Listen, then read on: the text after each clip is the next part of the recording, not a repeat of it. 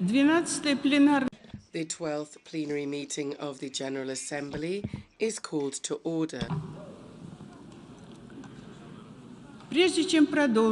Before proceeding further, I would like to remind members that masks are to be worn by all attendees at all times when indoors, except when directly addressing a meeting.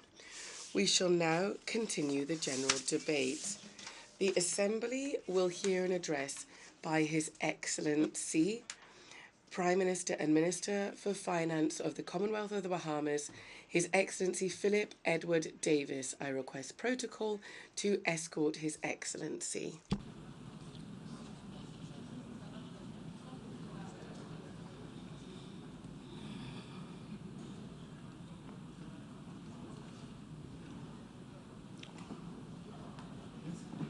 А где он? Я с большим удовольствием.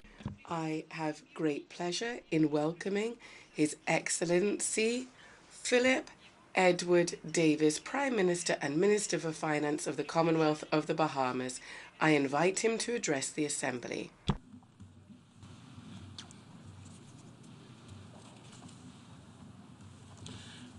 Your Excellencies, distinguished delegates, Secretary General Antonio Guterres, President of the General Assembly, Shaba Kurusi of Hungary. Next year will mark 50 years since the Bahamas became a fully independent sovereign nation.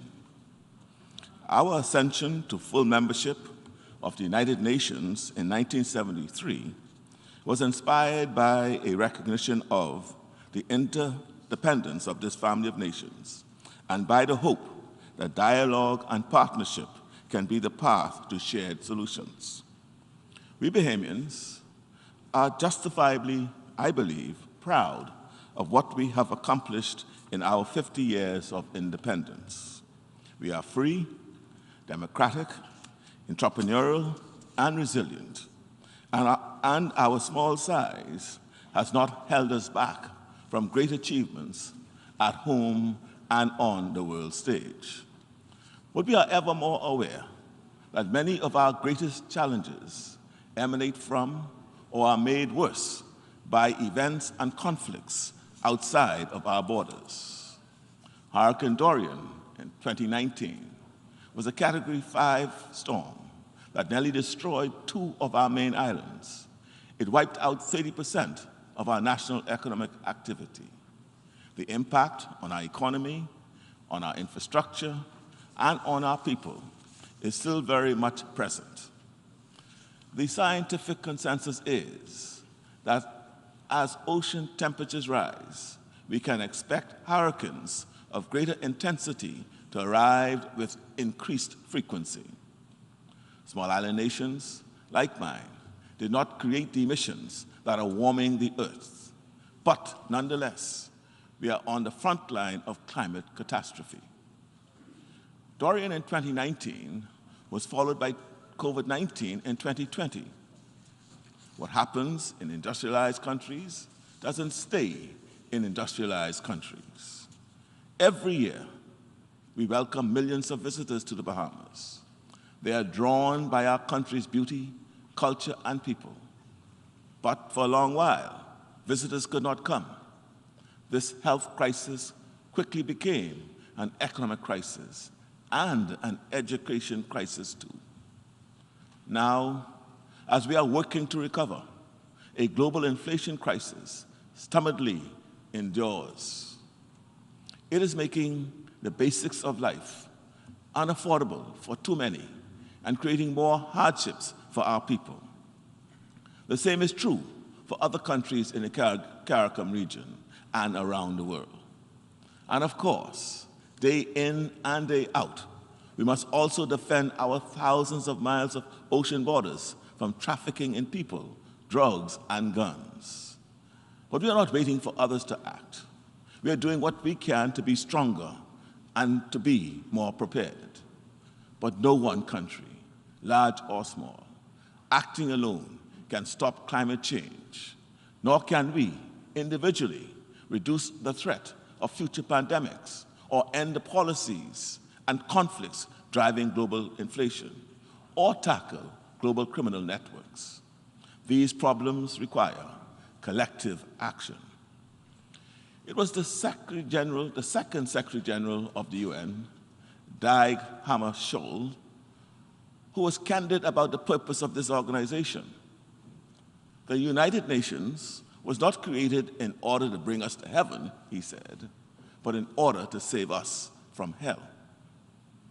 The UN was born out of the ashes of 2 world wars. Today, we face different threats, ones that require us to mobilize and innovate, and above all, to collaborate. Of all the risks we face, none requires more urgent action than the climate crisis. The first UN climate conference took place in 1992. Yet, despite decades of conferences and meetings featuring warnings from scientists and experts, 1/6 of all the carbon emissions ever, some 407 billion tons, occurred between 2010 and 2020. I have frequently spoken, as have so many others, about the need for action in terms of climate justice and fairness. Why should small island nations like mine, we who have contributed so little to the climate crisis, experience the biggest burdens and risk of a climate-changing world? The argument might be straightforward, but it has not been effective. For a long time, decision makers in both the public and private sectors believed that climate action must come at the expense of economic growth. But now, many are beginning to understand that climate inaction is the most expensive option of all.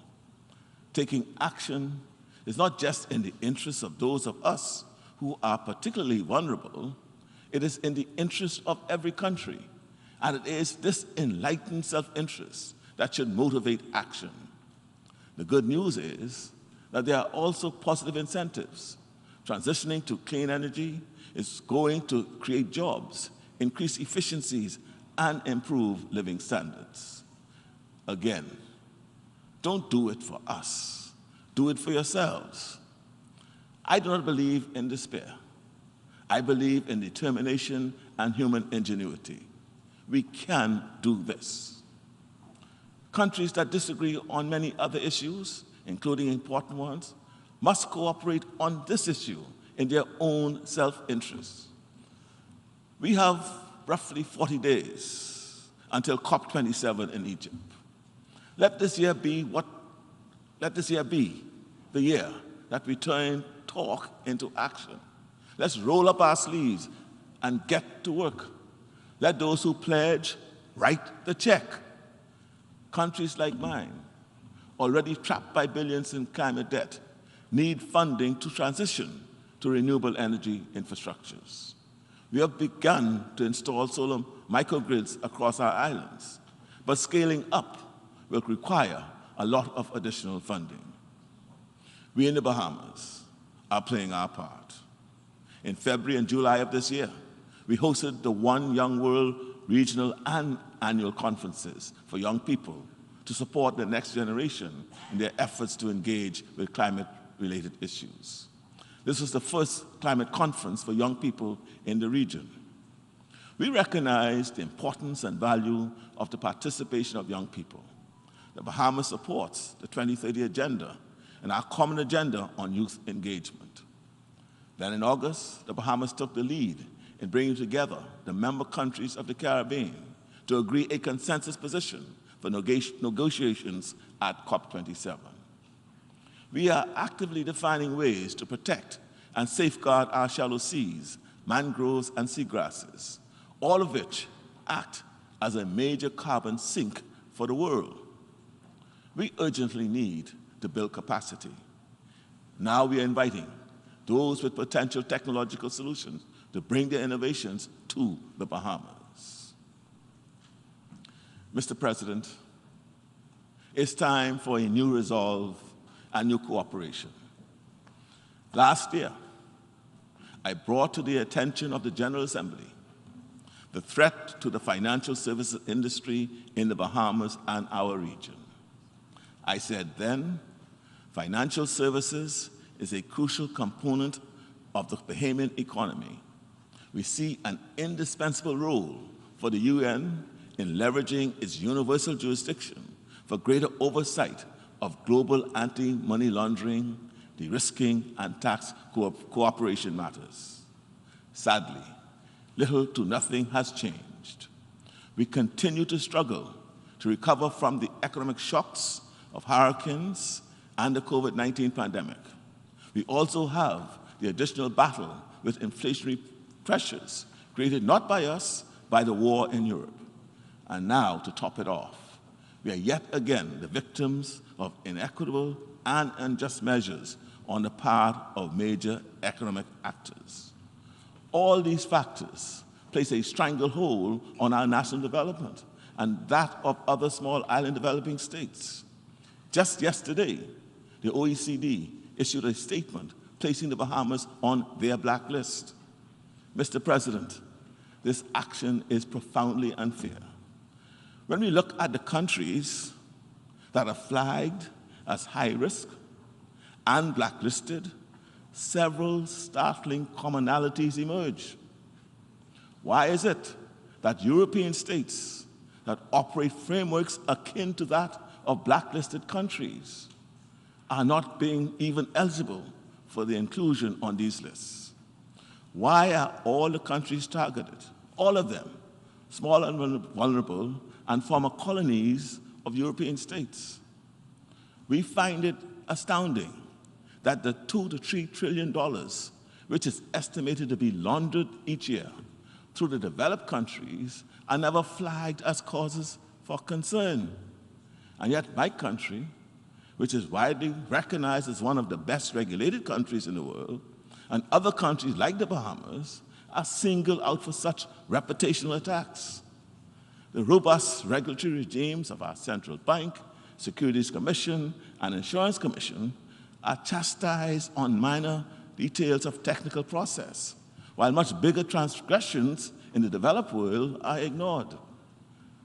The evidence is mounting that the considerations behind these decisions have less to do with compliance and more to do with the darker issues of prejudged discriminatory perceptions. Let me submit, Black-governed countries also matter. Mr. President,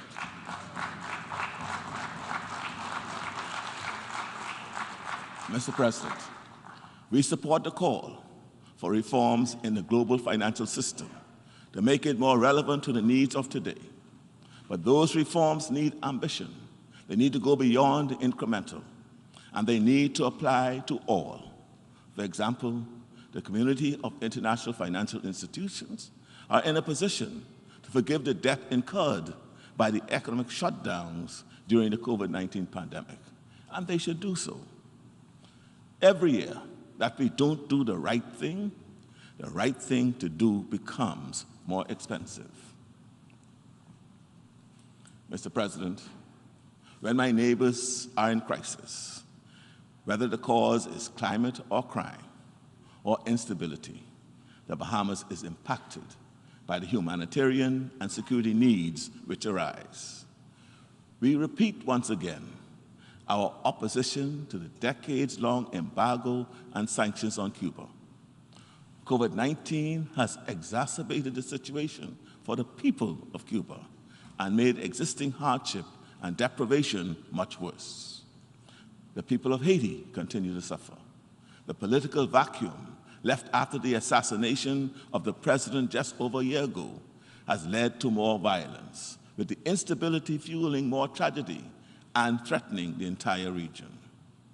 Migration is not the only issue which the Bahamas is grappling with. We are also struggling from the proliferation of guns. We do not manufacture guns in our country, and yet they illegally find their way to the Bahamas and within days can be connected to some criminal activity. In an archipelagic nation made up of some 700 islands and keys, range across 100,000 square miles of water, defending our borders is an expensive challenge.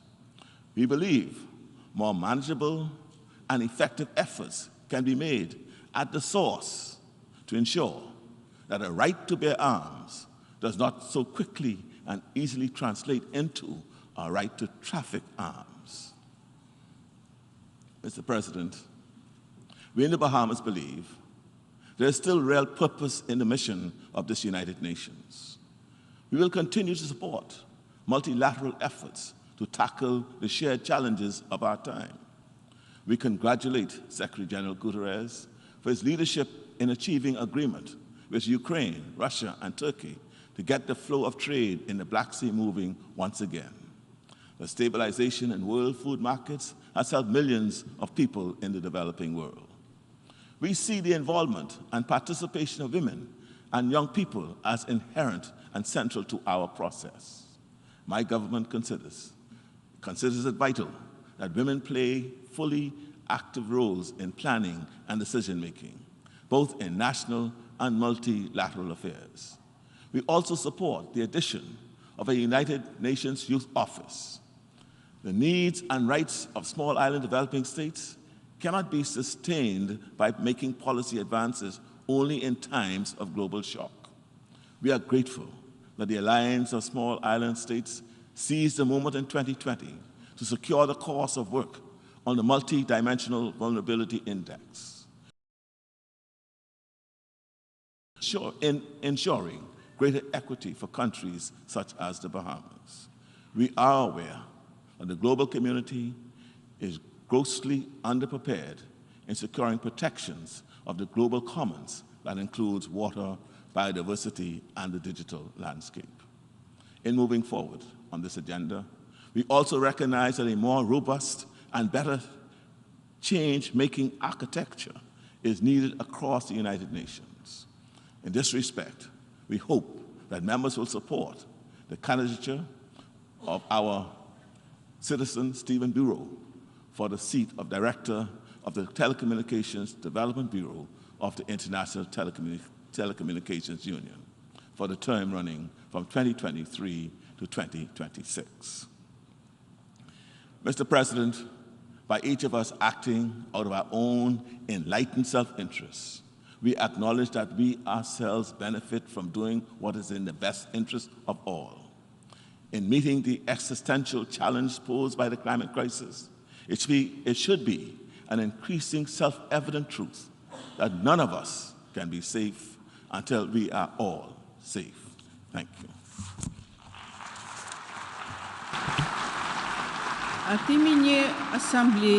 On behalf of the Assembly, I wish to thank the Prime Minister and Minister for Finance of the Commonwealth of the Bahamas for the statement just made, and I request protocol to escort His Excellency. The Assembly will hear an address by His Excellency Abdoulaye Maiga, Prime Minister ad interim of the Republic of Mali. I request protocol to escort His Excellency.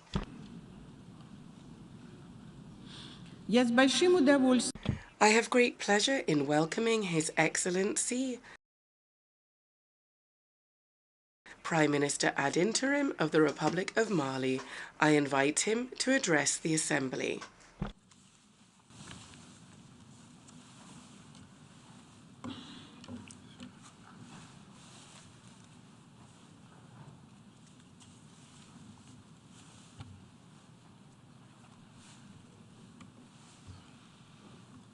Monsieur le Président, President of the General Assembly, ladies and gentlemen, heads of state and government, Secretary General of the United Nations, ladies and gentlemen,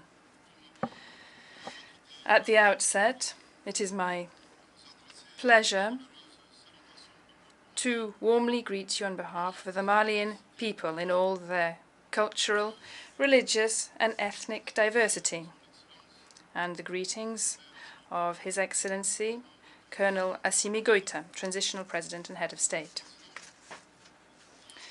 President, your brilliant election to the presidency of the 77th session of the General Assembly and the end of the 76th session of the General Assembly, so ably led by your predecessor, His Excellency Abdullah Shahid of the Republic of Maldives,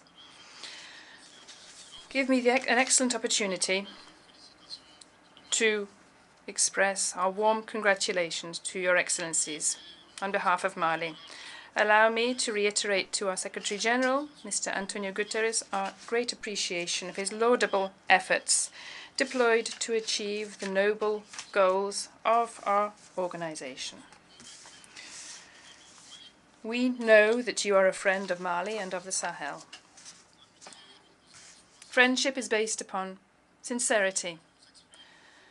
So allow me to express my deep disagreement with your recent media appearances, where you adopt stances and speak out regarding the affair of the 46 Ivorian mercenaries, which is a bilateral and legal issue between two brotherly countries.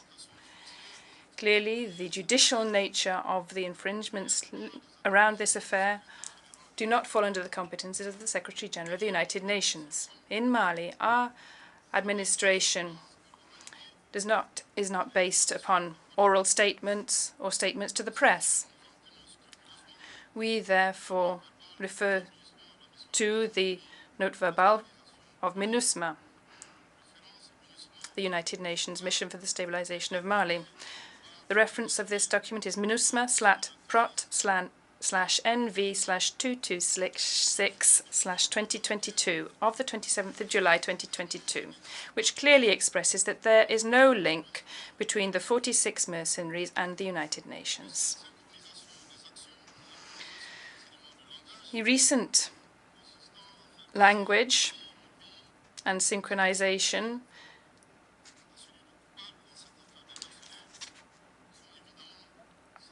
which intend to portray Mali as a victim, as a guilty rather than being a victim in this affair of mercenaries, are without effect. Secretary General, your position on the mercenaries has been followed up by certain authorities in West Africa, so we address them this message. To the President of ECOWAS, Mr. Umaru Sissoco, who said, "We have just seen," and I quote, "the statement by the Secretary General saying that these are not mercenaries. If I were in the Malians' place, I would have released these 49 soldiers."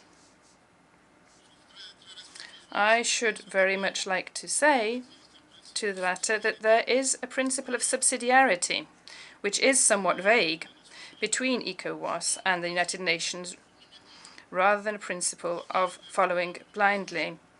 It is also important to state that the Secretary General of the United Nations is not a head of state, and the acting president of ECOWAS is not a civil servant. Therefore, he must not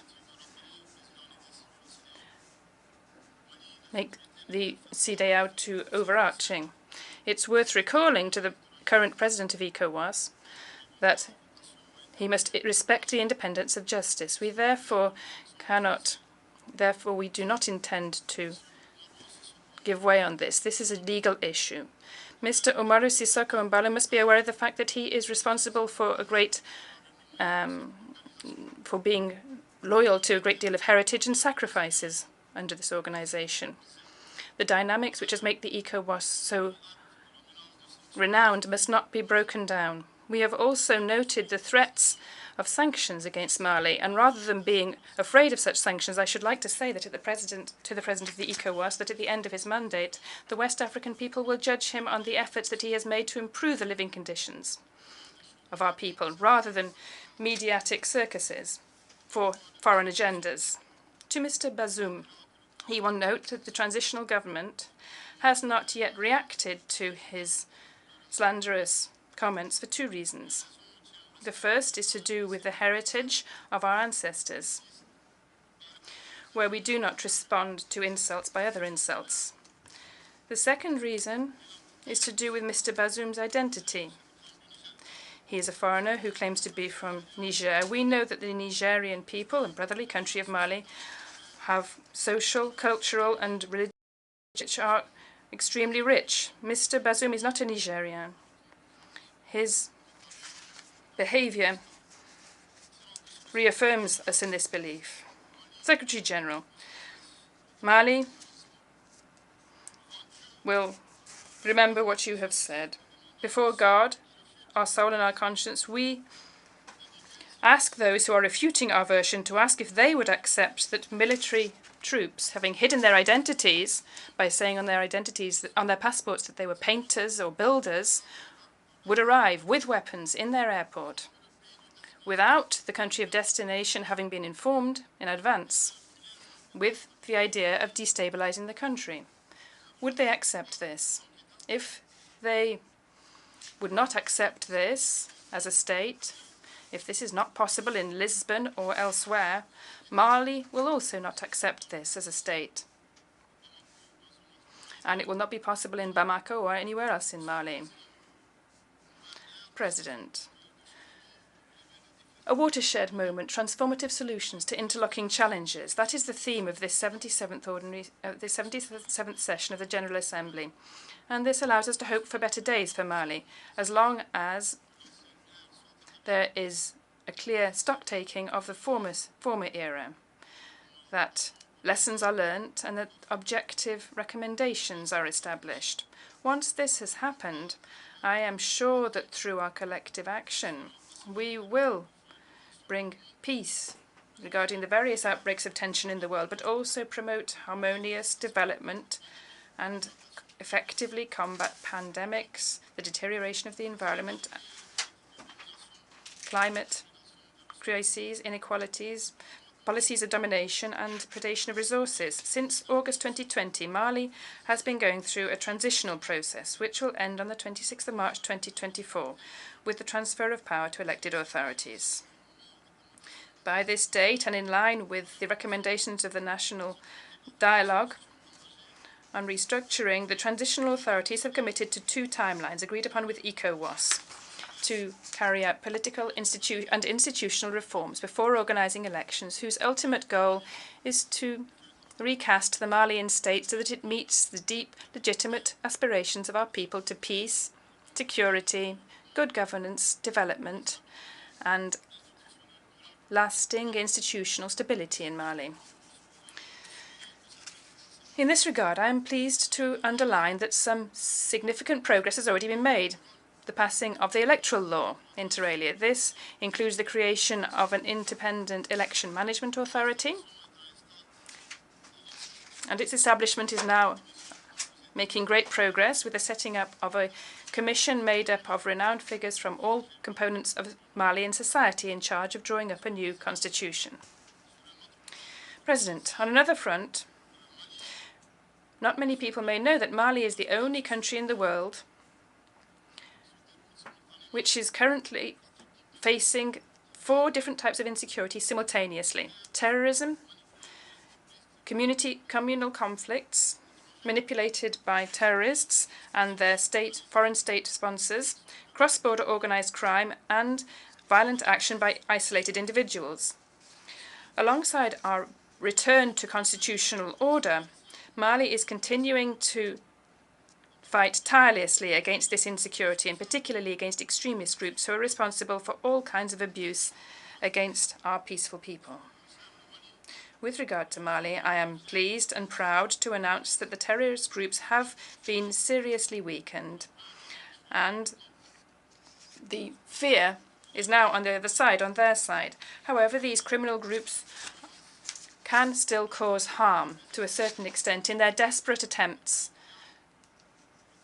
to deal a blow to our territorial integrity and to terrorize our people. The courageous Malian defense and security forces are determined to tackle any threats wherever they come from. His Excellency Colonel Assimi Goïta, Transitional President and Head of State, and the government of Mali is continuing to step up their significant efforts to recruit, train, equip, and bolster the operational capacities of the Malian defence and security forces. I must say here that the offensive action carried out thus far has allowed our forces to claim decisive victory against obscurantism. They have allowed the state to get back on an equal footing and reaffirm its authority over much of our national territory, as well as allowing for the return of several thousands of our people to their homes. However, we know that a military and security solution alone has its limits, which is why, in support of the military action, the government of Mali has a global integrated strategy, including political, social and development measures, which includes the provision of basic social services to our people who are so sorely tested by the multifaceted crisis that we have been facing since January 2012. Their aim is to restore the state's authority throughout our national territory. Against this backdrop, the government of Mali on the 24th of August approved our national stabilisation strategy for the central regions and an action plan for 2022 to 2024. This translates the desire of our transitional authorities to take a holistic approach to the stabilisation of the centre of the country.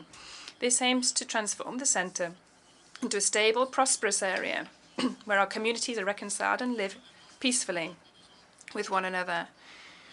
We are intelligently and diligently implementing our agreement for peace and reconciliation, which is a result of the Algiers process, and this is a strategic priority for the transitional authorities as a peaceful crisis resolution instrument in the north of Mali. I'm particularly pleased to say that we have concluded the second meeting at a decision-making level between the parties to this agreement, and this was held in Bamako between the 1st and 5th of August, and allowed a number of signatory parties and international mediation to lift cette dynamique positive et progressive du processus de paix.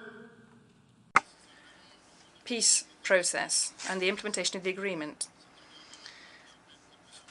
Following this, we held the 6th meeting of the Monitoring Committee in Bamako on the 2nd of September, and this was a strong signal of the desire by the parties to commit to a dynamic new process in order to achieve the implementation of the agreement. I wish to reaffirm our attachment to this process, whose success is one of the sine qua non conditions for lasting stability in Mali. This is an opportunity for me once again to welcome the active role of Algeria and the support from the international mediation team. I must not leave aside the situation of Malian refugees in neighbourly countries. I thank those countries for their hospitality, and I am remembering the internally displaced compatriots. I wish to reassure them that the government of Mali is very attentive to their difficult situation. All our efforts aim to create conditions allowing them to return with security and dignity so that they can effectively participate in the life of the nation. President, in this difficult struggle for peace, stability and lasting development, the Malian people recognise the efforts made by MINUSMA since its creation in July 2013 until today, so as to help Mali to restore authority throughout its territory. This is why I wish to pay tribute on behalf of the people and government of Mali to the memory of all the victims, both Malian and foreign, civilian and military, who have given their lives in Mali. Having said that, after 10 years, almost 10 years after its establishment, the objectives for which MINUSMA was deployed in Mali have not been achieved, despite numerous resolutions by the Security Council. This is why the government of Mali reiterates its demand, expressed on numerous occasions, for a paradigm shift, an adaptation of MINUSMA to the environment in which it is deployed, and a better interlinking between this mission and the Malian authorities. In this regard, it is very important for MINUSMA to remain a support force in Mali as it seeks stability. The government of Mali denounces negative outside influences and attempts to instrumentalize certain legally present entities in Mali to serve hidden agendas, including by exploiting the question of human rights in order to destabilize. President, The world will remember that after having been abandoned mid-flight on the 10th of June 2021 by France, which unilaterally decided to withdraw its Barkhane force from Mali, my country was then stabbed in the back by the French authorities. It is extremely important to say that we refuse any amalgam with the French people, whom we respect. The deeply anti-French French authorities have denied the universal moral values and repudiated these and betrayed the humanistic legacy of their philosophers, and they are now serving an obscurant junta. So deeply anti-French French forces have rejected universal moral values and betrayed the great humanist and philosophical heritage. They have now become an obscurantist junta. Let me repeat this once again. The anti-French French authorities have rejected universal moral values and betrayed the great heritage of their philosophers and have become a junta serving obscurantism. An obscurant French junta who is nostalgic for neo-colonialist, condescending, paternalistic and vengeful practices, which has carried out unprecedented illegal, illegitimate sanctions by the ECOWAS and UNGA against Mali. After 10 years of insecurity leading to thousands of deaths, refugees and internally displaced, is it not now a sacrilege for a Malian population who's a victim of insecurity and has been under embargo for 7 months by closing borders and seizing bank accounts in Mali? Thanks to its resilience and the solidarity of friendly countries and the African people, the Malian people is now foiling their plans. The French junta and its obscurantism is guilty of instrumentalizing ethnical differences by forgetting its responsibility for the genocide against the Tutsis in Rwanda. It was also guilty of desperate attempts to divide Malian children from the same families. Finally, an obscurantist French junta, which has violated Malian airspace by sending aircraft such as drones, military helicopters and fighter planes over 50 times, bringing information, weapons and ammunition to terrorist groups. In order to ease its conscience, the French junta accuses Mali of not having been grateful, banging on about the regrettable death of 59 French soldiers in Mali during various counter-terrorism operations. Regarding this unfortunate accusation, we'd like to remind you that in most Malian official statements and in ceremonies, we systematically pay tribute to all victims of insecurity in Mali, with no distinction based on nationality, including, therefore, those 59 French people who died.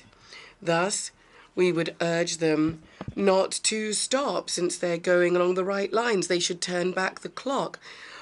Let's look at their intervention in Libya that's decried by all of Africa. And let's not forget the forced participation of thousands of Africans in the First and Second World War.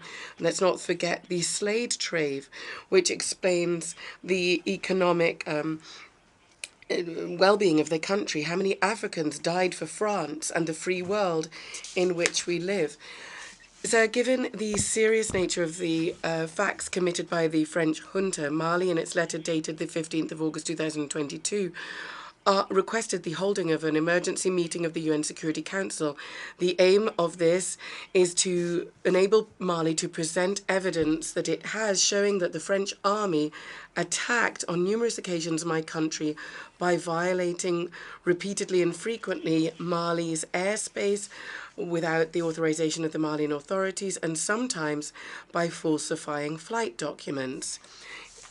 More seriously, Mr. President, Mali will be able to prove that the French junta provided intelligence and arms to terrorist groups.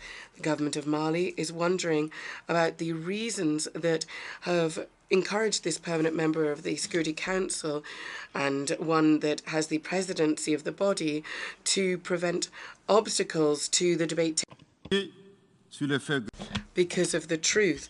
The world needs to be enlightened on the serious facts that took place in Mali and which are at the basis of the worsening insecurity and destabilization in Mali. Through seizing the Security Council, the government of Mali is seeking to ensure that this important body that's in charge of the maintenance of international peace and security, to ensure that it faces its responsibilities and denounces the abuse of the French junta against my country. These hostile acts are incompatible with the UN Charter and its statute as a permanent member. The credibility of our joint mechanism depends on it, as does the effectiveness of our fight against terrorism, but in particular, so does the integrity of the UN, that inter alia is based on the respect of international commitments, international law, of the UN Charter. Mr. President, it seems important for Mali to call for your personal involvement with the Security Council of the United Nations, so that our request be successful, so that this duplicity and the proxy war imposed upon my country stops. Mr. President, in combating terrorism and violent extremism, the government of Mali takes very seriously the question of human rights. I'd like to underscore that human rights are first and foremost the values that each Malian embodies. Thus, the government of Mali remains determined to respect them and to ensure they are respected in line with its zero-tolerance policy against impunity. As it's loyal to its ancestral values that are enshrined in the Kurofangua Charter, proclaimed in 12,036 by the Emperor of Mali, Sundite Keita. This is why we believe in this. Mali is a cradle of great civilizations. There were once great empires, a land of exchange, hospitality, and tolerance. Mali makes promoting and defending human rights a national priority. This is why I robustly confirmed that the military operations of the Malian Defense and Security Forces are conducted strictly respecting human rights and international humanitarian law. Nonetheless, as I've underscored, the government of Mali is vehemently opposed to the instrumentalization of the question of human rights for political purposes, is opposed to posturing, blackmail, and intimidation.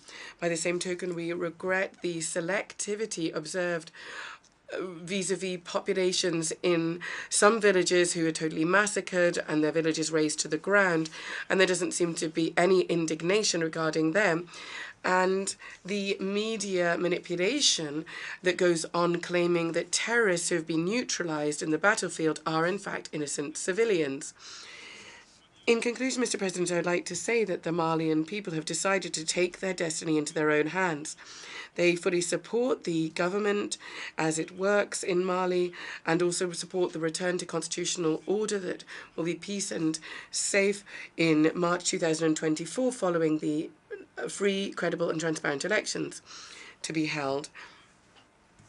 Achieving these broad-raising priorities mean that the government needs to continue and step up efforts to improve the security situation in the country, to protect people and their property. To this end, I'm delighted that in Lomé on the 6th of September this year, the third meeting of the transition, a follow-up and support group, was held. The conclusions of this important meeting, in particular the recognition of the progress made by the transition and the calls for mobilizing all of Mali's partners to consolidate their political, economic, technical and financial support for the Republic of Mali and for the efforts of the Malian transition authorities to ensure a harmonious return to constitutional order were very important. I'd like to recall that the transition in Mali results from several years of dysfunction in our young democracy.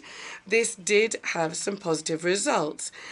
Unfortunately, as we look at it, there have been more setbacks than steps forward, and that's why we needed the transition. I'd like to take this opportunity to warmly thank our respected elder, His Excellency President Alassane Dramane Ouattara, for his wise, clear counsel that he gave us in his memorable statement at this 77th session of the UN General Assembly. I would like to reassure him that the Malian transition authorities have no other aim but to carry out political institutional reform before organising elections whilst obstinately combating terrorism. These reforms will help to improve governance, and all measures will be taken to ensure that Malian democracy be the most envied in the world. In this area, we pay particular attention to the third mandate, which will not be possible. The third mandate. Le troisième mandat, le troisième... The third mandate for a less knowledgeable public means a four-step maneuver for the president in order to conserve power for him and his clan. Firstly, at the end of the second mandate, so in principle a time when he's not re-electable, the outgoing president has a constitutional revision that is not consensus-based. As the second step, during this constitutional revision, the President of the Republic, or the outgoing president, will modify some constitutional provisions. The third step, once the constitution is adopted, of course, there's naturally a political crisis. The outgoing president becomes candidate, which violates the limit of the two-mandate period. So his candidacy is justified by the adoption of a new constitution, and any pretext is found. A limit of the number of terms or mandates is 2, and therefore he is a candidate under the new adopted constitution. The fourth step is an electoral farce is organised. Of course, he wins the elections, and he chases out political opponents. Some are arrested, others are exiled, and others assassinated. Allegiances are obtained through the power of money, clientelism, and intimidation. To put it more simply, and if I were to use a football mechanism, the third mandate or the third term in office is magic in a way. It's the art of dribbling whilst keeping the ball to oneself. Excellence, Your Excellency, Mr. President Ouattara, your advice is very timely. Despite the tangible efforts of the Malian transition in implementing the political institutional reforms and those of elections, commended by the international community, the Madam Minister of Foreign Affairs of the French junta, of whom Mali asked nothing, considered that there was no progress, of forgetting that no one can love Mali more than the Malians themselves. Her particular position and her adversity does not surprise us. Victor Hugo in Claude Go classed human beings in 2 categories. There are, he said, men which are like iron, and then men which are ones who are attracted to them. The minister, unfortunately... Hideusement sui generis. And so, unfortunately, the minister is not a magnet and nor metal. Given this uncertainty, the Malian people adopted a prudent approach, and this is what the writer and wise person Amadou Habdeba highlights with the strange destiny of Wagrin. If we see something is a good quality, we should remain quiet about it. So I think, Madam Minister of the French junta, Mali would advise you to just observe the situation. This is an opportunity for me to commend the exemplary and fruitful cooperation relations between Mali and Russia, whilst reaffirming that Mali remains open to all partners who want to help it recover from the multiple challenges affecting it in the strict respect for its sovereignty, unity, and the dignity of the Malian people. Mali would remind you that, in line with the vision of Colonel Assimi Goïta, President of the Transition, 3 principles guide our national public action. Firstly, the respect for Mali's sovereignty. Secondly, the respect for strategic choices and partners operated by Mali. Thirdly, taking into consideration the vital interests of the Malian people in the decisions taken. Pursuant to these principles, Mali seeks to continue and strengthens its good neighbourly relations with all the countries that surround it. By the same token, committed to its Pan-African partnership, Mali will continue to work within sub-regional regional organizations to achieve African integration.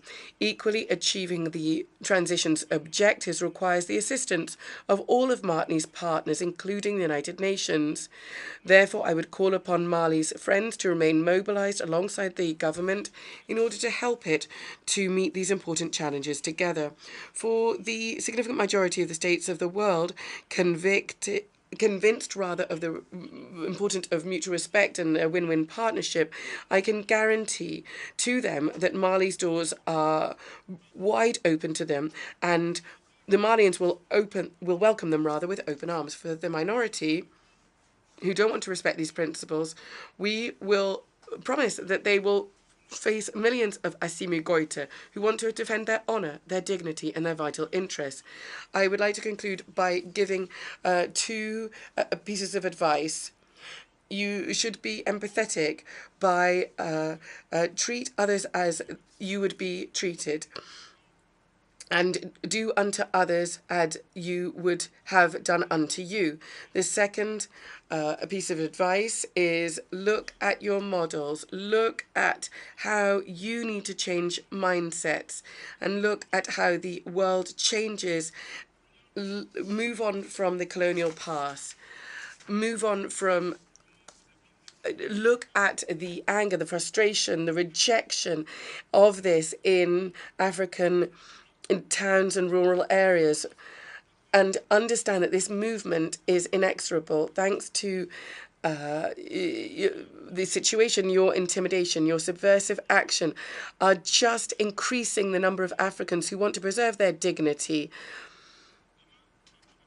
They were just a few hundred previously, and now there are millions of them. And there will be billions of them in the future. Mali and its people will not just be mere spectators.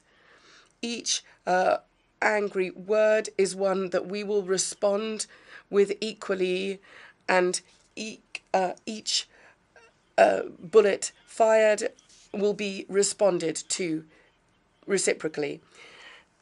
So we're in a new era with a new reality.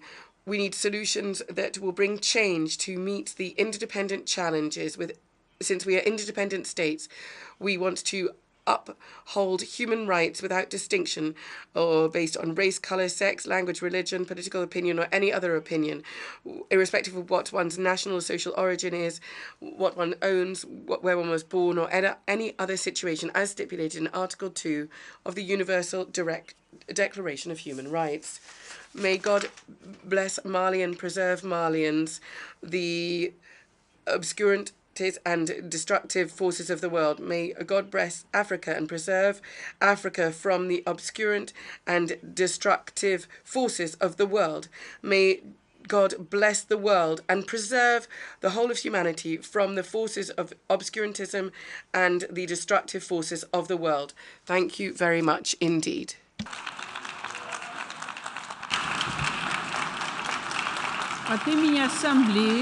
On behalf of the Assembly, I wish to thank the Prime Minister ad interim of the Republic of Mali for the statement just made, and I request protocol to escort His Excellency.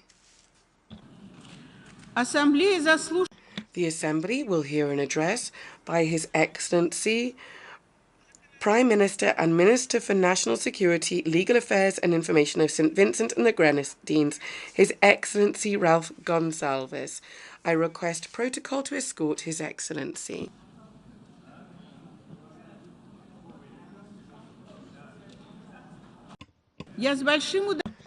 I have great pleasure in welcoming His Excellency Ralph Gonsalves, Prime Minister and Minister for National Security, Legal Affairs and Information of St. Vincent and the Grenadines.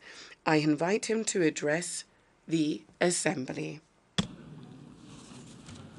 Mr. President, Your Excellencies, In these dawning years of the third decade of the 21st century, despite the progress and huge potential for the further upliftment of the world's civilizations, the human condition is racked overwhelmingly by global turmoil, convulsions, dislocations, and the gravest uncertainties about the future.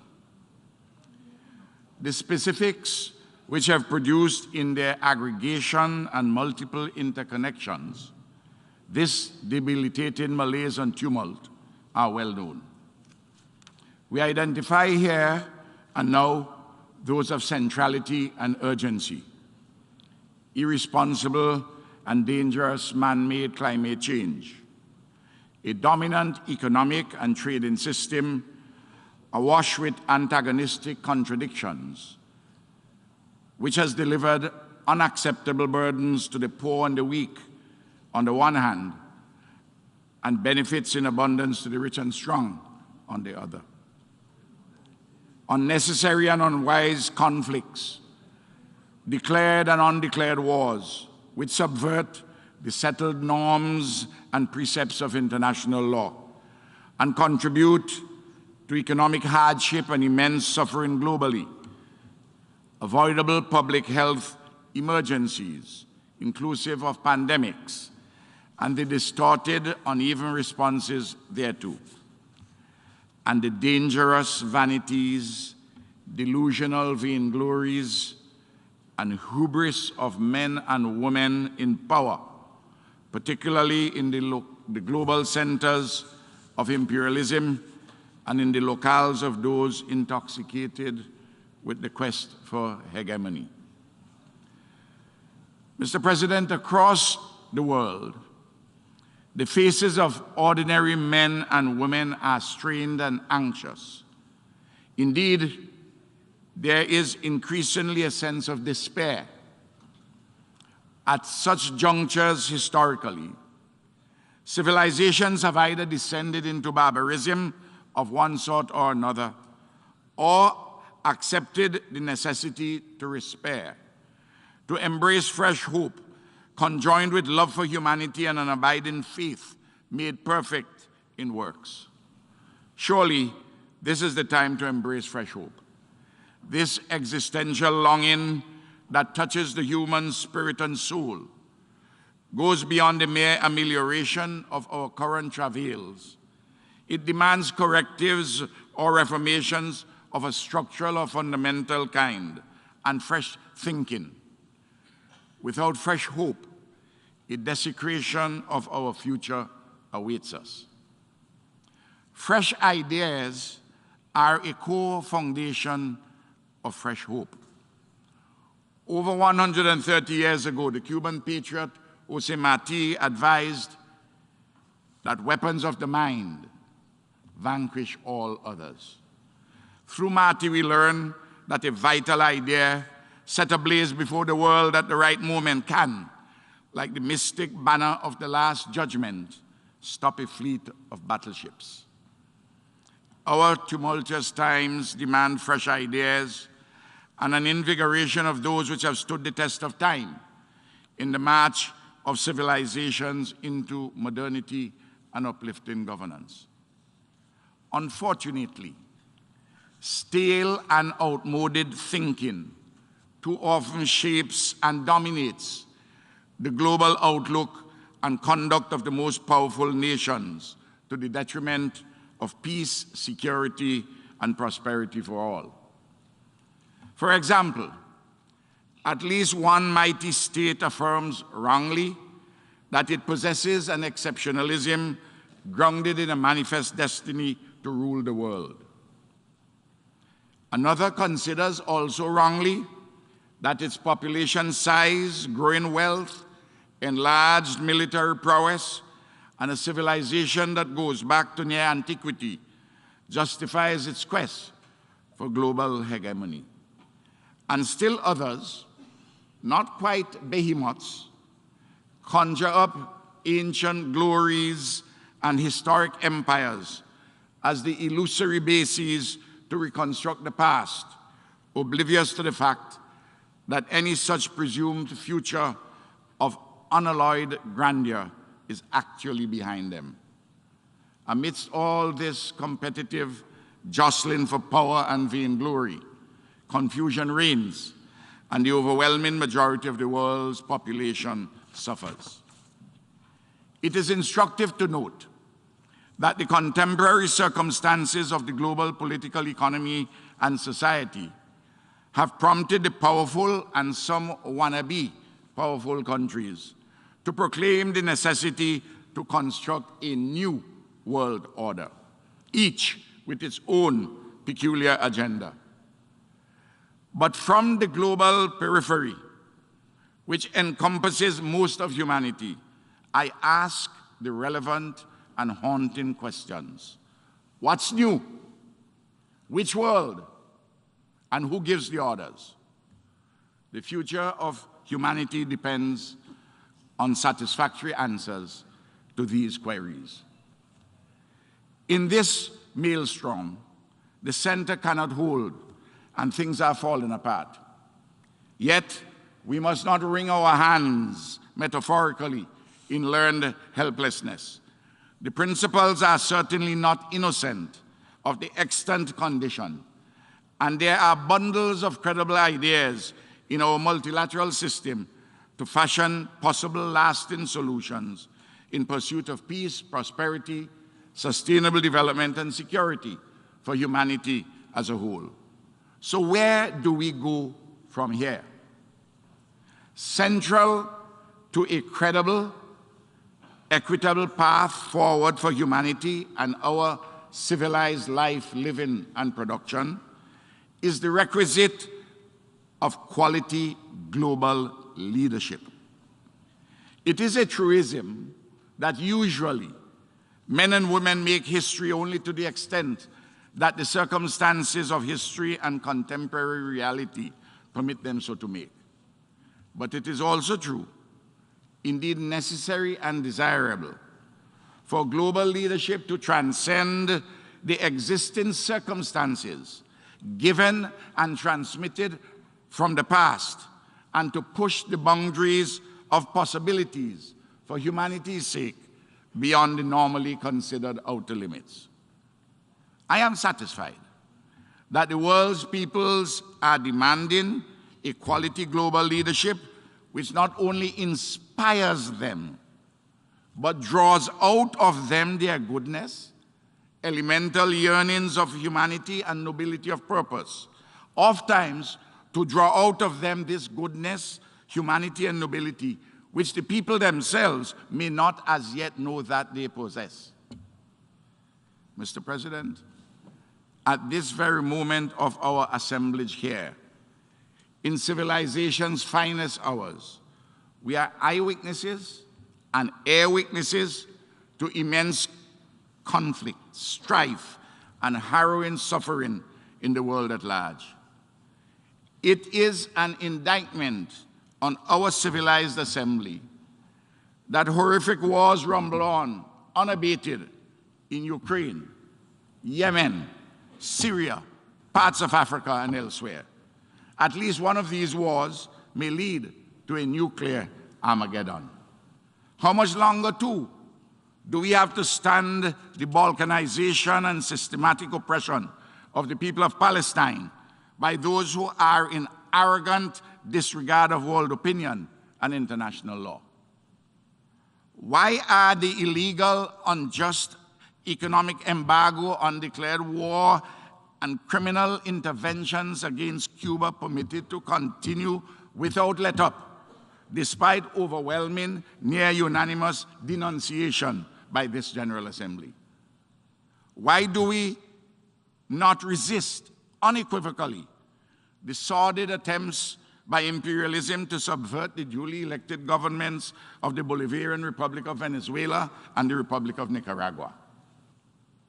How can we stand askance in relative silence and contented inaction in disregard of Taiwan's legitimate right to exist in accord with the wishes and the will of the Taiwanese people? Why do we not encourage peace and security across the Taiwan Straits, by, among other things, permitting Taiwan's participation in the specialized agencies of relevance in the United Nations system, such as the World Health Organization and the International Civil Aviation Organization. All these and other 20th century quarrels and contentions have potentially viable solutions, or at the very least, mutually acceptable levels of dissatisfaction, lodged within a framework of peace and security. Quality global leadership in communion with the world's peoples, credible ideas for resolution, and a coherent multilateralism grounded in international law constitute the only viable way forward for humanity. In short, let us give mature diplomacy a chance to succeed. Mr. President, St. Vincent and the Grenadines has had to face immense challenges since March 2020 and continuing. In March 2020, COVID-19, this pandemic arrived upon us like the proverbial thief in the night. Although we did not close our country down, not even in the darkest days of the pandemic, much of the world locked down on us. Life, living, and production were and still are badly affected. In April 2021, my small country suffered 32 volcanic eruptions which caused widespread destruction of property, immense social dislocation, immiseration of our people, and the evacuation of 1/5 of the population into emergency shelters. In early July 2021, Hurricane Elsa struck, resulting in further loss and damage. In late February 2022, open hostilities between Russia and Ukraine erupted, which exacerbated the economic turmoil which was already brewing globally. The knock-on effects of the Russia-Ukraine war has been terrible for faraway St. Vincent and the Grenadines and our Caribbean. Prices of basic commodities such as imported fuel, food, fertilizer, and hand tools have gone through the roof. Still, we are a resilient people. We are not a people of lamentations, and we are recovering and embracing fresh hope. We in St. Vincent and the Grenadines are working hard and smart, but without a fair and just economic order globally, and a special regard for small island exceptionalism, a global architecture of enlightened multilateralism and internationalist solidarity. Without these things, our Herculean national efforts are unlikely to yield the requisite abundant fruit. Trying to go up a fast-moving down escalator is a challenging exercise. Accordingly, I adopt and adapt the poetic words of the iconic Barbadian, Edward Kamau Brathwaite, from his Awakening, quote, "I will rise and stand on my feet. Ever so slowly, I will rise and stand on my feet. I am learning. Just let me succeed," unquote. Just let St. Vincent and the Grenadines, the Caribbean, and other developing countries succeed. Mr. President, St. Vincent and the Grenadines expresses its profound gratitude for the regional, hemispheric, and international solidarity accorded it at its time of real peril, during and immediately after the series of volcanic eruptions last year. Within 24 hours of the first cataclysmic eruption, my dear friend, the Secretary General of the United Nations, His Excellency Antonio Guterres, telephoned me and placed the Secretariat and the UN specialized agencies at my country's disposal. The World Food Programme, UNICEF, UNEP were particularly heroic in their efforts, admirably coordinated by the United Nations Regional Office in the Eastern Caribbean. The World Bank was most helpful. So too were the Caribbean community and its affiliate institutions, the Community of States of Latin America and the Caribbean, and individual nations across the world. The outpouring of regional and international solidarity was impressive and deeply appreciated. Episodic support must, however, metamorphose into structured, ongoing solidarity if small island developing states are to survive and thrive in this increasingly hostile world in which the metaphoric elephants trample with very little regard for the proverbial ants who make up much of humanity and are vital to the well-being of our global civilization's landscape and seascape. The agenda for small island developing states is well known. Some major planks of it are concerted global action on climate change, inclusive of a sufficiency of resources for adaptation and mitigation, availability of optimal financing for development, including the rollout of a multi-dimensional vulnerability index and a compensation mechanism for loss and damage, and a special and meaningful carve-out for SIDS in international trading arrangements, the cessation of the unacceptable weaponizing of the financial system, an appropriate reformation of the United Nations to reflect the interests of SIDS, and efficacious implementation of the 17 Sustainable Development Goals, particularly in relation to eliminating hunger, poverty, and inequality. Of especial concern, too, for our Caribbean is the urgent issue of reparations from the European states for their commission of native genocide and the enslavement of Africans that has caused painful legacies of underdevelopment. Time has surely now come for this issue to be addressed urgently. Reparations is a just and juridically grounded demand. It ought not to evoke confrontation from well-meaning peoples, but support. Mr. President, the continuing deteriorating situation in Haiti demands focused attention from the United Nations. The Caribbean Community CARICOM, to which Haiti belongs, is pained at Haiti's circumstances and the relative neglect by the international community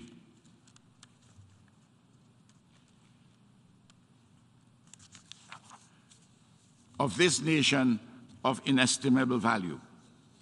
Together, we must do better with and for Haiti in concert with the Haitian people, based on their own homegrown solutions and led by them. St. Vincent and the Grenadines has been actively engaged on this issue within both CARICOM and the United Nations. Haiti's 11 million people deserve better. Further, a safe and prosperous Haiti means a far more secure and peaceful Caribbean. In the Caribbean, beyond the Haitian issue, our national and regional efforts are stymied by the unfairness and relative unresponsiveness of the global political economy. Oftentimes, too, the unintended consequences of the actions by the centers of imperialism or hegemonic forces induce suffering or hold back our progress. For example, our Caribbean has had its correspondent banking arrangements compromised or withdrawn by the application of rules which our governments have had little or no role in making. Similarly, blacklists, and we heard the Bahamas this morning on that. Similarly, blacklists or sanctions are imposed or threatened by faceless bureaucrats in imperial centers for this or that matter, without any regard for multilateral rulemaking or settled international law. Meanwhile, interference in the internal affairs of our nations persists through external state agencies or private entities of imperialist or hegemonic centers bent on imposing their wills to their advantage.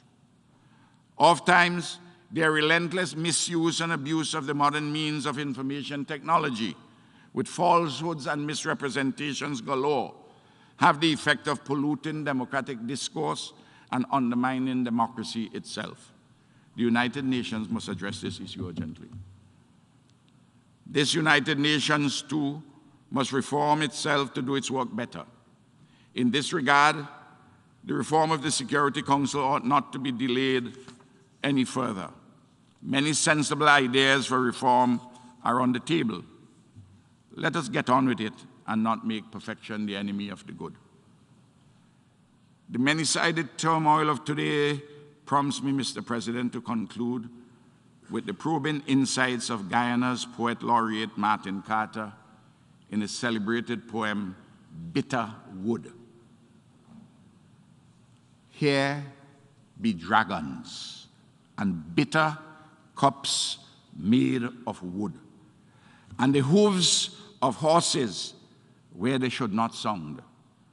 Here is where I am, in a great geometry, between a raft of ants and the green sight of the freedom of a tree, made of that same bitter wood. Mr. President, in our final reflections at this General Assembly, let us never forget that our work here is to improve peoples. To this mighty construct optimally a partnership between all nations, whatever our differences, to take care of yesterday's heritage, to accommodate and reasonably address today's interests, and to pursue effectively in peace and security tomorrow's hopes. Thank you. От имени Ассамблеи хочу поблагодарить. On behalf of the Assembly, I wish to thank the Prime Minister for National Security, Legal Affairs, Public Administration, and Information. I ask protocol to escort His Excellency. The Assembly will hear an address by His Excellency Minister for Finance, Minister for National Security, Home Affairs, Public Administration, Information and Disaster Management of Grenada, Dickon Mitchell. I request protocol to escort His Excellency. Я с большим удовольствием. I have great pleasure in welcoming His Excellency Dickon Mitchell, Prime Minister and Minister for Finance and Minister for National Security, Home Affairs, Public Administration, Information and Disaster Management of Grenada. I invite him to address the Assembly. His Excellency Kabak Rossi, President of this 77th session of the United Nations General Assembly, His Excellency Antonio Guterres, Secretary General, Excellencies, Heads of State and of Government, Heads of Delegation, ladies and gentlemen. Mr. President, please accept my warmest greetings and congratulations on your election to the presidency of this 77th session of the United Nations General Assembly. I commit my delegation's fullest support and cooperation in the fulfillment of your important duties. I also commend your predecessor, His Excellency Abdullah Shahid of the Maldives, for his able guidance of the last session of the General Assembly. Mr. President, I'm extremely honored to speak at this important global forum for the first time on behalf of the government and people of Grenada. Exactly 3 months ago today, the people of Grenada exercised their democratic right and voted for transformation in free and fair elections and a solid mandate at the polls. The Grenadian people placed their confidence in me to lead our country for the next 5 years. Mr. President, today I bring my transformational agenda to the United Nations General Assembly. Because although we are an island state, our world does not exist in isolation. Successful and sustainable transformation in Grenada is inevitably tethered to the sustainable forward movement of the global community. Mr. President, this noble institution is nearing its 80-year anniversary, a significant milestone that is worthy of distinct recognition. As my own country also draws near to a noteworthy milestone, that of 50 years as an independent state, it is an appropriate time to renew our commitment to the principles of the United Nations Charter and to international law. It is also a fitting time to review the achievements of the past decades and to proffer solutions to the challenges that have stymied progress. Mr. President, the COVID-19 pandemic brought our world to a standstill without prejudice for the size and economic might of nations. For a time, this disease was the great equalizer and forced us all to reevaluate our priorities and our approach to working together.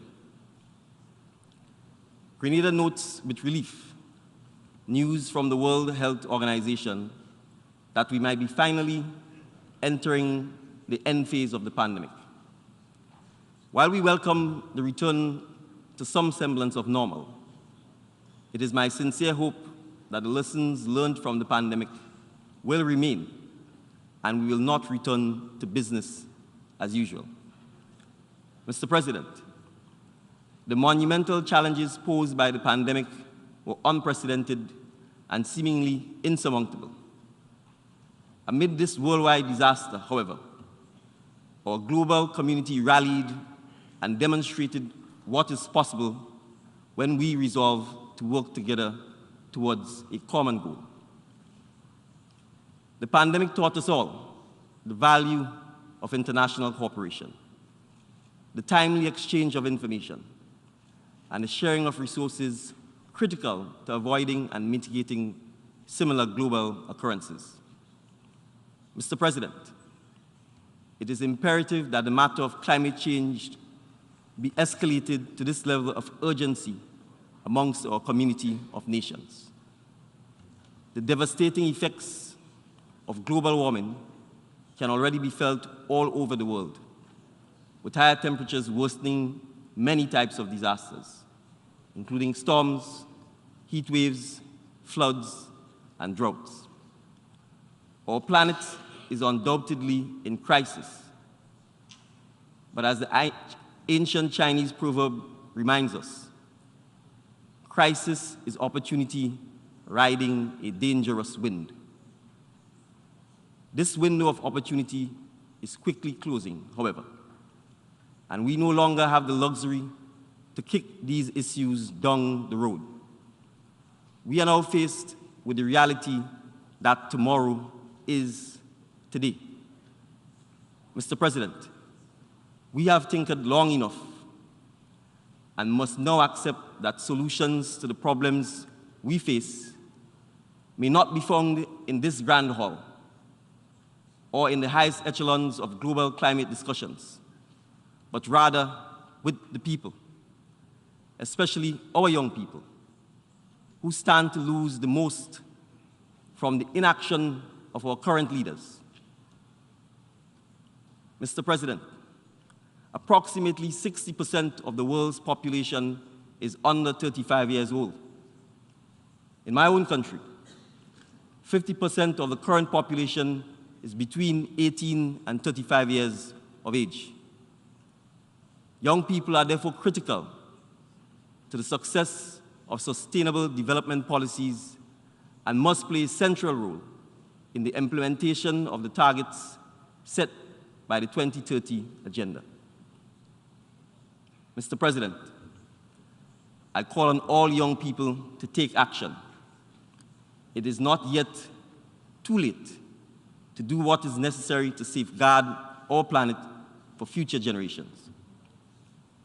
but the time for action is now. The reality is, the leaders of today will not be around to feel the consequences of their decisions. It is therefore up to our youth to lead the charge for the future they want to see. To all young people, I challenge you today to choose to be agents of change over victims of climate change. It can start with small actions that cause ripple effects throughout your families and friend circles, your communities, and eventually the wider world. Mr. President, it was not that long ago that I too was a young lawyer seeking to evoke positive change in my community through small actions. I knew that I could no longer sit on the sidelines and wait for the leaders of the day to solve challenges that have plagued Grenadian society for well over a decade. I had to become the change. In October 2021, I made the decision to enter political life, and shortly after was elected political leader of the National Democratic Congress. Only 8 months later, Mr. President, I led the party to victory, winning 9 of the 15 seats. My presence here today is testament that we can change and we can create the change that we would like to see. But it will only materialize if we step forward and accept the call to be the leaders of today. Mr. President, as leaders, the onus is also on us to create spaces where young people feel empowered to propose innovative solutions to the challenges we collectively face.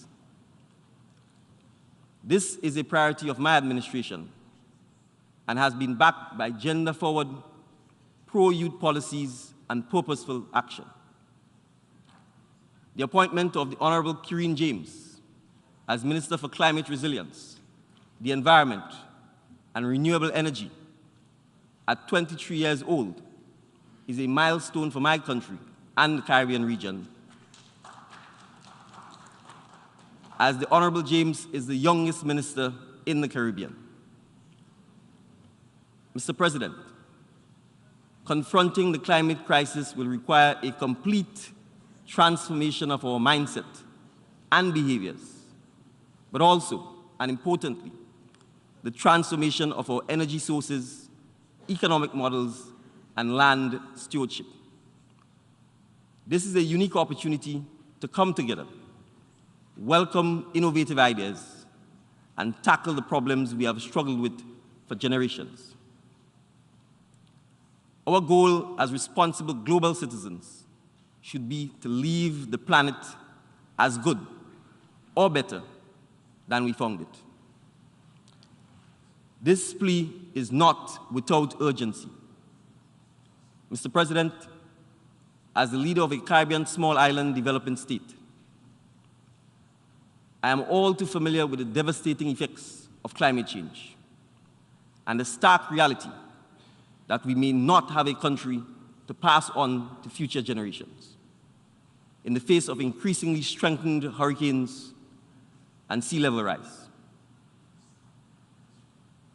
The small island states of the Caribbean are already experiencing significant adverse effects due to climate change. With each hurricane season, and we are in the hurricane season currently, that now brings increased and more powerful storms, we watch and we wait with bated breath and a silent prayer in the hope that this year it will not be our turn. In 2004, it was Grenada's turn with Hurricane Ivan. In the matter of a mere 8 hours, we lost 34 souls, and the Category 3 storm destroyed 80% of our housing stock and decimated our economic and fiscal bases, with damage surpassing 200% of our gross domestic product. 10 months later, in 2005, it was Grenada's turn again with Hurricane Emily. In recent years, we have watched with horror as our brothers and sisters across the Caribbean experience their turn. Most notably, Hurricane Irma in 2017, which left the island of Barbuda nearly uninhabitable and wrought significant havoc on over 10 other Caribbean island states, including the British Virgin Islands, which lost approximately 85% of its housing stock. Only 2 weeks later, Hurricane Maria threatened cruelly to exacerbate the wounds freshly inflicted by Irma. Mr. President, the global community would remember the destruction visited on Dominica by the said Hurricane Maria, which left 31 people dead, 37 missing, and an estimated $930 million in damages. Mr. President, I can continue in this vein, highlighting the devastating consequences that Caribbean islands suffer due to the warming climate, including the harmful effects on our rich biodiversity and underwater resources. We are truly on the front lines, and we know it all too well, the ease with which one hurricane can wipe out decades of progress. As I stand here this morning, several Caribbean islands are reeling from the wrath of Hurricane Fiona. This is the reality we face, Mr. President, and why it is urgent that we act.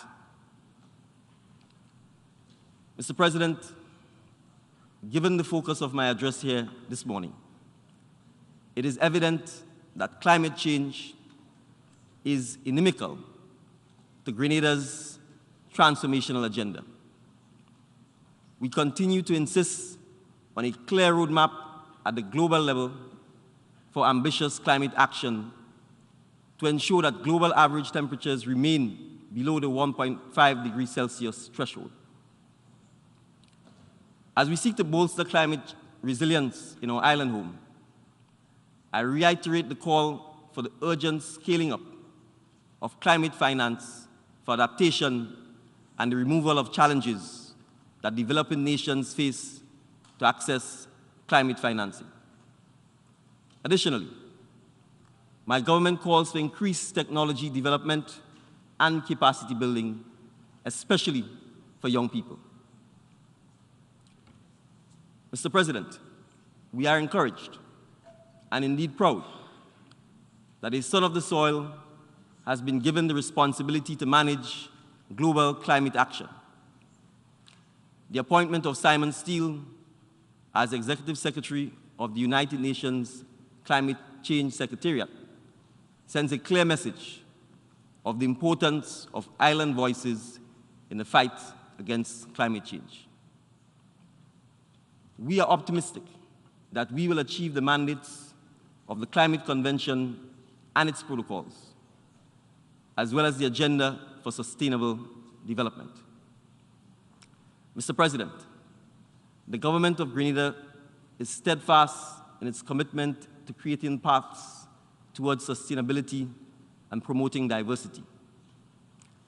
Evidence of our resolve can be found in the first ever long-term National Sustainable Development Plan 2020-2035, which is in alignment with the Sustainable Development Goals, which is the anchor for the country's development agenda and the priorities for the next 15-year period. In this regard, the government of Grenada was pleased to be one of the 45 countries that presented voluntary national reviews of the implementation of the 2030 Agenda for Sustainable Development during the recently held high-level political forum for sustainable development.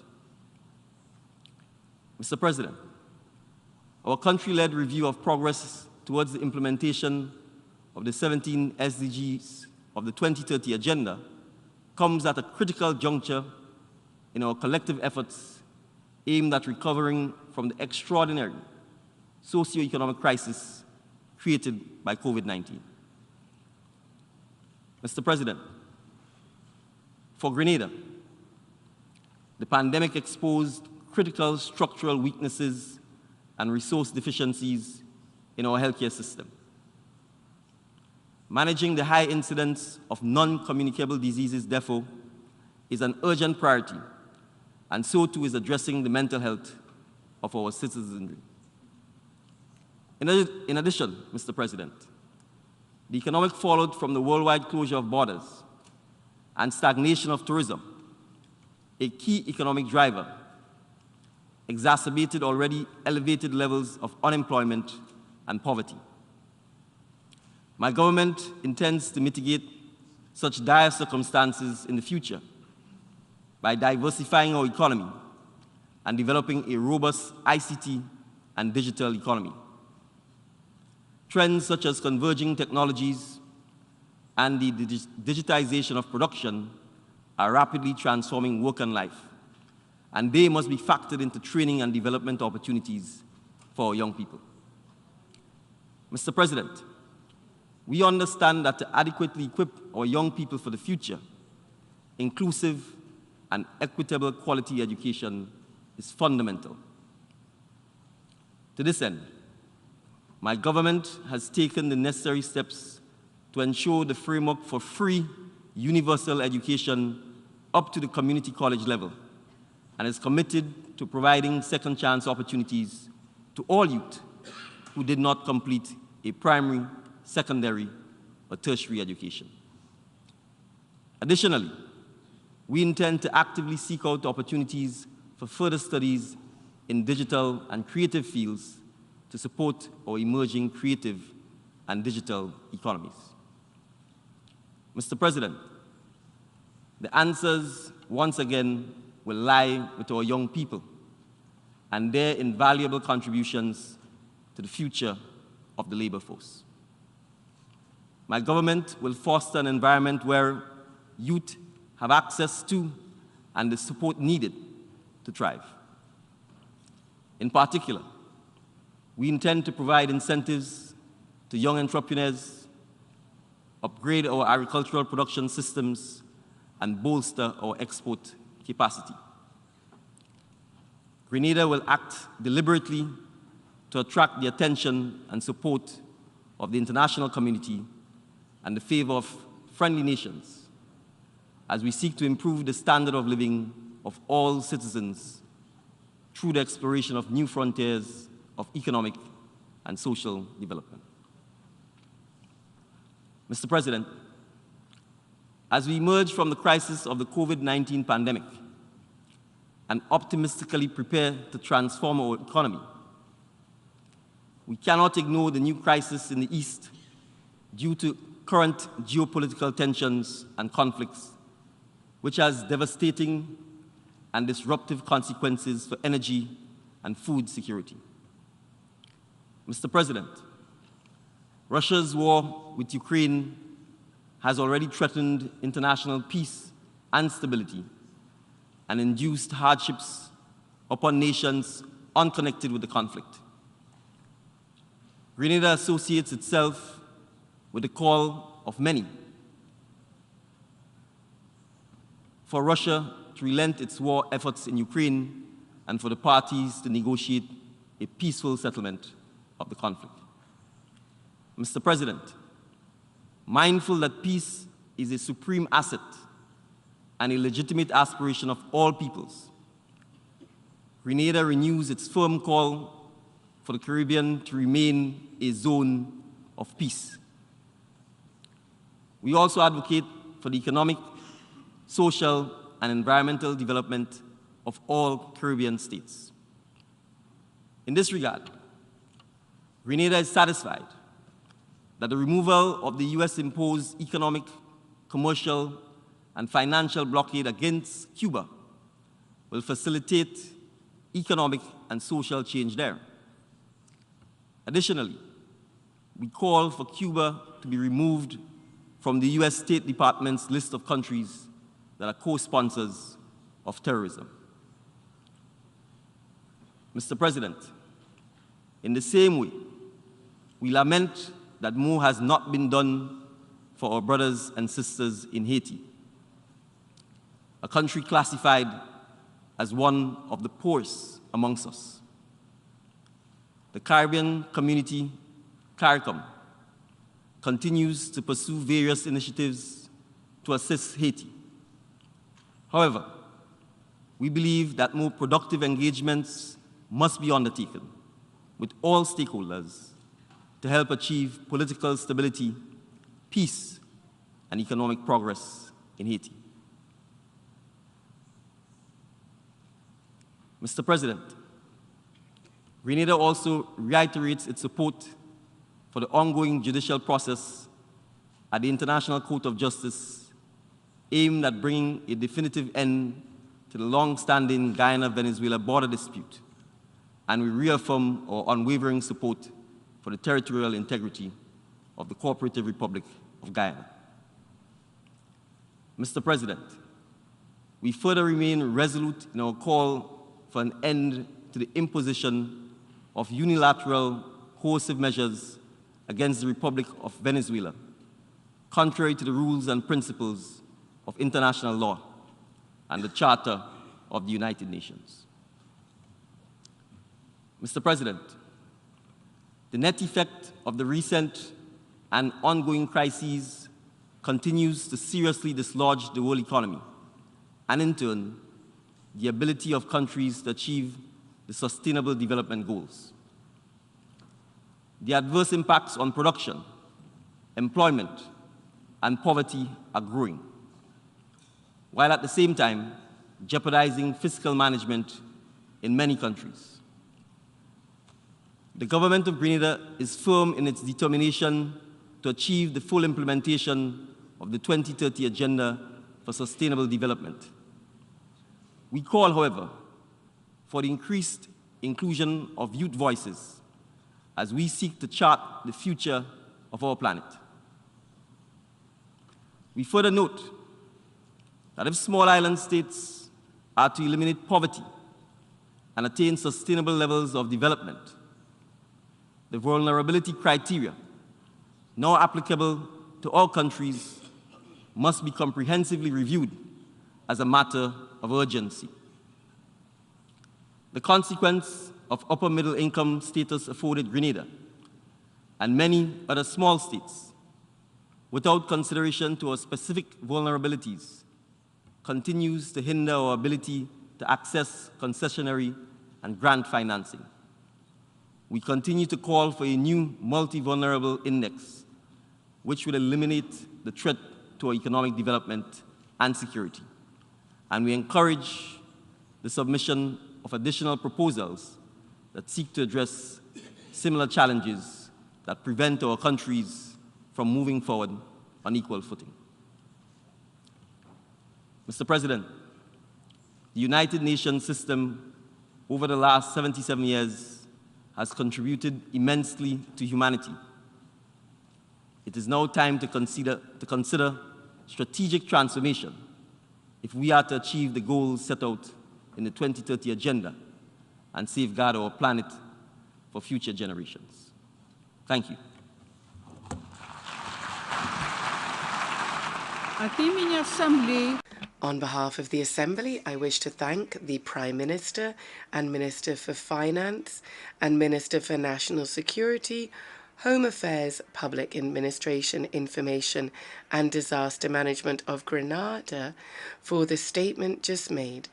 And I request for the statement just made, and I request Protocol to escort His Excellency. The Assembly will hear an address by His Excellency Dimitar, Kovachevski, Prime Minister of the Republic of North Macedonia. I request Protocol to escort His Excellency.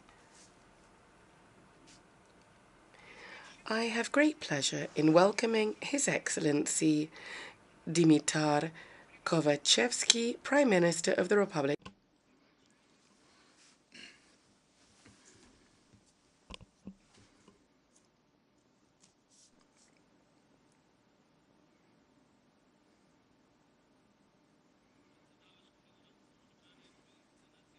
Dear President of the United Nations General Assembly, dear Secretary General of the United Nations, dear heads of state and colleagues, heads of government, ladies and gentlemen. Our strength is in our unity. This lesson, that together we can achieve much more than alone, is a lesson that the world of today is learning in unanticipated circumstances in the 21st century. First the pandemic, and now the cruel war in Ukraine. Now and in the future, the democratic world needs unity in overcoming the globally spread consequences that countries in Europe or worldwide are facing. As of the start of making joint and united efforts in response to the start of the war, the Republic of North Macedonia immediately and decisively aligned itself with the European Union foreign policy and that of the democratic world. We joined global efforts in response to the war as a country committed to peace and to finding dialogue-based solutions, as a country fully dedicated to European values. In doing so, we relied on our own experiences and lessons, learned according to which peace, strength, and progress can be achieved only with unity. We learned this lesson both when we peacefully declared independence in 1991 and in 2001, when we rose above the internal interethnic conflict, while today we rely on our experiences in pursuing our established concept of one society for all, setting thus an example of a functional multi-ethnic democracy, while being a significant factor of stability in the Western Balkans and consequently in Europe as well, which on its part makes us a reliable partner of the international democratic community. Functional solutions, solutions that work in a small area, always serve as a roadmap to finding solutions in the global setting. No matter how many challenges arise in a given wide geographic area, they do erupt in a certain smaller area, becoming then a potential global threat. That point of eruption today is an independent and sovereign state, Ukraine, whose citizens are faced with an unacceptable and unjustifiable aggression by the Russian Federation. There are two especially concerning aspects which demand our full attention. One of them is related to the fact that a permanent member of the United Nations Security Council committed the aggression, the Russian Federation. The fact that a country has decided to resolve a challenge using force, despite being a member of an organization which is founded on the commitment to preserving world peace, runs contrary to all the endeavors and commitments of the civilized world, to putting an end to all forms of actions which cause loss of human life and jeopardize the global peace. Furthermore, the demonstration of a force by a geographically larger country against a geographically smaller country which is committed to fostering and sharing democratic values is a dangerous and impermissible precedent. In simple terms, everything must be done in order to prevent that this become a practice in this world we share, where there are geographically smaller and bigger countries. As we can see, problems are multidimensional and affect us all. These are challenges we all face in the most severe winter we have ahead of us since the World War II, to ensure availability of food and energy for our citizens. Therefore, we must search for solutions acting in unison. Response or solutions to interlocking challenges is the essential topic of this debate. That is, that solutions are to be found in solidarity. Solutions must be sustainable and science-based. Speaking about sustainability, I believe we should take into consideration another bitter experience from the war in Ukraine. The struggle for peace is ongoing, and peace necessitates continual dedication to mutual understanding, vigilance, and prompt actions. Dear colleagues, delegates, ladies and gentlemen, I would like to convey a clear message for my country. The unprovoked aggression by the Russian Federation against Ukraine is a gross violation of the United Nations Charter and of international law norms and principles. The aggression cannot be justified or relativized. The Russian Federation must put an immediate end to the aggression and withdraw its troops from Ukraine. History teaches us that no problem can be resolved by using force. Putting an end to the aggression is the necessary precondition in order to open the only feasible way of finding a solution, and that is diplomacy and dialogue. The latter can and must be the sole mechanism for settling disputes and resolving differences between countries. The uncertainty of food and energy supply will deepen differences at the global level between the rich North and the poor South, and will bring millions of people at the brink of their existence, even being threatened with hunger. We will all feel the impact, both economically more developed and economically less developed countries. We must rely on lessons learned from the pandemic. That is, international solidarity is not to be guided by the fact whether solidarity is needed among the better developed countries or is required among less developed countries. This especially if we want to prevent the rise of new challenges ensuing from the growing dissatisfaction of citizens in global terms. The pandemic reminded us that we all are equal when faced with a common, in this case invisible enemy that took millions of human lives worldwide. The pandemic also brought to light the importance of solidarity and unity, transposed into concrete international cooperation. These are the principles that should guide our future actions when facing present and future challenges. In the specific context of overcoming the consequences of the war in Ukraine, it is necessary to double the efforts in enhancing international solidarity and mutual assistance on equal footing, both in the European Union, where the Ukraine war impact is one of the largest scopes, but also worldwide. This particularly applies to finding viable solutions to overcome challenges relating to energy supply, but food as well. In this context, I would like to underscore the important active role of Secretary General Guterres, as well as of Turkey mediating in the exports of wheat from Ukraine. Ladies and gentlemen, developments in and surrounding Ukraine have pushed numerous other conflicts worldwide in the background. However, the focus on such conflicts must remain sharp. Terrorism in all its forms is still a global threat jeopardizing the entire humanity. Numerous hybrid threats cause great concern and distress. Fake news and the possibility provided by social network, that is, by internet communication, that such news is spread on a mass scale is a challenge facing the entire democratic world. Authoritarian tendencies disguised under the veil of disindigenous patriotism pose a serious threat to human rights and freedoms and prompt potential instabilities. We also face burning climate change issue, despite all endeavors for putting up a joint and united front in saving our planet Earth. The recent catastrophic floods in Pakistan are but one of the last visible consequences in the series of extreme natural disasters worldwide occurring due to climate change. Losing biodiversity, air pollution, and the lack of water impose themselves as priority threats, not only against the environment and ecosystem, but also against people's lives. And such a situation will persist until every individual becomes fully aware that nature is not ours, but is part of us, and we should treat it as such.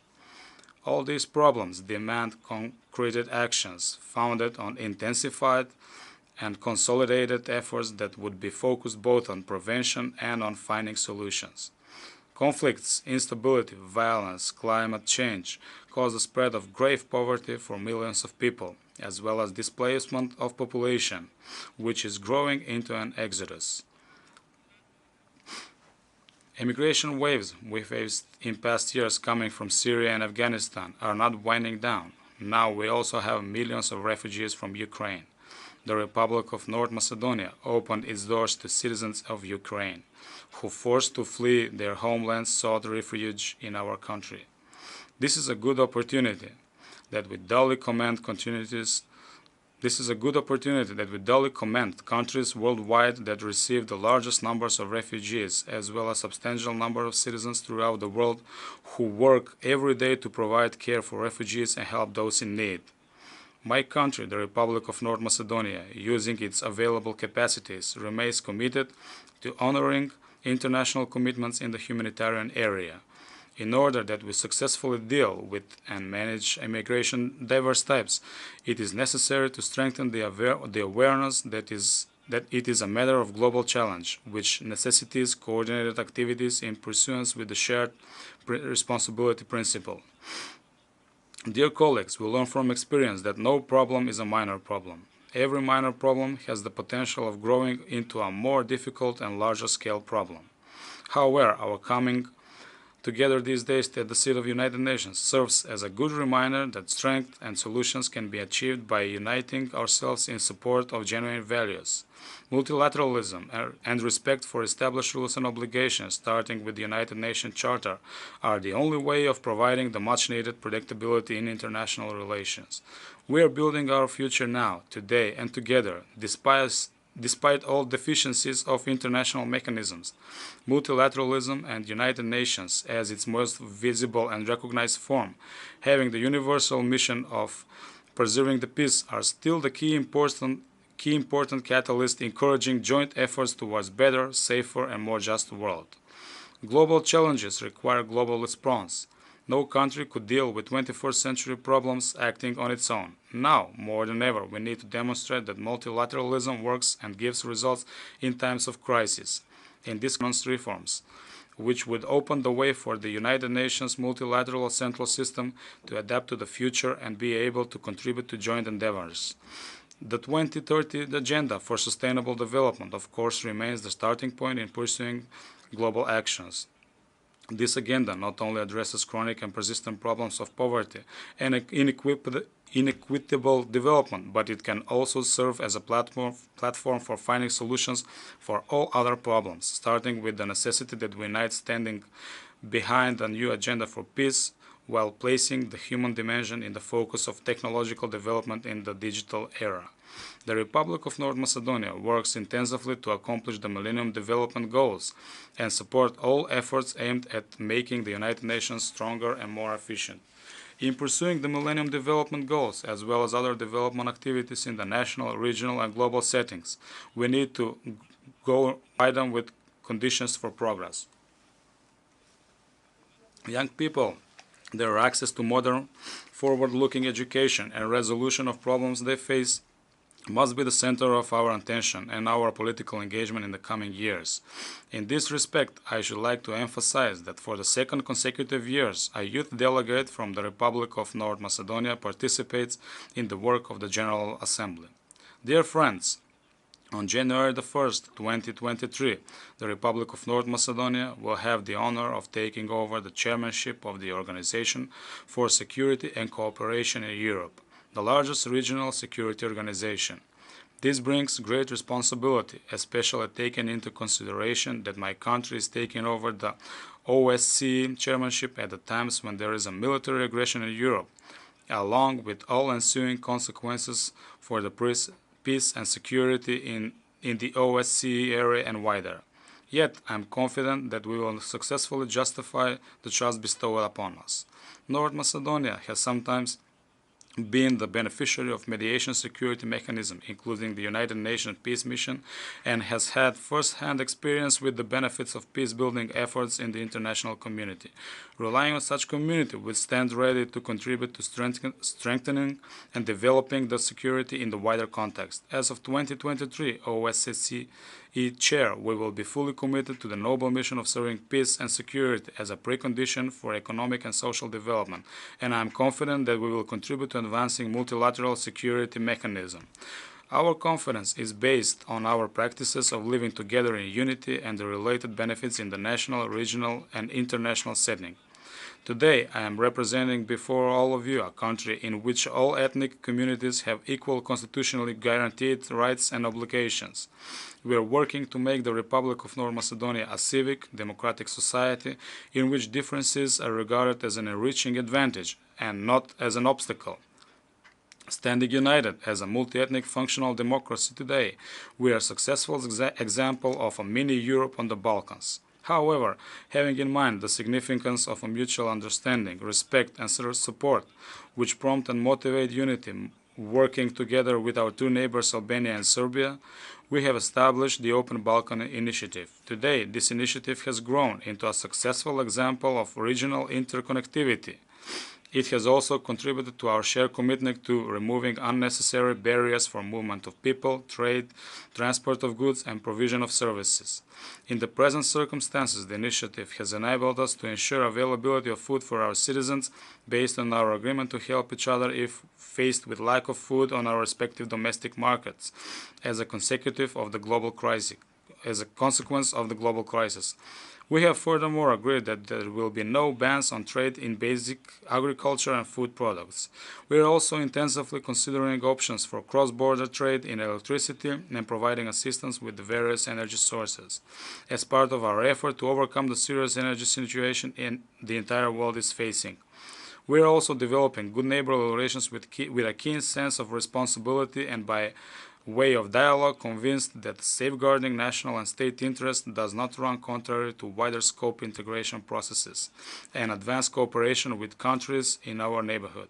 Quite the contrary, self-affirmation finds its most relevant and appropriate reflection in a wider community of shared values. Guided by these policies of building bridges while employing functional diplomacy, dialogue, and understanding, we have succeeded in accomplishing the strategic goal of becoming part of NATO, and today we are a proud, fully-fledged member of the alliance. After a long 17 years since we were granted EU membership candidate status, we have started accession negotiations with the European Union. My country attaches particular importance to our speedy EU integration. We work with dedication and persistence to undertake all steps required for the accomplishment of my country's second strategic goal. Citizens of North Macedonia have waited far too long for this moment, and I acknowledge and understand the frustration and fatigue that they feel walking on this long road to Europe. But we don't have any other alternative to reach our goal of better living standards, and that no one promised us the road would be easy. In fact, despite the difficulties, the EU still represents the best option for our future and our children's future. We don't have the opportunity and the privilege to give it up. Now is the time to continue with full power forward and even double speed. I would like to underscore that the EU membership of the Republic of North Macedonia is of essential importance also for the European Union itself, especially in the new circumstances in the global context, in which such a message of encouragement, that the enlargement process continues and awaits the entire region, which no matter the progressive leadership is not immune to global challenges. This especially in conditions in which the European integration and democratic path of the Western Balkans countries should and must be ensured as a contribution to the European peace.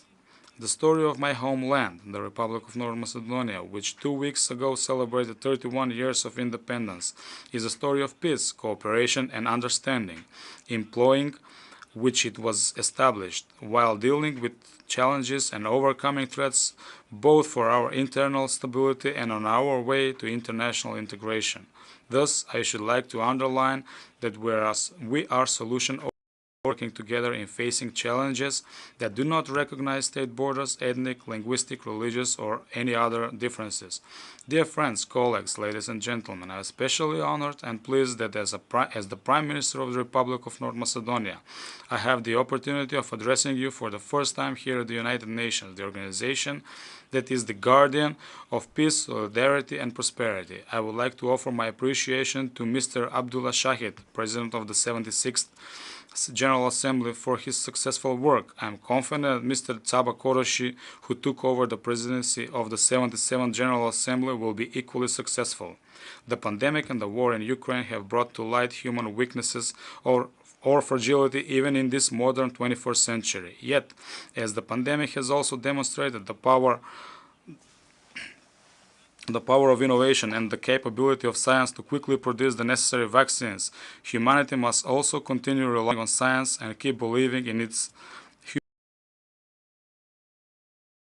We are all in the same boat, and we have no other choice except to treat each other with solidarity and work in unity, defending and advancing fundamental values of freedom and peace throughout the world. Peace is reached by making compromises, but peace is preserved with mutual understanding. Thank you for your attention. Long live Republic of North Macedonia. On behalf of the Assembly, I wish to thank the Prime Minister of the Republic of North Macedonia for the statement just made, and I request protocol to escort His Excellency. The Assembly will now hear an address by His Excellency Moeketsi Majoro, Prime Minister of the Kingdom of Lesotho. I request protocol to escort His Excellency.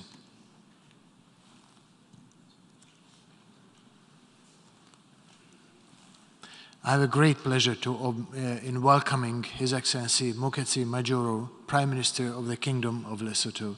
I invite him to address the Assembly.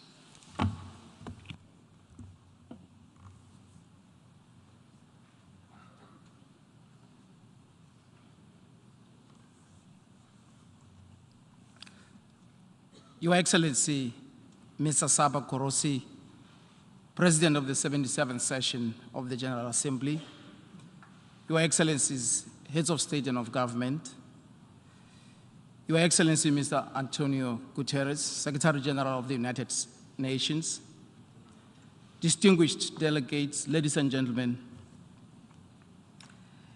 at the very outset, allow me to congratulate you on your well-deserved election to the office of the President of the General Assembly for the 77th session. Mr. President, your illustrious career as a diplomat assures us of a successful session. I assure you of my delegation's full support and cooperation during your tenure of office. I also wish to commend your predecessor, His Excellency Mr. Abdullah Shahid, for his stewardship in discharging his duties during the previous session. To Secretary General Guterres, I extend my country's gratitude and support for the tireless efforts in the daunting task of finding lasting solutions to the persistent problems that face our organization. We particularly commend you for the wide-ranging reform efforts to equip the organization to provide more effective support for member states across the spectrum of the challenges they face, including stronger partnerships for the 2030 agenda. We welcome our Common Agenda report, which focuses on the next 25 years and represents your vision on the future of global cooperation through reinvigorated multilateralism within the United Nations at the center, with the United Nations at the center of our efforts. Mr. President, Excellencies, from the humble beginnings of a fledgling organization more than 7 decades ago to a massive expansion in membership today, the United Nations has undoubtedly stood the test of time. Our organization has witnessed several changes in the configuration of international relations. Some were traumatic, while others were benign. The survival of the UN through all those tribulations testifies to its resilience and the enduring validity of its mission. Some of the great strides that the United Nations has made span peaceful settlement of disputes, restoring calm in many countries through peacekeeping, decolonization, raising awareness of human rights, and eradicating diseases. Despite these laudable achievements, numerous challenges still remain in the path towards assuring humanity of a bright, prosperous, dignified, and secure future. The continuous eruption of armed conflicts throughout the world, terrorism, climate change, diseases, and the lingering effects of economic and financial crisis, and many others continue to transcend our borders and have remained in the foreground of international relations and preoccupied the international community. It is in this context that we welcome the theme for our general debate today, a watershed moment, transformative solutions to interlocking challenges. Mr. President, we are living in uncertain times. the COVID-19 pandemic has changed the nature of multilateral engagement, diplomacy, business, and of basic human interaction.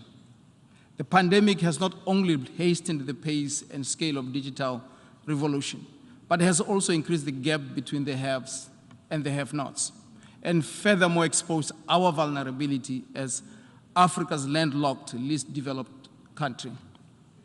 We therefore need to make concerted efforts to protect lives and empower the citizenry across the globe through innovation and digital technologies to achieve sustainable recovery. It is of paramount importance for us as African leaders to be proactive in investing in research and development in readiness for a certain future pandemic. At the same time, the implementation of Sustainable Development Goals, which was already anemic prior to 2020, has been aggravated by the pandemic. The expectation of the international community was to intensify the decade of action to achieve the goals. But certainly, we find ourselves in a prolonged period of recovery. As we ushered in the new 17 Sustainable Development Goals on 1st January 2016, member states were optimistic that the better life for all was in sight. However, the 2030 deadline for the achievement of the SDGs is gradually approaching, yet there is still no significant progress in their attainment due to several factors that have adversely affected implementation. In addition to the pandemic, this includes unpredictable global shocks, including wars, climate-related events, and lack of predictable financing. The environment in which we operate is significantly less favorable than it was when we began 6 years ago. Our room to maneuver is much more constrained today. Nevertheless, our quest to pursue a sustainable future must never wane. Unless we can work towards the SDGs in a true spirit of partnership, where each partner lives up to expectations, the decade of action will end as a decade of disappointment. As Secretary General stated during the election of the President of the General Assembly in June this year, the 77th session can be a moment of transformation, a time to recalibrate multilateralism and strengthen the foundations of global cooperation.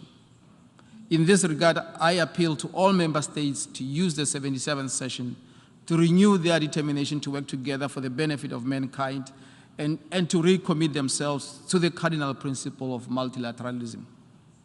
The role of multilateralism and the United Nations has therefore become ever more important.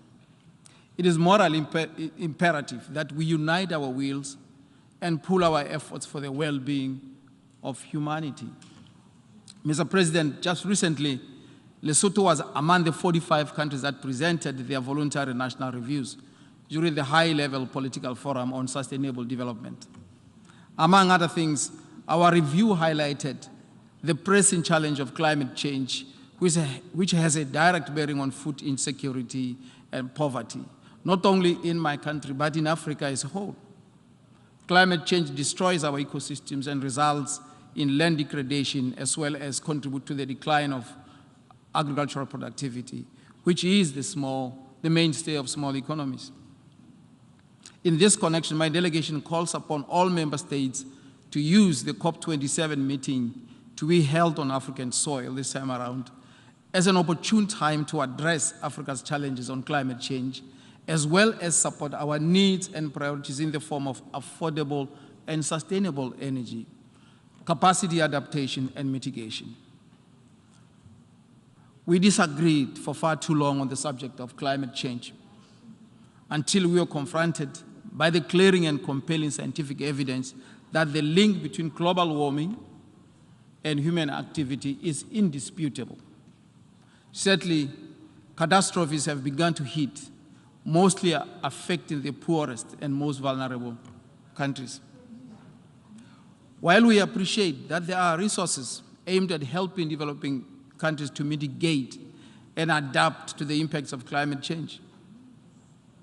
We are concerned that such funds are very difficult to access.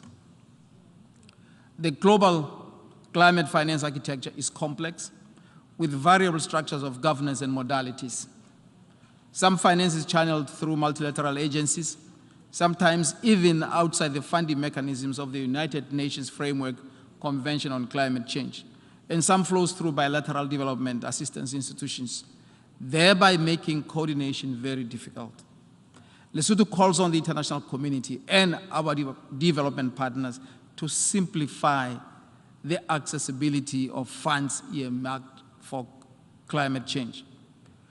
Mr. President, the state of peace and security in the world is gradually getting worse, with recurring conflicts and eruption of new ones in many parts of the world.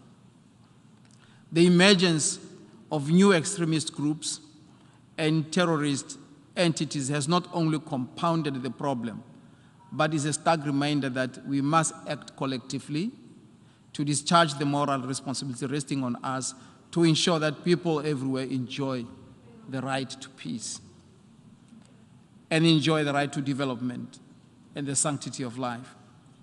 The use of military force alone as a strategy for combating terrorism has never been panacea for eradicating that menace. Terrorism requires a holistic approach that addresses its root causes. Similarly, we as leaders should not turn a blind eye on the plight of civilians in all conflict areas. The international community should be consistent in dealing with the humanitarian crisis in different parts of the world. We do not derive any comfort, Mr. President, from the simmering trade and political tensions between two of the founding members of the United Nations, namely the United States of America and the People's Republic of China. We must remember that we came together as members of the United Nations under the premise that we are all peace-loving nations. The United Nations Charter enjoins us to practice tolerance and live together in peace with one another as good neighbors, and to unite our strength to maintain international peace and security, and to employ international machinery for the promotion of economic and social advancement of our peoples. In this regard, we call upon these two great nations to show their fidelity to the principles underpinning our organization and to resolve their differences amicably. Military power and aggression can never beget peace. In the same vein, the ongoing war in Ukraine and other parts of the world inflict a reputational carnage on our beloved organization. Whereas peaceful settlement of disputes lies at the heart of the work of the United Nations, we have, however, not sufficiently utilized tools at our disposal, such as mediation for solving conflicts between and among member states. Some take sides and support conflicts in one form or another, while others remain in hibernation. The United Nations, particularly the Security Council, to live up to its charter and be an honest and impartial mediator in conflicts. The resolution of international disputes based on dialogue, justice, and the equality of all states must be at the heart of that strategy if it is to succeed. We must shun those who fan the flames of discord amongst us, and indeed we must not allow ourselves to entertain any thoughts that through divisions there will be one side that will win. We will all perish and be on the precipice. We are mindful, however, that it will be difficult for the Security Council to effectively discharge its mandate while it remains an epitome of the 1945 architecture of the world as seen by the victors of the Second World War. The reform of the United Nations, including the Security Council, can no longer be delayed.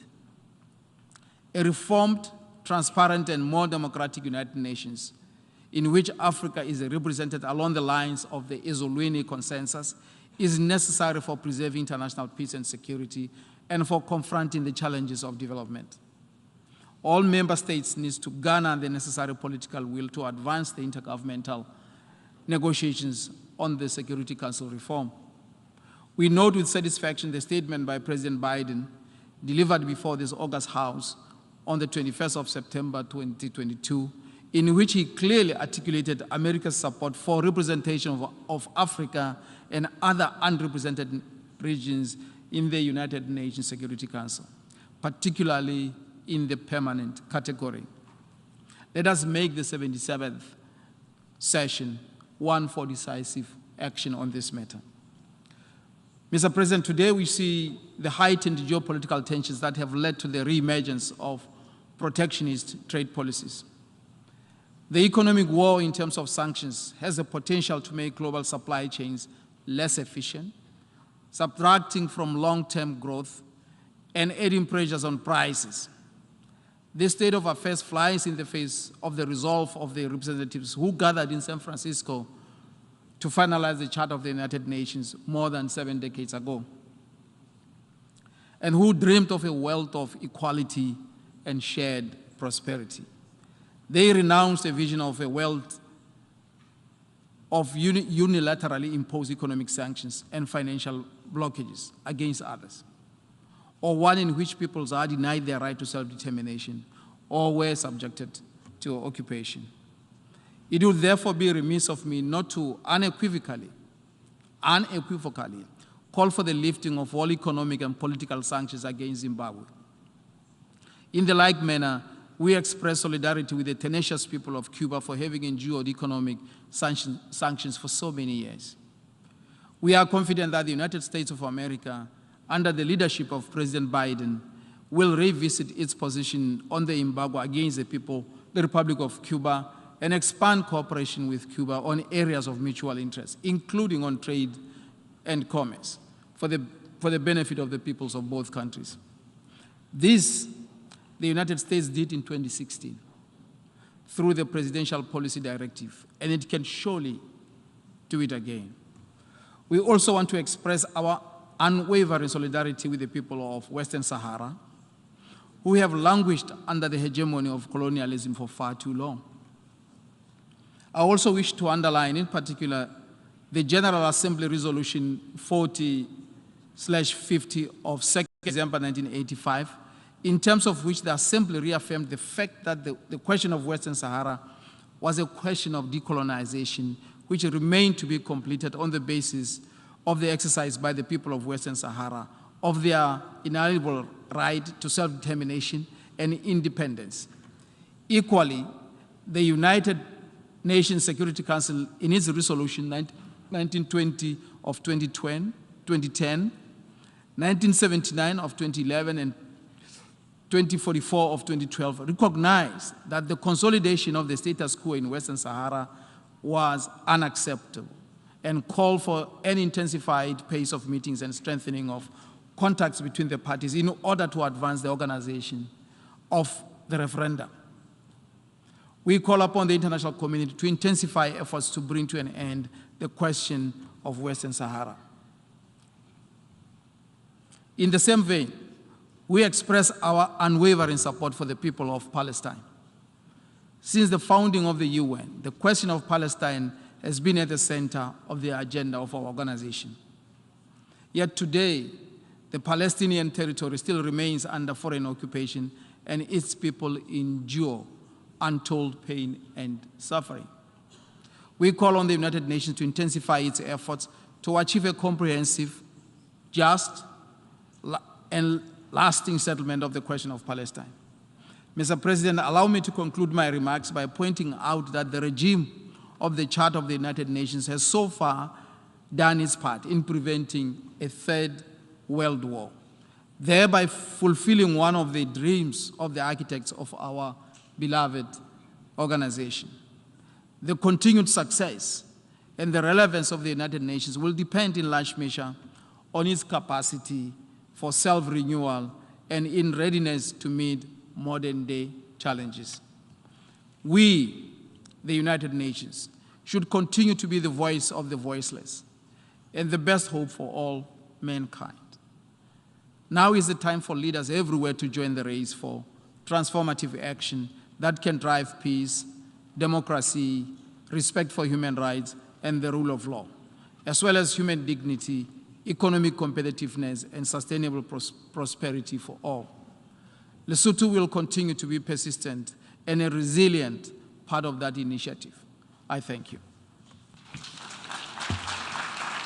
On behalf of the Assembly, I wish to thank the Prime Minister of the Kingdom of Lesotho for the statement just made, and I request protocol to escort His Excellency. And now the Assembly will hear an address by His Excellency Adriano Afonso Maleiane, Prime Minister of the Republic of Mozambique. I request protocol to escort His Excellency.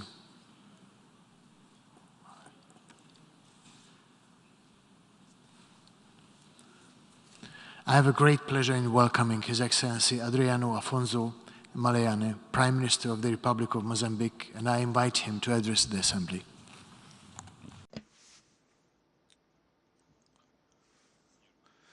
Mr. President, Mr. Secretary General of the United Nations, His Excellencies, Heads of State and Government, distinguished heads of delegations, Excellencies, ladies and gentlemen, I am highly honored to participate in this 77th session of the General Assembly on behalf of His Excellency Felipe Jacinto Nyusi, President of the Republic of Mozambique, who, for agenda reasons, cannot be present. I would like to congratulate His Excellency Ambassador Kisaba Korosi upon his election as President of the current session of the United Nations General Assembly. I wish him much success in this mission. Let me also commend the work done by your predecessor, His Excellency Mr. Abdullah Shahid. Under his presidency, we have strengthened multilateral mechanisms in support of member states to address global challenges such as COVID-19. To His Excellency Mr. Antonio Guterres, United Nations Secretary General, go our words of appreciation for the wise manner in which he led the work of our organization.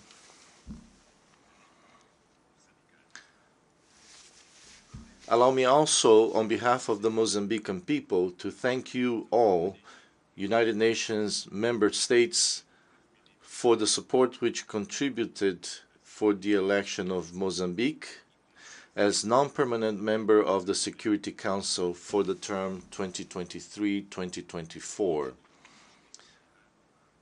This election, we take it with great responsibility, basing on the motto of our candidacy, international peace and security and sustainable development. We will advocate for the dialogue and for the peaceful resolution of conflicts, for the promotion of peace, for the fight against terrorism, as well as for the role of multilateralism as an important tool to address the current challenges of the world.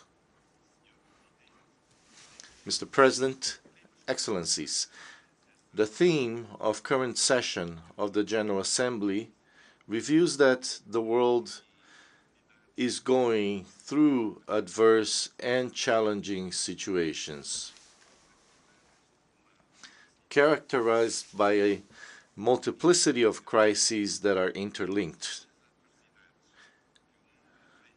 And among them, we can highlight COVID-19, climate change, and humanitarian crises with their negative effects on the global economy. The emergence of new outbreaks of internal tensions and interstate conflicts, terrorism, and organized crime are affecting negatively the economic and social development of our countries. They are aggravating the food, energy, and humanitarian crises. They are affecting negatively the functioning of the supply chain in international markets. That is why Mozambique advocates for the need of a constructive dialogue and concerted multilateral actions, as these are the only avenues for the preservation of peace and the continued promotion of the sustainable development of our countries. Ladies and gentlemen, for Mozambique, the Sustainable Development Goals 2030 will guide us in the search of collective solutions to problems of this time of change, which is also the theme of this session. According to our experience, the incorporation of SDGs into the priorities and pillars of our governance program has brought significant positive results in the household incomes and the fight against poverty,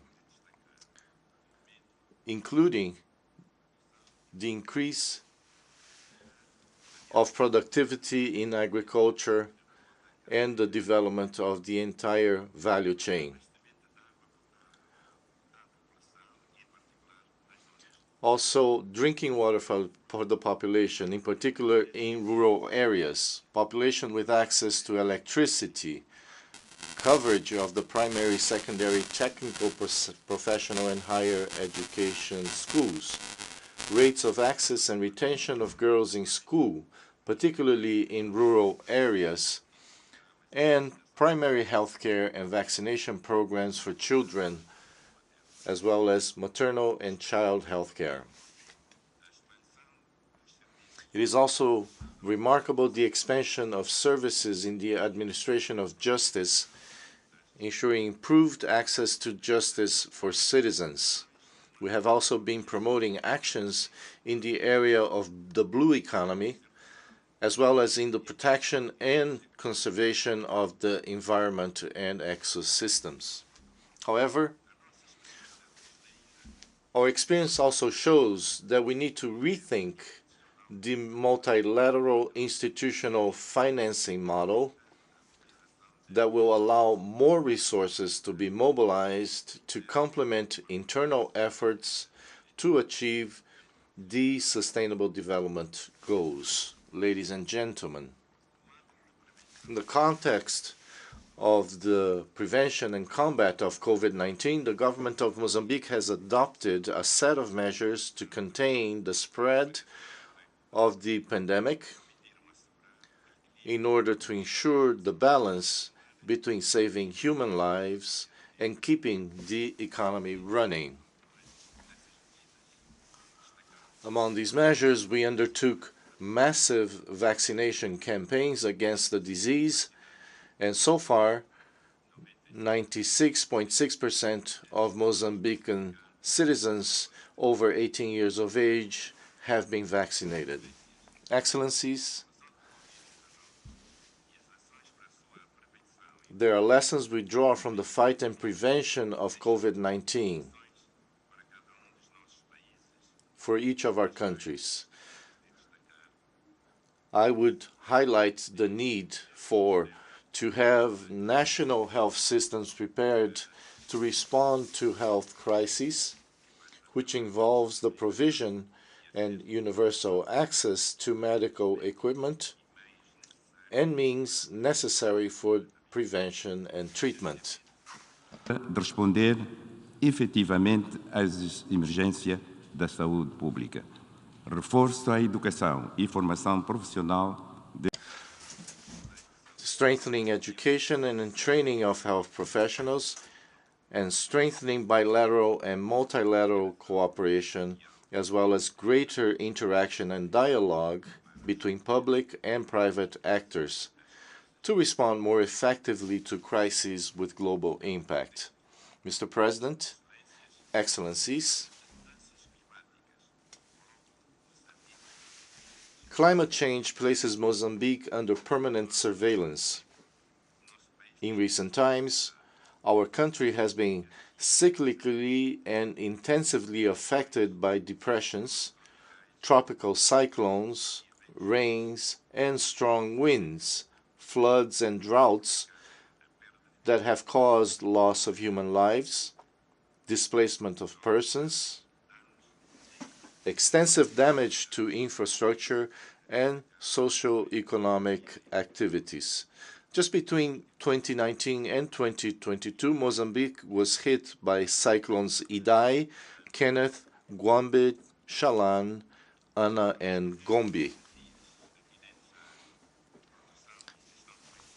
In order to respond to the challenges related to the reduction and risk management of natural disasters, Mozambique, in coordination with the countries of the southern region of Africa and cooperation partners, established in 2021 in the Nacala Porto, north of the country, the Center for Humanitarian and Emergency Operations of the Southern African Development Community.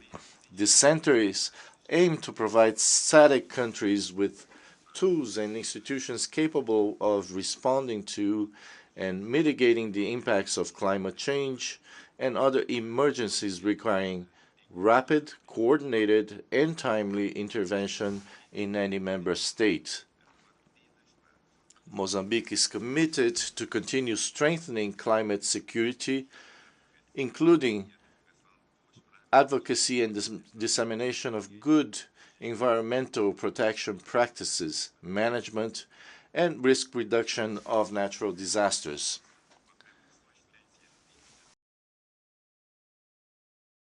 Excellency Felipe Jacinto Nyusi, President of the Republic of Mozambique, has been playing in his capacity as champion of disaster risk management in Africa, a mission assigned by the African Union.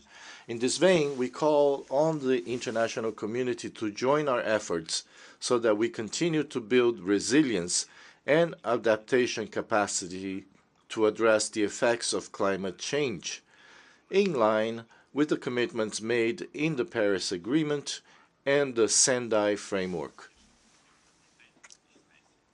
Mr. President, Excellencies, with regards to consolidation of national peace and reconciliation, Mozambique has made remarkable progress in the process of disarmament, demobilization, and reintegration of former Renamo guerrillas.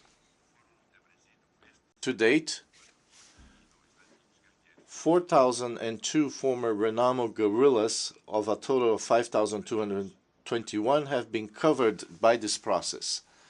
We foresee by the end of this year the conclusion of the DDR process, which will be an important milestone in the implementation of the National Peace and Reconciliation Agreement signed on August 6, 2019, between the government of Mozambique and Renamo.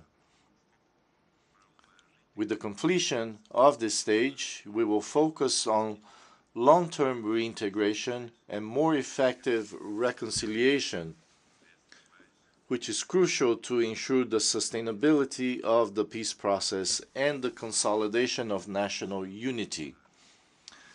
The remarkable progress we are making in the DDR is due to the valuable assistance and support of the United Nations and the Contact Group. To prevent terrorist actions in some states in the province of Cabo Delgado, the government has adopted a broad approach to reinforce the forces of defense, to stabilize the situation and create a situation to provide for the socio-economic development and reduce vulnerability factors of communities to terrorism. Thanks to the actions undertaken by Mozambique, combined with the support and assistance of multilateral and bilateral cooperation partners, including SADC, the European Union, and Rwanda, we have made progress in combating terrorism. Mozambique's approach is a pioneering one in terms of concerted regional action to address the global threat of terrorism.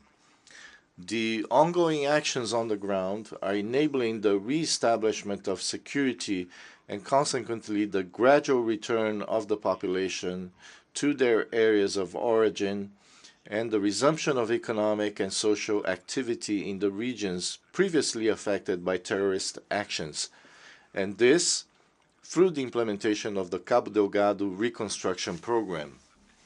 So I wish to express our appreciation to all those who directly or indirectly have supported Mozambique in the prevention and combat against terrorism, in providing humanitarian assistance, and in rebuilding the economic and social fabric of the affected areas. Mr. President, Excellency, as non-permanent member, I reaffirm Mozambique's commitment to the principles and objectives of the United Nations.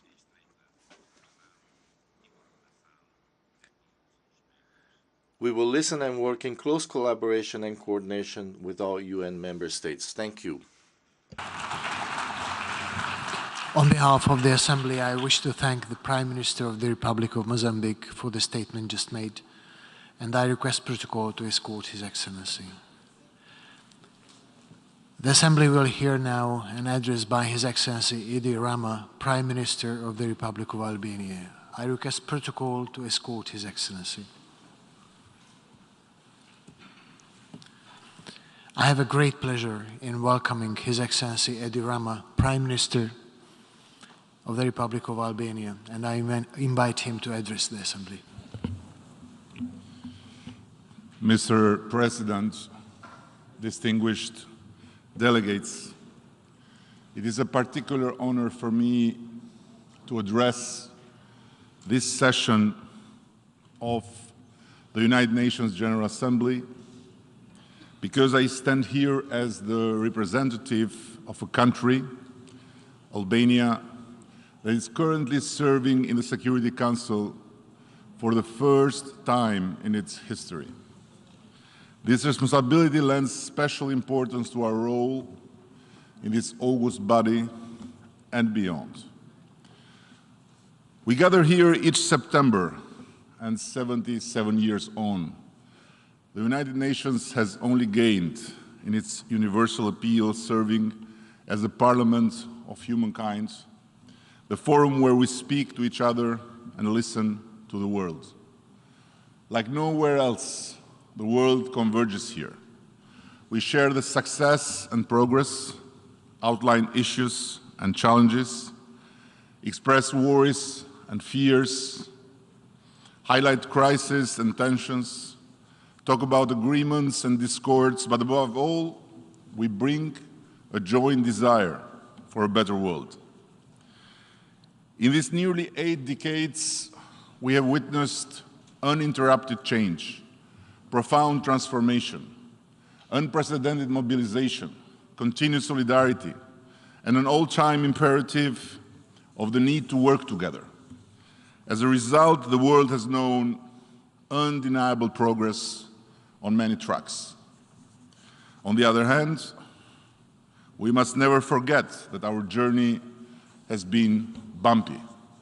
Many times, we have also witnessed terrible setbacks and even reversal of progress. Unfortunately, this is mainly due to man-made catastrophes, ill-conceived policies, because of narrow national politics, short-sighted interests, fueled by populism, nationalism, and greed for domination. This is why this place at this time each year is the yearly checkup of the health of the world. We may sometimes have the impression that we say too much of the same things, that we needlessly repeat each other too often. I would like to disagree. If committing to peace and security, to development and prosperity, to upholding the international law or inspecting human rights, engage into genuine efforts to mitigate climate change, is repeating each other, then we are doing the very right thing. Ladies and gentlemen, unfortunately, this year, our hopes and beliefs have been bitterly shattered, and our assurances were broken by an unprovoked, unjustified, and premeditated war of one country against another in the European continent, the brutal aggression of Russia against its neighbor, Ukraine. Russia's war of choice is against Ukraine and its people, but not only. It is also a brutal assault against international law, a flagrant violation of the UN Charter, and a very direct threat to the European security architecture. It is an open battle between an aging, cynical tyranny and a young, growing democracy. While we all, in our ways and with our respective means, try individually and collectively, one country, led by an illusion of grandeur from bygone times, has decided to drag the world backwards, go against everything we have built over decades. This is unacceptable. We'll continue to stand in full solidarity with Ukraine and its people, and just like many other countries, help them in any way we can to defend themselves. Their fight is also ours, and I hope that all of the members of the United Nations that share the core principles of sovereignty, territorial integrity, freedom, and the right to independently decide on their future without fear or interference. Shying away from this defining battle between those principles and all their contrary is shying away from the duty to protect ourselves, our countries, our children, our world. While the world expects Russia to come to reason, stop the war and engage into peace negotiations, just a few days ago, Kremlin made another choice, that of escalation, announcing a partial mobilization which would deepen the conflict, bring more crimes, more victims, more misery, but also more shame on Russia itself. Sham referendums are being conducted in some parts of the occupied Ukrainian territory with the threat of a gun. It is hard to imagine that anyone here can silently accept such disgraceful disregard of laws, rules, norms, and practices that govern relations between states in the 21st century.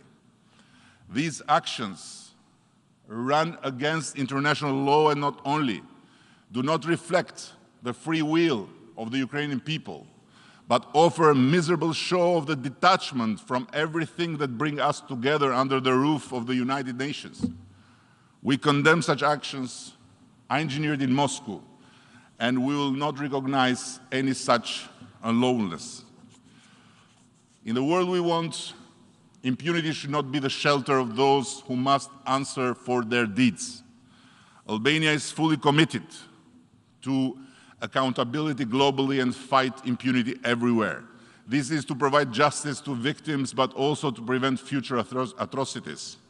That is why Albania calls and supports the work towards the adoption of a convention on the prevention and punishment of crimes against humanity. This new instrument would fill a significant gap in the current international framework and facilitate international cooperation to protect civilians. Mr. President, the world is never a quiet place, and there are many serious challenges that need to be properly and immediately addressed. We face serious challenges with open conflict in many parts of the world. Many countries are subject to intolerable seizure of power by force. Terrorism remains a serious threat against peace and security. At a time when a multitude of crises have put the world in turmoil, including by unacceptable nuclear threats, I would like to call the attention of the Assembly on another crucial issue closely linked and with huge impact on peace and security, cybersecurity. Technology is nowadays part of every aspect of our life. In Albania, 95% of services to the citizens and business are offered online. These user-friendly systems save time, energy, and drastically improve efficiency, quality, by being also the best tool to eliminate endemic corruption. But last July, Albania was the target of an unprovoked large-scale cyber attack. The entire government digital infrastructure was under a sustained and coordinated assault with a clear aim to destroy it, paralyze public services, and steal data and electronic communications from government systems, create chaos and foment tensions in the country. A lengthy and thorough in-depth investigation conducted in cooperation with the best existing world expertise on cyber terrorism has now confirmed beyond any doubt that the cyber attack that wanted to bring a sovereign country to its knees was a state-sponsored aggression orchestrated and carried out by the Islamic Republic of Iran. This is why, in face of such a blatant breach of norms responsible for state behavior in cyberspace in peacetime, which include refraining from damaging crucial infrastructure that provides service to the public, the government of Albania was left with no other choice but sever the diplomatic relations with Iran. We hope this forced extreme measure will be an example and a deterrent for anyone who supports or sponsors such abhorring actions against sovereign state. We urge the United Nations, including the Security Council, to focus more seriously and concretely to address cybersecurity by investing in prevention and help all member states build resilience. Ladies and gentlemen, Albania is a member of the Balkans community, a part of Europe that has had its share of very troubled history. Mention the word Balkans, and I bet in everyone's mind come the images stained by bloody wars and brutal crimes. You'd rightfully recall the scars of repression and oppression, genocide in Srebrenica, and brutal ethnic cleansing in Kosovo. Nothing of this is or will be forgotten. Accountability has and will continue, and we must double our efforts to guarantee its unhindered course. This requires a resolved commitment to the ideals of justice and, above all, cooperation between parties. Justice lies in the foundations of any effort for long-lasting peace, stability, and prosperity. But justice is served with facts, with proofs and evidence, not with fiction or distorted reality. And I cannot but share with you here a terrible example, which should be a lesson for all the world and first and foremost the democratic world. In 2011, the Parliamentary Assembly of the Council of Europe adopted a report compiled by a zealous parliamentarian who goes by the name Dick Marty, accusing the Kosovo Liberation Army of the despicable crime of organ trafficking. Mr. Marty should have been paid as a storyteller, but never trusted as a rapporteur of the Council of Europe. His report was shocking, and not only many believed it then, but it became the key factor in enhancing the idea and in establishing Kosovo specialist chambers. It also became one of the worst cases of distorted reality, the kind of manifesto for worldwide propaganda against Kosovo independence. Every investigative effort was made during these long 11 years to prove these allegations nationally, regionally, and internationally. No avail. Nothing. Not a single shred of evidence or proof was found anywhere in Kosovo or anywhere else regarding alleged trafficking of organs. Yet, the Kosovo Special Chambers that were founded based on that report have, as we speak, arrested without indictment Kosovo's sitting president Hashim Thaçi. He waited a year in detention until he was formally indicted. Just try now, please, all of you, to imagine, for a moment, your president or prime minister, your country leader, taken away from office in a third country, kept there in custody for a whole year without any formal indictment by a body created and sponsored from a community of democratic countries. And guess what? Not a single word of the entire indictment that comes next has anything to do with the Council of Europe report on the alleged crime of organ trafficking. A full fantasy. Isn't this a monumental failure of international politics? And this is not about a person. It's not about a court procedure. This is about taking of the induced stain on a country and its history. Nevertheless, exactly because democracy and its institutions have among many virtues that of repairing their faults and errors, we strongly believe that based on this crying lack of evidence whatsoever, precisely the Parliamentary Assembly of the Council of Europe will honor the truth and will accept Albania's request to produce a follow-up report, and while damage has been done, help restore the credibility of such an important international organization as the Council of Europe. We will never give up on this truth, and we will not stop honoring all of them who gave their life for their freedom and their independence. A single piece of dirt. Ladies and gentlemen, I'll say a few more words on the Balkans, not of the past, but for the future, that one that we are working to build together in our region. Turn this region in any way, and you will find a lot of fuel for division and toxicity. But we in Albania have realized that the best way to advance is to do it together with shared benefits as sovereign countries, but close partners. As national players joined by a common enterprise, with our specific interests as part of a common framework, the one that responds to our citizens.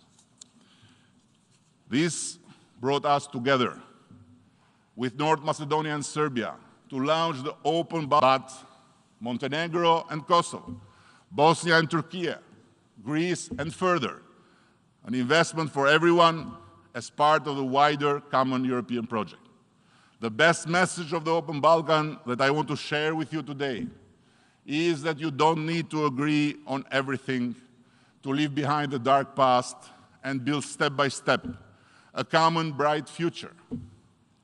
By dealing with your disagreements in more and more gracious way, and by finding more and more the reasons, the good ones, to solve also the disagreements. So, by strengthening this relation with Serbia and moving forward together to boost bilateral and regional cooperation, Albania has not and will not move an inch from its firm position in support of a need for every country that has not yet done so, among all of you, including Serbia first and foremost, to recognize the Republic of Kosovo. This being said, it is high time for Kosovo and Serbia to move beyond the current stalemate in their dialogue and work bravely towards a comprehensive peace agreement by doing their respective part to adopt a EU-US-backed breakthrough. Dialogue is not just a better way. It is the sole and unique way to deal with issues, however difficult they appear, however complex they are. And I remain convinced that Open Balkans will only help facilitate this process to the benefit of all, Albanians and Serbs, Kosovo and Serbia, but also for the entire region and the wider Europe. Mr. President, let me conclude with a beautiful African proverb that says it all about our United Nations. If you want to go fast, go alone. If you want to go far, go together. Thank you all. On behalf of the Assembly, I wish to thank the Prime Minister of the Republic of Albania for the statement just made, and I request protocol to escort His Excellency. And now the Assembly will hear an address by His Eminence Cardinal Pietro Parolin, Secretary of State of the Holy See. I request protocol to escort His Eminence.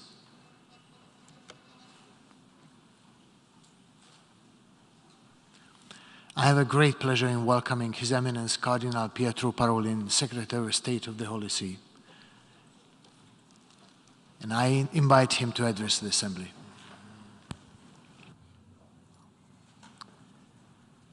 Mr. President, I am pleased to extend to you and to the representatives of nations gathered here the warm greetings of Pope Francis. It is good to be together again in person.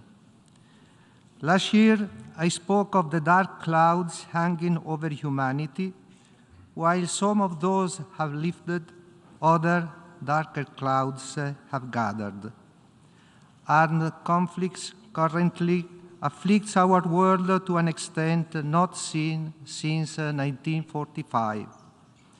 In addition to the misery caused by violence and cruelty, and the anxiety arising from the threat of nuclear escalation, our world continues to face the challenges of climate change, mixed migration, and the ongoing COVID-19 pandemic, while food insecurity and water scarcity now affect large portions of the global population. No one can deny that the great challenges of our times are all global. At the same time, alongside the greater interconnections of problems, we are seeing a growing fragmentation of solutions, which only fuels further tensions and divisions, as well as a generalized feeling of uncertainty and instability. We need to recover our sense of shared identity as a single human family.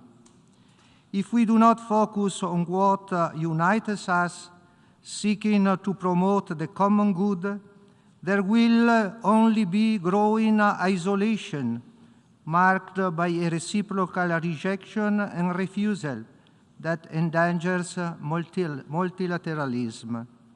Indeed, here at the United Nations, we are called to work together to restore, as Pope Francis requested, that diplomatic style that has characterized international relations from the end of the Second World War, making sure it is best able to implement its foundational charter and respond to the challenges faced by humanity.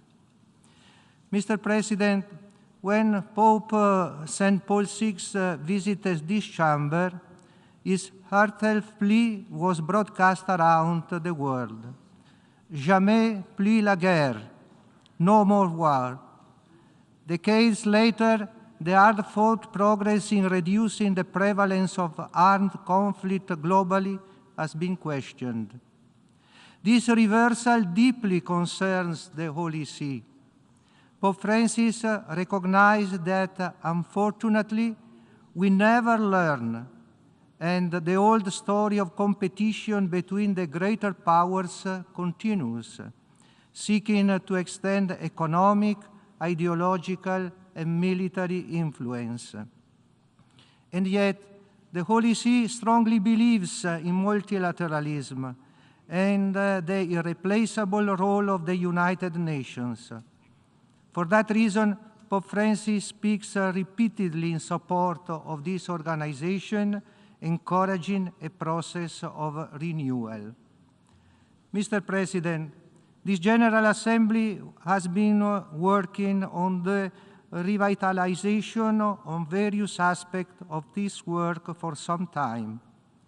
This process takes place against the backdrop of a crisis of credibility arising not only from its apparent impotence in times of crisis, but also from the promotion of agenda in many fora that frequently shift the focus to matters that by their divisive nature do not strictly belong to the aims of the organization.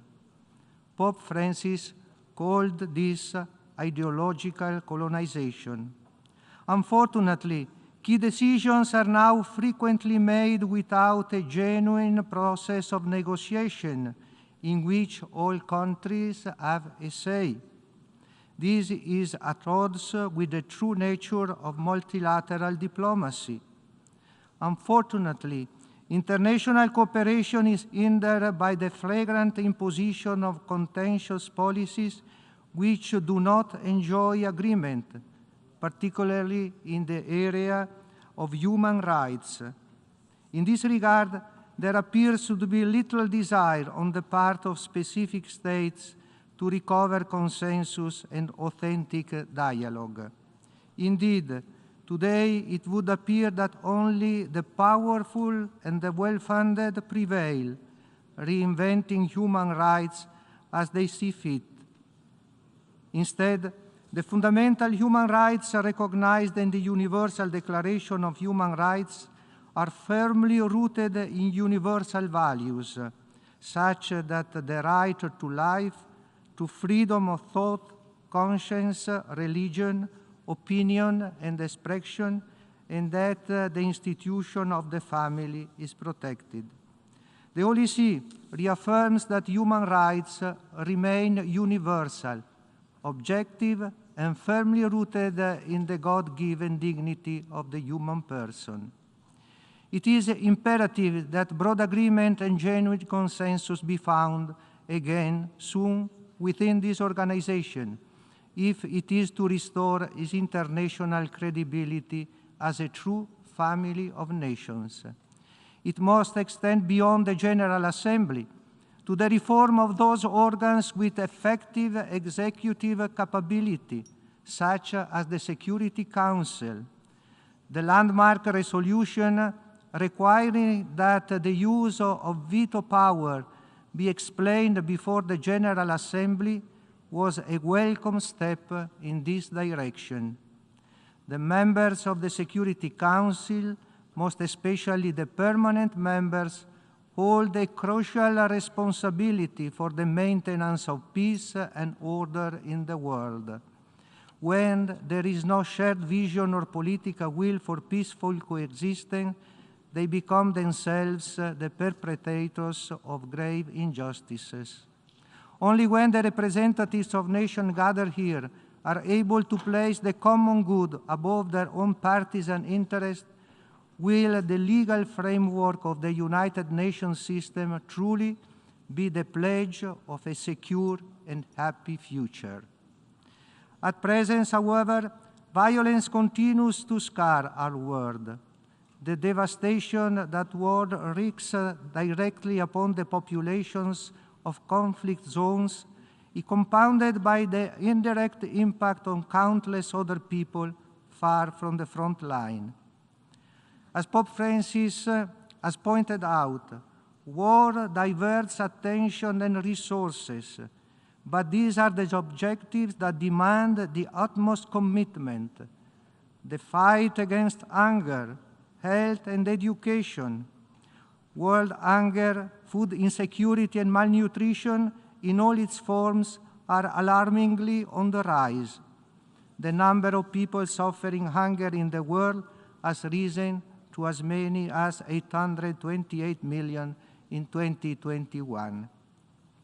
However, expenditure on arms, today at obscene levels only serves to increase food insecurity, restrict access to health care, and deprive generations of their rightful education. It is time to bring an end to armament hypocrisy, speaking of peace and living off weapons. Instead of squandering vast sums on military equipment, it would be far wiser to invest in avoiding war rather than preparing for it. Mr. President, the war in Ukraine has exacerbated already concerning global trends, including rising food and fuel prices and increased displacement. The conflict has also brought renewed attention to nuclear security and the risk of nuclear escalation. With the onset of conflict, a key source of staple grains and cooking oil for countries that rely on food imports was interrupted, placing millions more at risk of food insecurity and starvation. Additionally, the war has also exposed the vulnerability of short-sighted energy policies that rely exclusively on the single source of fossil fuel, rather than developing clean and sustainable alternatives. It is the poorest among us who suffer the most.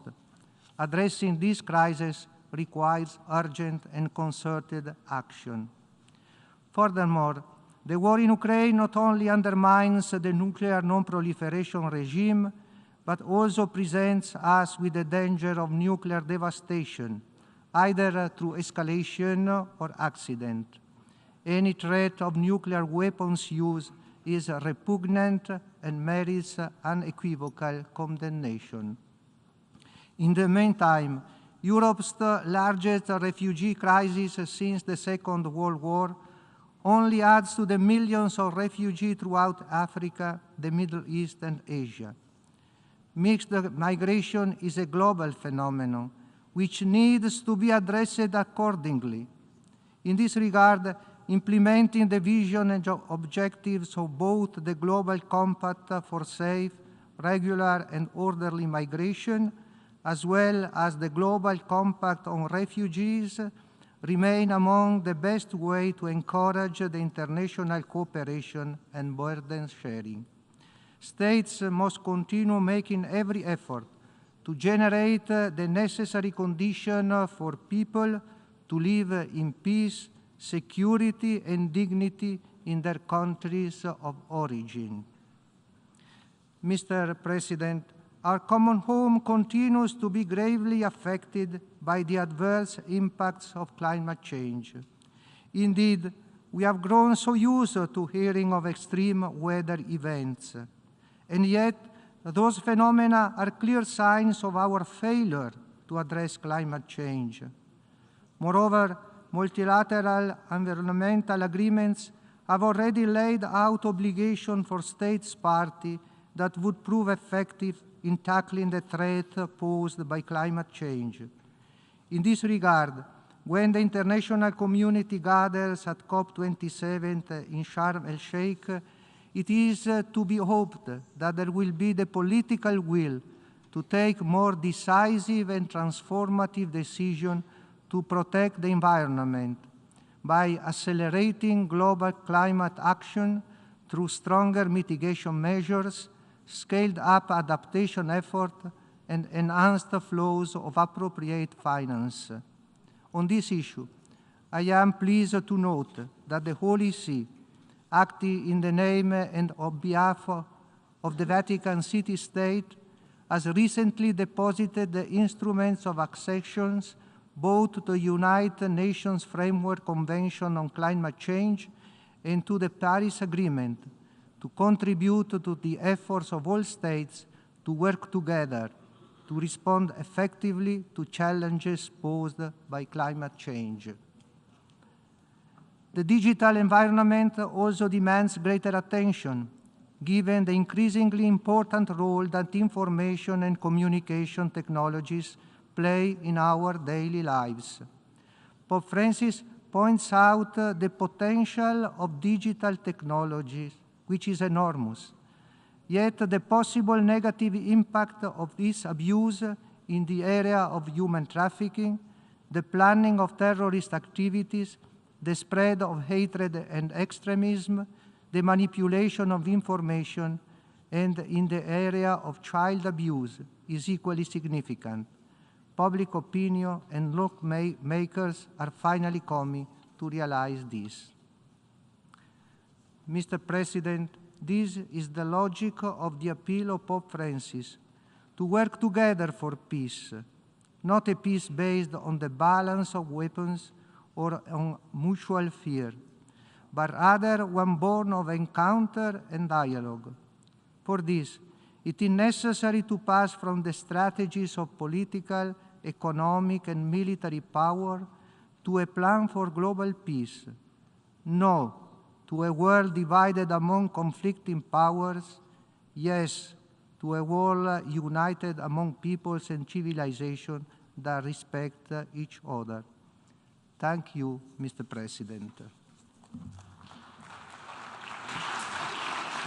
On behalf of the Assembly, I wish to thank the Secretary of State of the Holy See for the statement just made, and I request protocol to escort His Eminence. I now give the floor to His Excellency Wang Yi, State Councillor and Minister for Foreign Affairs of China.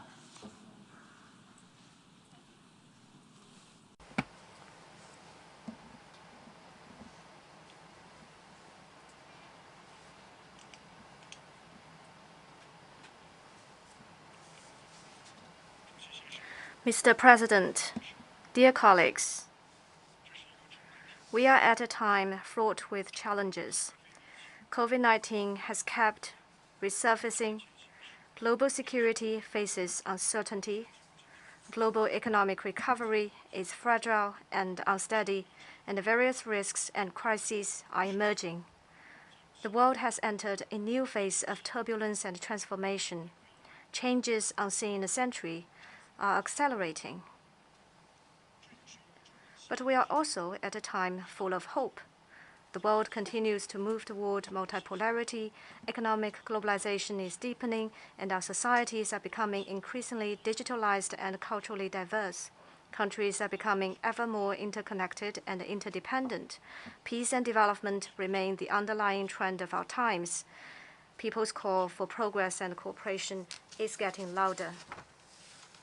How should we respond to the call of our times and ride the trend of history to build a community with a shared future for mankind? China's answer is firm and clear. First, we must uphold peace and oppose war. President Xi Jinping notes that peace, like air and sunshine, is hardly noticed when we are benefited from it, but none of us can live without it. Peace is crucial for our future, and it underpins common security of all countries. Turbulence and war can only open Pandora's box, and he who instigates a proxy war can easily get himself burned. Pursuing one's own absolute security can only undermine global strategic stability. We must address differences by peaceful means and resolve disputes through dialogue and consultation. Second, we must pursue development and eliminate poverty. Development holds the key to resolving difficult issues and delivering a happy life to our people. We should place development at the center of the international agenda, build international consensus on promoting development and upholding all countries' legitimate right to development.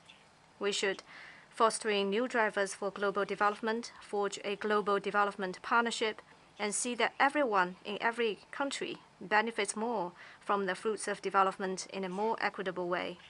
Third, we must remain open and oppose exclusion. President Xi pointed out that openness is the sure way to human prosperity and advancement. Protectionism can only boomerang, and decoupling and supply chain disruption will hurt everyone. We should stay true to openness and inclusiveness and tear down fences and barriers that hinder the free flow of factors of production. We should uphold the WTO-centered multilateral trading system and work for an open world economy. Fourth, we must seek cooperation and oppose confrontation. As we face a host of global challenges, our biggest strength will come from solidarity. Our best strategy is to stick together, and the only way forward is through win-win cooperation. It is natural that countries might have their differences and problems, but they should increase mutual understanding on the basis of equality and respect. We should engage in dialogue, consultation, and win-win cooperation, and reject conflict, coercion, and the zero-sum game. We should jointly oppose group politics and bloc confrontation. Fifth, we must strengthen solidarity and oppose division. President Xi stated that countries around the world are like passengers on the same ship who share a common stake. All of us should pull together to navigate the ship through storm toward a bright future. Our world must embrace diverse civilizations in order to make continuous advances, and mankind must pursue an inclusive path in order to achieve modernization. Peace, development, fairness, justice, democracy, and freedom are common values of humanity. Difference in system should not be used as an excuse to create division. Still less should democracy and human rights be used as tools or weapons to achieve political ends. We should stand against drawing ideological lines and expand common ground to promote world peace and development. Sixth, we must uphold equity and oppose bullying. Mutual respect and equity of countries big and small is a primary principle of the UN Charter. Major international issues should be handled by all countries, and international rules drawn up by all countries together. No country is above others, and no country should abuse its power to bully other sovereign countries. We should advocate and practice true multilateralism, promote equity of all countries in terms of rights, rules, and opportunities, and build a new type of international relations featuring mutual respect, equity, and justice, and win-win cooperation. Mr. President, colleagues, China, as a permanent member of the Security Council and the world's largest developing country, is committed to solidarity and cooperation with other countries. It will follow the trend of the times and pursue the shared interests of the vast majority of countries. China has been engaging in building global peace. We have actively promoted international peace and participated in international arms control, disarmament, and non-proliferation process. China is the top contributor of peacekeeping personnel among the P5, and it is the second largest founding contributor to both the UN and its peacekeeping operations. China is the only country in the world that pledges to keep to a path of peaceful development in its constitution. It is the only one among the 5 nuclear weapon states that is committed to no first use of nuclear weapons. It has thus made important contribution to global strategic stability. In response to the various security challenges, President Xi proposed the Global Security Initiative. He called on the international community to pursue common, comprehensive, cooperative, and sustainable security, to respect the sovereignty and territorial integrity of all countries, to abide by the purposes and principles of the UN Charter, to take the legitimate security concerns of all countries seriously, to peacefully resolve disputes through dialogue and consultation, and to maintain security in both traditional and non-traditional domains, thus contributing China's vision to reducing the peace deficit facing humanity and providing China's input to meeting global security challenges. China has been contributing to global development. We have worked to build a system of high-standard opening up and keep the global industrial and supply chains secure and stable. China is a major trading partner of over 130 countries and regions. Contributing about 30% of annual global growth, China is the biggest engine driving the global economy. China is a pace setter in implementing the 2030 Agenda. It has met the poverty reduction goal 10 years ahead of schedule and accounts for over 70% of the gains in global poverty reduction. China is also an active participant in global governance and South-South cooperation. It has set up the China UN Peace and Development Trust Fund and the Global Development and South-South Cooperation Fund. It has provided development aid to more than 160 countries in need and extended more debt service payments owed by developing countries than any other G20 member. At the 76th UNGA session, President Xi proposed the Global Development Initiative. Putting the people front and center, the GDI is a rallying call to refocus global attention on development and build a global community of development. At the recent high-level dialogue on global development, President Xi strong impetus for accelerating the implementation of the 2030 Agenda. On the margins of this UNGA session, China hosted a ministerial meeting of the Group of Friends of the GDI, building more consensus on pursuing this initiative. As China forges ahead, its fast train of development will continue to drive global growth and deliver more benefits to people of all countries. China has been upholding the international order. We are committed to the purposes and principles of the UN Charter, the UN-centered international system, and the international order based on international law. China has been involved in multilateral affairs in all fields. It is a member of almost all universal intergovernmental organizations and a party to over 600 international conventions. It has concluded more than 27,000 bilateral treaties and fulfilled in good faith its international obligations. China abides by the Universal Declaration of Human Rights and has made relentless efforts to protect and strengthen its human rights. We stand firmly against attempts to politicize human rights and worked to promote healthy development of international human rights cooperation. As a member of the developing world, China will forever stand with other developing countries. We are heartened to see the rapid progress achieved by the developing world in recent years, and we will continue to speak up for other developing countries, help them overcome difficulties, and support efforts to raise the representation and say of developing countries in international affairs. Developing countries are no longer the silent majority in international and multilateral processes. With stronger solidarity, China and other developing countries have spoken out for justice and become a pillar of promoting development cooperation and safeguarding equity and justice. China has been providing public goods. In the face of COVID-19, China has fully advanced and engaged in global cooperation against the virus. We have done our best to provide anti-COVID supplies and shared our practices on COVID response.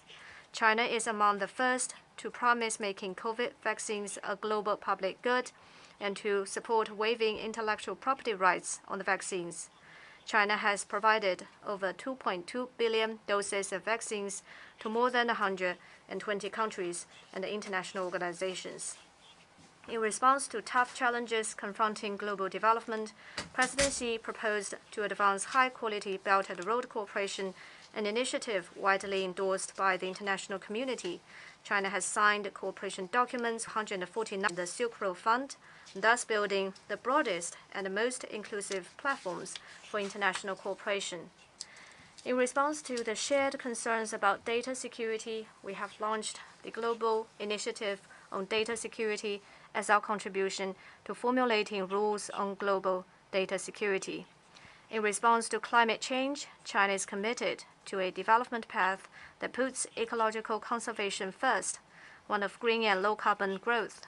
We announced the ambitious carbon peaking and carbon neutrality goals and are working to implement the Paris Agreement.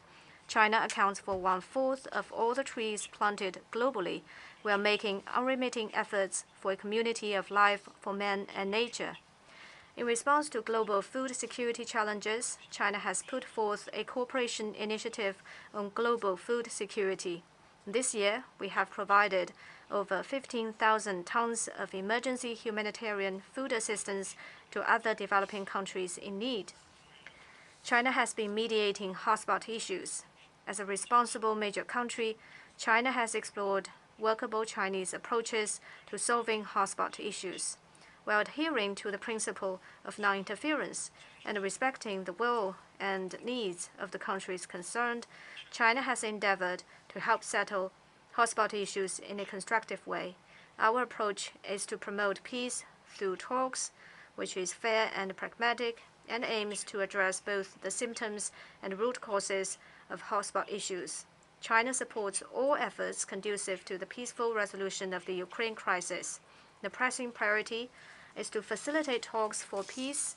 The fundamental solution is to address the legitimate security concerns of all parties and build a balanced, effective, and sustainable security architecture. We call on all parties concerned to keep the crisis from spilling over and protect the legitimate rights and interests of developing countries. The Palestinian question is at the heart of the Middle East issue. Justice is already late, but it must not be absent. The two-state solution is crucial for upholding fairness and justice. China will continue to support the Palestinian people in pursuing their just cause of restoring legitimate national rights. To resolve the Korean nuclear issue, it is important to address its root cause. We need to follow the dual-track approach and the principle of taking phased and synchronized steps and jointly uphold peace and stability on the peninsula and resolve the issue through dialogue and consultation. Afghanistan is in a critical transition from chaos to order. The right way forward is to put in place an inclusive political framework and adopt moderate policies. The goal should be to resume economic growth and improve people's lives, with fighting terrorism and integrating into the region being the priorities. A few countries have arbitrarily imposed unilateral sanctions, cut off development aid, and frozen lawful assets of other countries. This is an unacceptable practice that must be corrected. China firmly supports the Cuban people in their just struggle to defend their sovereignty and oppose external interference and blockade. The abuse of guns is becoming an increasingly serious problem across the world. China has decided to launch its domestic procedure to ratify the UN's Firearms Protocol, which will contribute to strengthening global cooperation on gun control and closing the security deficit. Mr. President, colleagues, since ancient times, Taiwan has been an inseparable part of China's territory. China's sovereignty and territorial integrity has never been severed, and the fact that the mainland and Taiwan belong to one and the same China has never changed. All of us Chinese have never ceased our efforts to realize reunification. It is explicitly stated in the Cairo Declaration and the Potsdam Proclamation issued 70-odd years ago that all the territories Japan has stolen from the Chinese, including Taiwan and the Penghu Islands, shall be restored to China. This is an important part of the post-war international order. 51 years ago, right in this August hall, the General Assembly adopted Resolution 2758 with an overwhelming majority, which decided to restore the lawful seat of the PRC in the UN and to expel the representatives of the Taiwan authorities from the place they had unlawfully occupied. The so-called dual representation proposal put forth by the US and a few others to keep Taiwan's seat became nothing but a piece of paper.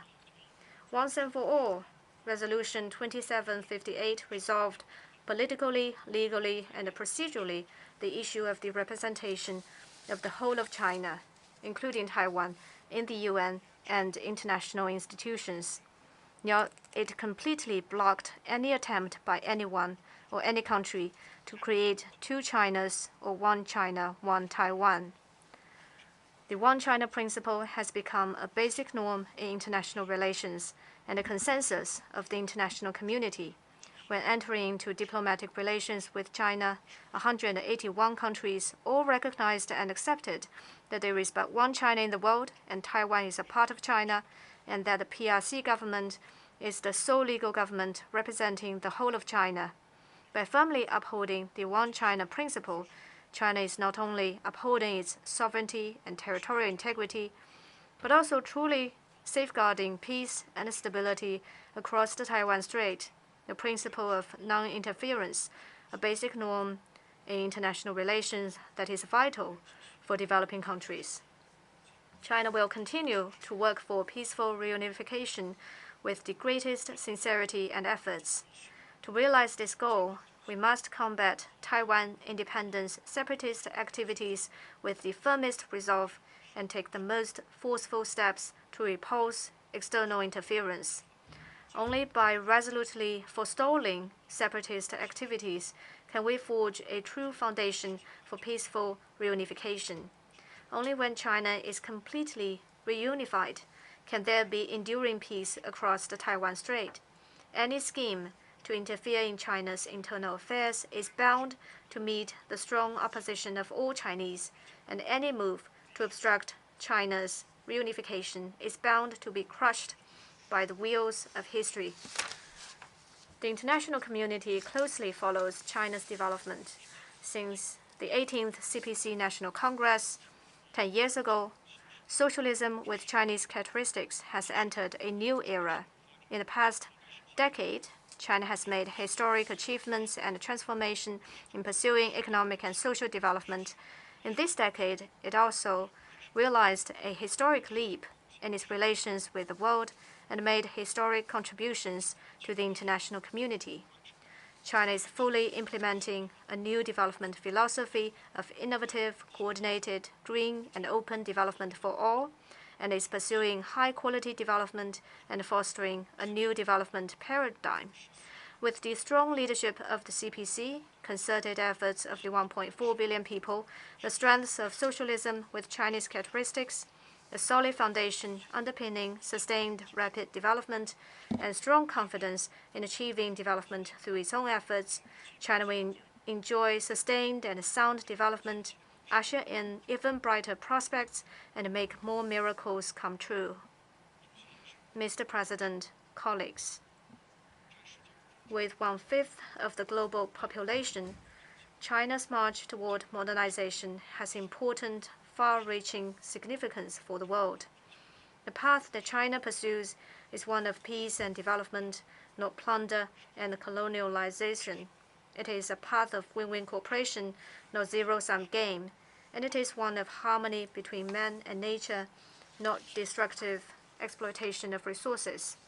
We will continue to contribute our input to meeting the challenges facing human development and make our contribution to creating a new form of human advancement. Next month, the CPC will convene its 20th National Congress. This Congress will, in response to the expectation of all the Chinese people, set well-conceived goals and tasks for China's development in the next 5 years and beyond, and draw an overarching plan for China's future development. Having reached a new historical starting point, China will follow the Chinese path to modernization to achieve its national rejuvenation. China will work with other countries to safeguard peace and development, shoulder the responsibility for boosting solidarity and progress, build a community with a shared future for mankind, and embrace an even better world. Thank you all.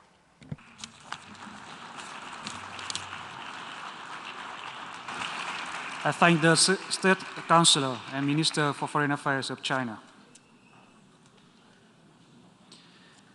I now give the floor to His Excellency Pham Minh, Deputy Prime Minister of Vietnam.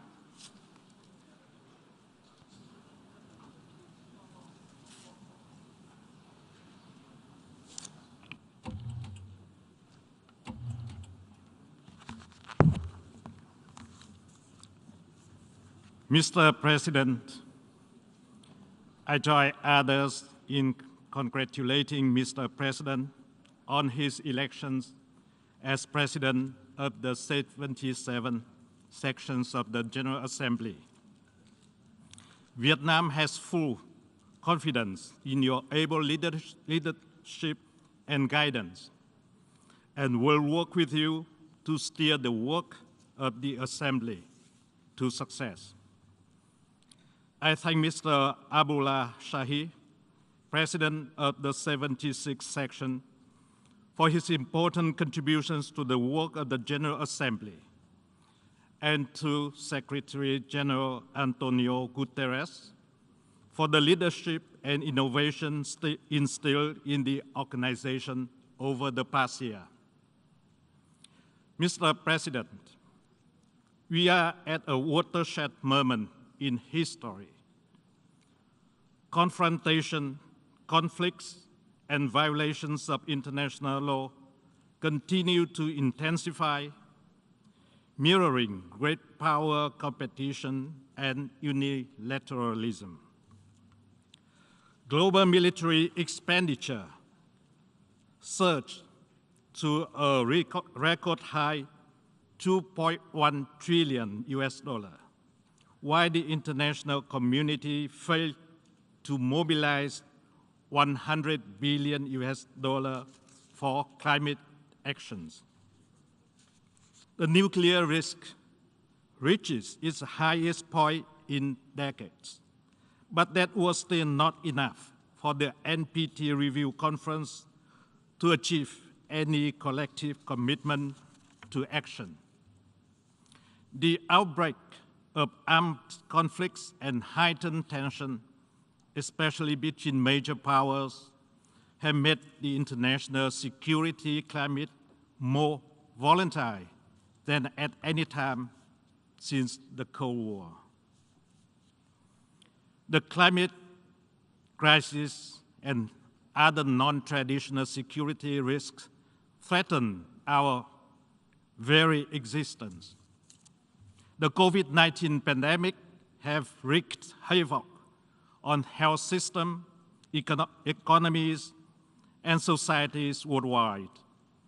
Poverty, inequalities, violence, and exclusion are denying the rights of millions to the basic necessities of life.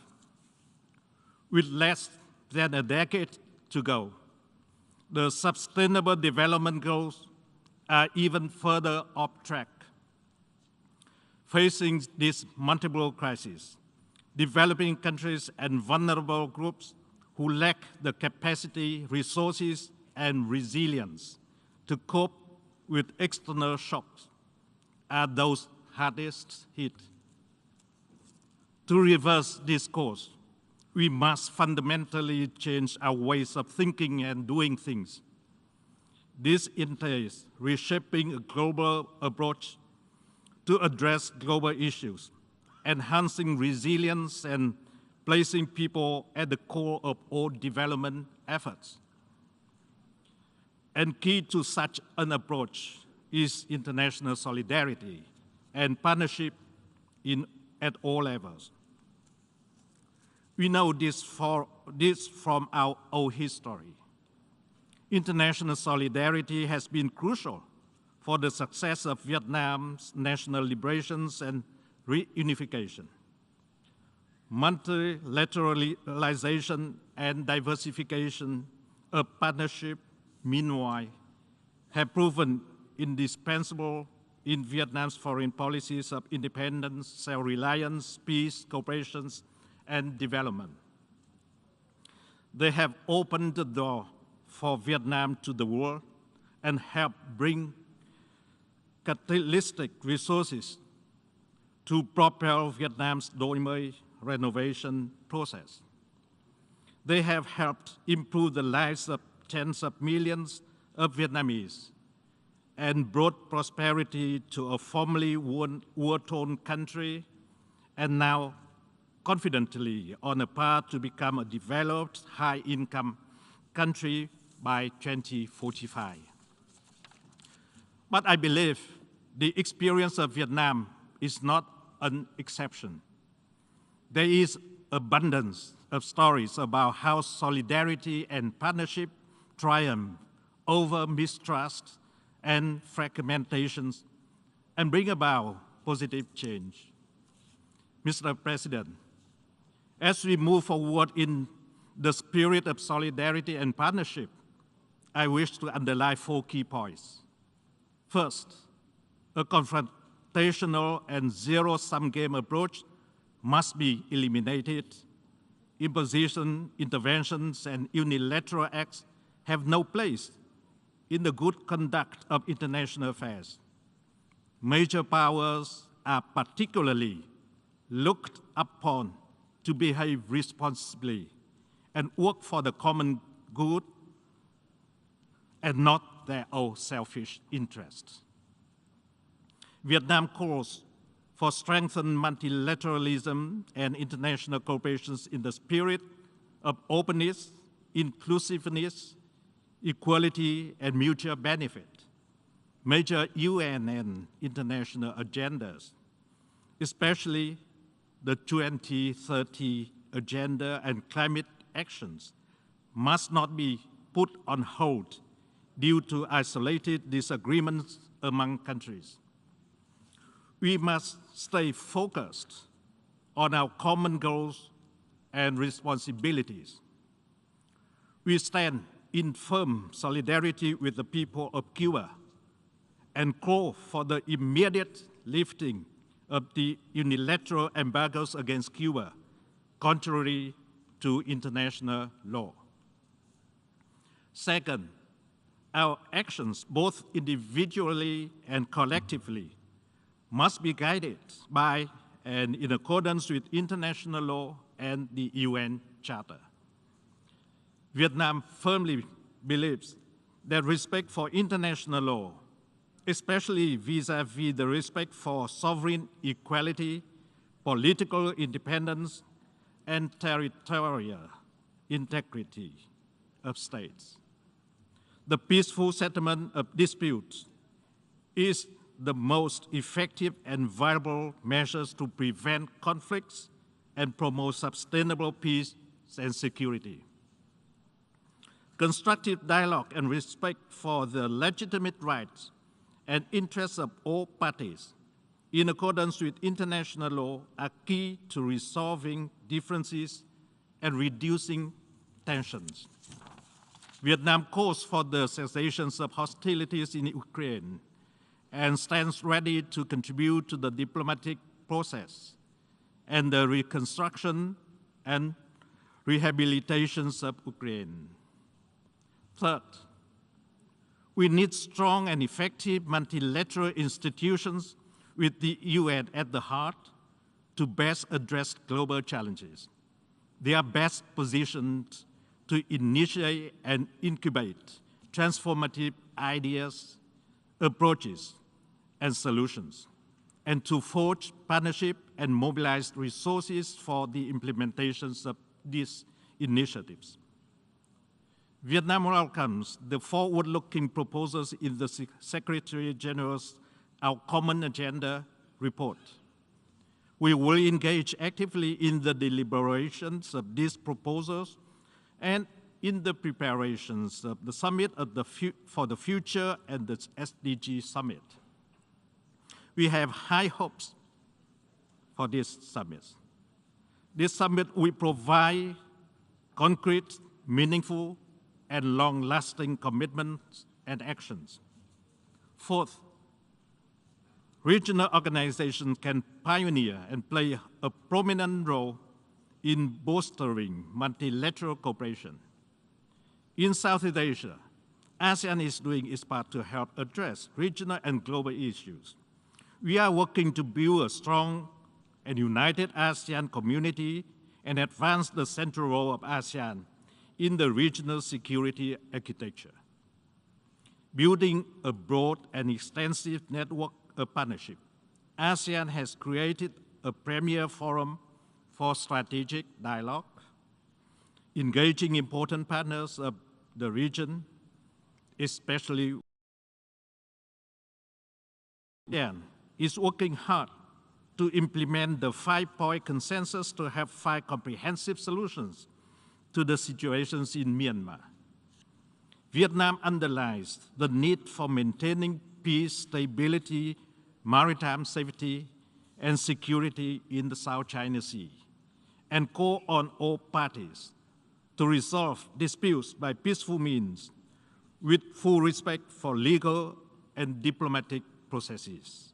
We call on parties to exercise self-restraint, refrain from unilateral activities, and attempts to change the status quo, and not to threaten or to use force in accordance with international law, including the United Nations Charter and UNCLOS 1982. Mr. President, this year, Vietnam celebrates its 45th year as a member of the United Nations. Since that September Day in 1977, the UN has been a trusted friend and reliable partner, standing with us in our most difficult time of post-war reconstruction, and more recently in the fight against COVID-19, and accompanying us on our path of Đổi mới renovation, improving our people's life and advancing the country's development.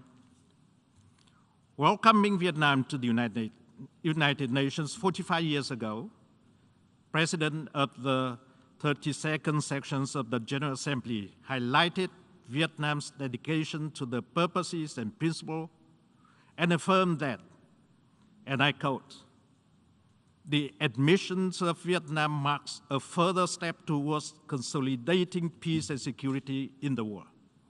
End of quote. 45 years on, and this statement remains valid. Vietnam's history and its vision for the future has always been intimately linked with the aspirations for peace and development. We have consistently supported and pursued a balanced and constructive approach in seeking lasting solutions to global issues. As members of major UN bodies, most recently the Security Council, Vietnam has consistently underlined the importance to uphold the UN Charter and to ensure that the UN best serves the needs and interests of all members. Our men and women are proudly serving in UN peacekeeping missions in South Sudan, ABE, and Central African Republic. Vietnam is sparing no efforts to realize our commitment to achieve net zero emissions by 2050, an ambitious goal given the level of development and technology capacity of Vietnam. At the Human Rights Council, Vietnam has consistently worked to advance mutual understanding and respect, foster dialogue and cooperation. We lead efforts to promote the rights of vulnerable groups in the context of climate change.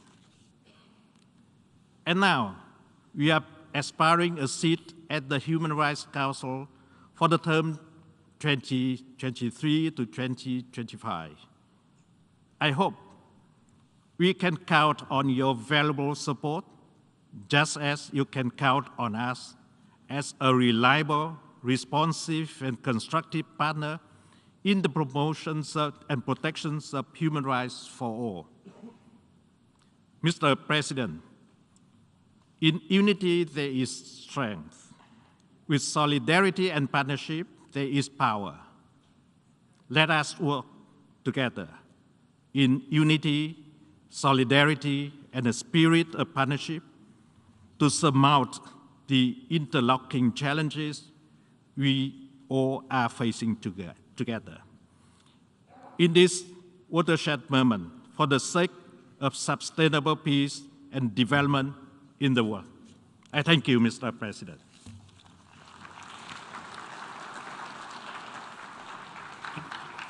I thank the Deputy Prime Minister of Vietnam.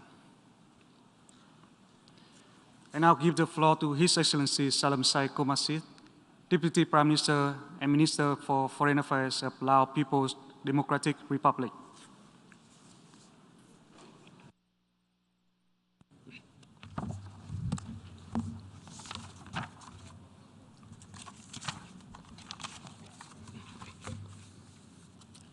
Mr. President, Excellencies, ladies and gentlemen,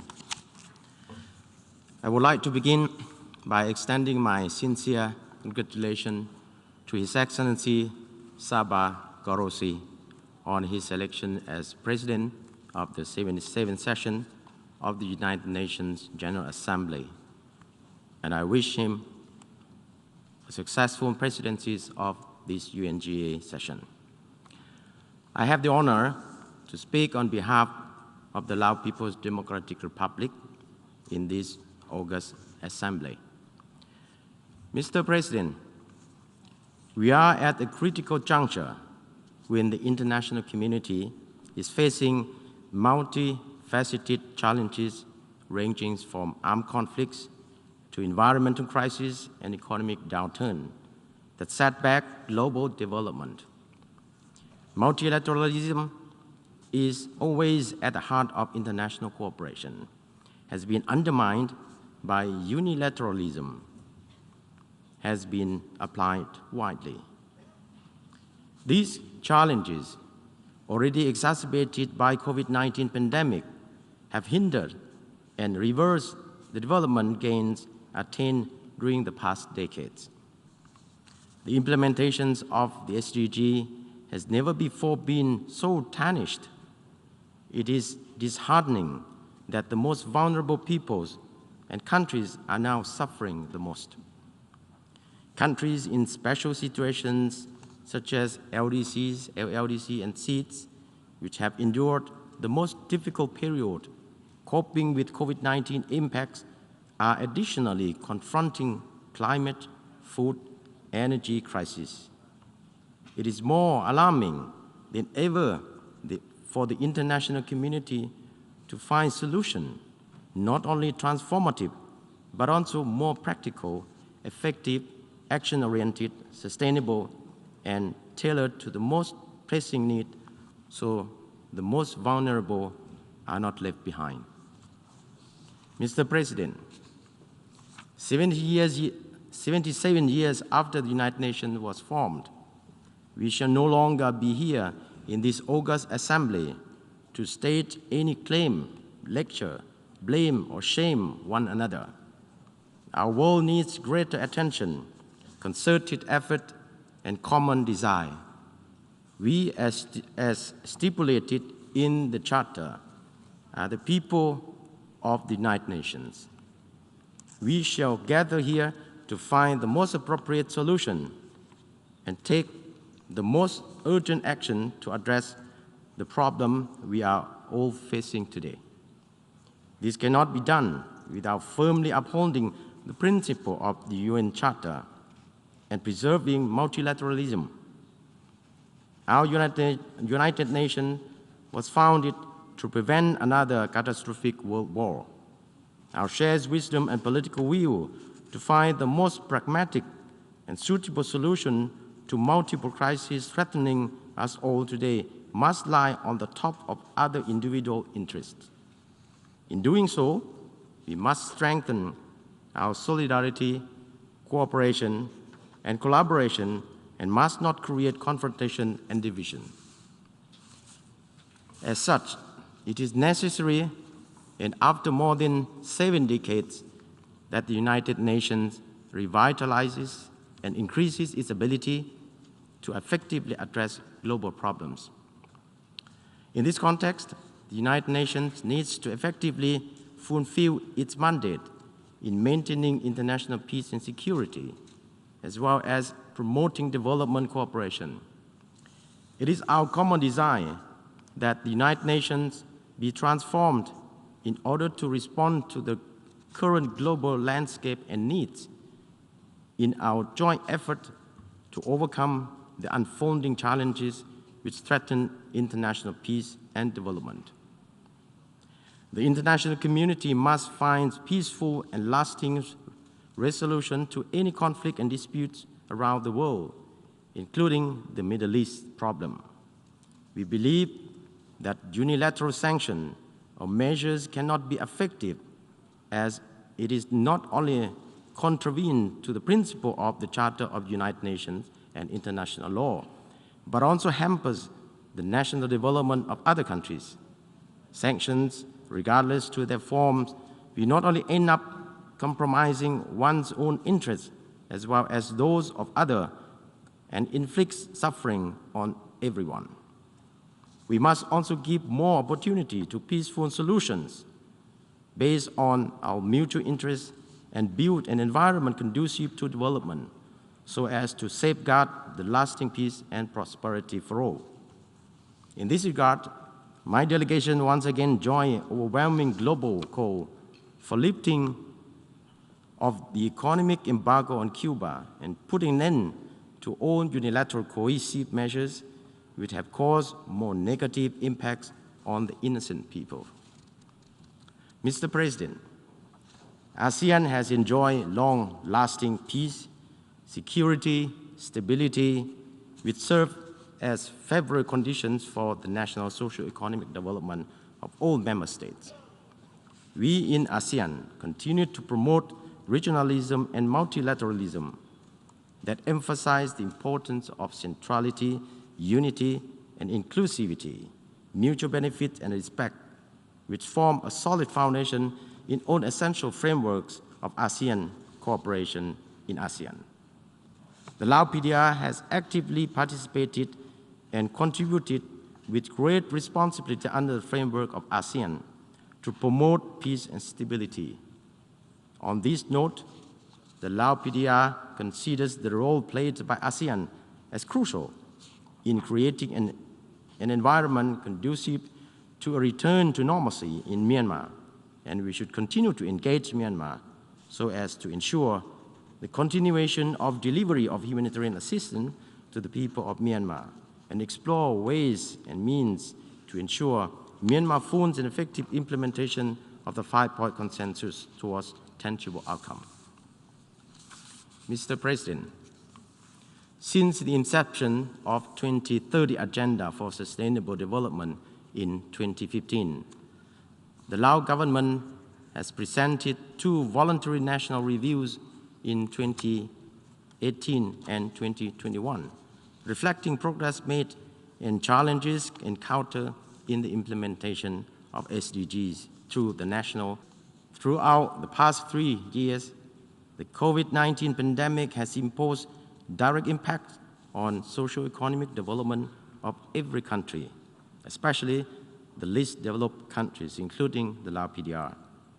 Therefore, the progress made prior to COVID-19 in the implementation of our national development and international commitment like SDG and others has been severely undermined, affecting the livelihood of the people in all dimensions. In addition, we are also facing extreme weather events due to climate change in different parts of the world. Like many other countries, the Lao PDR remains vulnerable to external shocks and has been severely affected by natural disaster, especially extensive floodings. Over the past years, our government has attached great importance to combating climate change through the implementation of the revised nationally determined contribution that clearly outlines ambitious targets of the national action for tackling and mitigating climate change toward achieving net zero emissions by 2050. To this end, there is pressing need for adequate financial resources and technical support for gaining access to climate finance and other sources of funding to support developing countries, especially LDCs, LDC, and SEEDs, to achieve their development goals and commitment made under the Paris Agreement. In this regard, we call for renewed political will coupled with concrete action taken by international community in the upcoming COP27 to preserve our planet for many generations to come. Mr. President, having recognized multidimensional challenges and special needs of the group of countries in special situations, the Lao PDR is strongly committed to the implementation of the internationally agreed development goals and program of actions for LDCs and LDCs and LDCs and other UN development cooperation frameworks. The Lao PDR remains hopeful and firmly believes that multilateralism, with the United Nations as the lead institution, the multiple crises and challenges in the international community is facing can be appropriately addressed. We are strongly committed to supporting conflict resolution through peaceful means, guided by the UN Charter and other relevant international laws.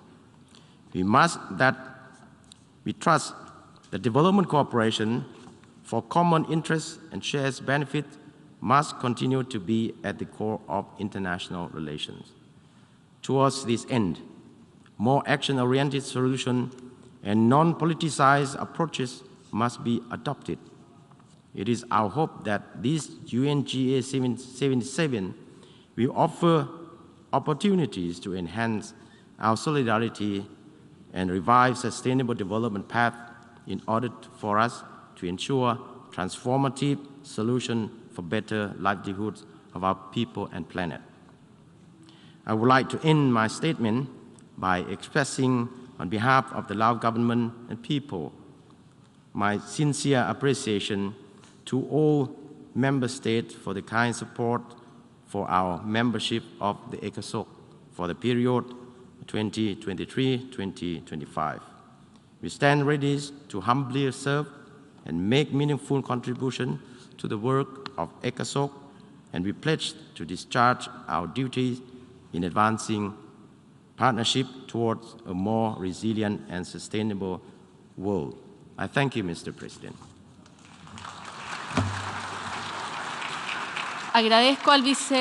I thank the Deputy Prime Minister and Minister for Foreign Affairs of the Lao People's Democratic Republic. I now give the floor to His Excellency Don Pramudwinai, Deputy Prime Minister and Minister for Foreign Affairs of Thailand.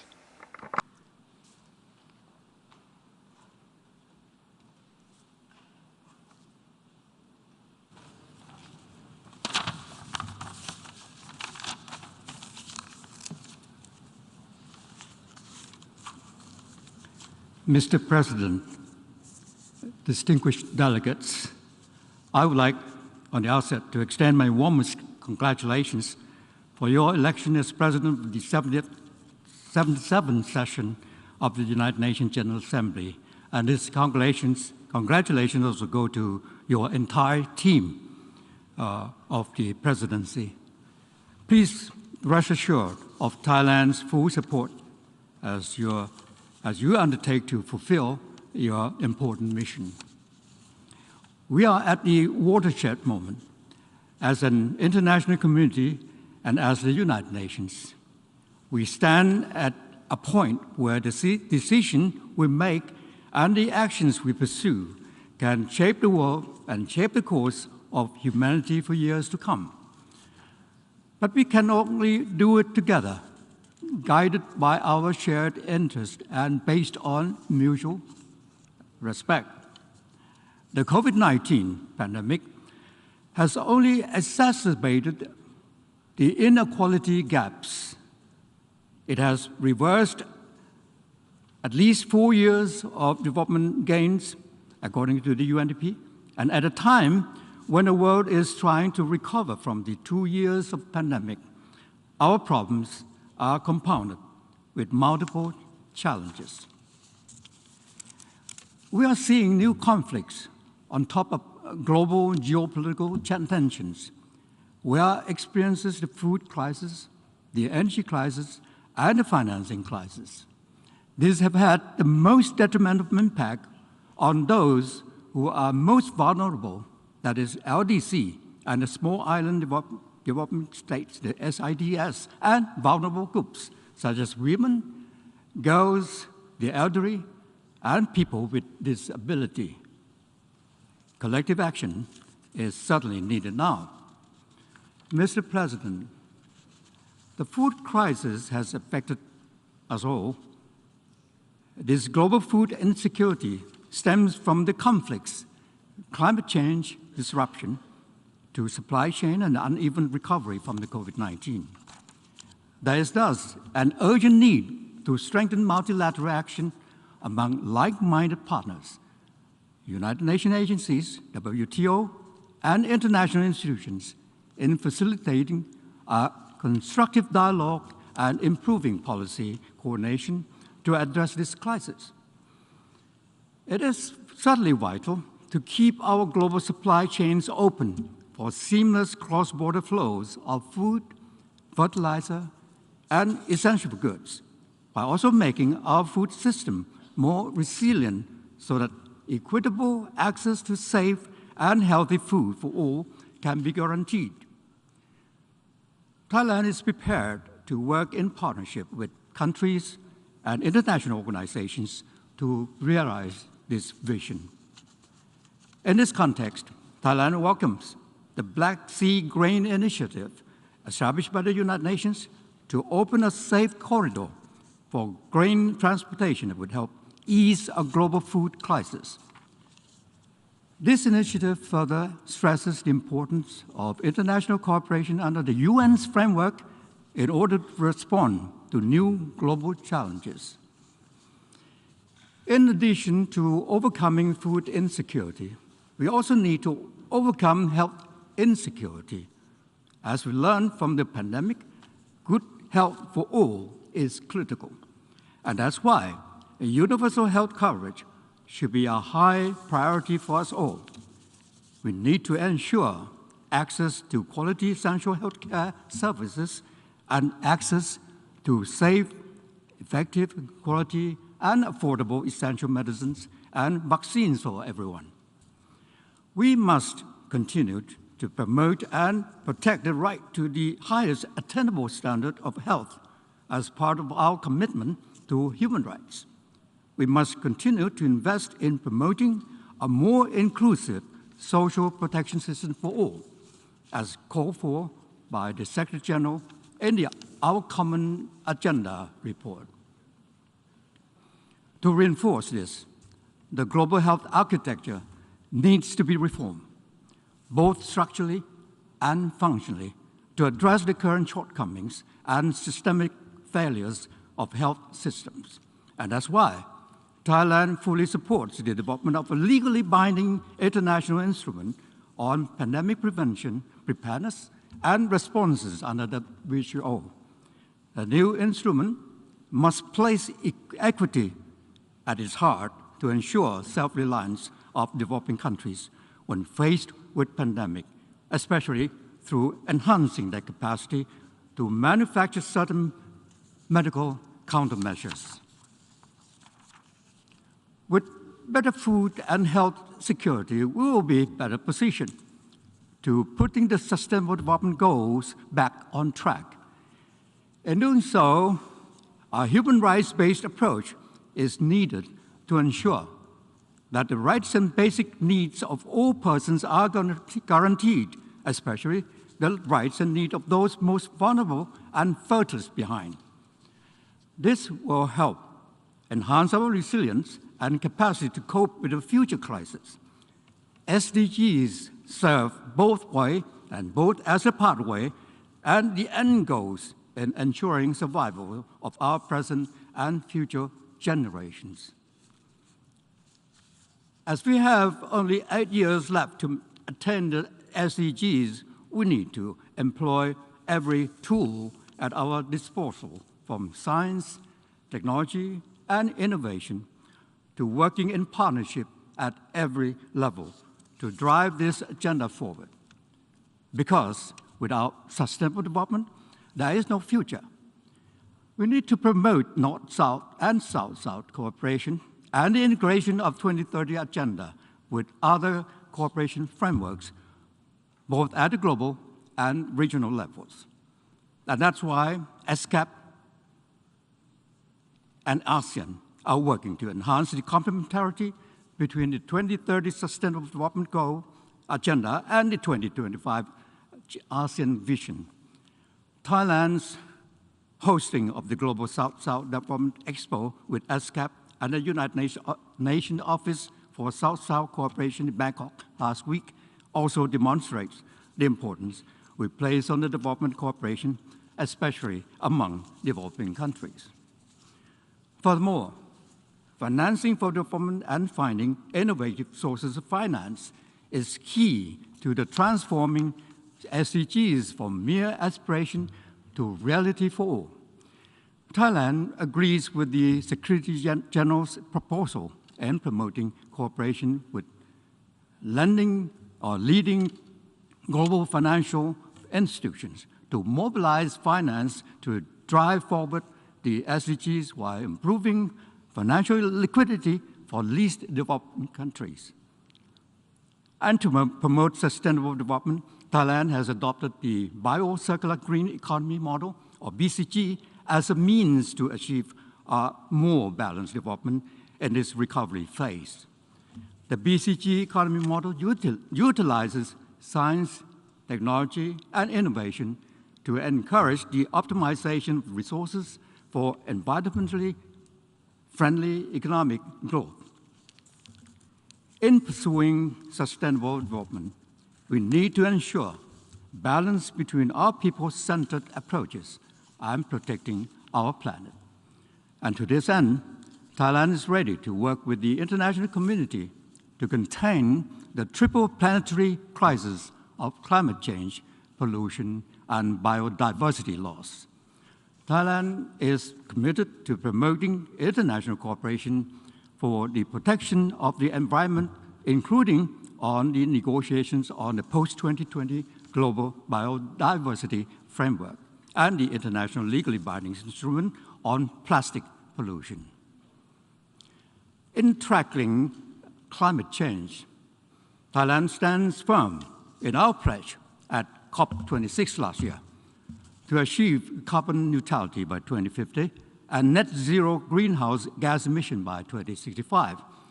And without adequate support, Thailand will be able to increase its nationally determined contribution, or NDC, target to 40% while achieving net zero greenhouse gas emission by 2050. And this is not an empty promise. Thailand will submit our NDC and long-term low greenhouse gas emission development strategies that reflect those goals ahead of the 2022 United Nations Climate Change Conference, or COP26 at Sharm el-Sheikh.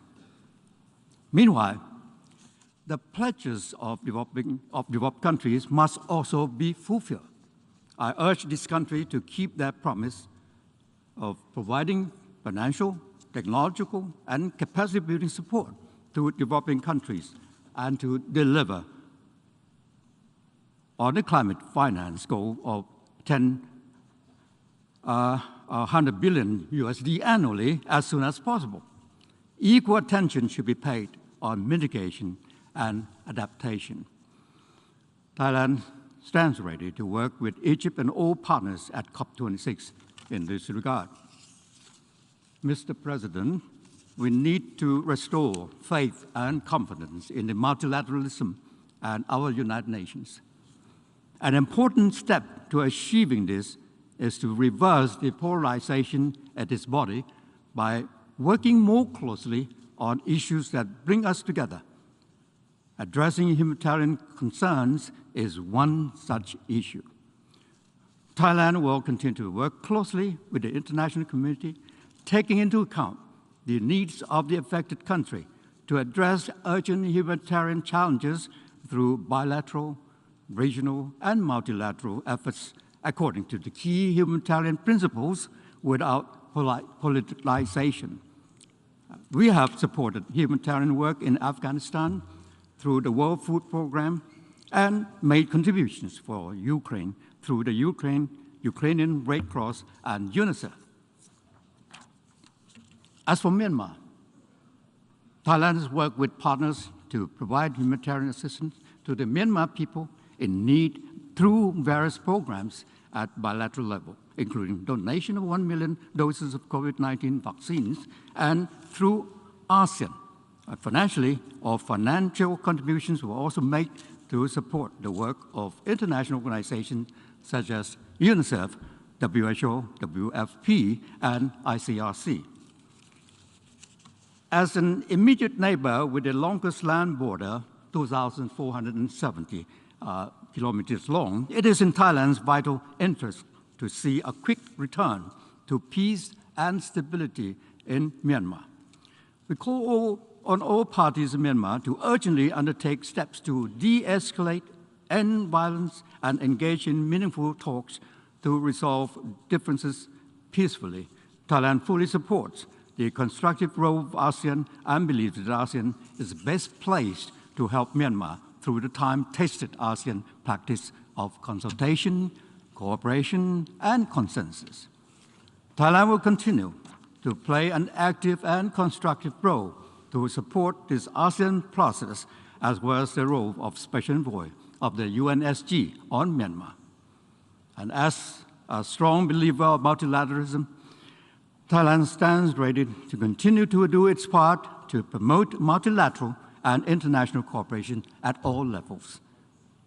Sustainable development and human rights are intertwined and mutually reinforcing. They are vital in ensuring an environment of peace and prosperity.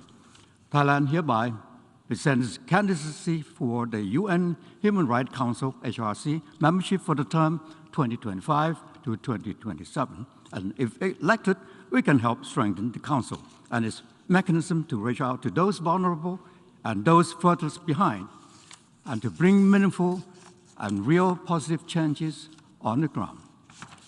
Thailand also firmly believes that a close regional cooperation can complement the multilateral system and reinforce the global agenda.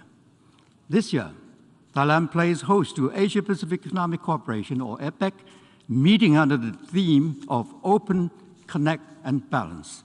Such theme signifies the willingness to embrace every opportunity, connect in all dimensions, and balance in all aspects. This highlights Thailand's commitment in promoting multilateral cooperation that will hopefully lead to a more balanced and sustainable development after the COVID-19 pandemic.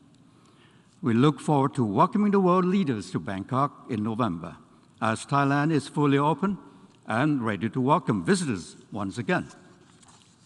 Mr. President and distinguished delegates, despite the challenges and difficulties at this critical juncture in the history of humanity, Thailand continues to have faith in multilateral system with the United Nations at its core, and we remain confident that the goodwill and shared common interests of humanity will help us make the right decision at this watershed moment, so that we can move together towards a more stable, sustainable, and safer future with no person or country left behind. Now, let me add this very brief account to the end of my statement.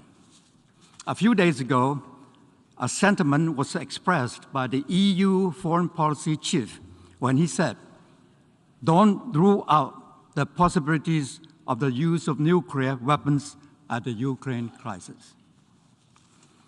An Oriental saying has it, which could be related to this context. It pertains to the enjoyment of riding a beast, whether it's a tiger or the dragon. But let's put a tiger in this context. Riding the tiger back could be fun and challenging. But no one could enjoy riding its back with no end in sight. The question is how to dismount with safety without killing the tiger. Certainly, the question of how to is daunting. Here, we have a suggestion which has taken all elements into account and definitely not a realpolitik free. A possible breakthrough could be apparent during the month of November, as the third week of the penultimate month of the year offers a golden opportunity for all super stakeholders of the Ukraine crisis to assemble at 3 venues in South Asia as legitimate participants. The 3 venues, one in Phnom Penh for ASEAN Summit, another in Bali for G20, and the third in Bangkok, Thailand for APEC leaders meeting. They could separately or in a series serve as the most appropriate platform for talks to provide possible off-ramp or exit to this high-tension global crisis in Ukraine. The world body, UN, with all its relevant roles and mechanisms to help safeguard peace and stability, could certainly join in at any juncture to add value to these endeavors. So let's hope that this golden opportunity is not passed up by all the superpowers, super stakeholders with regard to the high tension Ukraine crisis. I thank you. Thank you very much. I thank the Deputy Prime Minister and Minister for Foreign Affairs of Thailand. I now give the floor to His Excellency Demeke Mekonnen Hassan, Deputy Prime Minister and Minister for Foreign Affairs of Ethiopia.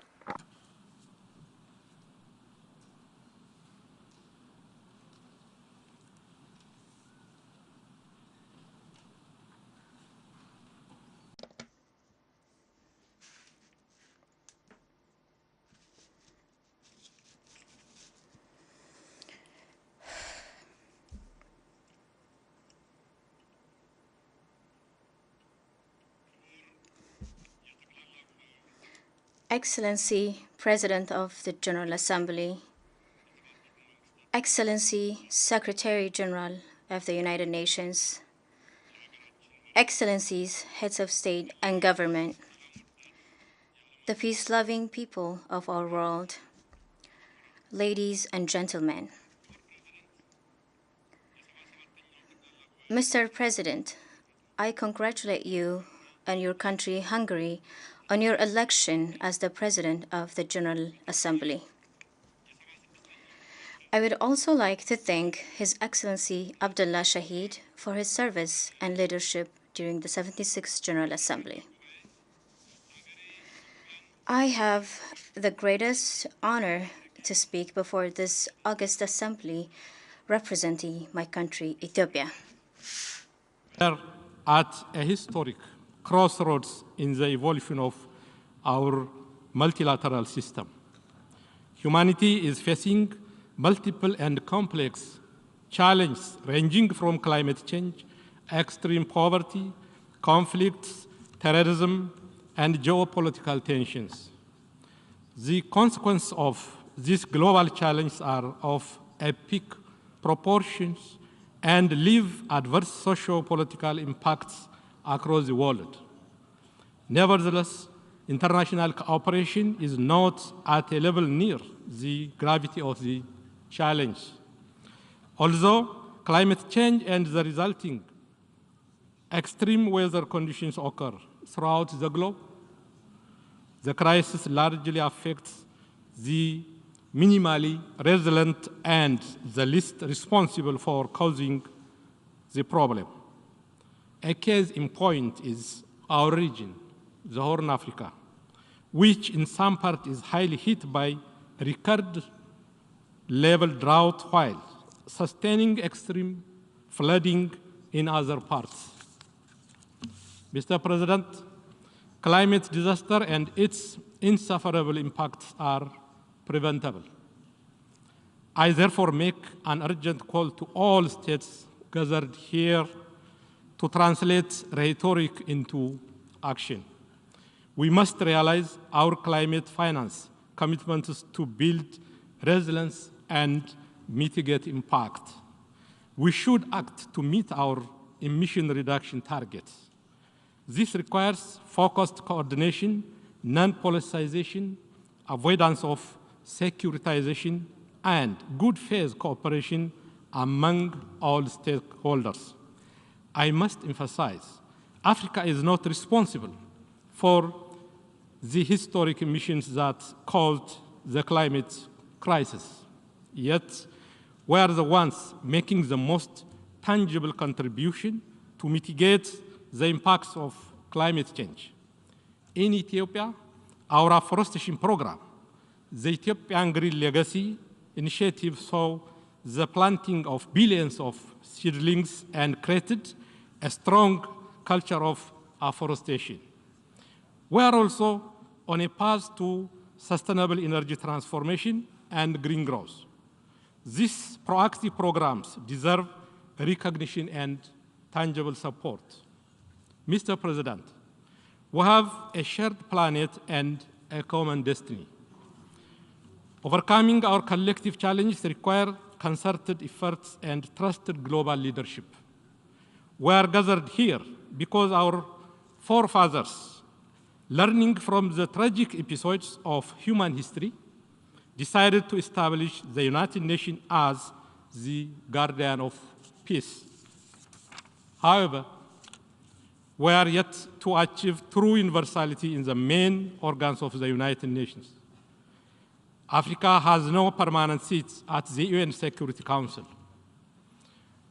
Our request for African solutions to African problems is yet to be given the respect and support it deserves.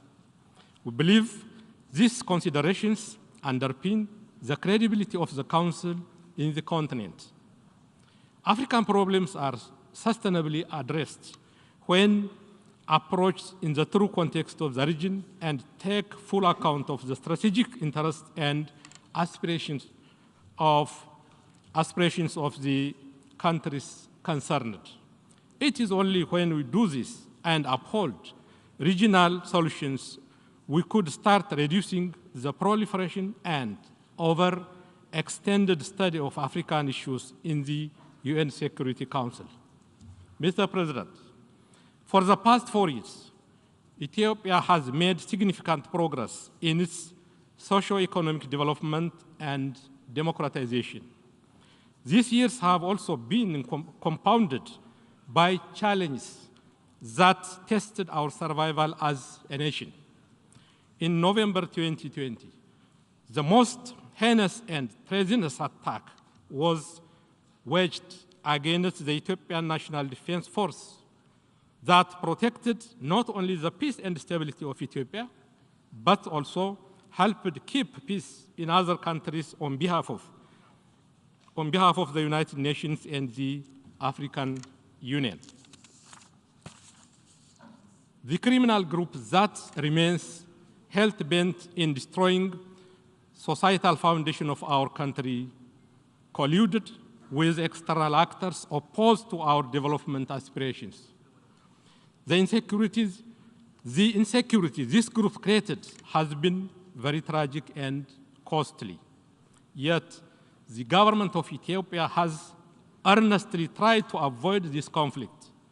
Regrettably, our efforts to prevent the conflict from igniting were not successful. Thanks to the resolve and determination of Ethiopians, the designs of our adversaries against Ethiopia's progress have been frustrated. We have also paved a path for peace and recovery, relying on the ability of the peace-loving people of Ethiopia to reconcile, make peace among ourselves, and start the process of healing. We thus call for support to our agenda for peace, reconciliation, and reconstruction. We also urge respect for and support to the EU-led peace process. Any other approach, including the politicization of human rights and unilateral coercive measures, will not yield any positive outcome. Mr. President, the past year has also been a milestone for my country and we believe to the entire Nile River Basin. Our project, the Grand Ethiopian Renaissance Dam, commenced lighting our homes and fulfilling our intergenerational aspiration. All the glory and gratitude go to the people of Ethiopia who financed this project. The dividend goes far and wide to the entire region. Taking this opportunity, I reiterate Ethiopia's commitment to equity and cooperation in the use of transboundary rivers and shared prosperity with all riparian countries. We will continue in good faith the trilateral negotiation under the auspices of the African Union to reach a mutually acceptable outcome. Mr. President, over the past 3 years, the implementation of the Sustainable Development Goals encountered serious setbacks. The global COVID-19 pandemic has tested our health system. Global trade in goods and services was halted, causing a great deal of loss to our economies. The response by international financial institutions has been below the required level and did not account for the special vulnerability of least developed countries. As the Secretary General of the United Nations put it, it is necessary to turbocharge the implementation of the SDGs. We call for enhanced focus and support to national efforts to improve agricultural and manufacturing productivity, increase investment, facilitate technology transfer, foster fair trade, redouble debt cancellation, and restructuring and enhance international finance for national priority projects. Furthermore, we should enhance the efforts to combat illicit financial flows, unlawful extradition and trade of minerals and corruption. Africa's youthful population and its vast natural resources should be a source of growth and better jobs. Africa can be the showcase for green and sustainable development. It can feed and power itself and the world. This requires reform of the global financial architecture to ensure more equitable, speedy, and collaborative cooperation based on the needs and potential of least developed countries. More importantly, we must actively support governments that work to create a conducive environment for the prosperity of their countries. In addition, Africa's effort to chart its destiny must not be complicated by big power competition. Mr. President, allow me to conclude by re-emphasizing the need to scale up international cooperation. The gravity of the challenge we face today demands us to come together in search of collective solution. We need more, not less, multilateralism. We shall continue to uphold our cardinal principles of independence, impartiality, integrity, non-interference, sovereign equality, and non-selective to maintain a working multilateral system rooted in the Charter of the United Nations. We need to reform our global institutions to reflect current realities. We need to make them more representative and responsive to the demands of the time. Only through genuine solidarity and concerted action could we ensure collective security and prosperity. I thank you all for your attention and wish you, Mr. President, a successful term of office. I thank you. አመሰግናለሁ።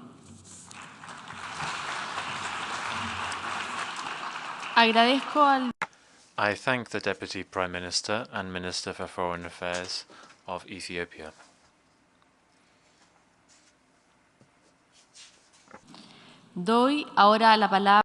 I now give the floor to His Excellency Sergei Lavrov, Minister for Foreign Affairs of the Russian Federation.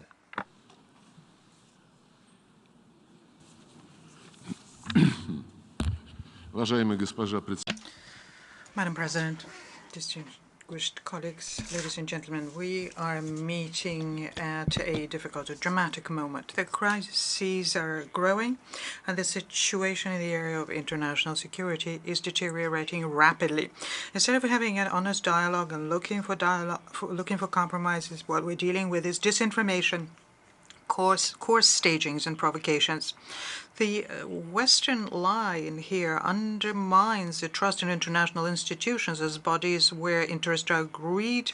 It also undermines trust in international law as a guarantee of fairness and protecting the weak against the strong.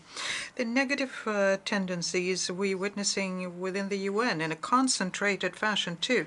At the UN, which rose from the rubble of German fascism and Japanese militarism and was created to develop friendly relations amongst its members and to prevent conflict among them.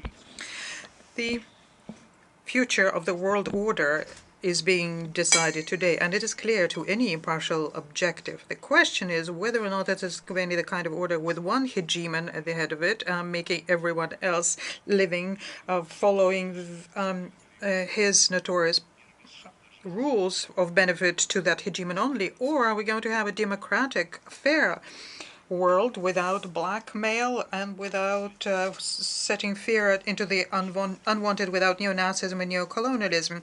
We made a firm choice for the latter, and together with partners and like-minded people, calling upon everyone to work for its implementation. What is receding into the past is a unipolar model of world development which served the interests of the 1 golden billion, and its overconsumption level came from the resources of Asia, Africa, and Latin America. Today, we're witnessing sovereign states ready to defend their national interests, and this results in the creation of an equal, socially oriented, and sustainable multipolar architecture. But the objective geopolitical processes are being seen by Washington and fully subjugated to it. The elites of Western countries are considered by them as a threat to their dominating position. The United States and allies want to stop the march of history. So at some point in the past, declaring that they were victorious in the Cold War, Washington erected themselves into an almost envoy of God on earth, without any obligations, but only the sacred right to act with impunity wherever and wherever they want. And this can be done anywhere against any state, especially if they're somehow displeased the self-proclaimed masters of the world. And we do recall the wars of aggressions very far from American shores in Yugoslavia, in Iraq, and Libya, which claimed many hundred thousands of peaceful lives. Were the truly legitimate interests of the West were impacted in any one of those countries? Was English banned or any other language of NATO countries banned there? Mass media, culture? Were the Anglo-Saxons declared to be subhuman, or heavy weaponry was used against them? So what is the outcome of the adventurism of the United States in the Middle East? Has a human rights situation improved? Is the rule of law better? The socioeconomic situation may perhaps stabilized, or people's livelihood is better? Name a country where Washington interfered by force and where, as a result of that, life improved. Trying to restore a one-polar model under the slogan of a rules-based order, West is introducing dividing lines everywhere along the lines of a confrontation between blocs. You're either with us or against us. There is no third option possible. There are no compromises. Continuing with the course to spread NATO to the east and bringing the military infrastructure of NATO to the borders of Russia, the United States now have the goal of subjugating the Asian areas. At the June summit of NATO in Madrid, the self-proclaimed defensive alliance declared the indivisible security of Euro-Atlantic and India and Pacific. And under the slogan of India-Pacific strategies, closed formats are being created, and they undermine what has been built under the ASEAN for decades, namely an open and inclusive regional architecture. And in addition to that, they're playing with fire around Taiwan. On top of that, they're promising military support to Taiwan. Clearly, the notorious Monroe Doctrine is becoming global in scope. Washington is trying to turn the entire world into its own backyard. And the way of doing this is through unlawful unilateral sanctions, which have been for many years used in violation of the Charter and used as a tool of political blackmail. The cynicism here is obvious because these restrictions hit civilians. They prevent them from getting access to basic goods, including medication, vaccines, and food. An egregious example we have here is the American blockade of Cuba, more than 60 years old. The General Assembly has been for a long time and insistently demanding that be immediately lifted, and this is being done by the absolute majority of voices. The Secretary General, whose duty include helping implement General Assembly decisions, must, of course, pay special attention to this issue.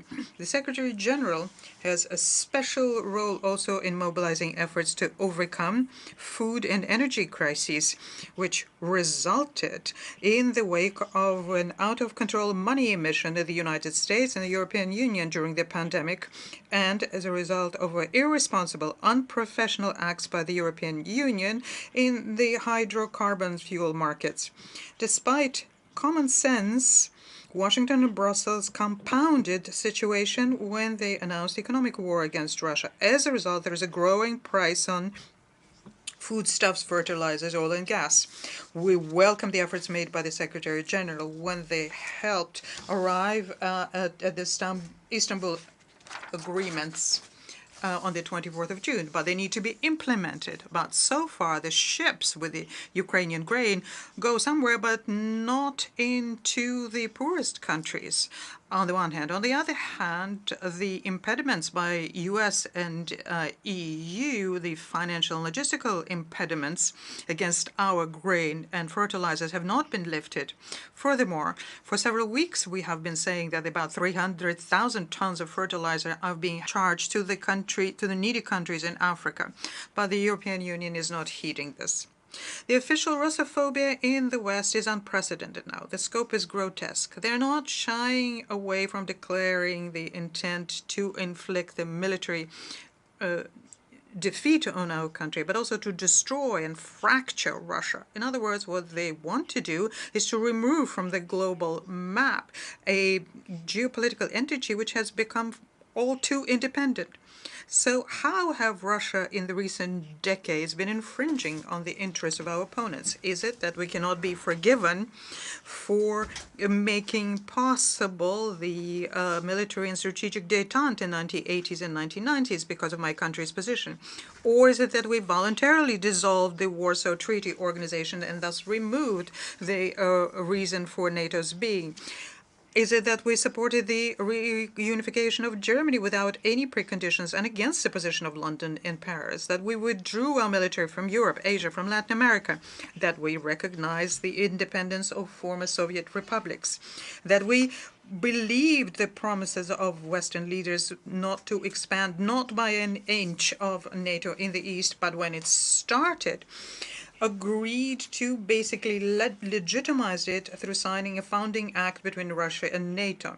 Did we infringe on the interests of the West when we warned them that it was unacceptable to bring closer a threatening military infrastructure, bring it closer to our borders? The arrogance of the West, the American exclusivity, have become particularly destructive after the end of the Cold War. Already in 1991, the Deputy Chief of Pentagon, Paul Wolfowitz, in his conversation with the NATO Commander Europe, Wesley Clark, stated openly that, I quote, "After the end of the Cold War, we can use our military without any fear of reprisal. We have 5, maybe 10 years so as to clean out the surrogate Soviet regimes, such as Iraq and Syria, until such time as there is a new superpower who can challenge us." End of quote. And I am convinced that at some point in someone's memoirs, we will find out how the American strategy was being developed as regards Ukraine. But even so, Washington's plans in this regard are obvious in any event. It is possible they are not being forgiven that at the request of the United States and the European Union, we supported the agreement of the Ukrainian president at the time, Mr. Yanukovych, his agreement with the forces of opposition to resolve crisis in February 2014. These agreements were guaranteed by Germany, Poland, and France, but the next morning they were trampled underfoot by the leaders of the bloody coup, who thus humiliated the European mediators. The West simply shrugged and watched in silence how members of the coup started bombing the eastern of Ukraine, where people refused to accept the results of the coup, watched as organizers made into the rank of national heroes the accomplices of Nazis. Were we expected to acquiesce in the Kiev intent to ban the Russian language, education, our mass media and culture, with their insistence on chasing the Russians out of Crimea, on waging war against Donbass, whose citizens were proclaimed by the then authorities and now authorities in Kiev, proclaimed to be not people but specimens? Is it that we violated the interests of the West because actions by the Kiev neo-Nazis in the east of Ukraine, and then demanded that the Minsk package of measures be implemented, something that was unanimously approved by the Security Council, but then laid low by Kiev with the participation of US and EU. For many years, we have been proposing to have security in Europe with the basis on equal and indivisible security enshrined at the highest level in OSCE documents. According to this principle, no one is to strengthen their own security at the expense of others. And the very last proposal to make these agreements legally binding, something that we introduced in December 2021, and the reaction was an arrogant rejection of that. The incapacity of Western countries to negotiate and the continued war by the Kiev regime against their own people left us with no choice but to recognize the independence of the Donetsk and the Lugansk People's Republics and start a special military operation to protect the Russian and other people on Donbass, and so as to remove the threats against our security, which NATO had been consistently creating in Ukraine at our borders. The operation is conducted in pursuance of agreements on friendship, cooperation, mutual assistance between us and that republic, and on the basis of Article 51 of the UN Charter. I'm convinced that any sovereign, self-respecting state would do the same in our stead, a state which understands its responsibility to his own people. The West is now throwing a fit because of the referenda which are being conducted in the Lugansk, Donetsk, Kharkov, and Zaporozhye oblasts. But people living there are basically only reacting to what was said to them by the head of the Kiev regime, Mr. Zelensky, in August 2021. At the time, he said anyone who feels themselves to be Russian for the benefit of their children and grandchildren to get out and to go to Russia. And that's what the inhabitants of those regions are doing, taking their land with them where their ancestors had been living for hundreds of years. Any unbiased observer can see very clearly the Anglo-Saxons who fully subjugated Europe, for them Ukraine is just an expandable material as they are fighting against Russia. NATO declared that our country is an immediate threat on their way to total domination, and a long-term threat will be the PRC. At the same time, collective West, headed by Washington, is sending frightening signals to other countries, saying anyone who disobeys can be next. One of the consequences of the crusade by the West against the objectionables is the growing decline of multilateral institutions. They have been turned by the United States and allies into tools to implement their own selfish interests. This is something that is being pursued at the UN, Human Rights Council, UNESCO, and other multilateral institutions. The organizational prohibition of chemical weapons has basically been privatized. Fierce attempts are being made to prevent creating within the Convention on Biological and Toxin Weapons of a mechanism which would ensure transparency for hundreds of military biological programs of the Pentagon has around the world, including on the perimeter of our country and throughout Eurasia. And these programs are far from harmless. This is irrefutable, according to the facts that we came to in Ukraine. There is an assertive line to privatize the U.S., which ignores the cultural and civilizational multifaceted nature of the world. We call upon making sure that we follow the Charter and ensure a fair geographical representation of member states, making sure that there is no one single country dominant in the Secretariat. An impossible situation was created by Washington, having to do with the obligation of the host country of a headquarters agreement to ensure normal conditions for the participation of all member states in UN work.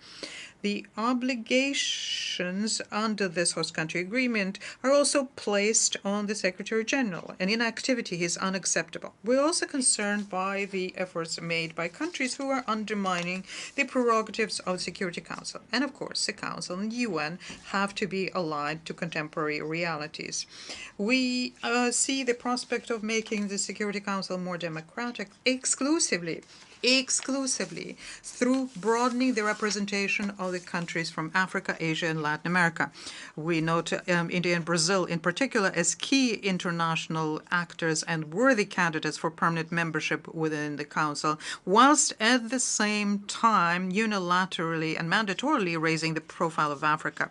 It is very important today to make sure that all member states unequivocally, without reservations, reaffirm their commitment to the purposes and principles of the Charter as a first and necessary step to restore collective responsibility for the fate of humankind. And that was the reason why in July 2021, a group of friends to support the Charter was created. And co-sponsor of the group was Russia, and it now counts 20 countries. The goal here is to make sure that there is strict abiding with universal norms of international law to counterbalance unilateral approaches, and we call upon everyone to join in. And in this context, great potential is possessed by such organizations as the Non-Aligned Movement, BRICS, SCO, and ASEAN. The Western colleagues are very aggressive in imposing their understanding of democracy as a way of organizing life to all countries, categorically do not want to be guided by democratic norms in international affairs. And a very good example, the situation in Ukraine. Again, it would seem to be that Russia justified its position, has been justifying it for years, and with the West said they disagree. Okay, well, let other members of the international community decide for themselves what their position would be, on the side of one, on the side of others, or neutral. That's what happens in democracies when politicians opposing each other defend their viewpoints and try to convey it to others.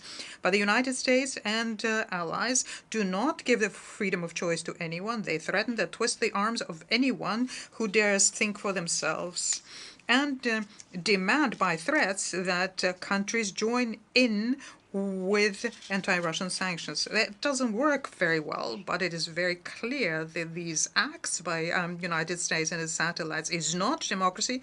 It's pure, unadulterated dictatorship or an attempt to impose it. We're left with a strong impression that the Washington and subjugated Europe are trying to keep their disappearing hegemony using prohibited means.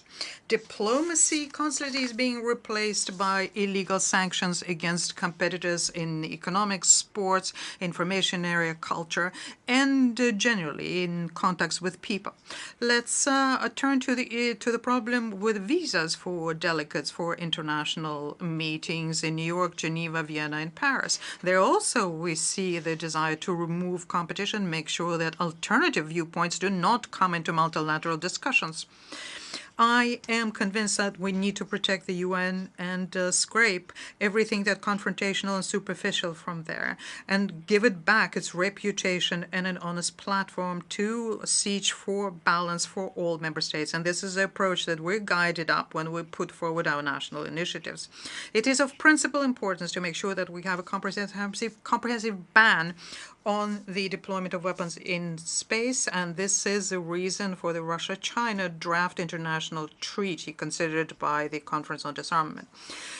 It's particularly important to protect our cyberspace within the open-ended working group of the General Assembly on the agreements on how to protect international security and to use a special committee for universal convention on how to counter the use of ICT for criminal purposes.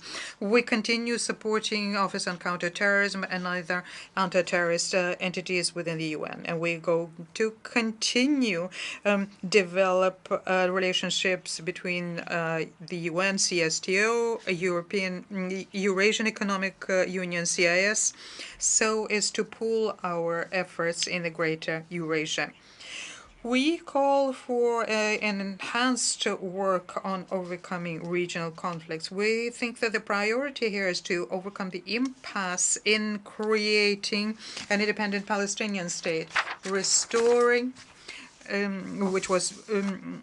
restoring the state of Iraq and Libya destroyed by NATO aggression, neutralize the threats to Syria, having a sustainable process of national conciliation in Yemen, overcoming the heavy burden of NATO presence in Afghanistan. And we are working on restoring the original JCPOA on Iran nuclear program, ensuring the comprehensive settlement on the Korean Peninsula. Many conflict situations in Africa require that we reject the temptation to play a zero-sum game there and that outside players consolidate around the initiatives by the African Union. We are concerned by the situation in Kosovo, Bosnia-Herzegovina, where the United States and the EU are stubbornly leading to the destruction of the international legal basis as we currently have it in Resolution 1244 and the Dayton Peaceful Agreement. Madam President, at times like these, it's natural to seek wisdom from our predecessors. So in the pithy expression of the former Secretary General Dag Hammarskjöld, who remembered the horrors of World War, he said, and I quote, "The UN wasn't created to take mankind to paradise, but rather to save humanity from hell." These are very topical words. They call upon us to understand our individual and collective responsibility for creating conditions for a peaceful and harmonious development for our future generations, and everyone need to show political will for that. When we are ready for such honest work, and we are convinced that the stability of the world order can be ensured exclusively through returning to the origins of the UN diplomacy, basing ourselves on the key principle of true democracy, the respect for the sovereign equality of states. I thank you.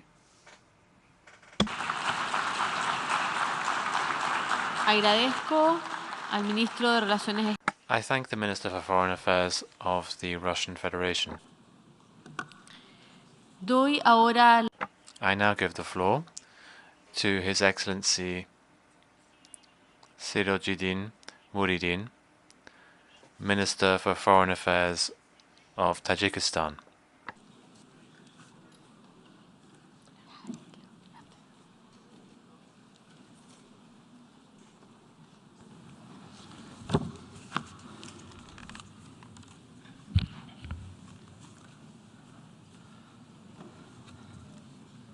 Distinguished Madam President, distinguished Mr. Secretary General, Excellencies, ladies and gentlemen, let me join previous speakers in extending our congratulations to you, Ambassador Csaba Kőrösi, on your election as President of the United Nations General Assembly at its 77th session. I wish to take this opportunity to pay a befitting tribute to your predecessor, His Excellency Mr. Abdullah Shahid, for his effective guidance and excellent leadership during the most challenging and uneasy times for the entire humanity. Excellencies, our world is going through turbulent times. We are witnessing the transformation of the existing world order. Threats such as terrorism, extremism, drug and arms trafficking, cybercrime, and other forms of cross-border organized crime have a tendency to increase exponentially.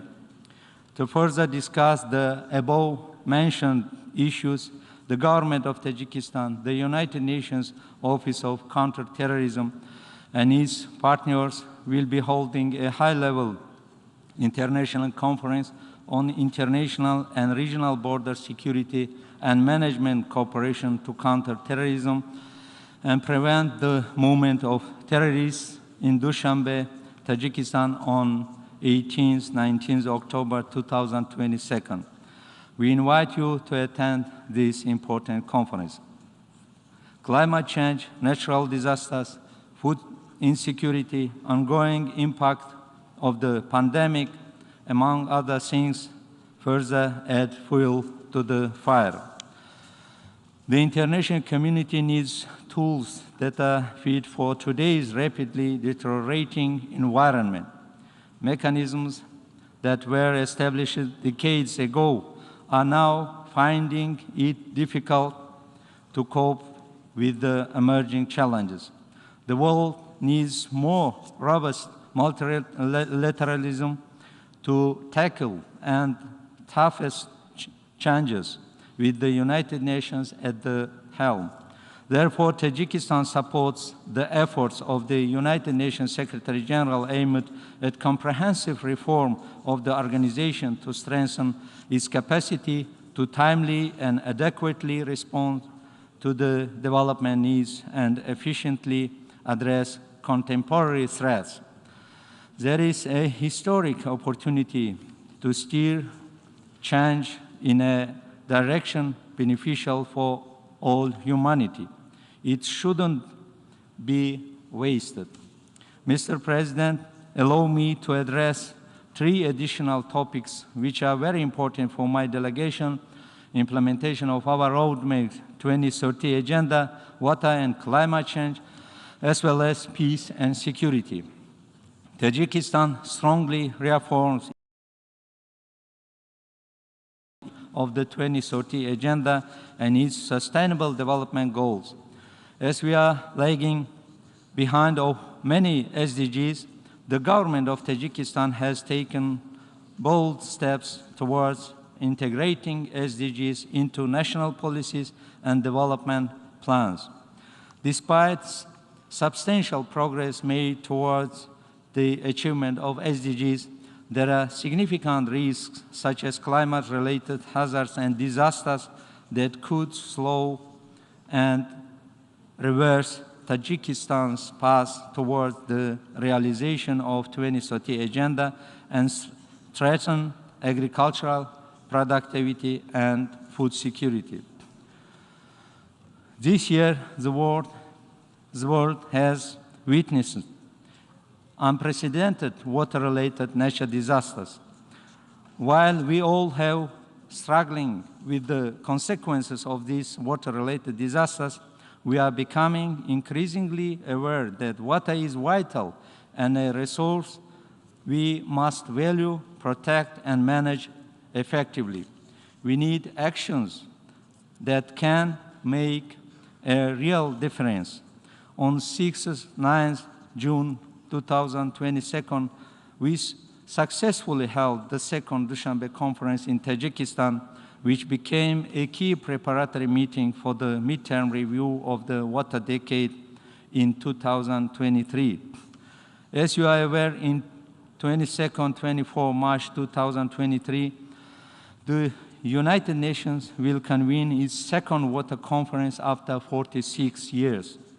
The UN 23 Water Conference will be a good opportunity for all of us to review and evaluate the progress made and the gaps and obstacles we have encountered in realizing the goals of the water decade. Tajikistan and Netherlands, leading the preparations for this global event, are diligently working and are determined to make the conference a watershed moment for the whole world. To this end, we launched the Water Action Agenda as one of the outcomes of the UN 2023 Water Conference. We expect and encourage everyone to come to the conference with new commitments to enrich the Water Action Agenda. This is important and necessary not only for us today, but for our children, for our future generations. Mr. President, the impact of climate change on water resources is another crucial topic that requires our concerted efforts. Alongside the increase in mud flows and floods, water scarcity and droughts, and changes in the hydrological cycle, today the accelerated melting of glaciers, the primary sources of fresh water on the planet, is of great concern. To this end, Tajikistan is actively promoting an integrated approach to addressing water and climate issues, including within Water and Climate Coalition. During the coalition's first meeting, His Excellency Mr. Emomali Rahman, President of the Republic of Tajikistan, proposed declaring 2025 as an international year of glaciers preservation. We are currently working on the draft resolution to advance the said initiative through the second committee of the UN General Assembly. We seek your constructive engagement and support for this important resolution. Mr. President, response to the ever-increasing threat of terrorism and extremism should be comprehensive, with the UN as a key coordinator. For its part, Tajikistan has undertaken several measures in this direction. We have, among other things, adopted our national strategy and action plan of the Republic of Tajikistan on countering terrorism and extremism for 2021-2025 and expressed our readiness. Tajikistan strongly believes that small states should also have a greater chance to contribute to finding solutions for maintaining peace and security. Hence, following years of contributions to multilateralism through active participation in the United Nations activities and processes, and having unique peacemaking experience and insightful knowledge about Afghanistan, the time has come for Tajikistan to seek for the first time its non-permanent seat on the United Nations Security Council for 2028-2029. We are looking forward to closely working with all the UN member states to gain the trust and support for this vital campaign. Mr. President, Tajikistan, a peace-loving country that went through a devastating imposed civil war, is very aware of its cost and long-lasting consequences. Therefore, we can't stay indifferent to the fate of our immediate neighbors, the noble people of Afghanistan, who have suffered enough for the past 40 years. They deserve peace and tranquility. Exactly 1 year ago, in this same room, the President of Tajikistan, His Excellency Mr. Emomali Rahman, in his virtual message before the United Nations General Assembly, dedicated more than half of his statement to the situation in Afghanistan. His concerns and warnings unfortunately fell on deaf ears. 1 year after the fall of Afghanistan, no inclusive government has been formed despite repeated calls from Afghans, regional countries, and the international community for greater ethnic, political, and geographical diversity in the de facto administrative structures. The country is on the verge of a humanitarian and economic catastrophe. To ease the suffering of the Afghan people during these difficult times, Tajikistan has provided its infrastructure, territory, and communication means to all stakeholders and donor countries to deliver humanitarian assistance directly to the people of Afghanistan. We have also never stopped providing the people of Afghanistan with much-needed electricity since the Taliban came to power. The environment of intimidation and deterioration in respect for human rights, including the rights of women and girls, is overwhelming. Diverging opinions and existing internal contradictions within the Taliban and the emerge of additional armed opposition groups, including ISIL-K and other terrorist groups, make the security situation in the country even more fragile. Furthermore, Taliban's inability to control its militants and other terrorist groups further complicates the already difficult situation.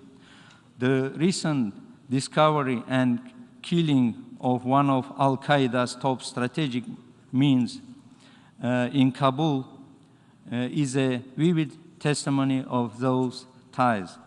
Afghanistan is rapidly becoming a safe haven for terrorist groups and a springboard for spreading the Taliban's radical extremism. In addition, we are witnessing systematic work on transferring militant groups consisting of former nationals of Central Asia to the north of Afghanistan, aimed at consolidating and creating a new hotbed of tensions near our border. Unfortunately, the implications for Tajikistan, which shares 1,400 kilometers of border with this country, are enormous. In the current alarming situation, it is paramount for Tajikistan to strengthen its border with Afghanistan and create the necessary border infrastructure along its entire length. At the same time, we believe that the participation of Afghanistan in the process of multi-phased regional cooperation is a key to the success of the efforts undertaken by the international community. Mr. President, on 20 September this year, the leadership of the Kyrgyz Republic delivered his speech from this high rostrum, talked about Kyrgyz version of the conflict on the Tajik-Kyrgyz border. It is regrettable that the issue of settlement of the state border line between Tajikistan and Kyrgyzstan, which we inherited from history, are groundlessly raised at the UN General Assembly. I believe it is important to inform you that on September 19, 2022, the authorized representatives of the two sides signed the protocol on the settlement of the situation at the border. All hostilities have ceased. The troops and military equipment of both sides must be withdrawn to their places of permanent deployment. A joint inspection was organized in the border area. A joint task force has been set up to monitor the implementation of the agreement reached.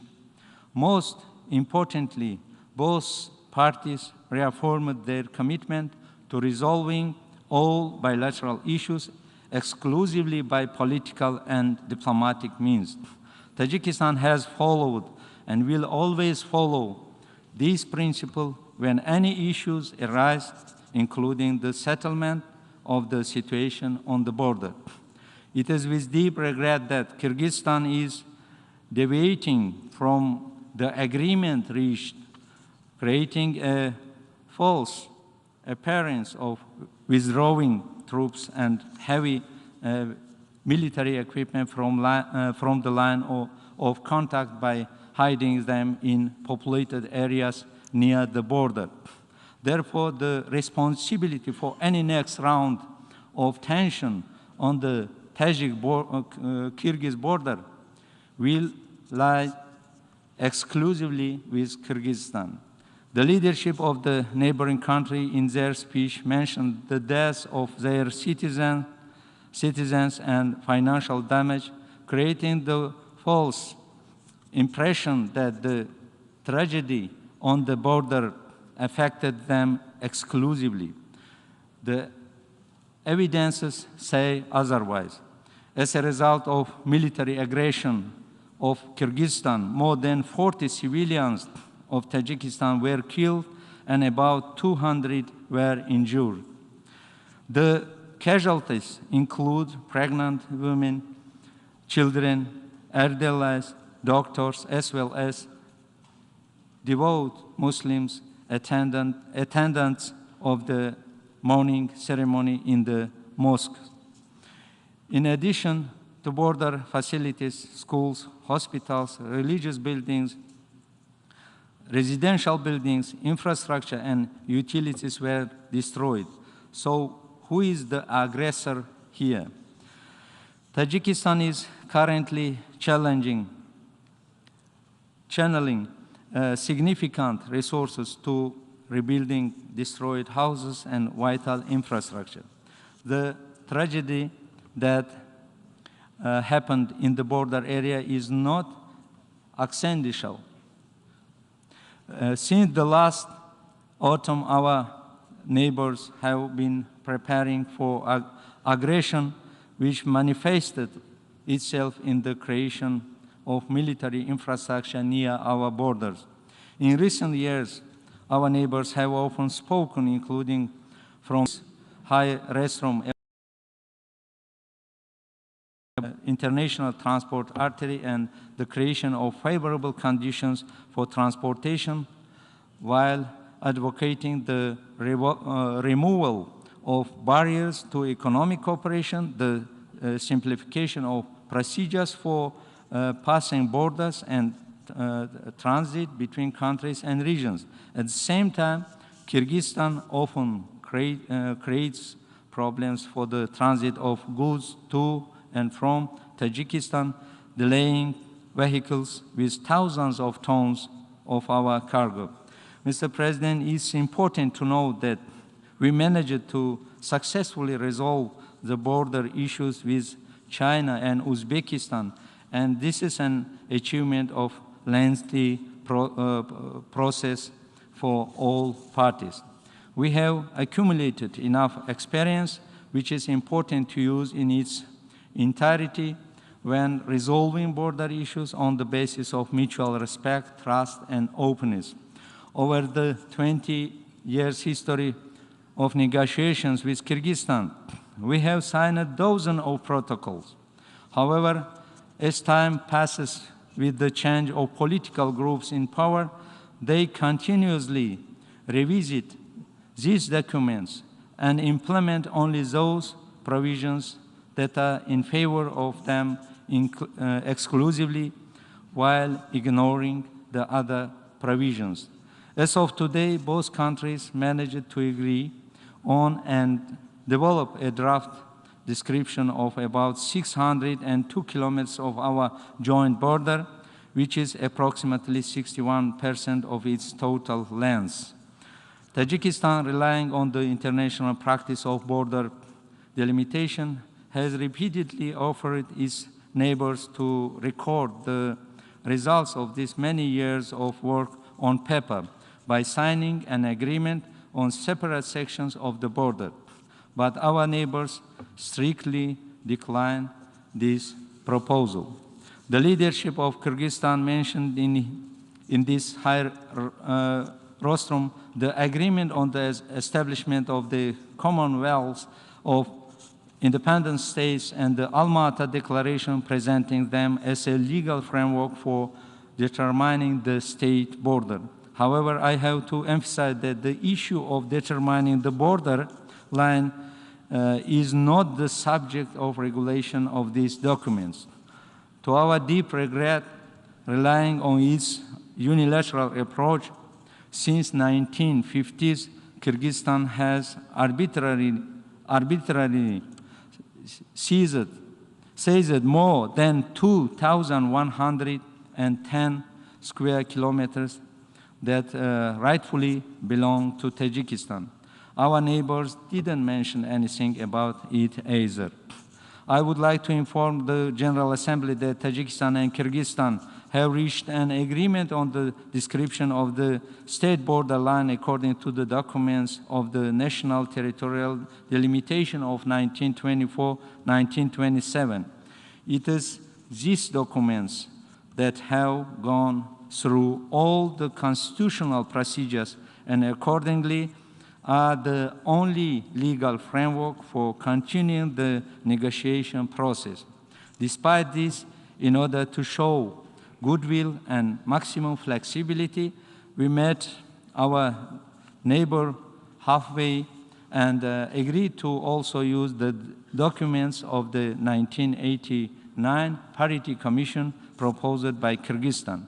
Border issues are not resolved by the populist statements and the creation of crisis situation. We need daily, thoughtful, joint work based on the political will on the parties. We stand ready to continue negotiations and firmly believe that the Tajik and Kyrgyz peoples have the right to live and build together an atmosphere of peace, friendship, and harmony. Tajikistan, having survived the horrors of internal conflict, understands the value of peace and will make all its efforts to ensure that security and stability reigns in our region. I thank you for your attention.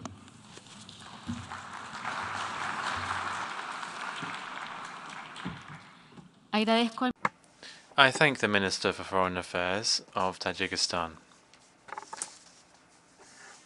I now give the floor to His Excellency Subramaniam Jaishankar, Minister for External Affairs of India.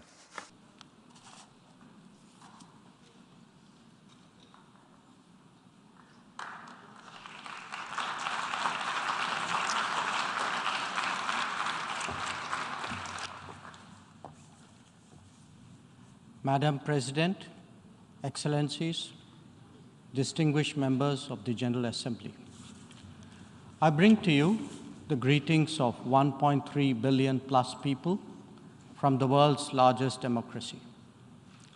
They join me in congratulating the President of the General Assembly, Ambassador Csaba Kőrösi, on his election to chair the 77th session of the UN General Assembly. They follow closely developments at the United Nations, reflecting the increasingly globalized nature of our existence. We meet at a challenging time for the world order. This session's theme, a watershed moment, transformative solutions to interlocking challenges, seeks to capture its seriousness. Excellencies, the year 2022 is an important milestone in India's journey towards growth, development, and prosperity.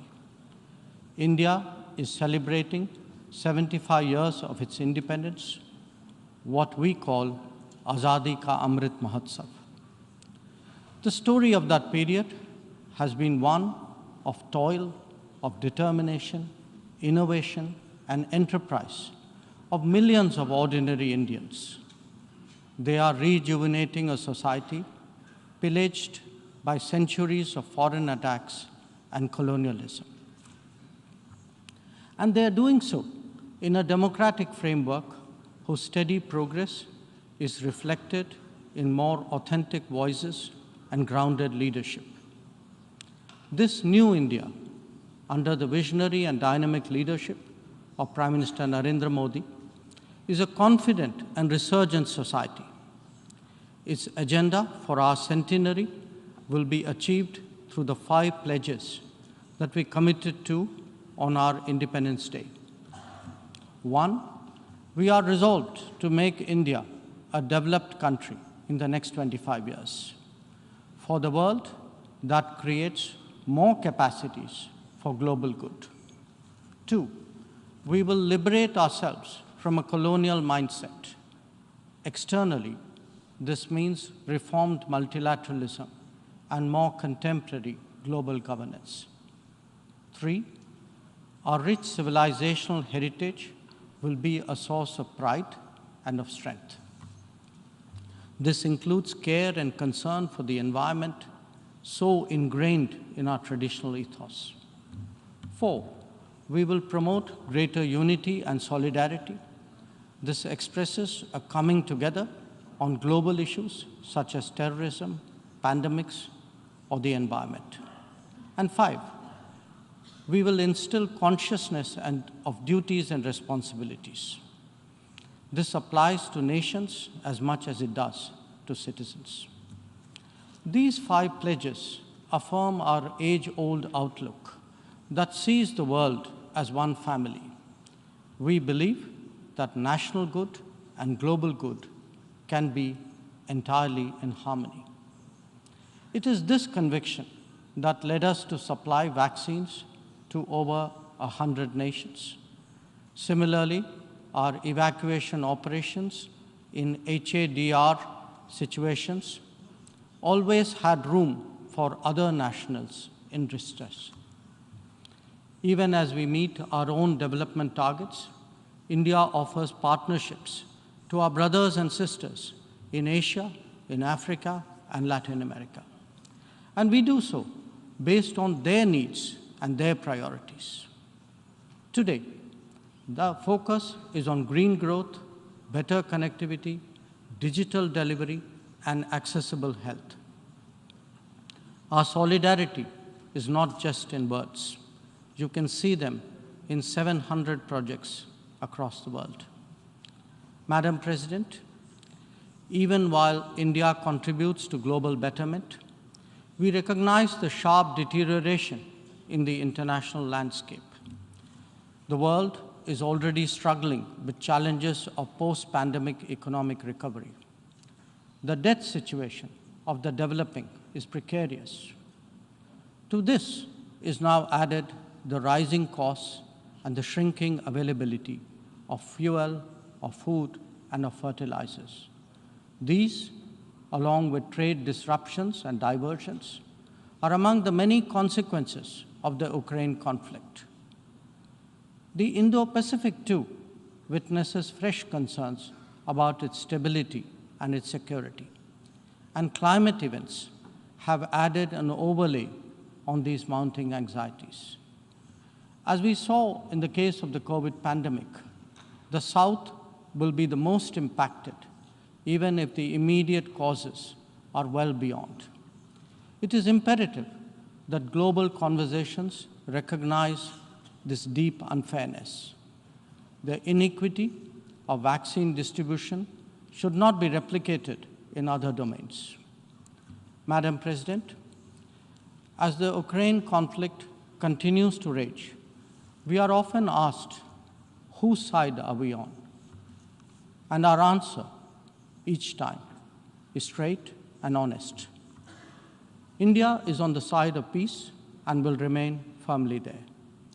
We are on the side that respects the UN Charter and its founding principles. We are on the side that calls for dialogue and diplomacy as the only way out. We are on the side of those struggling to make ends meet, even as they stare at the escalating costs of food, of fuel, and fertilizers. It is therefore in our collective interest to work constructively, both within the United Nations and outside, in finding an early resolution to this conflict. Excellencies, While the global attention has been on Ukraine, India has also had to contend with other challenges, especially in its own neighborhood. Some of them may be aggravated by the COVID pandemic and ongoing conflicts, but they speak too of a deeper malaise. The accumulation of debt in fragile economies is of particular concern. We believe that in such times, the international community must rise above narrow national agendas. India, for its part, is taking exceptional measures in exceptional times. We do so when we send 50,000 metric tons of wheat and multiple tranches of medicines and vaccines to Afghanistan. When we extend credits of $3.8 billion to Sri Lanka for fuel, essential commodities, and trade settlement. When we supply 10,000 metric tons of food aid and vaccine shipments to Myanmar. When we fill the gap in humanitarian needs left unaddressed by political complexity. Whether it is disaster response or humanitarian assistance, India has stood strong, contributing particularly to those nearest to us. Excellencies, the world, as we knew it, is poised for transformational changes. It has been impacted in recent times by a succession of shocks, each of them significant by itself. The COVID pandemic called into question the over-centralized nature of globalization and has led all of us to seek greater resilience and reliability of supply chains. The repercussions of the ongoing Ukraine conflict have further heightened economic stresses, especially on food and energy. Climate events have added to disruption that the world is already facing. As for the promise of technology, it has certainly multiplied our capabilities, but also added to our vulnerabilities. Trust and transparency are legitimate expectations of a more digitized world. The quest to create a better global order would necessarily have to address all these issues. Among them, some are clearly more existential in nature and necessitate intense coordination by the international community. Climate action and climate justice are particularly noteworthy in this respect. In their pursuit, India has worked with partners on the International Solar Alliance, the One Sun, One World, One Grid initiative, and the Coalition for Disaster-Resilient Infrastructure. We stand ready to support any collective and equitable endeavor to protect our environment and to further global wellness. Lifestyle for environment, or LIFE, as declared by Prime Minister Narendra Modi in Glasgow on the sidelines of COP26, is our homage to Mother Nature.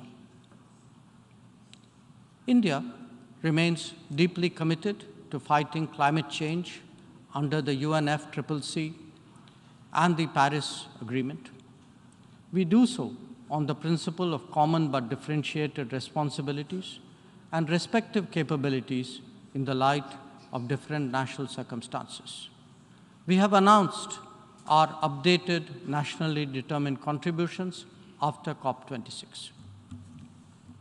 Excellencies, India's steadfast commitment to South-South cooperation is by now well established and well recognized. Our approach is based on principles of mutual respect and national ownership, with a commitment to sustainable development for all. As we begin the G20 presidency this December, we are sensitive to the challenges faced by developing countries. India will work with other G20 members to address serious issues of debt, of economic growth, food and energy security, and particularly of environment. The reform of governance of multilateral financial institutions will continue to be one of our core priorities. Madam President, India would be completing its tenure as a member of the Security Council this year. In our term, we have acted as a bridge on some serious but divisive issues confronting the Council. We have also focused on concerns such as maritime security, peacekeeping, and counterterrorism. Our contributions range from providing technology with a human touch to ensuring safety and security of UN peacekeepers. As the chair of the Counterterrorism Committee this year, India would be hosting its special meeting in Mumbai and New Delhi. I invite all member states to participate in it. We need to create a global architecture that responds to the new tech tools deployed against open, diverse, and pluralistic societies. Having borne the brunt of cross-border terrorism for decades, India firmly advocates a zero-tolerance approach. In our view, there is no justification for any act of terrorism regardless of motivation, and no rhetoric, however sanctimonious, can ever cover up bloodstains. The United Nations responds to terrorism by sanctioning its perpetrators, those who politicize the UNSC 1267 sanctions regime, sometimes even to the extent of defending proclaimed terrorists. They do so at their own peril. Believe me, they advance neither their own interests nor indeed their reputation. India has always espoused a cooperative, inclusive, and consultative approach to international relations. We believe that multipolarity, rebalancing, fair globalization, and reformed multilateralism cannot be kept in abeyance. The call for reformed multilateralism, with reforms of the Security Council at its core, enjoys considerable support among UN members. It does so because of the widespread recognition that the current architecture is anachronistic and ineffective. It is also perceived as deeply unfair, denying entire continents and regions a voice in a forum that deliberates their future. India is prepared to take up greater responsibilities, but it seeks, at the same time, to ensure that the injustice faced by the Global South is decisively addressed. Our call is to allow serious negotiations on such a critical matter to proceed sincerely. They must not be blocked by procedural tactics. Naysayers cannot hold the IGN process hostage in perpetuity. In these turbulent times, it is essential that the world listens to more voices of reason and experiences more acts of goodwill. India is willing and able on both counts. We believe and advocate that this is not an era of war or of conflict. On the contrary, it is a time for development and for cooperation. Madam President, in the past, this august assembly has served as a meeting point of views and as a catalyst for action. It is vital that we continue to believe in the promise of diplomacy and the need for international cooperation. Therefore, Madam President, let us strive to return to the course of seeking peace, progress, and prosperity. I thank you.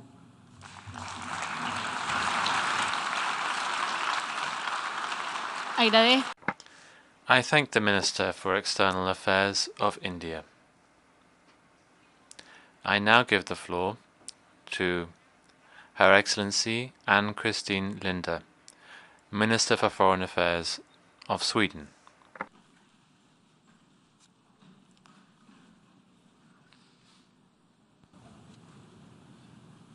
When warnings sound, action must follow. Only then will development have sustainable and peace maintained. Honest reflection on the gravity of the challenges must be followed by determined commitments to address them. That is what respecting the UN Charter means and what multilateralism is all about. Madam President, we are all aware of the immense task facing us. Almost 350 million people in more than 80 countries face acute food insecurity, trying to merely survive the day instead of making plans for tomorrow. Some 50 million people in 45 countries are on the brink of starvation. Progress on the Sustainable Development Goals is halting, leaving millions of women, men, and children behind. Extreme poverty is on the rise for the first time in 2 decades. The world is in the midst of an accelerating climate and environmental crisis, and the effects on the ongoing pandemic continue to afflict individuals and in societies around the world. A permanent member of the Security Council has launched an unprovoked, unjustified, and illegal aggression against a neighboring country. This was done in blatant disregard of its international obligation and the human suffering that extends far beyond the immediate war zone. Madam President, as UN member states, we also know what is required of us. The General Assembly has come together to demand that Russia immediately, completely, and unconditionally withdraw all of its military forces from the territory of Ukraine within its internationally recognized border. The General Assembly has reaffirmed Ukrainian sovereignty, independence, and territorial integrity. Today, Sweden reiterates this demand in the strongest possible terms alongside other EU member states, transatlantic partners, and countries around the globe. The war in Ukraine must stop and Russia's troops withdraw. The fake referenda on Ukrainian territory would be illegal and will have no effect. Neither partial mobilization, the appalling use of nuclear threats, nor any escalation will deter us from supporting Ukraine.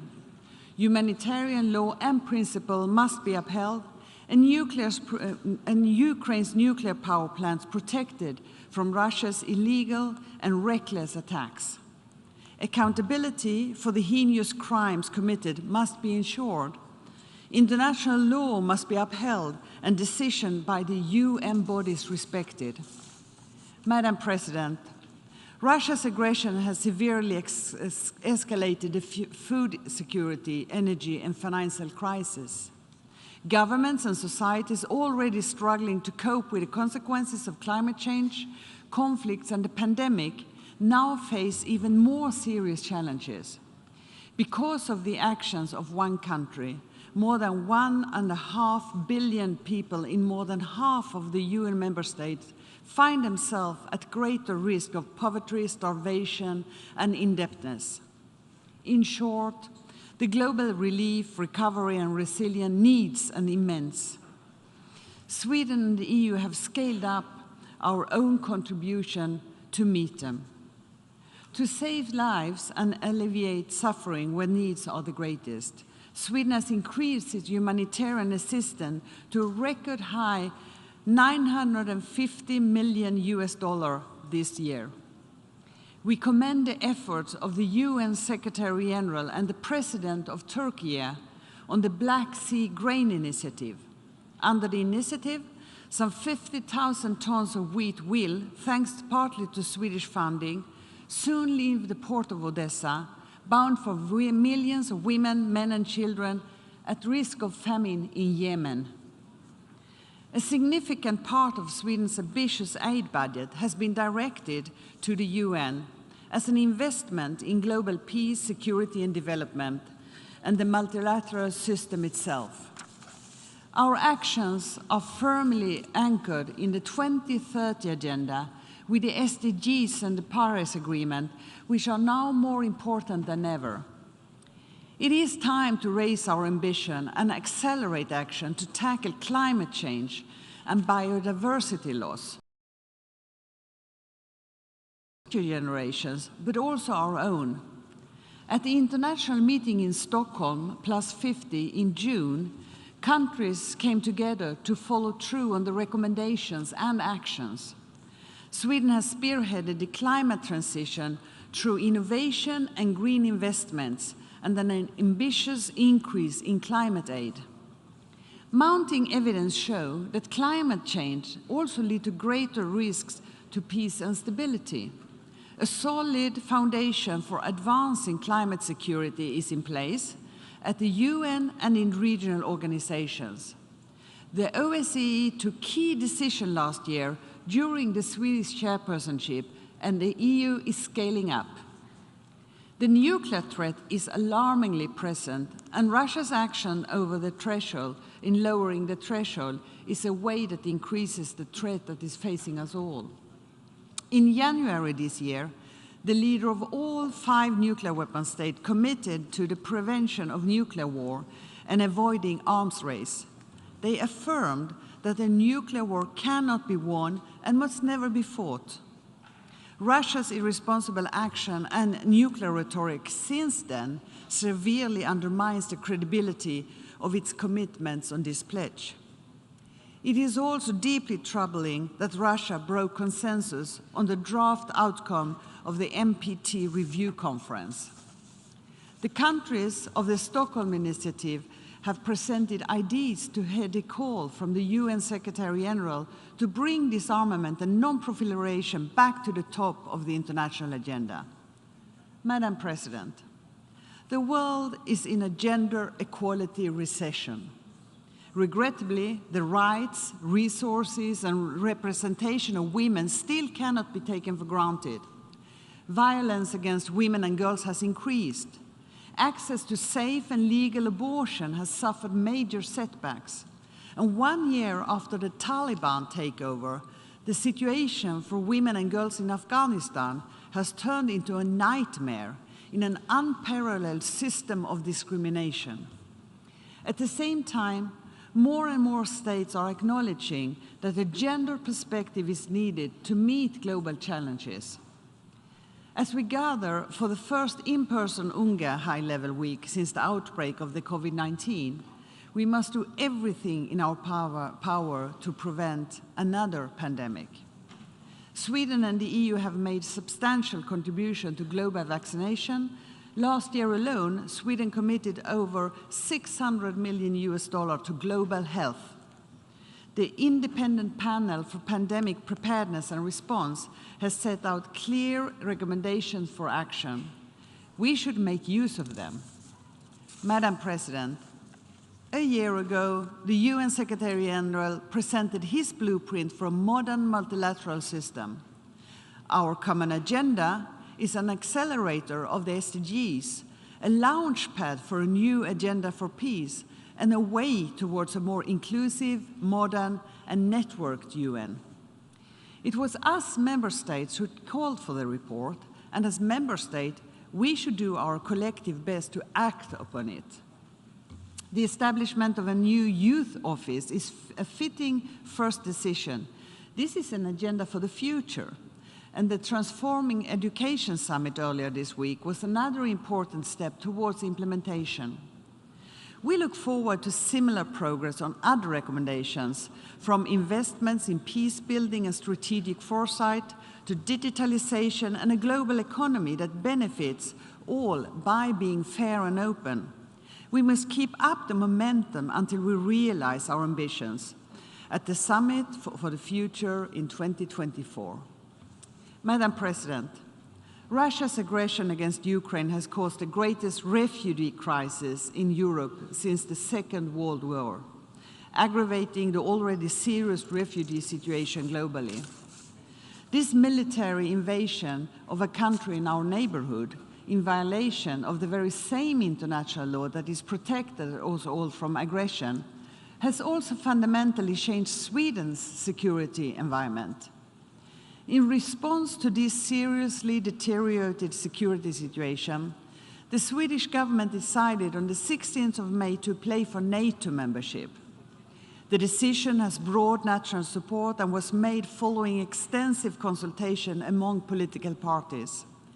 It was taken in tandem with Finland, and the decision is anchored in a firm belief that security is best built together with others. When I signed our formal request for the NATO membership, I noted the fundamental changes to our defense and security policy.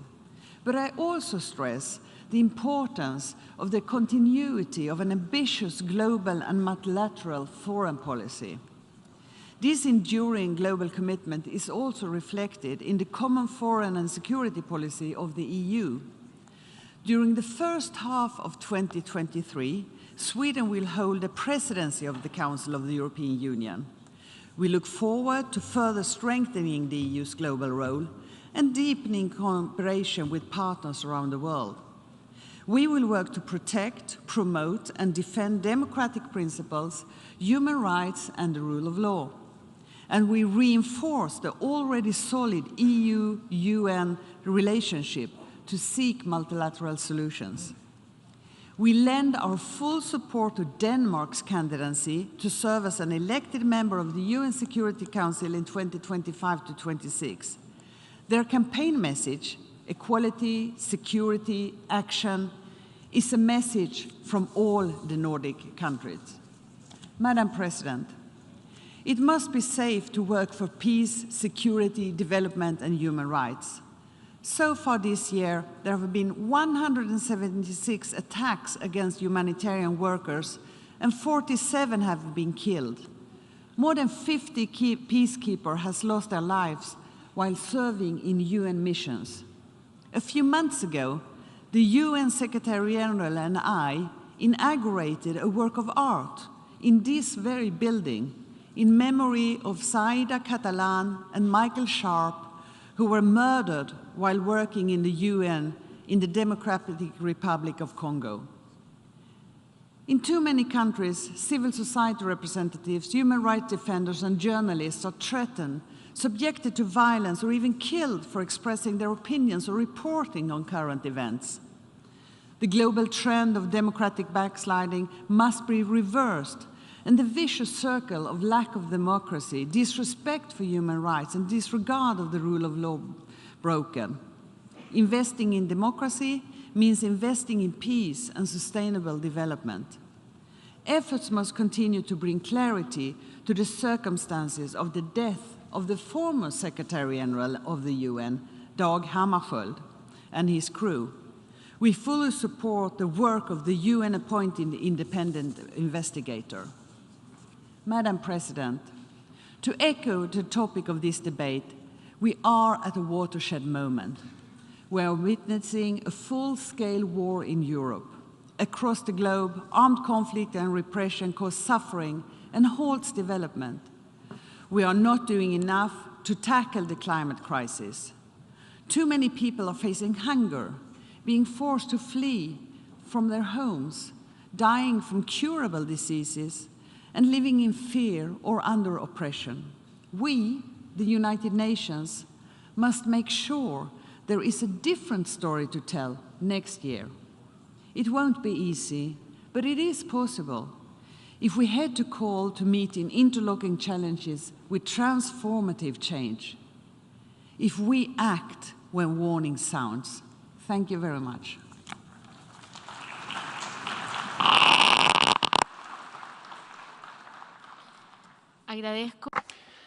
I thank the Minister for Foreign Affairs of Sweden.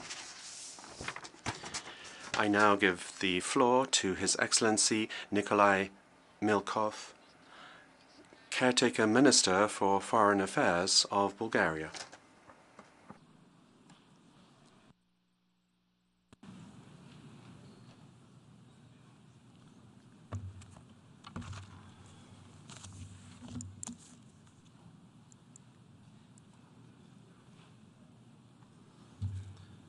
Distinguished Madam President, Excellencies, ladies and gentlemen, we are living in unprecedented times of many challenges: war and insecurity, energy and food crisis, climate change, still existing consequences in the wake of the COVID-19 pandemics. And this list of challenges is far from being complete. The abruptly increased security risks and the tectonic instabilities that occurred since the last UN General Assembly session are threatening to destroy the rule-based world order, an order that has been built here, in this hall, by all of you, by sovereign states and by the peoples of the world. For this reason, at the present UN General Assembly session, the majority of the speakers by far perceive as the biggest security risk the war that the Russian Federation wages against its neighbor, breaking basic international rules and the UN Charter itself. This illegal military aggression, carried out by a permanent member of the Security Council, not only undermines global security, but also puts the international rule-based order in jeopardy. Bulgaria is deeply concerned with the recent escalation of the conflict and the partial mobilization announced by the Russian Federation. We reject the ongoing sham referenda in occupied Ukraine and consider them neither free nor fair and without any binding force. In this unfortunate circumstances, each and every contribution for achieving more stability and cooperation among states in different regions must be encouraged and welcomed. As Southeast European country, Bulgaria attaches utmost importance to the peace, stability and prosperity in the region of the Western Balkans. We are confident that the transformative power of the EU integration process and the inclusive regional cooperation are both the most powerful tools for achieving a common space of democratic governance, market economy, and political, economic. We will continue to support these countries on their path to the European Union. Bulgaria is concerned of the lack of progress in the efforts to advance the Middle East peace process, as well as the recent escalation of tensions in the Gaza Strip. An enhanced cooperation between international and regional partners is needed for providing political horizon for the resumption of bilateral Israeli-Palestinian negotiations.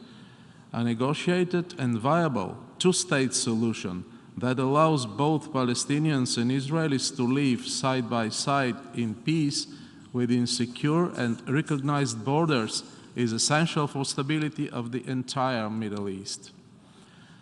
Bulgaria is following with concern the critical developments in Afghanistan, including the human rights situation and the restrictions imposed by the Taliban on the rights of women, on girls' access to education, and on journalists. Ladies and gentlemen, the war in Europe has global repercussions.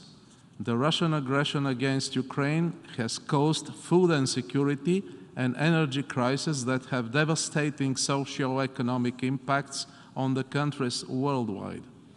The global food system has already been under pressure even before, due to factors as climate change and COVID-19 pandemic.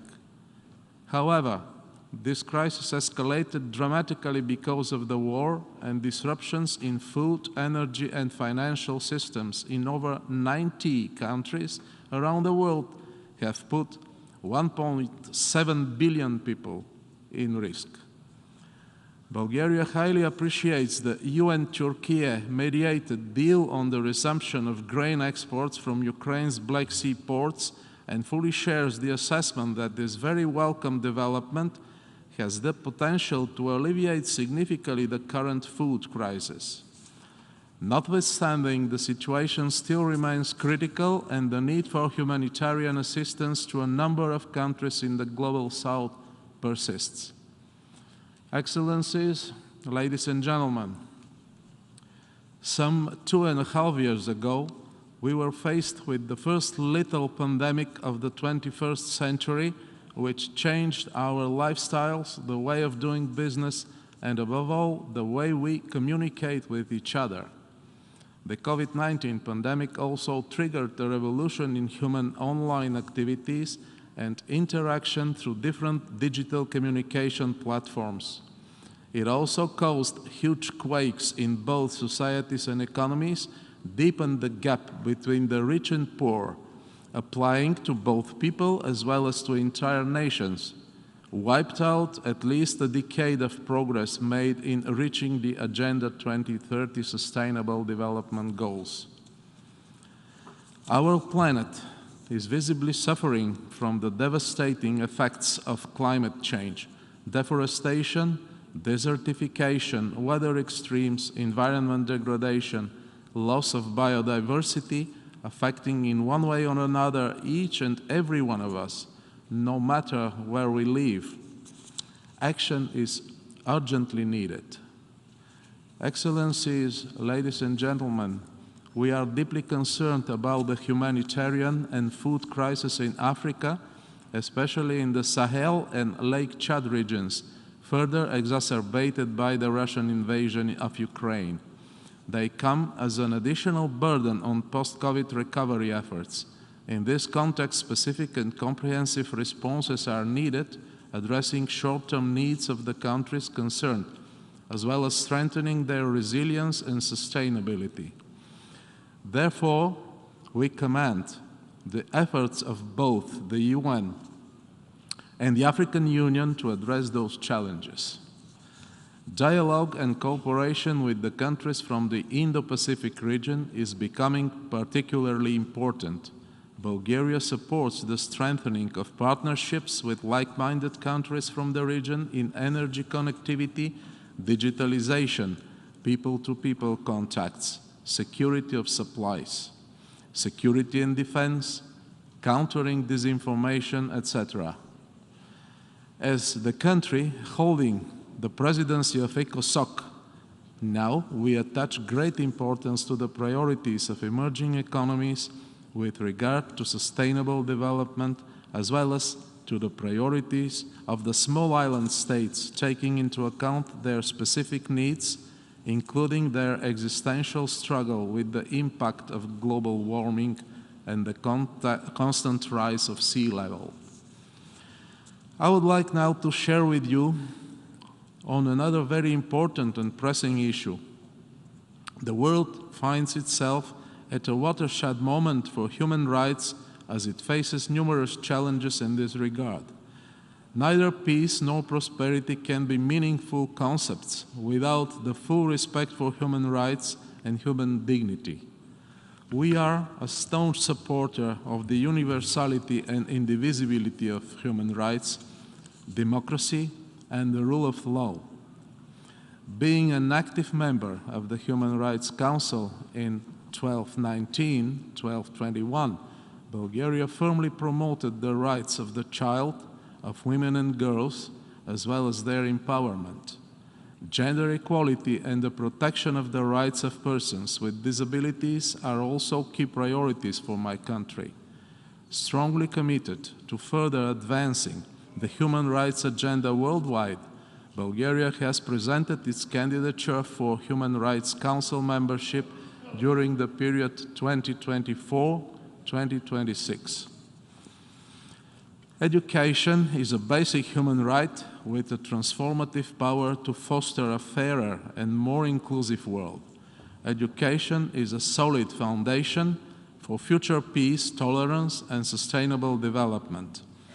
Over the last couple of years, the COVID-19 pandemic further limited the access of children to education in the developing world. This motivated my country to play an active role in the preparation of the Transforming Education Summit, and we are encouraged by the successful outcome of this event. Let me now briefly turn on to the UN reform in the three closely interrelated areas: governance, peace and security, and sustainable development. We cannot be complacent with the pace of reform so far, and we must seize the historic wave of opportunity to make strides in the process. Therefore, Bulgaria supports acceleration of the reform efforts in line with the proposals in the report of the Secretary General, Our Common Agenda, aimed at reaching a new global consensus on our future and stepping up the multilateral cooperation to achieve it. We support the comprehensive reform of the Security Council. We have come to a critical juncture where further keeping the status quo is untenable. The present situation, when the highest UN body fails to play its key role under the Charter, cannot be tolerated by the international community, and this is a duty we owe to the future generations. Allocating at least one additional non-permanent seat in the reformed Security Council to the Eastern European Regional Group remains a priority for my country. During the 77th session, Bulgaria is strongly committed to its financial obligations to the United Nations and is concerned about the persisting liquidity challenges which undermine the ability of the organization to implement its mandates and to carry out its approved program of work. We will continue to support the Secretary General's policies to improve the financial situation of the United Nations. Bulgaria consistently ranks among the member states that have contributed on time and in full to both the regular and UN peacekeeping budgets. Excellencies, ladies and gentlemen, allow me to conclude by sharing with you our vision of the way ahead. We will have to navigate through uncharted waters. If we build upon the consolidated and unanimous approach of upholding the principles and the provisions of the UN Charter, we may exit the present crisis, but a long way to the re-establishment of the security and the economic stability will follow after the war. The world of tomorrow will be very different from what we expected it to be just not so long ago. Whether we will be up to the challenge will depend on our unity, on our ability to act together and as one, to mitigate the negative side effects and readjust our lives to the new realities in the world and withstand the rule-based multilateralism with the United Nations at its core.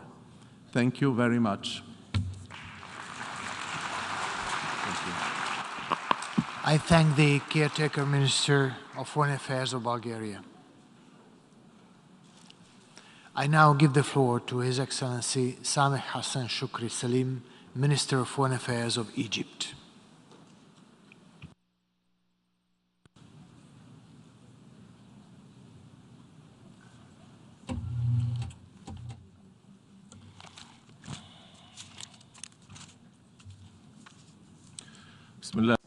In the name of God, the Compassionate, the Merciful, Your Excellency Ambassador Chaba Karachi, President of the 77th session of the United Nations General Assembly, allow me to congratulate you on assuming the presidency of the current session of the Assembly. We wish you all the success in presiding over the Assembly's work. Ladies and gentlemen, the current session of the General Assembly is taking place at a very delicate historical moment.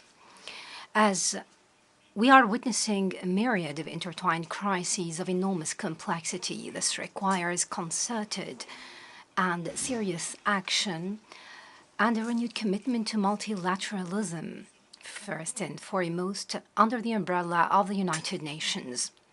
While the world is still reeling from the huge repercussions of the COVID-19 pandemic and its negative impact, we have witnessed successive geopolitical crises that have ignited international tensions to unprecedented levels.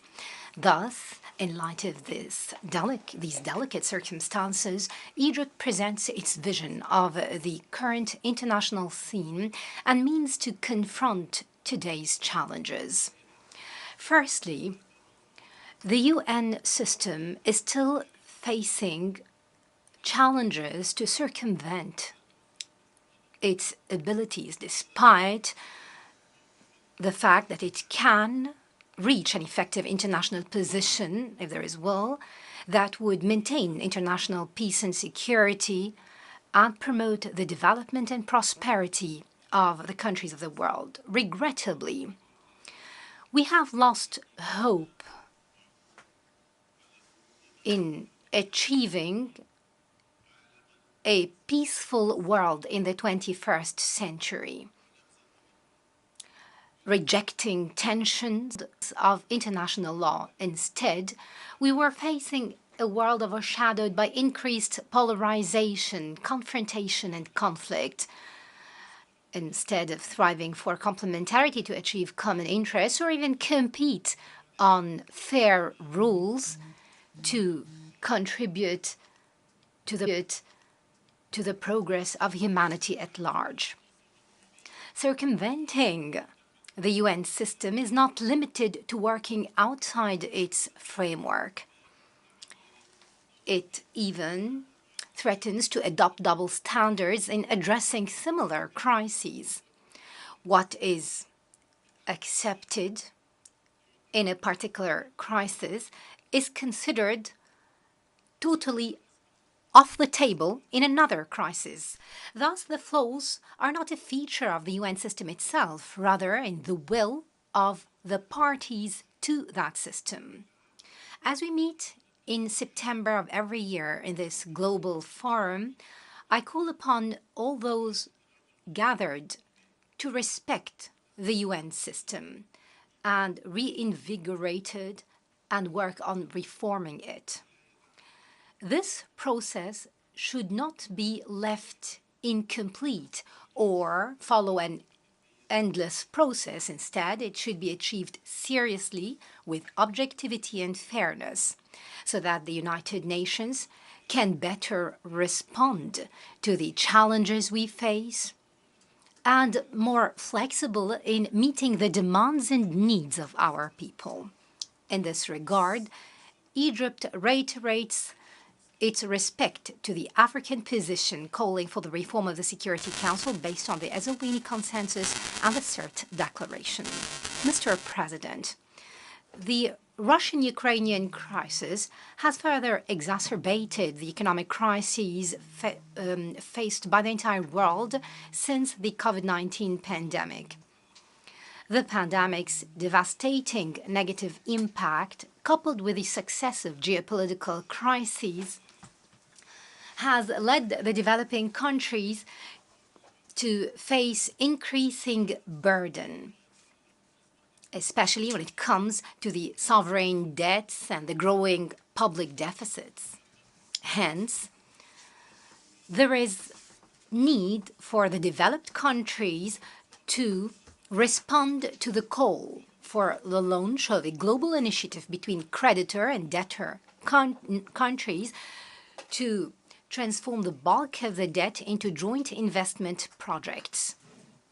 This would create more job opportunities and contribute to positive economic growth. Ladies and gentlemen, the current international situation indicates clearly that the global order is now closer to a system of a balance of power rather than collective security. The predominant international scene is more of a conflict rather than cooperation. Therefore, we must work to promote the spirit of international consensus to guarantee the security of all countries without threatening or undermining any country's security or interests. The current global challenges threaten at times the very notion of a nation-state. It leads to the interference in their internal affairs and a lack of respect to the specificities of the different societies. This weakens the state entities and sometimes even undermine it, which allows non-state actors such as terrorist groups or armed militias to control the destinies and treasures of states. This must end up by allowing the national institutions to undertake all their jobs which would preserve peace and security on the international scale. Mr. President, ladies and gentlemen, there are numerous complex challenges on the international scene that have so many complex repercussions, including the current food crisis. This crisis is the result of many years of failure of the international community to achieve the Sustainable Development Goals, especially the goals aiming at eradicating hunger and ensuring food security. This comes in addition to the latest economic and geopolitical crises. Unfortunately, in Africa alone, 1 in every 5 persons are at risk of hunger, and the continent remains a net food importer at an annual cost of $43 billion. In this vein, we reiterate the need to address this crisis through an integrated strategy that tackles its root causes. First, we need to develop sustainable farming and food systems and meet the urgent needs of food importing developing countries. We must ensure that those products would participate in the global supply chain without any hindrance by developing and transferring agricultural technologies. It is of equal importance to support the early warning systems when it comes to food insecurity and develop grain storage and import. In this context, Egypt, thanks to its unique geographical location, announces its readiness to cooperate with the international community to establish an international hub for storing, supplying, and trading grains in Egypt. This would contribute to maintaining global food security. Mr. President, the current session of the General Assembly is taken under a theme that reflects our deep understanding of the problems and challenges facing the world today. Undoubtedly, that title, The Collective Search for Innovative Solutions to Complex and Interrelated Crises, is mostly applicable to the climate change crisis. Egypt, in its capacity as the coming president of the 27th session of the Conference of State Parties to the United Nations Framework Convention on Climate Change, appeals to all members of the international community. Let us act on our pledges and commitments and support the developing countries and the LDCs in their efforts to confront the devastating impact of climate change. They are the most deserving of such support based on the principles of equity and common but differentiated responsibilities. Thus, we look forward during the COP27 hosted by Egypt in a few weeks to reach outcomes that would contribute in accelerating the pace of implementation across all boards so that the international community would confirm its commitment in addressing climate change, including reducing emissions, enhancing mitigation and loss and damage, and more importantly, raising ambitions in climate financing. We must work and committing to doubling the finance of adaptation and guaranteeing $100 billion annually and a just transition to renewable energy. The ability of the international community to move forward in implementing the Paris Agreement goals, especially limiting the rise in global temperature, is closely linked to the concrete outcomes of the Sharm el-Sheikh conference. This would demonstrate to all our peoples that confronting climate change remains an important priority on the global scene, despite all the challenges confronting today's world. In this vein, Egypt reaffirms that it will spare no effort in providing all favorable conditions to achieve such an outcome. Mr. President, water security remains one of the most important challenges facing our world today, especially in the Middle East and the African continent. For some of Africa's countries are located in some of the driest and most arid countries in the world. Unfortunately, this grave human suffering is not necessarily due to a lack of resources or declining rainfall. Instead, it could be the result of the irrespect of the rules of international law and the attempt of some countries, some upstream riparians, to monopolize the water resources, which deprive downstream countries of the water that flows as a common good for all, for it should be available to all. Those who misinterpret resorting to peaceful means to settling water disputes is a form of weakness. Instead, it stems from a strong position and an ability to protect and preserve rights so that they are not lost or alienated. It is based on a keen awareness of the negative impact of such conflicts on people before governments. Thus, Egypt, which recognizes the right of the Ethiopian people to development and remains for more than an entire decade committed to self-restraint, stresses that this will not and will never mean that we will let go of the right of Egyptians to the water of Nile, which has been a right to life. It has always been part of its history. I reiterate the need to reach without delay a comprehensive, legally binding agreement regarding the filling and functioning of the Grand Ethiopian Renaissance Dam, in line with the agreement reached by Egypt, Sudan, and Ethiopia in March of 2015 in Khartoum, and the presidential statement issued by the Security Council on the 15th of September 2021. Those three sovereign states must respect their obligations. They must implement it in words, in deeds, not just words, to maintain international peace and security. Thus, we call upon the international community, represented by the UN and the Security Council and all interest countries, to implement the relevant rules of international law to maintain the rights of and fate of more than 250 million Egyptian and Sudanese and Ethiopian citizens. Ladies and gentlemen, resolving definitely the multiple crises in our region remains an essential pillar in building a secure and stable international order. Foremost, the need to reach a just, lasting, and comprehensive solution based on negotiation to the Palestinian issue, based on decisions of international legitimacy, and the two-state solution to establish a Palestinian state along the lines of the June 4th, 1967 borders, with East Jerusalem as its capital.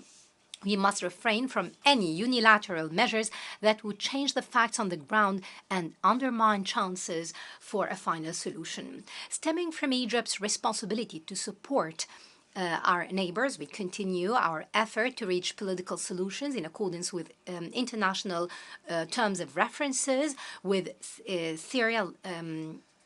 in Syria, Lebanon, Yemen, and Sudan, to preserve the unity, integrity, and sovereignty of these brotherly countries and end any external interference in their affairs. In this vein, Egypt continues to support the efforts of our neighbors in Libya to implement the constitutional framework, which would enable them to organize presidential and parliamentary elections simultaneously as soon as possible, on the hope of reaching the final stage. In this vein, we commend the role of the elected Libyan parliament and stress the need for the withdrawal of all foreign forces and mercenaries from Libya and to dismantle all armed militias within a specific time frame, which would ensure the restoration of the desired stability in Libya.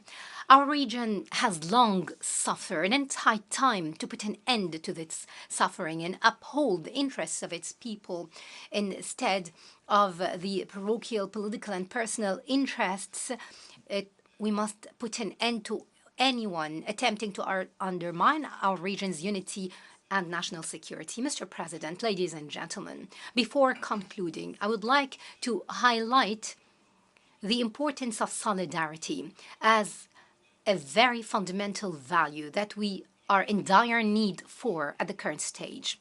The UN's designation of an International Day for Human Solidarity on the 20th of December of every year indicates the importance of encouraging new initiatives to eradicate poverty and celebrate unity in the context of diversity. This is a clear indication that the UN system believes in solidarity as an indispensable value, not only to effectively achieve the SDGs, but also to counter the emerging challenges and address the gaps in economic development. The value of solidarity will remain a source of hope and a desire and a belief in a better tomorrow that will never be achieved unless we all act together, hand in hand, to build and put away all evil in the hope of coexistence and cooperation under the banner of humanity and fraternity. Thank you very much, and we wish you all a successful session. I thank the Minister of Foreign Affairs of Egypt. Ladies and gentlemen, we have heard the last speaker in the general debate for this meeting. The 13th plenary meeting to continue with the general debate will be held immediately following the adjournment of this meeting. This meeting is adjourned.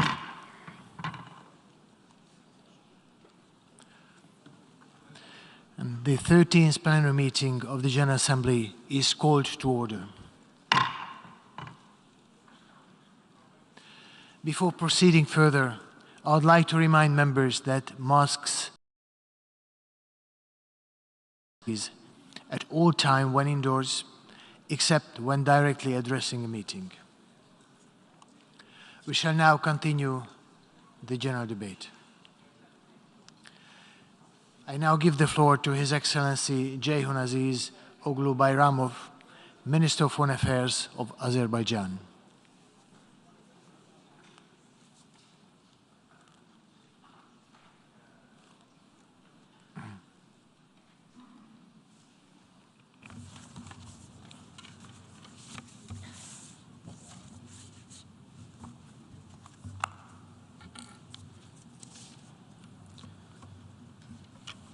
Mr. President,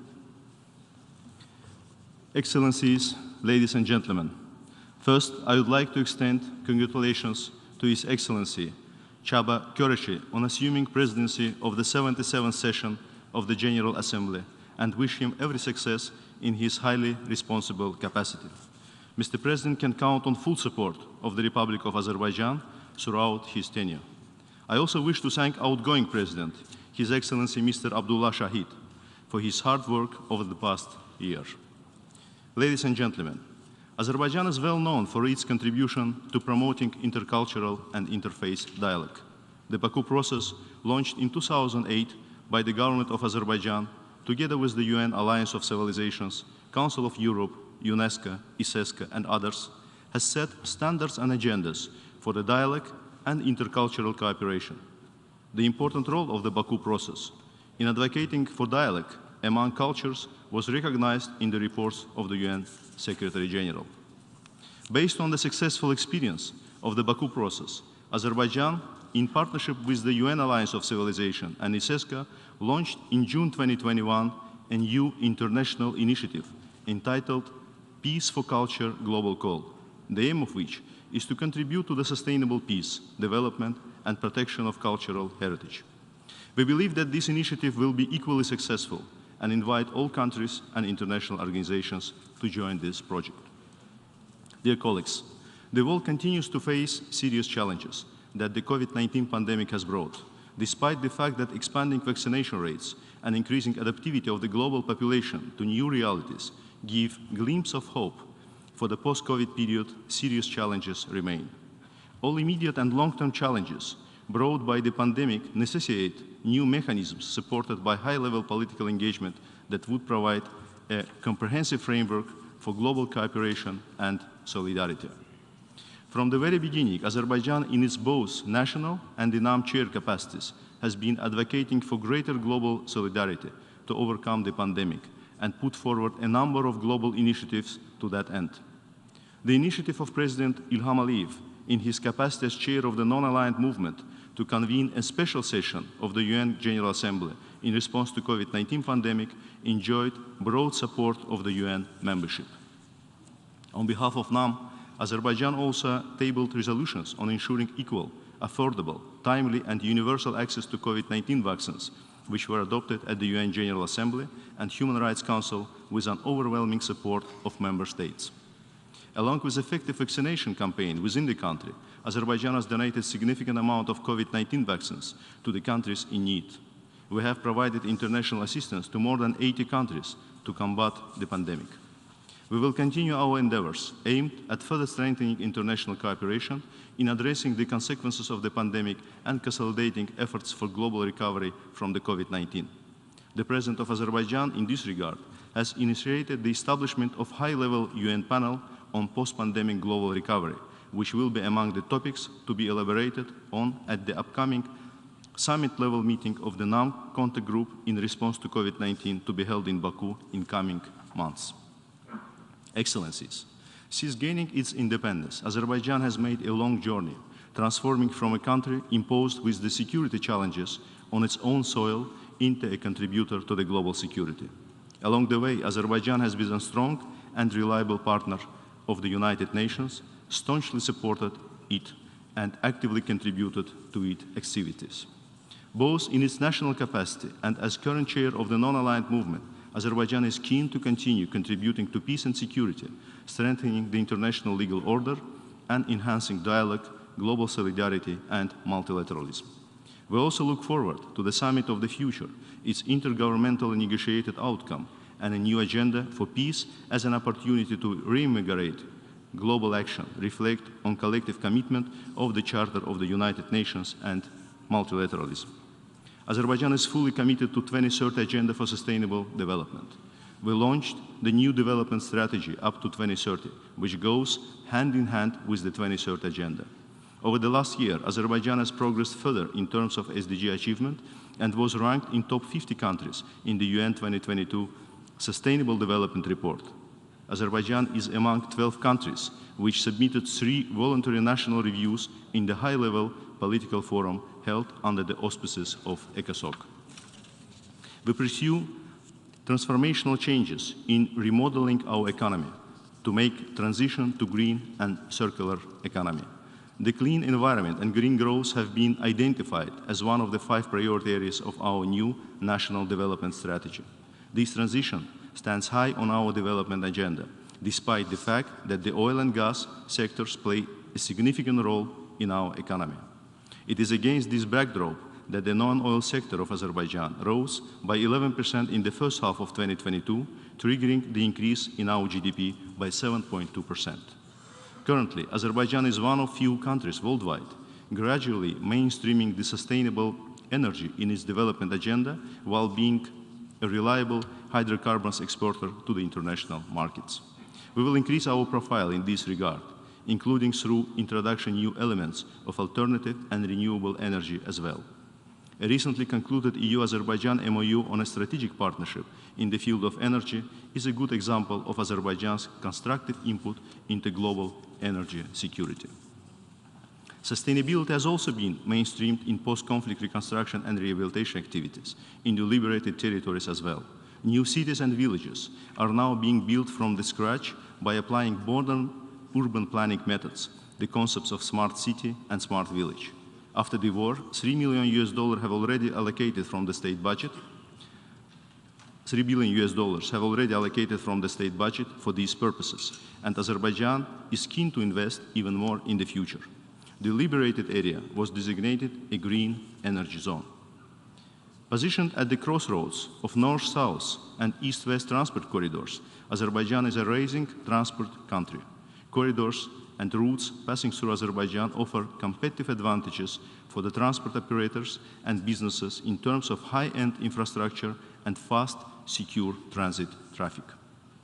Ladies and gentlemen, this year marks the 30th anniversary of admission of the Republic of Azerbaijan to the membership in the United Nations.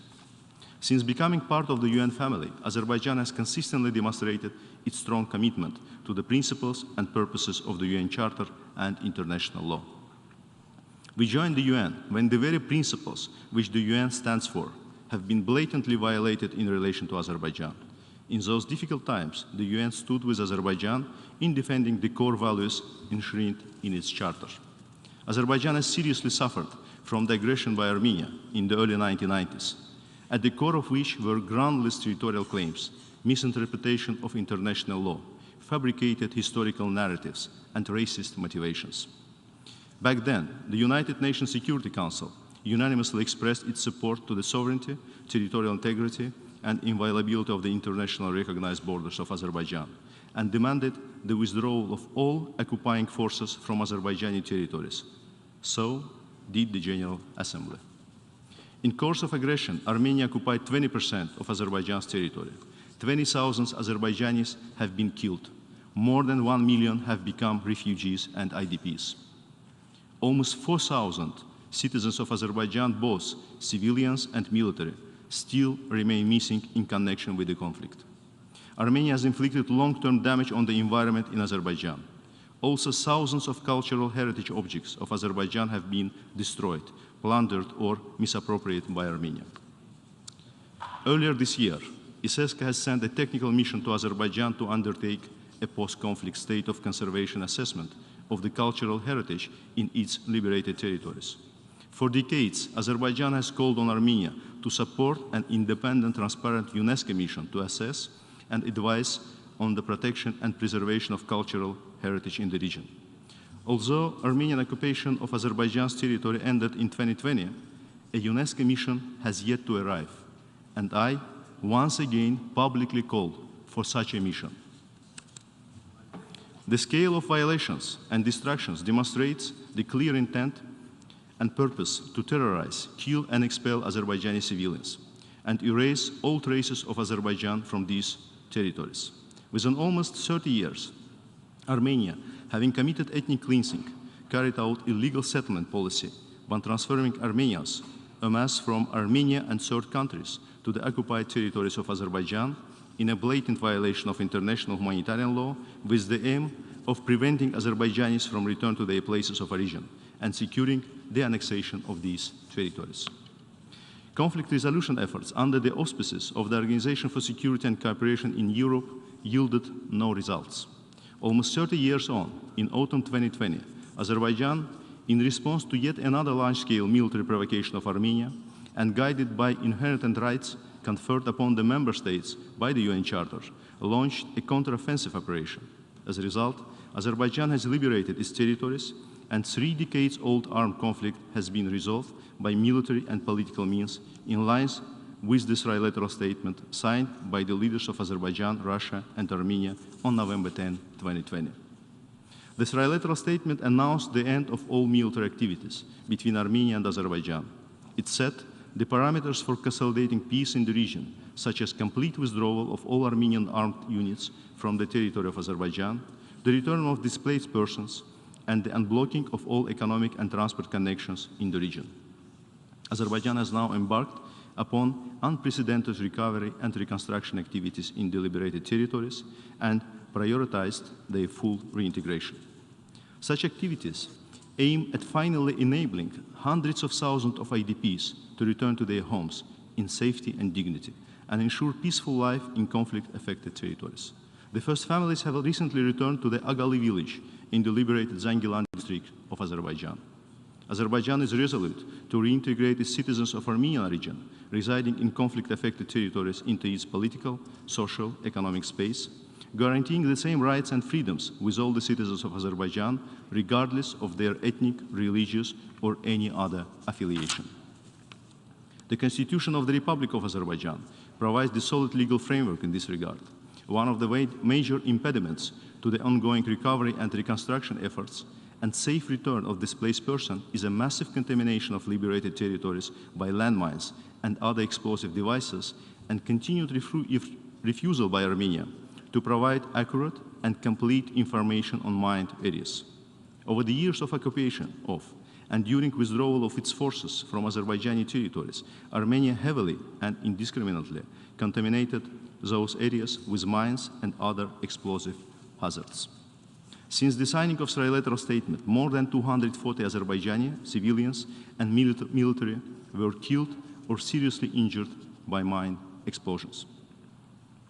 Obtaining the maps of minefields, along with the targeted and sustainable international technical and financial assistance to further strengthen and increase national mine action capacities and efforts in Azerbaijan are critically important to save lives and strengthen peace.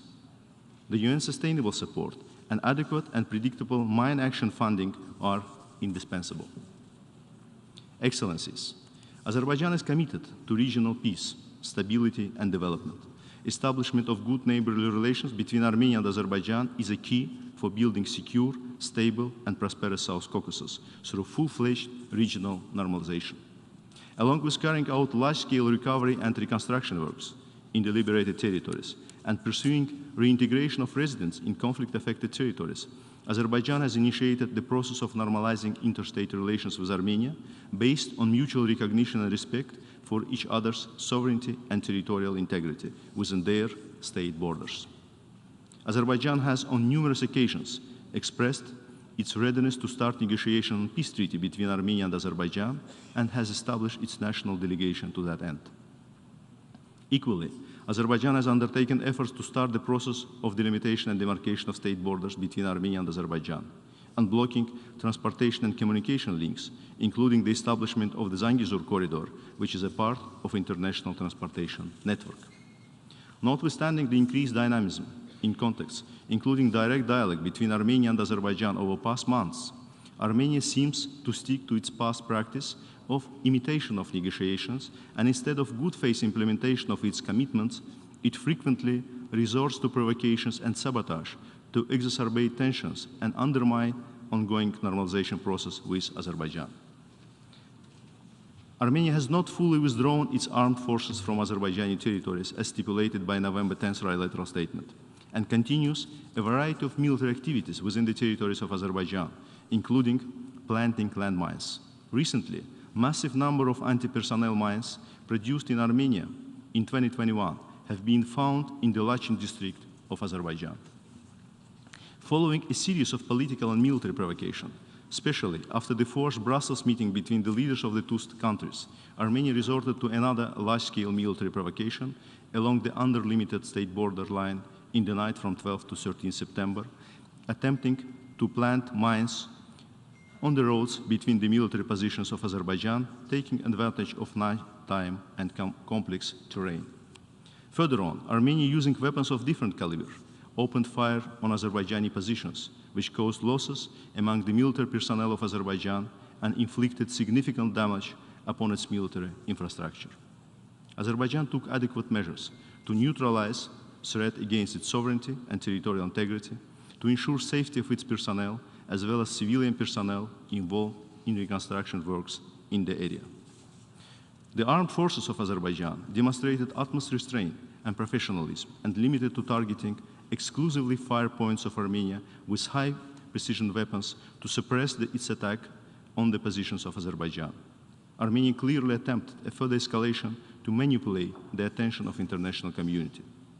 Thus, Armenia disregarded the ceasefire agreed on September 13 and continued shelling the territory of Azerbaijan, including with high-caliber weapons and artillery. As a result, Azerbaijan suffered further losses and casualties, included 80 servicemen killed, 282 servicemen and 2 civilians wounded. Contrary to such reckless actions of Armenia, Azerbaijan exercised utmost restraint, took several steps, including through contacts with relevant international partners, and demonstrated good faith and genuine will to restore the ceasefire.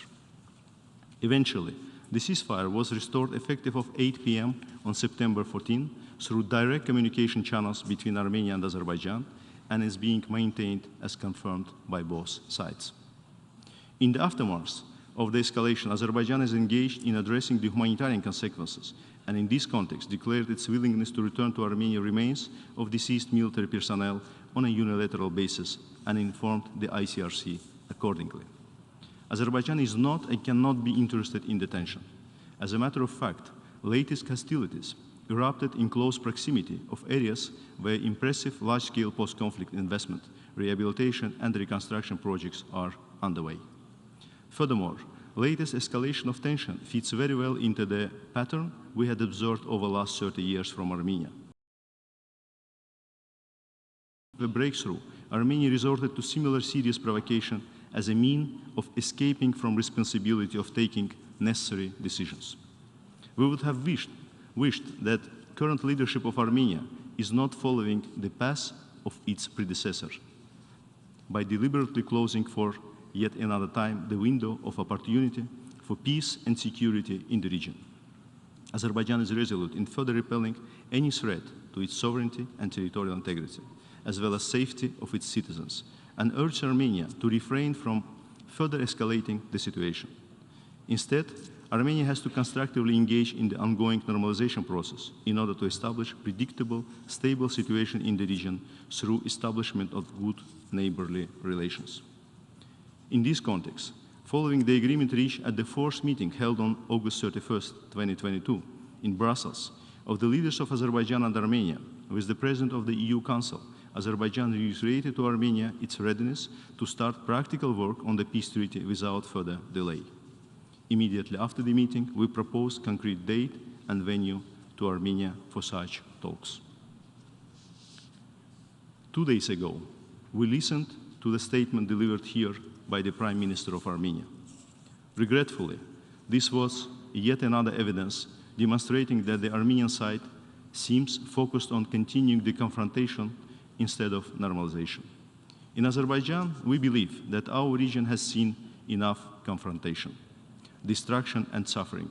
It is high time for both our nations to engage fully and wholeheartedly in the post-conflict normalization so we can finally turn over the tragic page of our history and start building a better future for our children. The commitment of Azerbaijani side is there. We hope that Armenia will finally reciprocate constructively and engage genuinely into the negotiations. Excellencies, having liberated its territories from a long-term foreign military occupation, Azerbaijan is determined to spare no effort towards their full reconstruction and reintegration in accordance with the highest possible standards.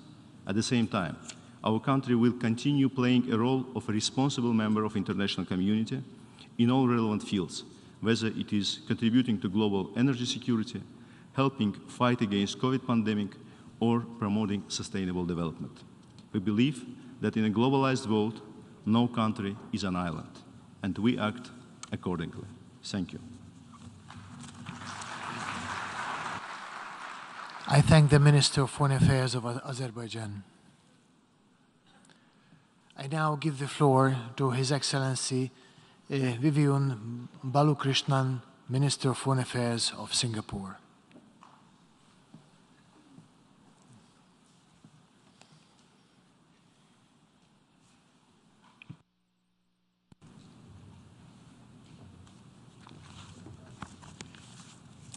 Mr. President, Excellencies, let me first congratulate His Excellency Chaba Qureshi on assuming the presidency of the 77th session of the General Assembly. I also commend my good friend, His Excellency Abdullah Shahid, for his stalwart leadership of the 76th session during what was a most challenging year. This assembly is taking place in the shadow of multiple concurrent crises. Russia's invasion of Ukraine flagrantly violates international law and the UN Charter and undermines the rules-based order. We are also deeply concerned about the potential annexation of even more Ukrainian territory. The multilateral system, which has contributed so greatly to global peace and security, is now being severely tested. At the same time, superpower rivalry continues to sharpen. As we have seen in theaters from Europe to Asia this year, the risk of accidents, miscalculations, confrontation, and even outright conflict have escalated. The prospects for international cooperation have weakened considerably, and the temptation to resort to unilateralism has become even stronger. But the need for global cooperation has never been greater or more urgent, given the range of transnational challenges that all of us confront today. Our recovery from COVID-19 remains uneven, and fragile. The risk of a future and even more deadly pandemic, in fact, has risen. The global economy is entering a period characterized by higher and prolonged inflation, and we see higher interest rates all over the world. Energy prices have soared, and it will become even harder to generate the resources that all of us need in order to address these long-term problems. Societies everywhere will have to grapple with greater internal division, disruption, and polarization. And without that sense of cohesion, unity, trust, and even an ability to agree on facts, the will and the unity needed for societies to confront these existential challenges will be undermined severely. The climate crisis is a clear and present threat. Our global commons, including water and biodiversity, are also deteriorating rapidly. Our global food supply is at risk. And to make things worse, all these threats and crises are occurring concurrently, interacting with and compounding each other in a vicious circle. For instance, the Secretary General has spoken of a triple crisis: food, fuel, and finance. The impact of all these simultaneous crises on ordinary people and on our livelihoods has been severe, and all the more so in developing countries. We see this in the devastating impact of floods in Pakistan and in parts of Africa. The post-World War II era of relative stability and prosperity has in fact, unfortunately, come to an end. A new world order is being born, and any obstetrician here will tell you the moment of delivery is actually the most dangerous. So, will we have a more divided, less prosperous, and less peaceful world? Or, instead, can we strengthen multilateralism and the United Nations to deal with the challenges of the future, to uphold and to strengthen the rules-based international system, and to jointly harness the opportunities offered by new technologies, including digital technology, synthetic biology and customized healthcare, and of course, renewable energy. If we can do this, we can then create a new era of peace and prosperity for everyone. Singapore believes that the only way forward is to uphold the inclusive and rules-based multilateral system that has underwritten peace and progress for all of us since World War II. This is also why we have worked with a cross-regional group of countries to establish the Forum of Small States, FOSS for short, and we did so in 1992. We started small with only 16 countries. This year, we celebrated the 30th anniversary of FOSS. We now have 108 countries, a majority at the UN, and we are all proud members. FOSS has always been a champion of the UN and of rules-based multilateralism. It gives us a collective stake and a voice in the global commons, a means to safeguard our interests, and a system where we have sovereign equality and disputes can be settled peacefully in accordance with international law. Indeed, the profound importance of multilateralism and international law is precisely why Singapore condemned Russia's invasion of Ukraine. The security and even the existence of Singapore, and indeed many other countries, and especially small states, depends on the international community upholding the fundamental principles of sovereignty and territorial integrity. If we do not protect these principles, there is then no basis for countries, big and small, to cooperate on an equal footing. Small states especially must not allow the world to regress to one where might is right. While the rules-based multilateral system is not perfect, it is by far our best option in addressing transnational challenges and in managing the global commons. This was exemplified by the pivotal adoption of the UN Convention on the Law of the Sea, or UNCLOS for short, 40 years ago. It brought order and predictability to the governance of the oceans and provided a universal legal framework in which all states can work together. The geopolitical reality today makes it harder to forge consensus on such a framework. But as our experience with COVID-19 has shown, multilateral cooperation is the only way forward. Ultimately, we share one planet. And despite all our differences, our destinies are interwoven. And no one is safe until all of us are safe. This applies for pandemics. It also applies for climate change, the conservation of the oceans, and all our other shared challenges. Singapore will do our part. We are honored that Ambassador Rina Lee serves as the president of the BBNJ conference, which is currently negotiating a treaty under UNCLOS on the conservation and sustainable use of marine biological diversity of areas beyond national jurisdiction. We call on all delegations to expedite the conclusion of a robust and future-proof BBNJ treaty. There is so much more that we can do to re-energize and to transform the UN-based multilateral system to new realities and challenges. And I commend the leadership of the Secretary General in putting forth a bold and ambitious common agenda to do so. Let me focus on just 3 areas in our global commons where there is an urgent need to build resilience. First, climate change and food insecurity, global health and pandemic preparedness, and the digital transformation and cybersecurity.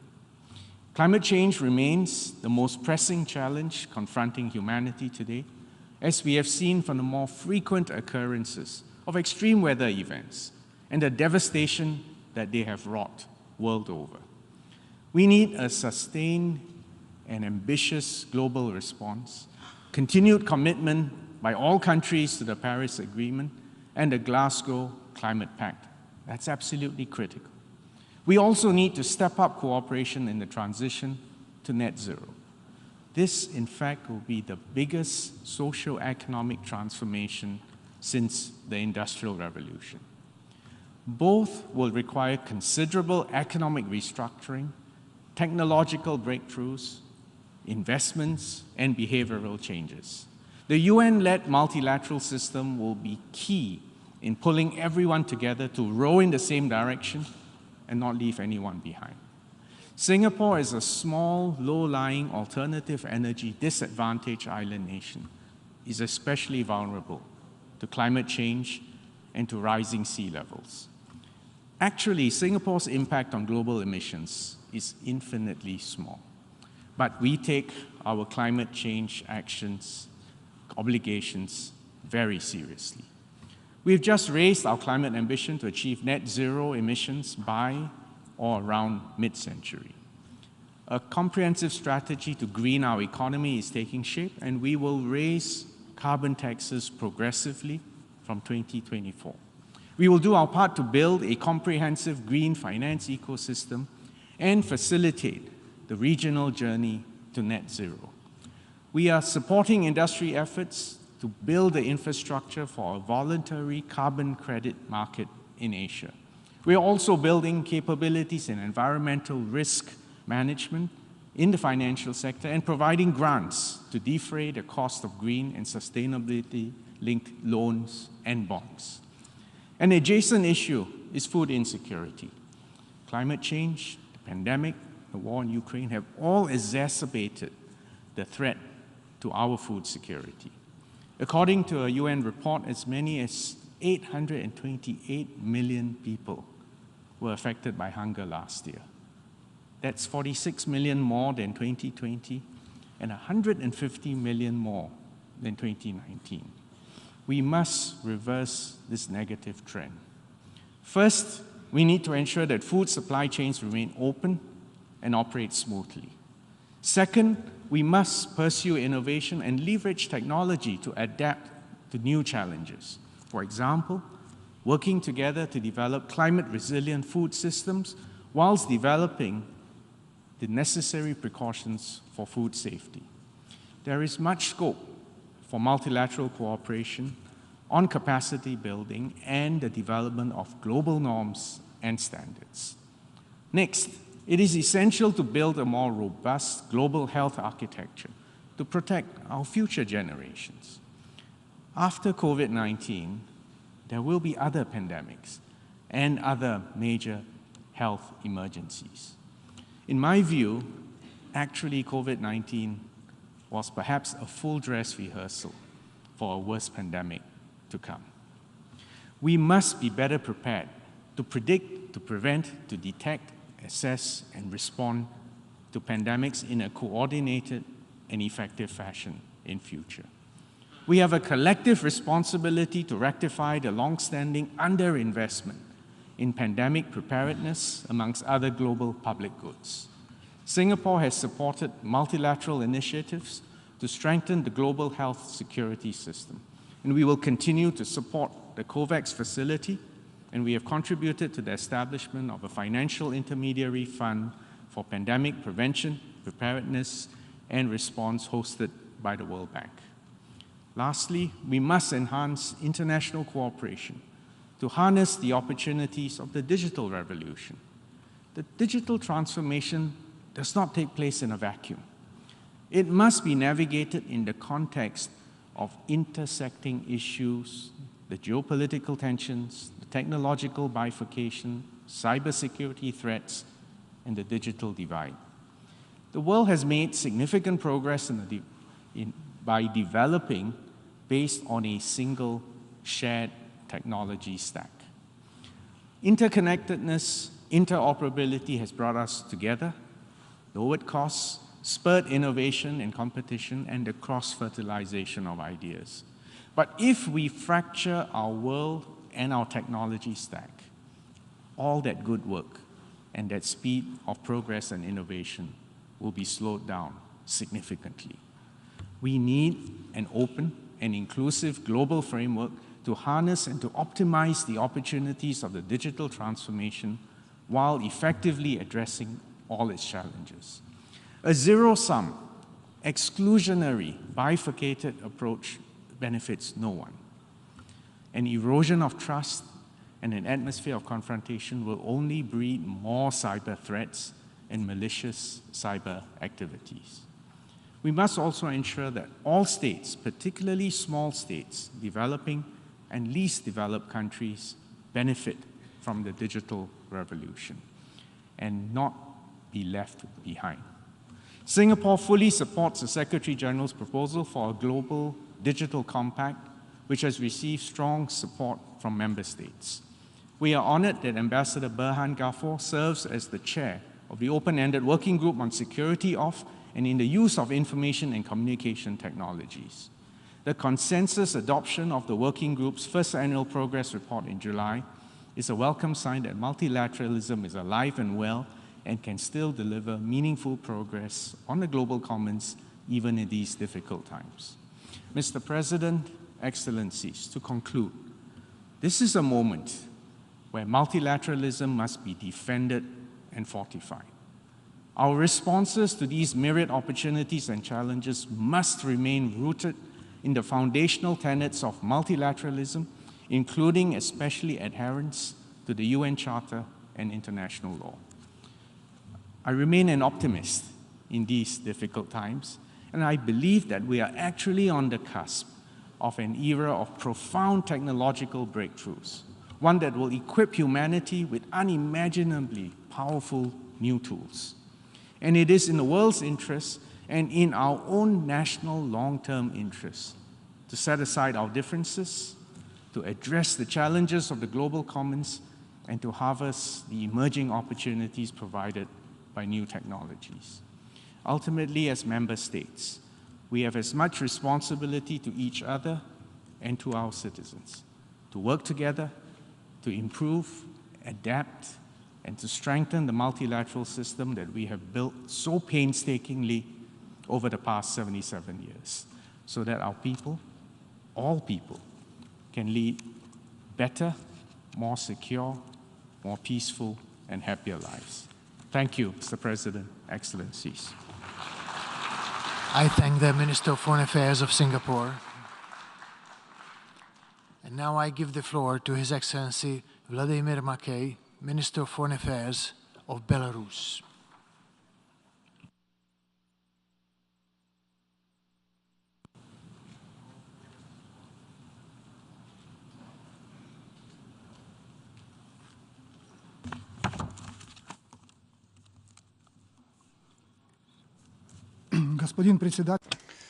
Mr. President, ladies and gentlemen, for more than 6 months, the world has been living in the shadow of the conflict in Ukraine. It has affected very many people on the planet. The conflict, like the COVID-19 pandemic that preceded it, has once again laid bare the downside of global interdependence. This session provides a unique opportunity to take stock of this situation.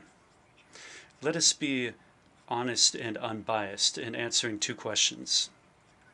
The answers to them, as well as the ensuing necessary steps to take, is what all people around the globe expect from us, the UN member states. First, what were the root causes of the conflict in Ukraine? Second, what needs to be done to stop that conflict and prevent anything similar from recurring? Mr. President, we are convinced that the conflict in Ukraine stems from a wider geopolitical chaos. Its causes must be sought in the events that took place 30 years ago. History teaches us that epoch-making wars that end with unfair and humiliating peace terms contain the seeds of future conflicts. Let us take a look at what kind of peace was established after the end of the last epoch-making confrontation, the Cold War. Apparently, the so-called winners, under the effects of the euphoria, did not deem it necessary to draw on examples from the past. They could have followed the path of Alexander I, Metternich, and Castlereagh. These great peacemakers of the early 19th century effectively integrated their adversary into a new security system. In so doing, they brought a lasting peace to Europe that would endure for decades to come. They could have also drawn inspiration from the cooperation established in World War II by the Big Three, Stalin, Roosevelt, and Churchill. They forged arrangements that significantly decreased the chances for great powers to wage wars against each other.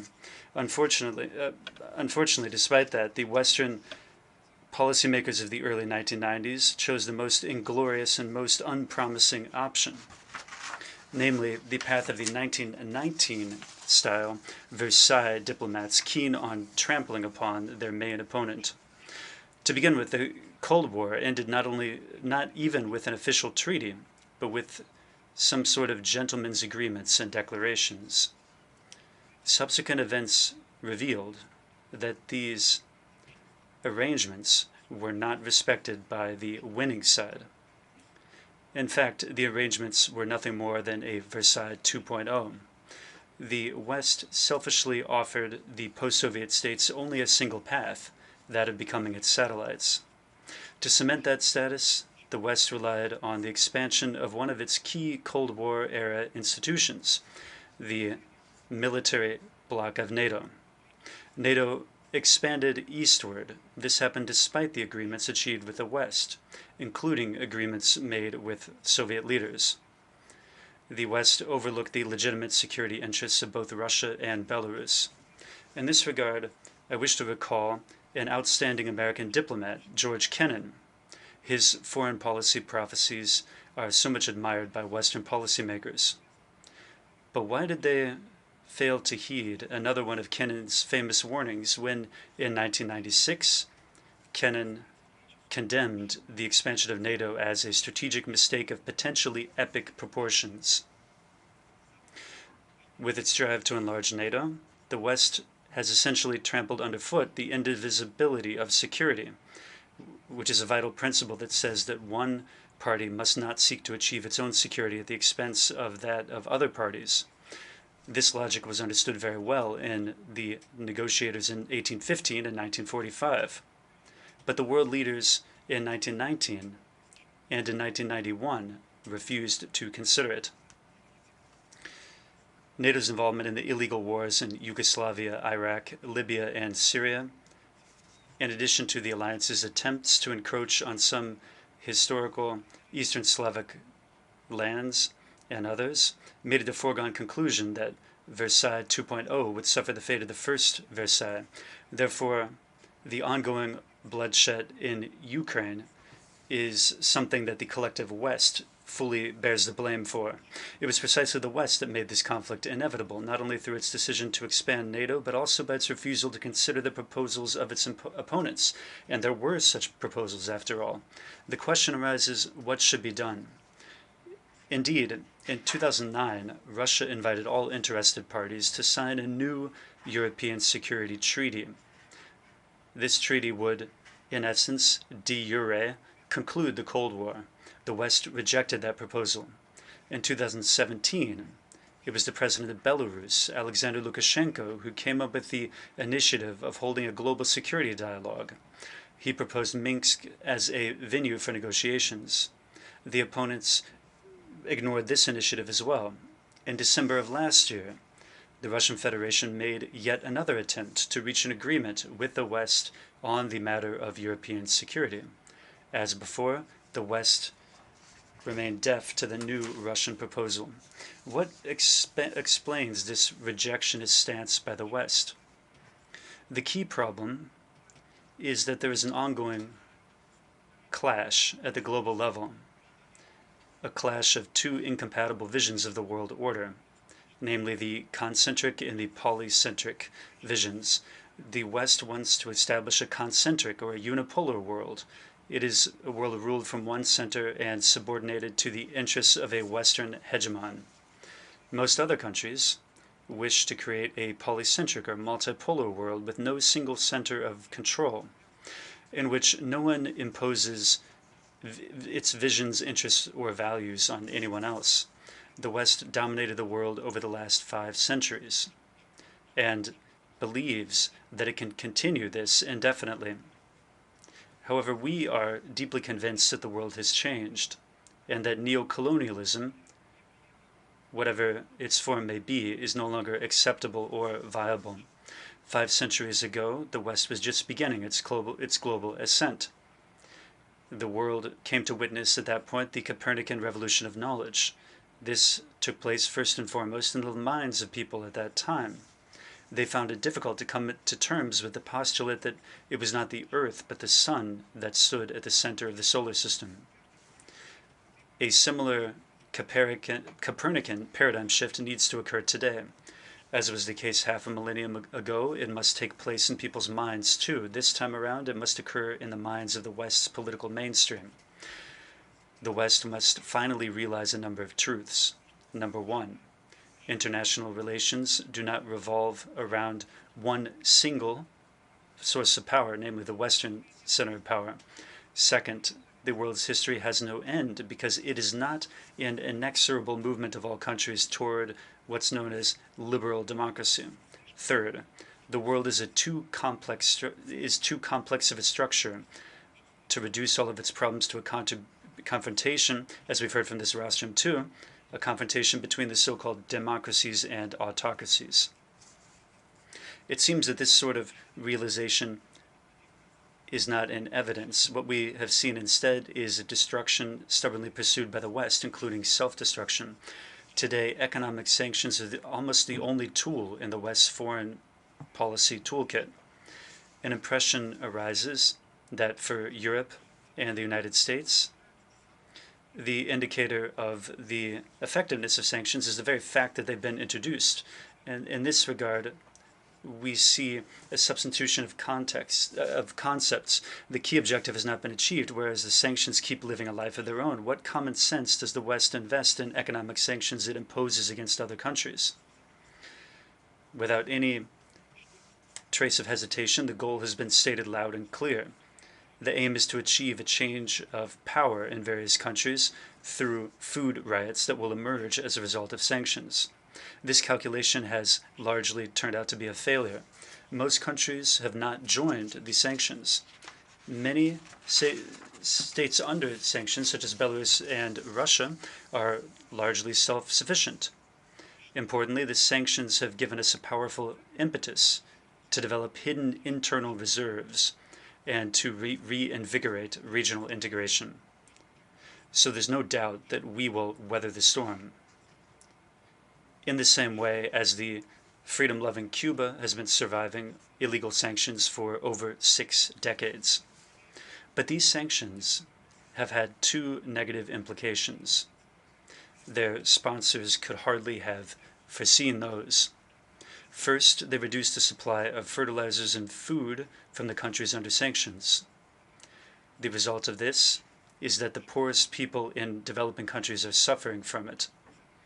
Suffice it to say that the prices in these countries over the last half year have increased by 300%. And there is a fertilizer shortage of over 2 million tons. Secondly, the sanctions have had a boomerang effect hitting the West itself. No matter how some may swagger today, ordinary people in Europe, unfortunately, will have to freeze through the upcoming winter. It's high time for Western countries to resort to common sense and return to dialogue and cooperation. Even in this current situation, Belarus stands ready to embrace dialogue and cooperation on equal terms without any preconditions or pressure. Mr. President, Belarus has spoken a lot everywhere about the conflict in Ukraine, as many other countries have done. We cannot do otherwise. This conflict is happening at our very doorstep. We're very sad to witness how the fraternal Ukrainian people has fallen victim to the collective West's geopolitical games. We are convinced that the origins of Ukraine's specific problems should be sought in 2004, when the West managed to carry out the first color revolution in this country. The Orange Revolution, a decade later, firmly secured the status for Ukraine as an anti-Russia. Instigated by the United States and their allies, for 8 years, Ukraine has been exterminating the people of Donbass for no other reason than that the local people want to speak their native language, Russian. But the West does not need Ukraine, neither as a member of NATO or as a member of the European Union. Its new patrons are simply using it for their own great game against Russia. Today, Ukraine is paying the price in blood because its politicians bought into this deception, disregarding the historical brotherhood of the 3 East Slavic peoples, Belarusians, Russians, and Ukrainians. But it is never too late to admit and to correct one's mistakes. For Belarus, which itself went through the genocide of the Belarusian people during the Second World War, it is unbearably painful to see the chaos in our neighboring country and the suffering of ordinary Ukrainians. Ever since 2014, we have continued to make every possible effort to bring peace to Ukraine. It was our country in particular that became associated with peace in Donbass when the Minsk agreements were adopted in 2014 and 2015, right after the outbreak of hostilities in Ukraine last February. It was the president of Belarus in particular who managed to get the parties to the conflict to sit down at a negotiating table. Again, this was on Belarus soil. Belarus hosted 3 successful rounds of Ukrainian-Russian negotiations. These opened up real prospects for settling the conflict. Regrettably, this process has since stalled. We remain deeply convinced that both a ceasefire agreement and a comprehensive strategic peace settlement around Ukraine, in a broad context of regional and global security, can be achieved only at the negotiating table. There is no alternative to talks. Otherwise, all of us will get a new third Versailles. As a neighbor and an affected country, Belarus should be an integral part of the negotiation process and the final security guarantees. Mr. President, we very much hope that the tragic events in Ukraine will compel the collective West to realize rather quickly that changes in international relations need to happen are irreversible. In fact, the sooner this happens, the sooner peace can be brought to Ukraine and other hotspots, and the sooner we can lay the foundation to forge a new, just world order. As a crucial step in this process, the global security dialogue in the true spirit of San Francisco is needed in our view, which the president of Belarus clearly stated as far back as 5 years ago. We have consistently highlighted the key role of great powers in this effort. Yet, unfortunately, we see today that apparently they are hearing and understanding one another rather poorly. There's not the slightest hint that they're ready to move away from recriminations. Perhaps the time has come for the countries representing the developing world to collectively take on the lead in global security with all of the energy and dynamism they displayed with such great success nearly half a century ago in advancing the idea of a new international economic order. We believe that precisely now, the non-aligned movement and BRICS, as well as the regional integration unions, are on the rise, and they need to get involved directly in matters of global peace. Yes, it's true that today, unfortunately, we do not have a clear concept on safeguarding peace and security of our planet, because the world has become so complex that a multitude of diverse challenges defy any one single framework. What is more, the mechanisms for neutralizing these global challenges that were put in place in the context of the preceding geopolitical realities are lagging behind or stalling altogether. The task facing humanity today is to ensure that our civilization moves toward a new multipolar world order without being destroyed. This is exactly what the priority must be for our common actions at the United Nations. It is in this direction, provided we want to survive at all, where we must seek consensus and promptly forge new adequate response mechanisms. It is for the sake of this objection that we must stop mutually destructive rhetoric and put an end to the fatal total confrontation that leaves no room for diplomatic efforts. But this can be done only by responsible world leaders who, to use the figurative expression of Henry Kissinger, have a sense of direction and mission. And leaders with these qualities are bound to emerge on the world stage. Our present state of mind was well captured by Martin Luther King over half a century ago. He said, quote, "We are now faced with the fact that tomorrow is today. We are confronted with the fierce urgency of now in unfolding life in history. There is no such thing as being too late. Let us act, lest it become too late." Belarus, for its part, stands ready to play the role of a vigorously committed and responsible stakeholder in security processes at the global and regional levels alike. Thank you for your attention.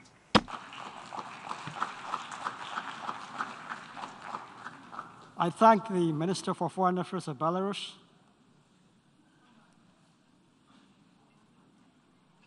And I now give the floor to His Excellency Luca Beccari, Minister for Foreign Affairs, International Economic Cooperation, and Telecommunications of San Marino.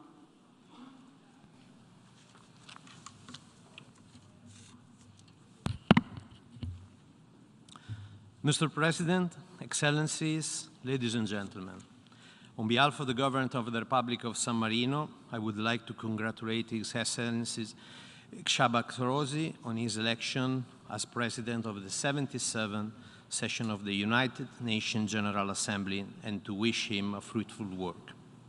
The Republic of San Marino supports the priority of your program and assure you, Mr. President, full cooperation in all work of the General Assembly.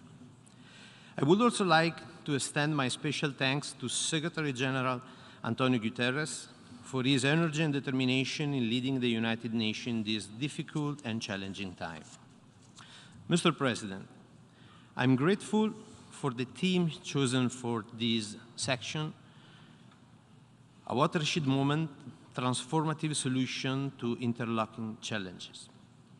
It gives Member States the opportunity to constructively contribute to the work of the General Assembly.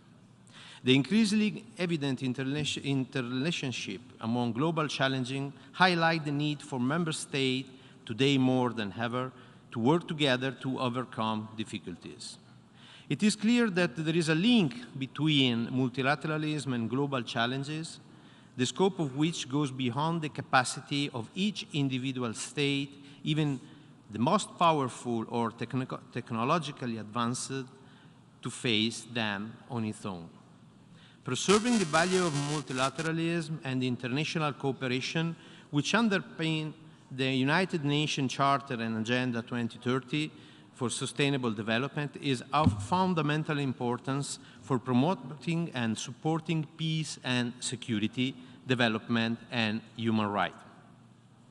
The Republic of San Marino considers it essential to continue to reaffirm its collective commitment to multilateralism, in particular in the framework of the General Assembly, as the most representative body of the United Nations on account of its deeply democratic nature, universal participation, and undisputed legitimacy.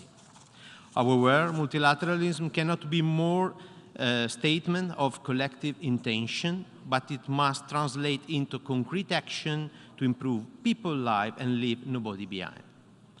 Mr. President, we're facing difficult time with an unprecedented level of violence, mass atrocity, and displacement.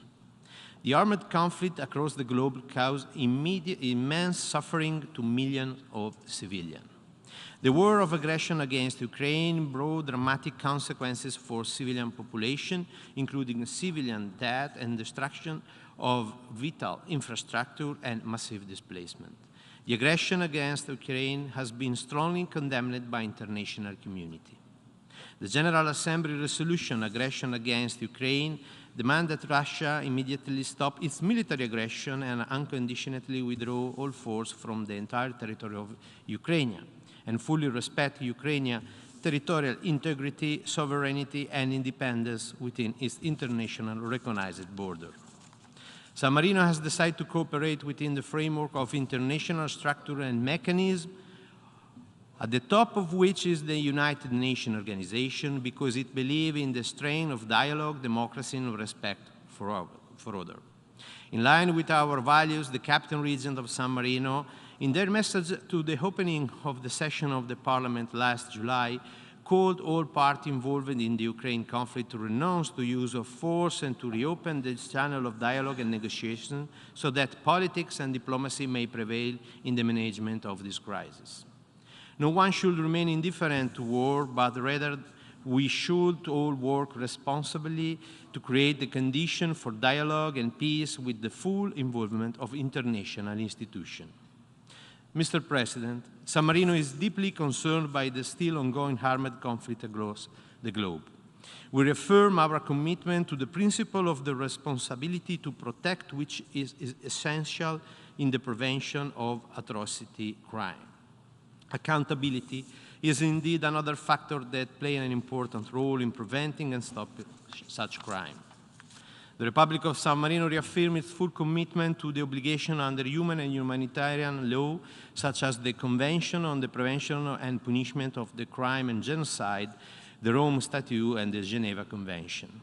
San Marino reaffirms its full support to the International Criminal Court, whose work is crucial in the fight against impunity for genocide and crime against humanity, and is represent one of the core elements for the implementation of the responsibility to protect. The ICC, through its work, fosters accountability and thus promote prevention and reconciliation. The Republic of San Marino would also like to reiterate its support for initiatives such as the ACT Group Code of Conduct regarding Security Council, action against genocide, war crime, or crime against humanity, and French and Mexican declaration on voluntary restraint use of the veto by the permanent member of the Security Council. Mr. President, children and youth are uniquely and often disproportionately affected by conflict and atrocity. San Marino stressed the need of strengthening the child protection capacity and to put children and youth at the center of effort to prevent atrocity.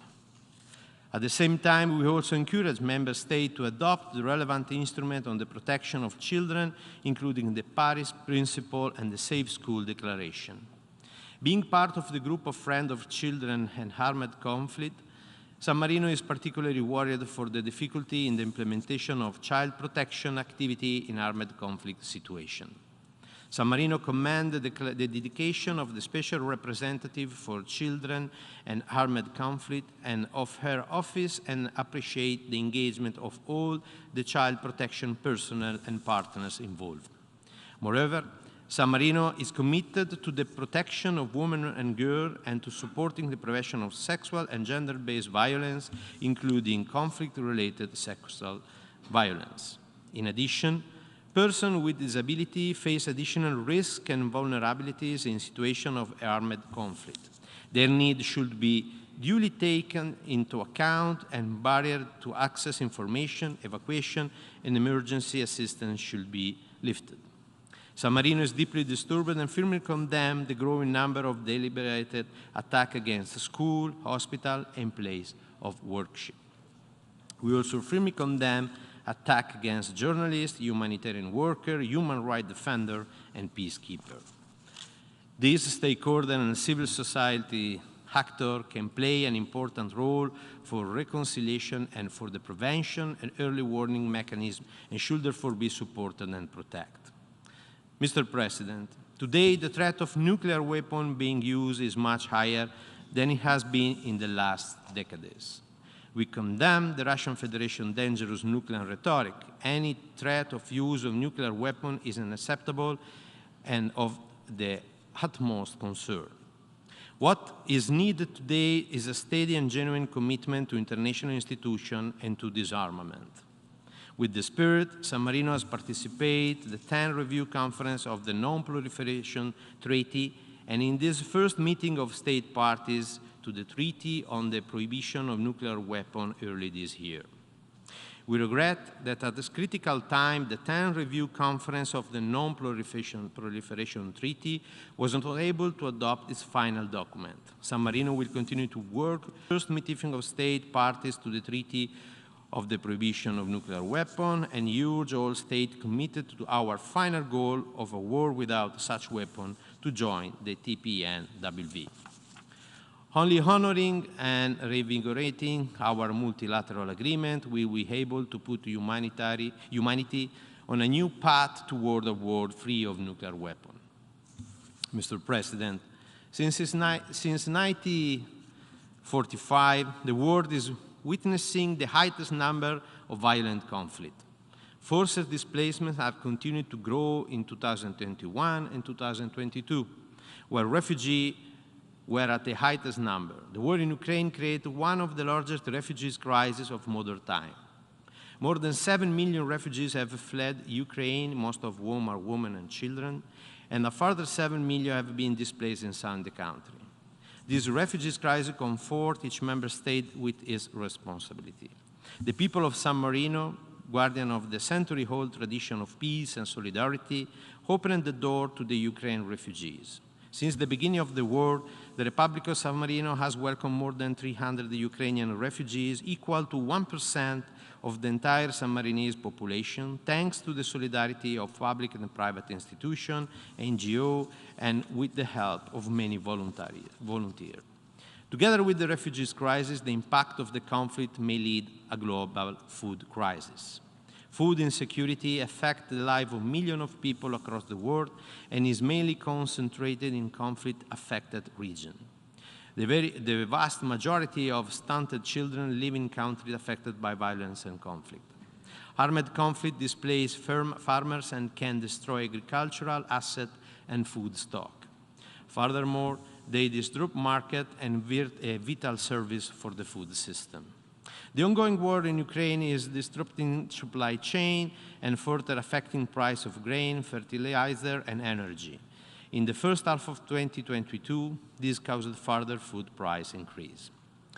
A report by the State of Food Security and Nutrition in the World 2022, the number of people unable to afford a healthy diet around the world rose by 112 million to almost 3.1 billion, reflecting the impact of rising consumer food price during the pandemic. The COVID-19 pandemic has further expanded the fragilities in our agri-food system and the inequality in our society, increased war, hunger, and severe food insecurity. At the same time, we also should not underestimate the effect of climate change and climate disaster in aggravating food insecurity. For all these reasons, it is extremely important to keep food security on our agenda and to continue to incentivize sustainable production, supply and consumption of nutritious food in order to make healthy diets less costly and more affordable for all. Moreover, as promoter of the resolution which established the 29th of September as International Day of Awareness of Food Loss and Waste, San Marino firmly believes that the fight against food loss and waste will contribute to promote food security and welcome all the initiatives aiming at developing awareness in such responsible behavior. Mr. President, it is widely acknowledged that the COVID-19 crisis had a negative impact on global effort to realize the Sustainable Development Goal. At the end of 2021, the deaths caused by COVID-19 were nearly 15 million. With the overwhelming of the global health system and the disruption of many essential health services, the pandemic undermined years of progress fighting other diseases, in particular in developing countries. Compared with the pre-pandemic level, an additional 75 million to 95 million people will live in extreme poverty in 2022. Billions of children significantly missed out on schooling, and over 100 million more children fell below the minimum reading proficiency level. Despite some encouraging signs, the global economy recovery struggled to grow to the COVID-19 variants and continued vaccine inequity, together with rising inflation, major supply chain disruption, policy uncertainties, and unsustainable debt in developing countries. The impact of climate change continues to be felt across the world. COVID-19 further delayed the urgently needed transition to green economies. Demand for coal, oil, and gas rebounded with an economy in 2021 and will bring over the current decade an increase of global emission by almost 14%. If current trend continue, the Earth could lose this natural wealth of its ecosystem, which would in turn jeopardize global food security, water supply, and livelihood. Mr. President, the interconnection of the global crisis, COVID-19 pandemic, the climate change, the armed conflict across the globe put at great risk the achievement of the SDG by 2030. As the Secretary General called for in our common agenda, a renewed commitment to international cooperation is needed, but the United Nations must adapt quickly to the new global challenges in order to be more in carrying out its mandate. Action because they are crucial to future world sustainability and maintenance of international peace and security. We believe that Security Council reform should be an objective of all member states. This reform goal can be achieved only through a continuous dialogue among the states and the awareness that overcoming the respective initial position is essential to negotiate the broadest agreement possible. In conclusion, Mr. President, a stronger multilateralism is essential if we want to build fair, just, and peaceful society, where young people can live in dignity, women can have same opportunities as men, and where all minority and vulnerable groups are protected. I believe that the general debate is an important opportunity to renew our commitment to a stronger United Nations organization capable of coordinating economic, social, and environmental policies and translating them into effective action at all levels.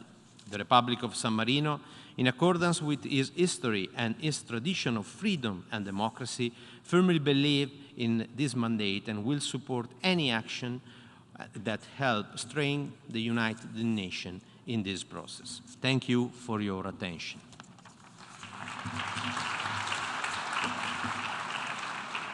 I thank the Minister for Foreign Affairs, International Economic Cooperation and Telecommunications of San Marino.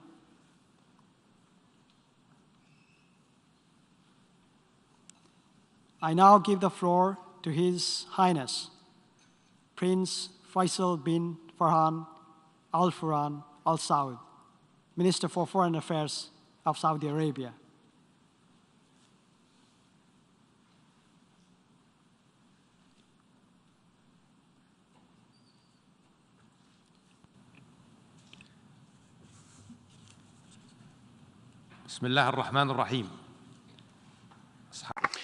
In the name of God, the Merciful, the Compassionate, Majesties, Excellencies, President of the General Assembly, Secretary General, ladies and gentlemen, may the peace of God be upon you all. At the beginning of my statement, I would like to congratulate Mr. Chaba Kairoshi on his election to be President of the 77th session of the General Assembly. We wish you every success. I would like to thank Mr. Abdallah Shahid for his efforts during his presidency of the past presidency. And I would like to also welcome the well-advised efforts of the Secretary General of the United Nations in order to optimize United Nations action to achieve the goals of the Charter. The Kingdom of Saudi Arabia reaffirms its attachment to the UN Charter and our constant support for the rules of international law aimed at preserving international peace and security, and to cooperate on the basis of mutual respect and respecting the sovereignty of states through peaceful means, and to abstain from threatening force or using force. My country participated in the building of the United Nations. We were there for the Charter of San Francisco, based on the teachings of our Islamic religion and our Arab traditions that are about justice, favor, peace and dialogue. The Kingdom has always supported international multilateral action according to United Nations principles to strengthen international cooperation given the challenges that our world faces. My country actively participates in all efforts for a more just, peaceful world and for a better future for our peoples and future generations. The Kingdom of Saudi Arabia, keen as we are to achieve the UN goals and preserve international peace and security, reiterates our call for reform of the Security Council so that it can be fairer and more representative of today's world and more effective as it accompanies changes in the world and is able to address common challenges. With regard to the wars that we're seeing in the world, the Kingdom of Saudi Arabia stresses the need for reason, the voice of reason and wisdom. Dialogue, negotiation and peaceful solutions are what is required to silence the guns, protect civilians and provide prospects for development and peace. We welcome all efforts that can bring about a political solution to put an end to the Russian-Ukrainian crisis in order to stop the fighting and preserve international and regional peace and security, in order to overcome challenges and ensure stability and prosperity, and also in order to bring about global economic development. We need to pool our efforts, forge partnerships, and have an exchange of cultures and civilizations. In the Middle East, Mr. President, we need to combine efforts to reaffirm stability, to ensure a better future that is commensurate with the aspirations of our peoples. The Jeddah Summit for Security and Development that saw the participation of the US and 9 Arab states was the opportunity to confirm collective action for a better world in the region for our peoples and for our countries. We fully support the UN in finding peaceful solutions to strengthen international and regional activities and strengthen cooperation based on the respect of sovereignty of states and non-interference in internal affairs, and respecting the independence and territorial integrity and the values and cultures of countries. Diversity is a source of wealth. Security and stability in the Middle East also require a just and global solution for the Palestinian question. The for a Palestinian state according to the 1967 borders with East Jerusalem as its capital. We condemn all unilateral measures that would affect this solution, and we call for their immediate cessation. With regard to Yemen, we repeat our commitment towards efforts to bring about a truce and to allow the President to fully play their role and to bring about to the resolutions of the Security Council 22.6. We continue to play our key role to meet the humanitarian and development needs of Yemen, and we stress on the need to lift obstacles with regard to the inflow of basic foodstuffs and aid, and also roads need to be opened near Taiz, the third country of the city of the country which has been under siege for so long. We also support security and stability in Iraq, and we have reinforced our bilateral and collective relationship with that country, particularly electricity between our two countries. My country insists that Security Council resolutions must be respected for the unity and stability and the Arab nature of Syria, and we support the efforts of the Special Envoy of the Secretary-General to bring about a political solution to that conflict according to 2254 of 2015 Security Council resolution. We need to prevent a further outbreak of violence and protect the ceasefire agreements, and also ensure that humanitarian assistance can arrive to all Syrians unhindered.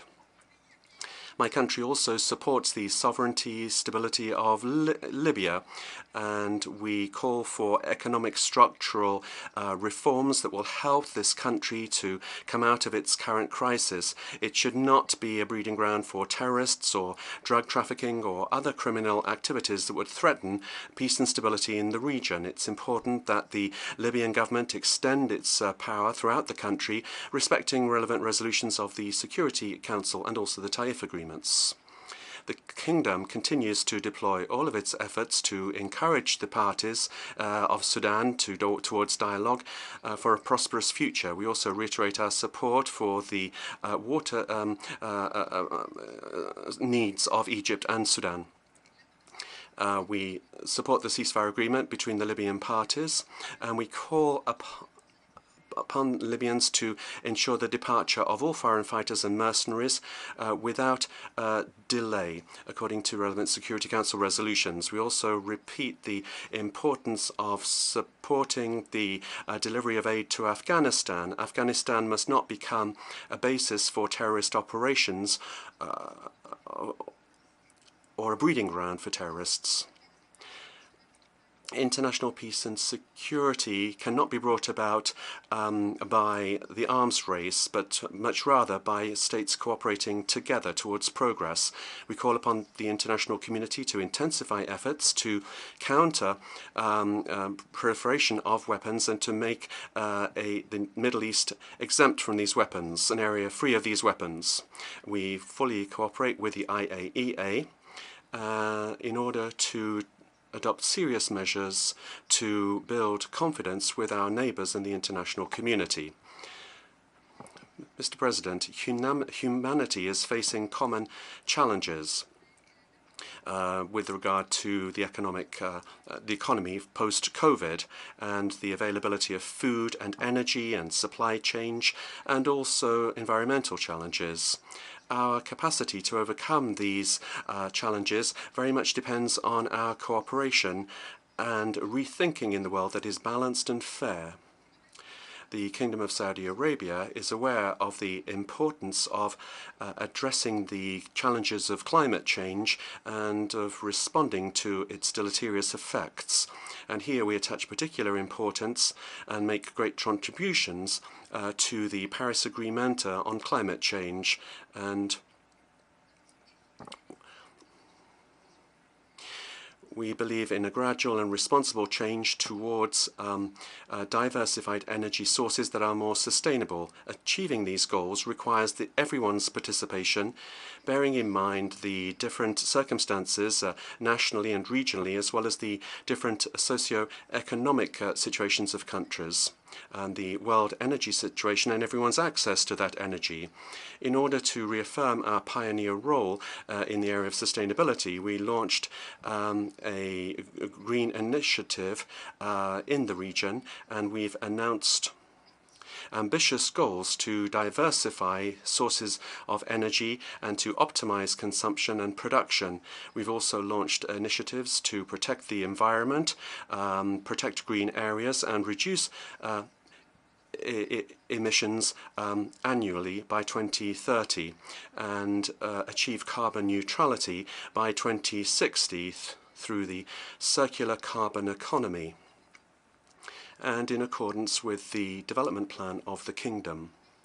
My country is also aware that we need to support the world economy by contributing to a balance on the energy markets. We need to invest in fossil fuels and clean energy in future decades in order to meet the growing international needs and to meet the needs of consumers and producers, to avoid the negative consequences of unrealistic policies aimed at excluding the main source of energy that would have negative consequences on world supply chains, on inflation, particularly energy prices, on unemployment, and would have other security and socioeconomic damage. And in order to slow down the security, the painful effects, and to achieve the SDGs in 2030, we plan to eradicate poverty. To do that, we need to facilitate the export of cereals and other food, because the price of food is increasing, and that is risking famine. My country contributes greatly to this aspect, and the total assistance in agricultural aid is now 2.8 billion US dollars. And Saudi Arabia, with our brothers in the region, has announced a 10 billion contribution for national and regional development funds. Mr. President, the international community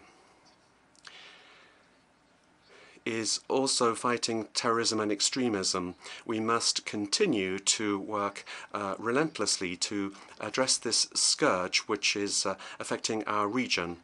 The international community must show itself firm with states that support terrorism and extremism and that attempt to use their extremist ideology to expand and to destroy. The Kingdom is continuing its efforts for progress and development to protect the future of our population and strengthen the abilities of men and women to innovate and to be open to dialogue and tolerance. My country attaches great importance to human rights, with explicit texts to protect those rights. My country has also announced legislation for 2030 with regard to better practices and international standards aligned with With regard to this future ambitious vision, my country is a candidate for hosting Expo 2030. An air of change.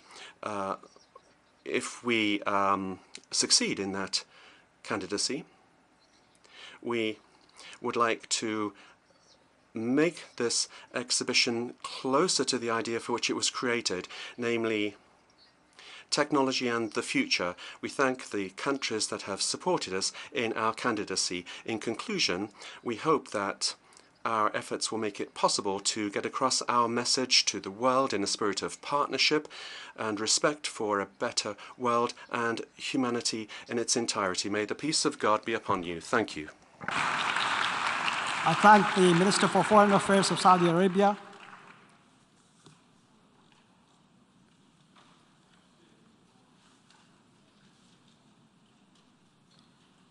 And I now give the floor to His Excellency Dato Erwin bin Pehin Yusuf, Minister for Foreign Affairs of Brunei Darussalam.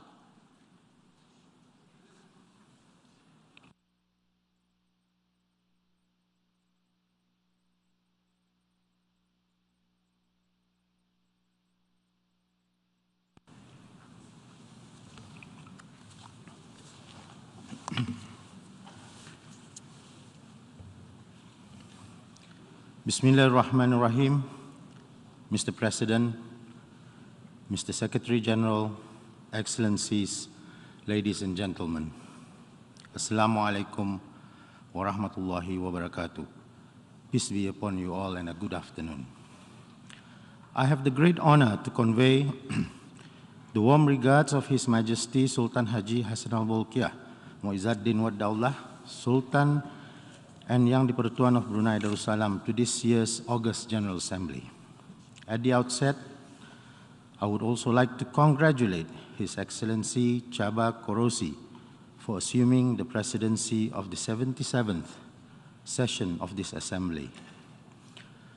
Also, our deep appreciation to His Excellency Abdullah Shahid for his contributions and efforts in bringing multilateralism, which is an important and fundamental principle of our work at the United Nations, to the forefront during his presidency. Mr. President, while it is good to be back in New York and at the United Nations to deliver Brunei's statement in person after a 2-year absence, this year's debate continues to take place amidst global uncertainties and challenges that test our individual and collective resilience. It has been almost 3 years since we first heard of COVID-19, and whilst we are still feeling its effects, many of us now are looking forward to a post-pandemic world. However, a key and crucial factor to achieving this would be a successful vaccination program, and by having vaccine equity. Lest we forget the WHO's mantra that says, and I quote, "No one is safe until everyone is safe," end quote.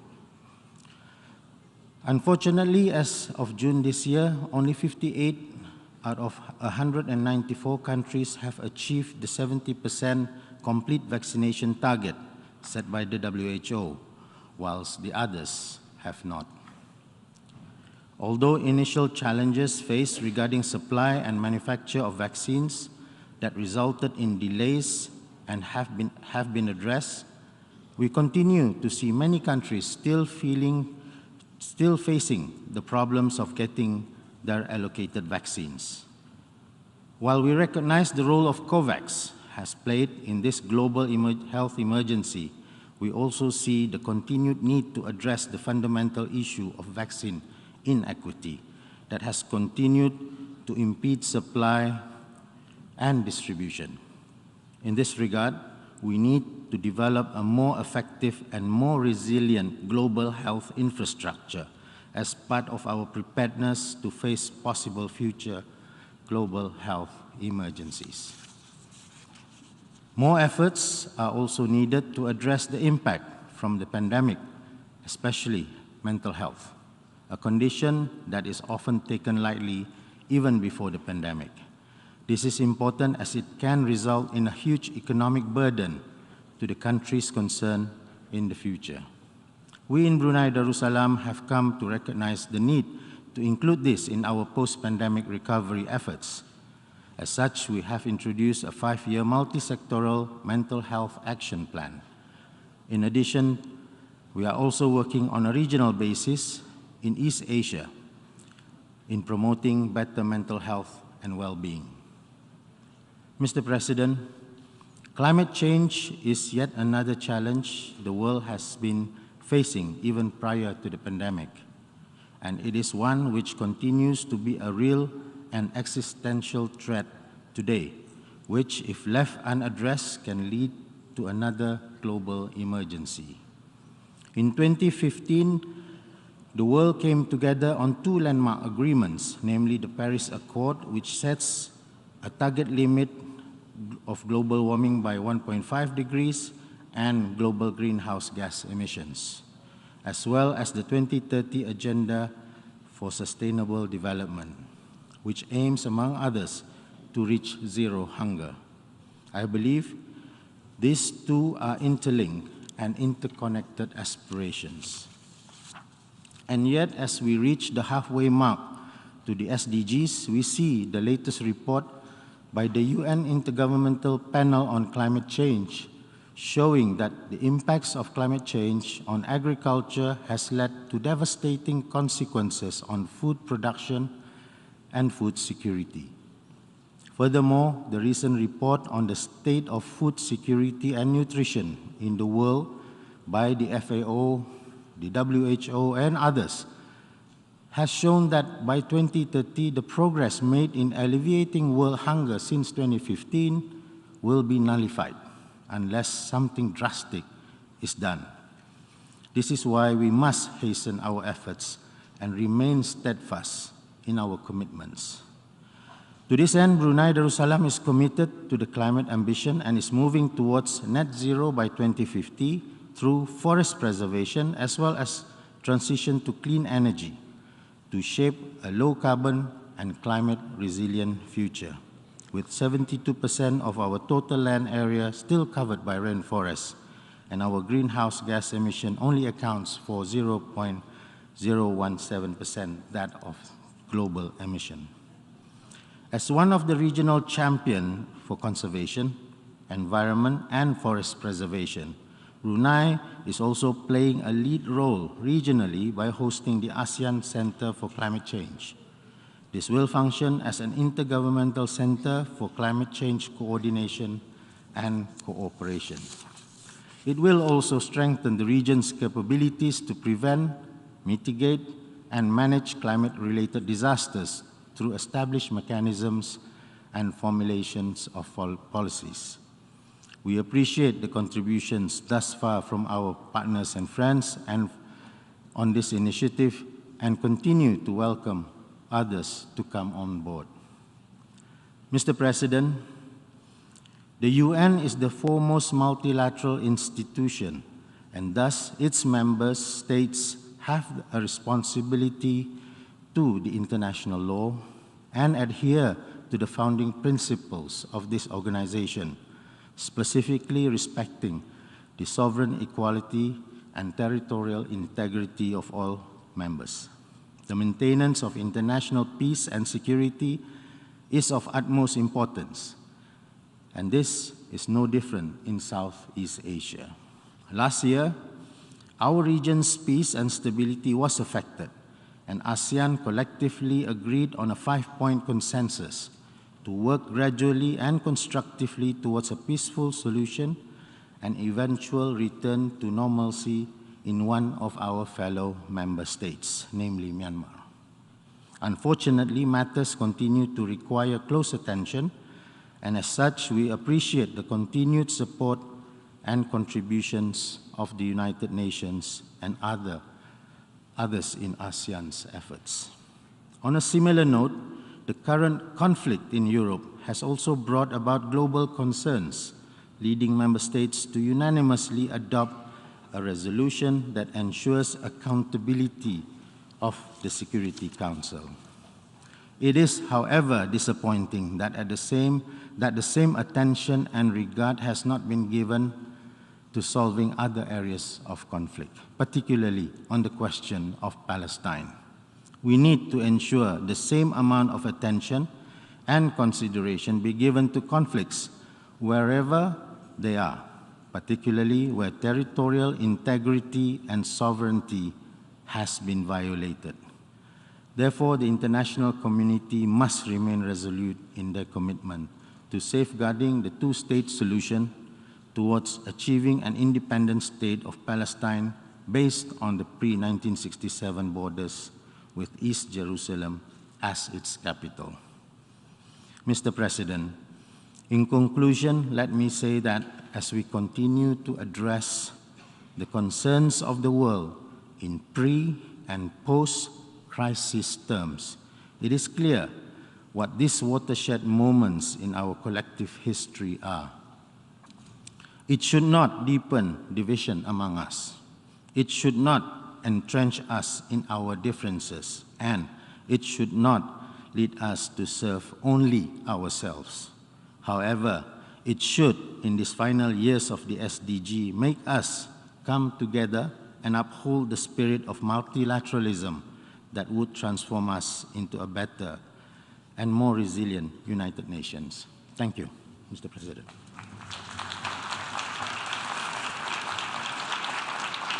I thank the Minister for Foreign Affairs II of Brunei Darussalam.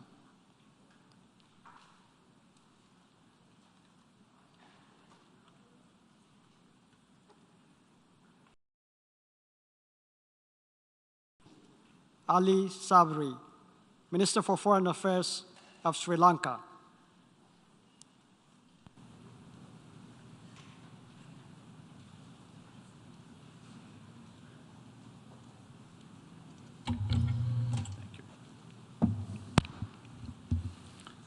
Mr. President, Mr. Secretary General, Excellencies, ladies and gentlemen, I'm honored to represent Sri Lanka at the 77th session of the UNGA, a session which after 2 years brings together world leaders post-pandemic to an assembly in person.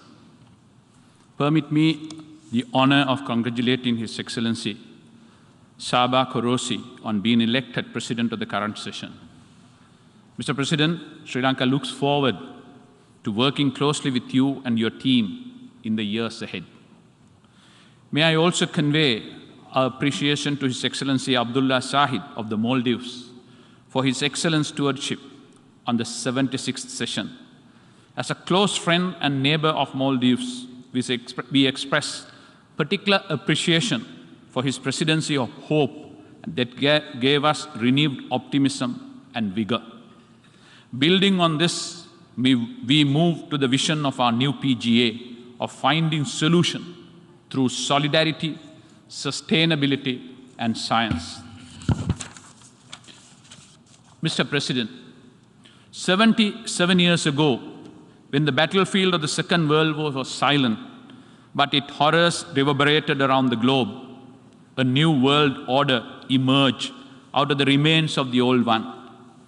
And that new world order was manifested by the Charter of the United Nations, developed by 50 nations at the San Francisco Conference.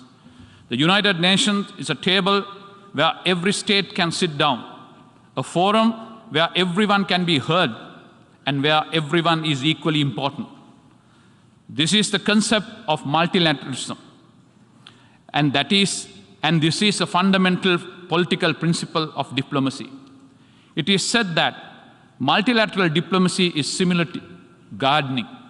You plant, you wait, you sow the seeds, you wait, you trim, and you harvest at some point. In multilateralism, we talk to each other. We develop a relationship of trust and confidence. And if something was to come up, you have a base to work with. Excellencies, the world is facing a multiplicity of complex, interlocking challenges. The far-reaching effects of the pandemic have been further exacerbated by the current global crisis. These vulnerabilities have been aggravated by the devastating consequences of what the Secretary General has referred to as five-alarm global fire, which has resulted inter alia in the triple planetary crisis of climate change, biodiversity loss, and rising pollution. We are, in addition, witnessing extreme weather patterns resulting in loss of life, property, and habitat, involuntary human displacement, and an accompanying food and energy crisis. Mr. President, it is not difficult to imagine that these trends lead to deepening inequalities both within and between states. Developing countries and their economies are at extreme risk, with the government facing debt default and financial collapse due to the lack of access to adequate capital while people face rising poverty, unemployment, and hunger.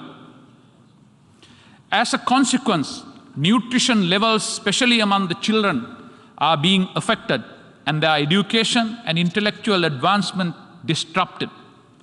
Despite our best efforts, our collective ability to realize the sustainable development goals or even to sustain the gains already achieved is becoming increasingly difficult. Mr. President, it is against this challenging global backdrop the significant changes have taken place in Sri Lanka since the last UNGA. The external and internal challenges we face provide an opportunity for implementing political, social, and economic reform that will lead to recovery and prosperity for our people. Sri Lanka believes that this is the moment to realize our collective vision for the future, an opportunity to build a more just, sustainable, and prosperous future for all Sri Lankans, to build back better. We look forward to the cooperation and support of the international community, including the United Nations, as we embark on this journey. Following prolonged social unrest and protests in the country, President Ranil Wickremesinghe, in his maiden speech in Parliament last month, stated, I quote, "I will implement social and political reforms requested by the nation," unquote. These measures include a review of the present procedures, the strengthening of the institutional framework of democratic governance, and adoption of urgent measures to restore long-term economic stability. We have understood that this will only be possible if we engage in a strict adherence to fiscal discipline and far-reaching economic and institutional reforms. Mr. President, we are committed to that process.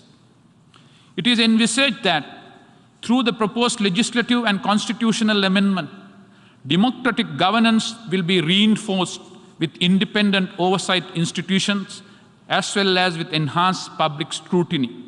Legal and administrative frameworks are being strengthened to ensure transparency, integrity, accountability, and inclusivity in providing access to justice. A greater participation of women and youth will be ensured in this process. Mr. President, we remain cognizant of and acutely sensitive to the events that have taken place in the recent past. The government is extremely sensitive to the socio-economic hardship faced by our people. We are pleased to have reached a staff-level understanding with the IMF.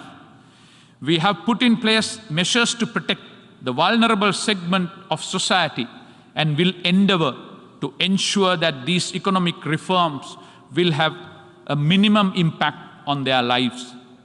Our institutions and society have demonstrated remarkable resilience in the face of very difficult circumstances.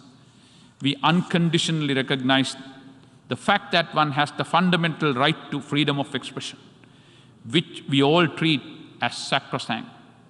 However, we also be appreciated that this freedom must be within the constitutional order and must be exercised having regard to one's fundamental duty to express oneself within the confines of the law. Mr. President, I am pleased to inform this August Assembly that Sri Lanka's nationwide strategy in containing the human health impact of the COVID-19 has been largely successful as a result of proactive and non-discriminatory measures by the government and the effective delivery capabilities of our strong healthcare infrastructure. Our vaccination drive exceeded WHO targets. However, as a developing country, we were highly vulnerable to the economic fallout of the pandemic. The virus has opened a window to the future, which we must exploit, highlighting the importance of multilateral cooperation through global health networks. Mr. President, permit me to briefly turn to the aspect of climate change. As a climate-vulnerable country, climate change has had the potential to adversely impact the Sri Lanka's socio-economic progress as well as the food security and livelihoods.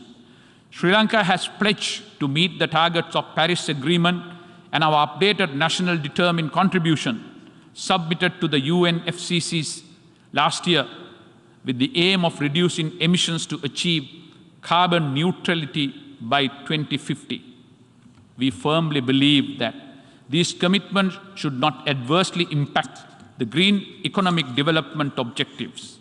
We also appreciate that meeting NDC targets and executing the corresponding energy transition towards renewable and sustainable energy and energy efficiency measures will require significant climate financing. Mr. President, you will appreciate that we cannot do this alone. We believe that in tandem with our own efforts, the world's largest emitters of greenhouse gases must fulfill their commitments and assist developing nations in adaptation and mitigation of measures under a common but differentiated framework. We need to work towards a just, sustainable, resilient and inclusive recovery from the adverse impact of climate change and the energy transition. Turning to the ocean, Mr. President, you will appreciate that as an island nation, we are acutely concerned about and sensitive to the impact of pollution and climate change on the oceans. With rapid pressure on land resources, the world is turning towards the ocean for sustenance, not only for food security, but also as a source of raw material for industry and energy. We are committed to the sustainable use of the ocean and its resources in consonance with SDG 14. At the UNGA May in this year, we were pleased to have led a small but significant nature-based solution to mitigate the impact of climate change that led to the UN declaring 1st March as World Seagrass Day. Seagrasses are an important carbon sink and absorb significantly more carbon than the tropical rainforest. Mr. President, there is a likelihood that the world will not reach the scheduled milestone to achieve zero hunger by 2030. It is predicted that food and nutrition security will be at great risk. Sri Lanka is paying serious heed to these warning signs.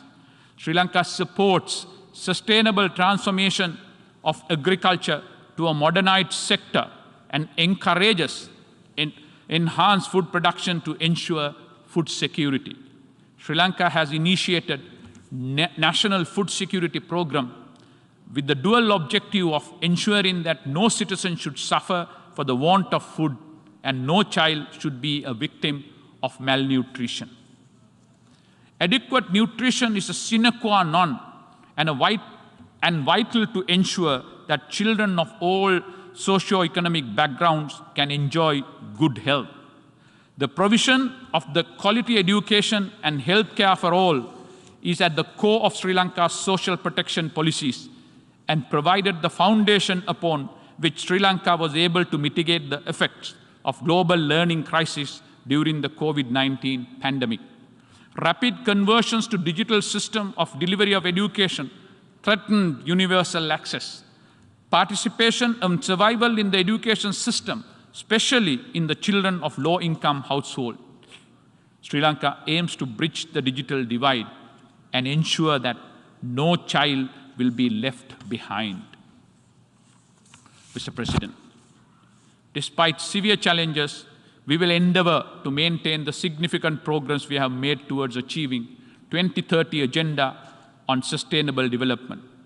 Our efforts have placed us in a leading position in the Asia-Pacific region for SDG data availability, thus enhancing Sri Lanka's capacity for evidence-informed policymaking for SDGs in future. We recognize that investment in human capital is an indispensable essential for the future of our country. It is no surprise, Mr. President, Sri Lanka is ranked in the high human development category, occupying rank 73 out of 191 countries globally and is the highest in the region. Having said that, we are nonetheless concerned that the current challenges have disrupted progress. The UN Secretary General has in a serious warning made reference to rescuing the Sustainable Development Goals. This warning is followed by an observation by the UNDP that for the first time in 32 years, the Human Development Index has declined globally for 2 years consecutively. Mr. President, let me say a word about global security. Geopolitical tension among nations have heightened, creating insecurity and polarization among states. Agreed framework for arms control, non-proliferation, and disarmament have become fragile. At the 10th Review Conference of the NPT concluded recently, which remains the centerpiece of global nuclear disarmament and non-proliferation regime, we were regrettably unable to arrive once again at a consensus outcome. While we address contemporary challenges, Mr. President, we must not forget the lingering issue of Palestine. While restating Sri Lanka's consistent and principled position that Palestinian people have a legitimate and inalienable right to the natural resources in their territory and to statehood, we further recognize the legitimate security concerns of both Palestinian and Israeli people, and an urgent resolution of the matter on the basis of UN resolution on the attainment of two-state solution need to be pursued immediately. Mr. President, the absence of a regulatory supervisory regime concerning the use of new technologies in cyberspace and in artificial intelligence need to be addressed urgently. Their ability to cause large-scale disruption, disinformation, and undermine the scientifically established finding is of a real concern, a danger we all face. Sri Lanka, which is implementing the nation's first information and cybersecurity strategy, has identified the importance of establishing a partnership-based approach to protect cyberspace in order to confront multinational cyber threats. Mr. President, I must make a brief reference to the scourge of terrorism. Sri Lanka was a victim of terrorism for several decades. Terrorist choice of targets, methods of financing, and radicalization, as well as the use of new technologies as weapons, has been constantly evolving. Legislative measures and law enforcement mechanisms must be put in place to counter radical ideologies leading to violent extremism and to curb the terrorist use and abuse the internet and social media platforms. At the same time, it is necessary to develop the critical thinking capacity of youth, strengthen community bonds, foster a sense of civic responsibility, and build community resilience to mitigate the effects and influences of violence extremist ideology leading to terrorism. Mr. President, as our contribution to maintaining international peace and security, Sri Lanka looks forward to enhancing our participation in UN peacekeeping operation with professional men and women to serve as UN peacekeepers. I take this opportunity to honor the thousands of men and women who, for decades, have helped countries navigate the difficult path from conflict to peace under the blue helmet. We have taken many measures to ensure that Sri Lankan peacekeepers with a wealth of experience in counter-terrorism and counter-insurgency operation are trained and equipped with necessary functions of peacekeeping, including the promotion and protection of human rights.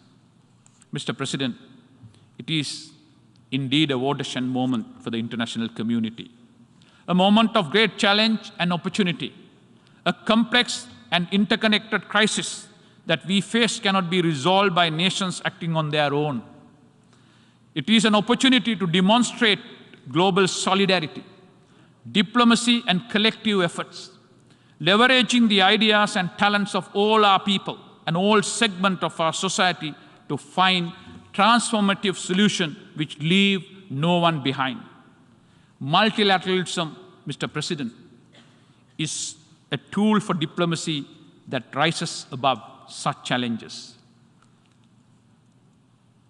Conflicts, disasters, and crises will not stop at passport control.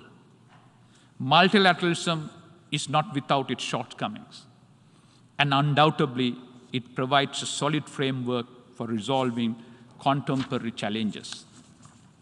Mr. President, this I would say is the mission of this August Assembly, and perhaps the singular reason for which it was established 77 years ago, and that perhaps is the reason why Sri Lanka and many others applied to be members, to participate, to be visible, to be heard, to embellish this organization with our own flavors, perspectives, history, and knowledge to this fine amalgam and grow from common work discussions and disputes that we join issue with.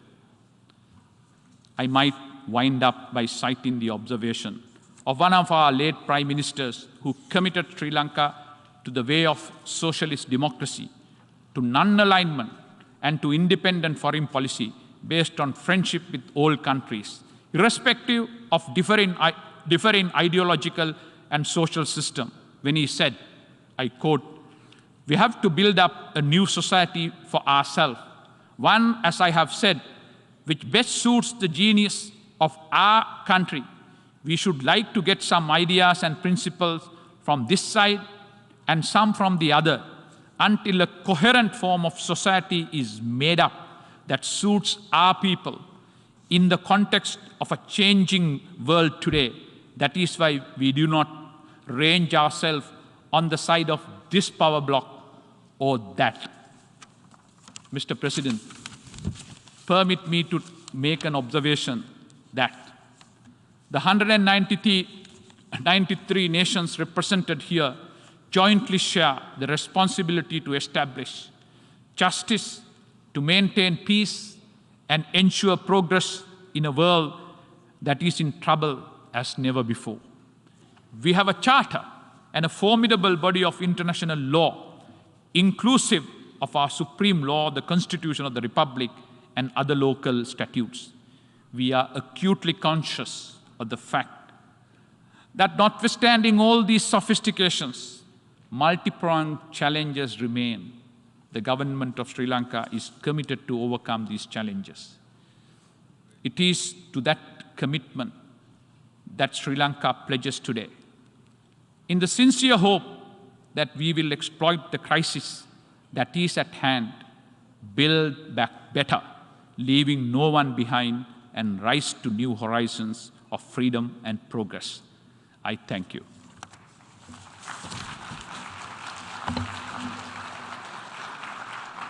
I thank the Minister for Foreign Affairs of Sri Lanka.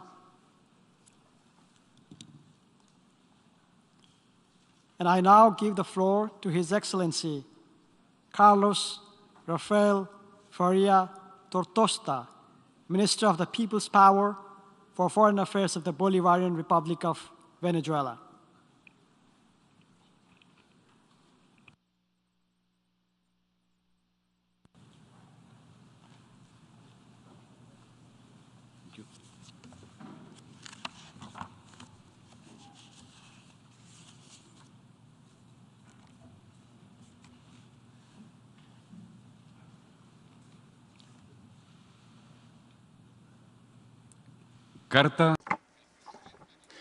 Letter from the President Maduro's to the peoples of the world.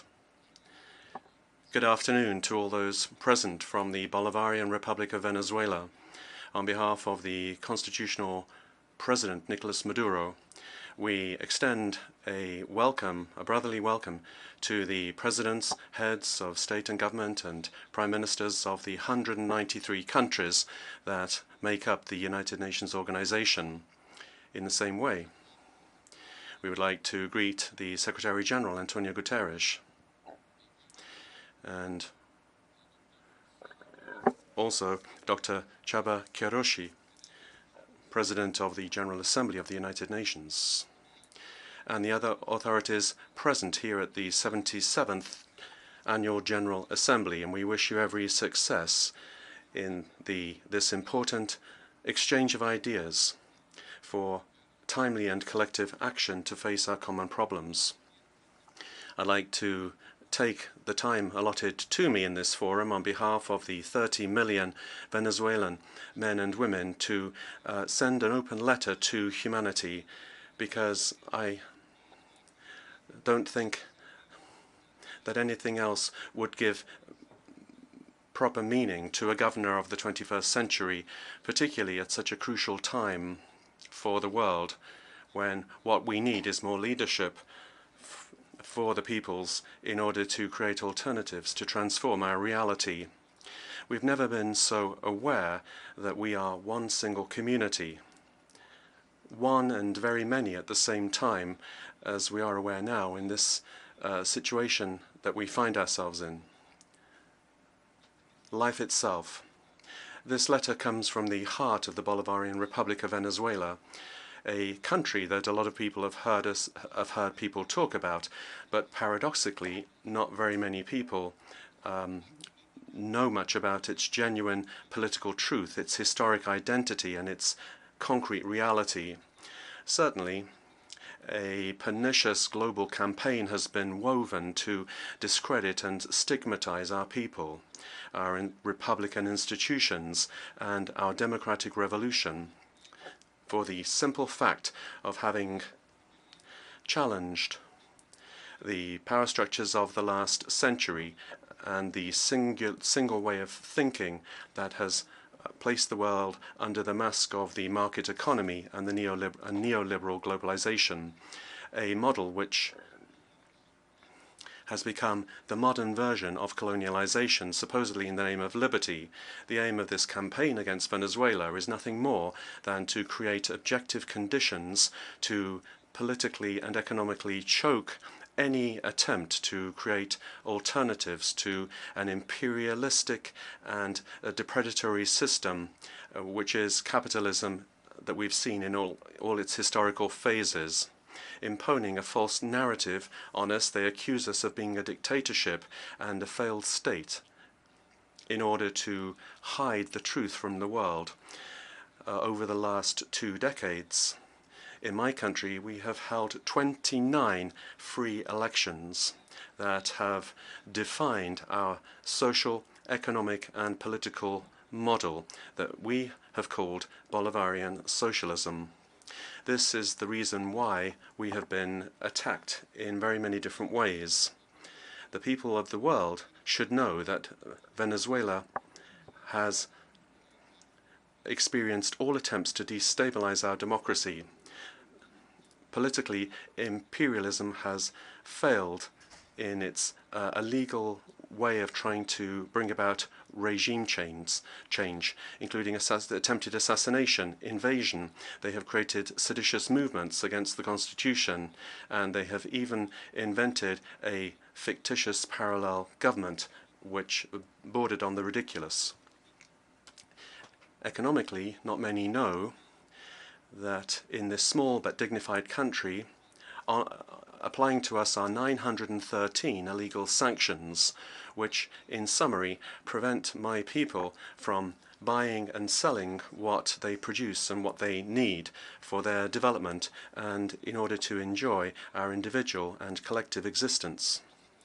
This specifically leads to suffering, to privation, and to systematic aggression that restricts the life and collective rights of my country, and that's why we must denounce these cruel measures as crimes against humanity. This economic war, the losses of which for my country exceed $150 billion over the last few years, increased during the most serious period of the pandemic, making it impossible for us to buy medical supplies, medicines, and vaccines. The stigmatization has also served the purposes of Europe and the United States as an excuse to further pillage our heritage and our assets abroad to a disgusting extent.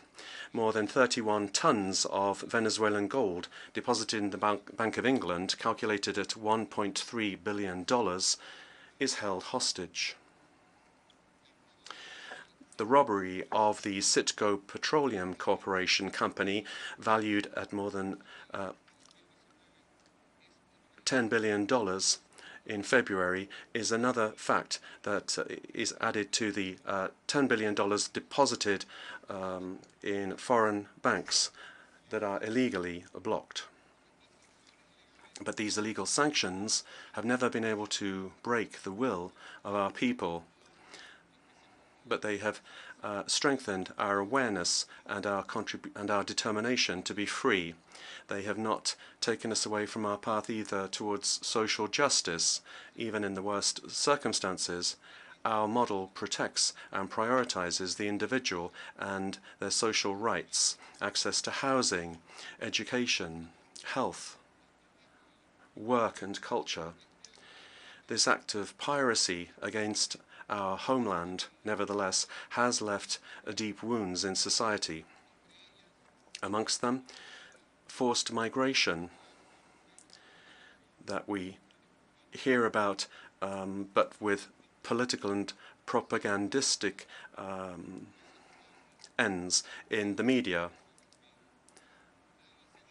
Nothing is said, however, about the 60% of the Venezuelan population that migrated, but that has voluntarily returned to their country, fleeing the conditions of slavery and exploitation, as well as the mistreatment and persecution that they have been subjected to in very many countries of the world. This also hides from the world the fact that the Venezuelan state is the only state that has a policy of repatriation through our airline Conviasa, which is consistently boycotted by illegal sanctions. We'd like to ask multilateral organizations what's happened to the millions of resources that were supposed to be there to help Venezuelan migrants. It would be useful to have some sort of accountability in order to explain the situation with regard to where this money has gone. In the same way, we call upon multilateral organizations to guarantee the rights of all migrants throughout the world, and we do this with the moral authority of being a country that for more than 100 years has been exercising good practices towards the migrant population. Along these lines, we would warn the peoples of the world about the outbreak of xenophobia and rejection of the poor, hate crimes and hate speech and general intolerance incubated by neo-fascist and neo-Nazi movements that find a home in ultra-conservative parties and governments of the far right. Humanity that is listening to us today needs to know that the most extreme conditions that we have mentioned here have not meant that our people have surrendered. On the contrary, we have built our path towards social peace, economic recovery, and the strengthening of democracy. We know ourselves very well what adversity is and the miracles that come from willingness and one's own efforts.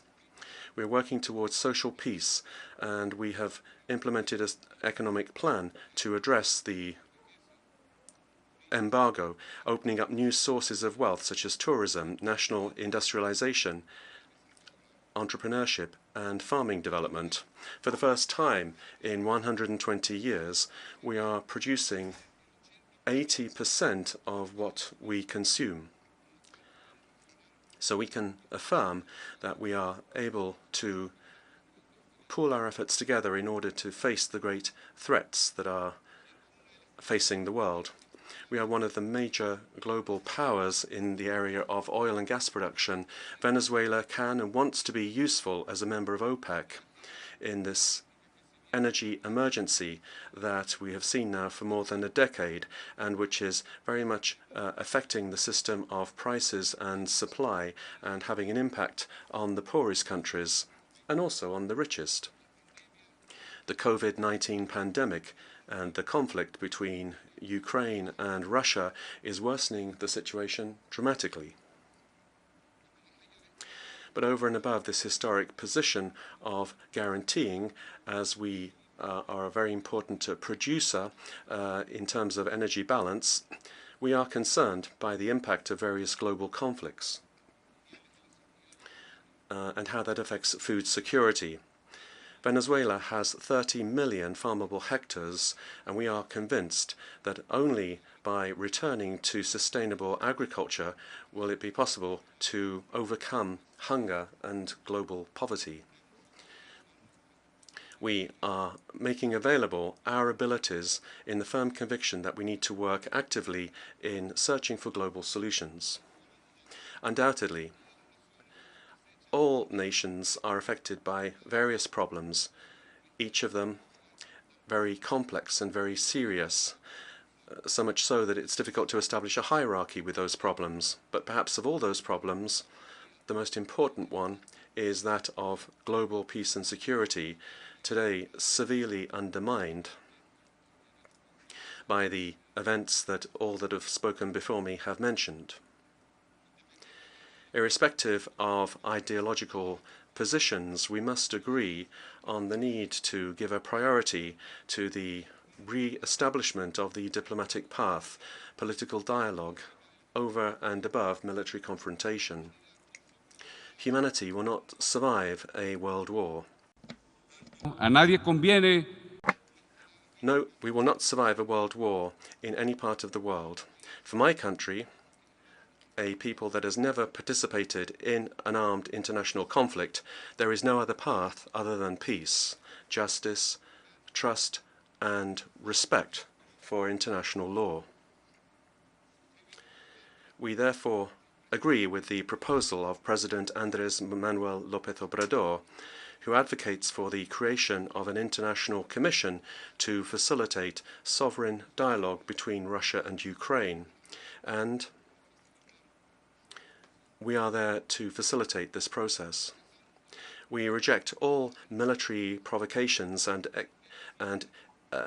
economic sanctions that have been taken against Russia, as well as the hate campaign that has been launched against the Slavic people, because we believe these actions, rather than helping peace, incite the guns of war.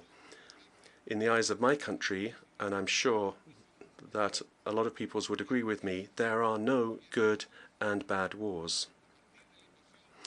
After the invasion by the United States of Afghanistan in 2001, trust was lost in the international community. What was being followed was imperialism and supremacism. We saw blood shed unnecessarily with impunity in Iraq, Yemen, Haiti, Somalia, Libya, and Syria, just to mention a few milestones in this shameless tragedy that is laying waste to indispensable international law. Nevertheless, in Venezuela, we have reasons to be optimistic. We have learnt to trust in peoples, in their intelligence, in their benevolence, and in their adherence to justice and true life. But we have to recognize that the dominant global order is facing multiple crises that are competing in their lethal potential, but they are interrelated. The climate crisis is worsening the food crisis. The health crisis is making worse the social crisis. The energy crisis is worsening as we see a worsening of the economic crisis, and this is threatening global peace. And across the board, we have the none less pernicious crisis of truth, with the pollution of the news media and fake news. We are seeing a system of representation, prevarication, and suppression of reality that is imposed by algorithms of new technologies of communication. This for the convenience of the most powerful. The manipulation of information and emotions is only part of the problem. We're seeing a global security surveillance state that deprives citizens of privacy, true information, turning our democracies into infocracies. as was stated by the South Korean philosopher Byung-Chul Han in his recent book. The death of the truth is the most clear symptom of the decline of a civilization and the preamble to perpetual conflict. Let us not allow truth to die at this historic moment when we have so many possibilities to apply truth together with reason and common sense. This is the antidote to collapse. The peoples of America, Europe, Asia, Africa, and Oceania know that in this multidimensional crisis, given its transcendental and definitive nature, we have to approach this with humanity, getting to the heart of the problem.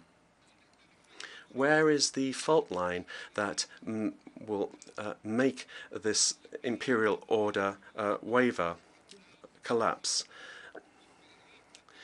In this imperial world which denies, attacks, and attempts to suppress the other, to suppress difference, and does not recognize other models, other political, economic, and religious and cultural paradigms that are different to its own. In spite of the arrogance of the West, we are seeing a change in the post-imperial order, and the North must recognize that the unipolar colonialist system cannot adequately respond to the problems and needs that they themselves have created, harming humanity, animal life, and the planet. According to our vision of the world, human beings are the most exploited, vulnerable, and destroyed by capitalism in all of its historic phases. We are not just making any old ideological statement. The climate crisis is now irreversible. So this tells us that we need to change the model. The North needs to accept new powers and new leadership such as China, Russia, India, Iran, Turkey. They have to open up to the possibility of being part of a multipolar, multi-center world free of hegemony. It is urgent that there be an ethical change amongst the powers in order to build a common world without colonizers or the colonized, where we work together towards solutions, the solutions that our peoples demand of us. There is no time for super powers and unnecessary confrontations. For 207 years, in very similar circumstances, the freedom fighter Simon Bolivar, in his letter from Jamaica, referred to the doctrine of the West, civilized Europe that is allowing an old snake to devour the best part of our globe. And he continued, is Europe deaf to its own interests? And in this regard, President Nicolas Maduro asked himself, is the leadership in Europe and North America deaf? We ask ourselves today about this crisis and whether it could be the last crisis for humanity. Venezuela hopes that in this assembly we will listen to reason, to prudence, and that we recognize and respect the rights of the peoples of the world, and that we address the injustice being committed against the Sahrawi people and the Palestinian people by denying them the right to have their homeland. And we hope that we will put an end to illegal economic sanctions and political persecution against Nicaragua and against our brotherly Cuba, Iran, and Russia. We pray that the Argentinian people will be able to regain their sovereignty over the Malvinas. Only dialogue can do this. Only words and reason shared between equals will be able to build the bridges that we need in order to heal these wounds and leave behind these things that terrorize humanity. I write this message not simply for the summit, but I am thinking about the streets where men and women walking around New York, Istanbul, London, Damascus, Ramallah, Tehran, Cape Town, Moscow, Beijing, Managua, Havana, Caracas, and very many more places. They are not looking for responses, but they want to be part of the building of a new humanity. And because I believe in the power of words, and because I believe in this man and in this woman that refuse to give up hope, I am sure that this assembly will not remain in a vacuum. I recognize that this global hegemony is coming to an end, and we need the necessary enthusiasm to build a new multicentric, multipolar, intercultural, and balanced world. Let us change what needs to be changed, and let's have the courage to be reborn in new times and new challenges. Another world, another life is not only possible, but more than ever before today, it is a matter of urgency. Caracas, the 24th of September of 2022, Nicolas Maduro Moros. Thank you very much.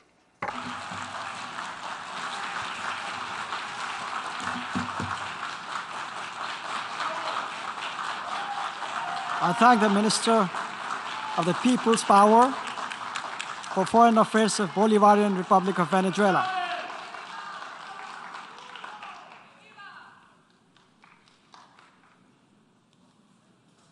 I now give the floor to His Excellency Vladimir Norov, Minister for Foreign Affairs of Uzbekistan.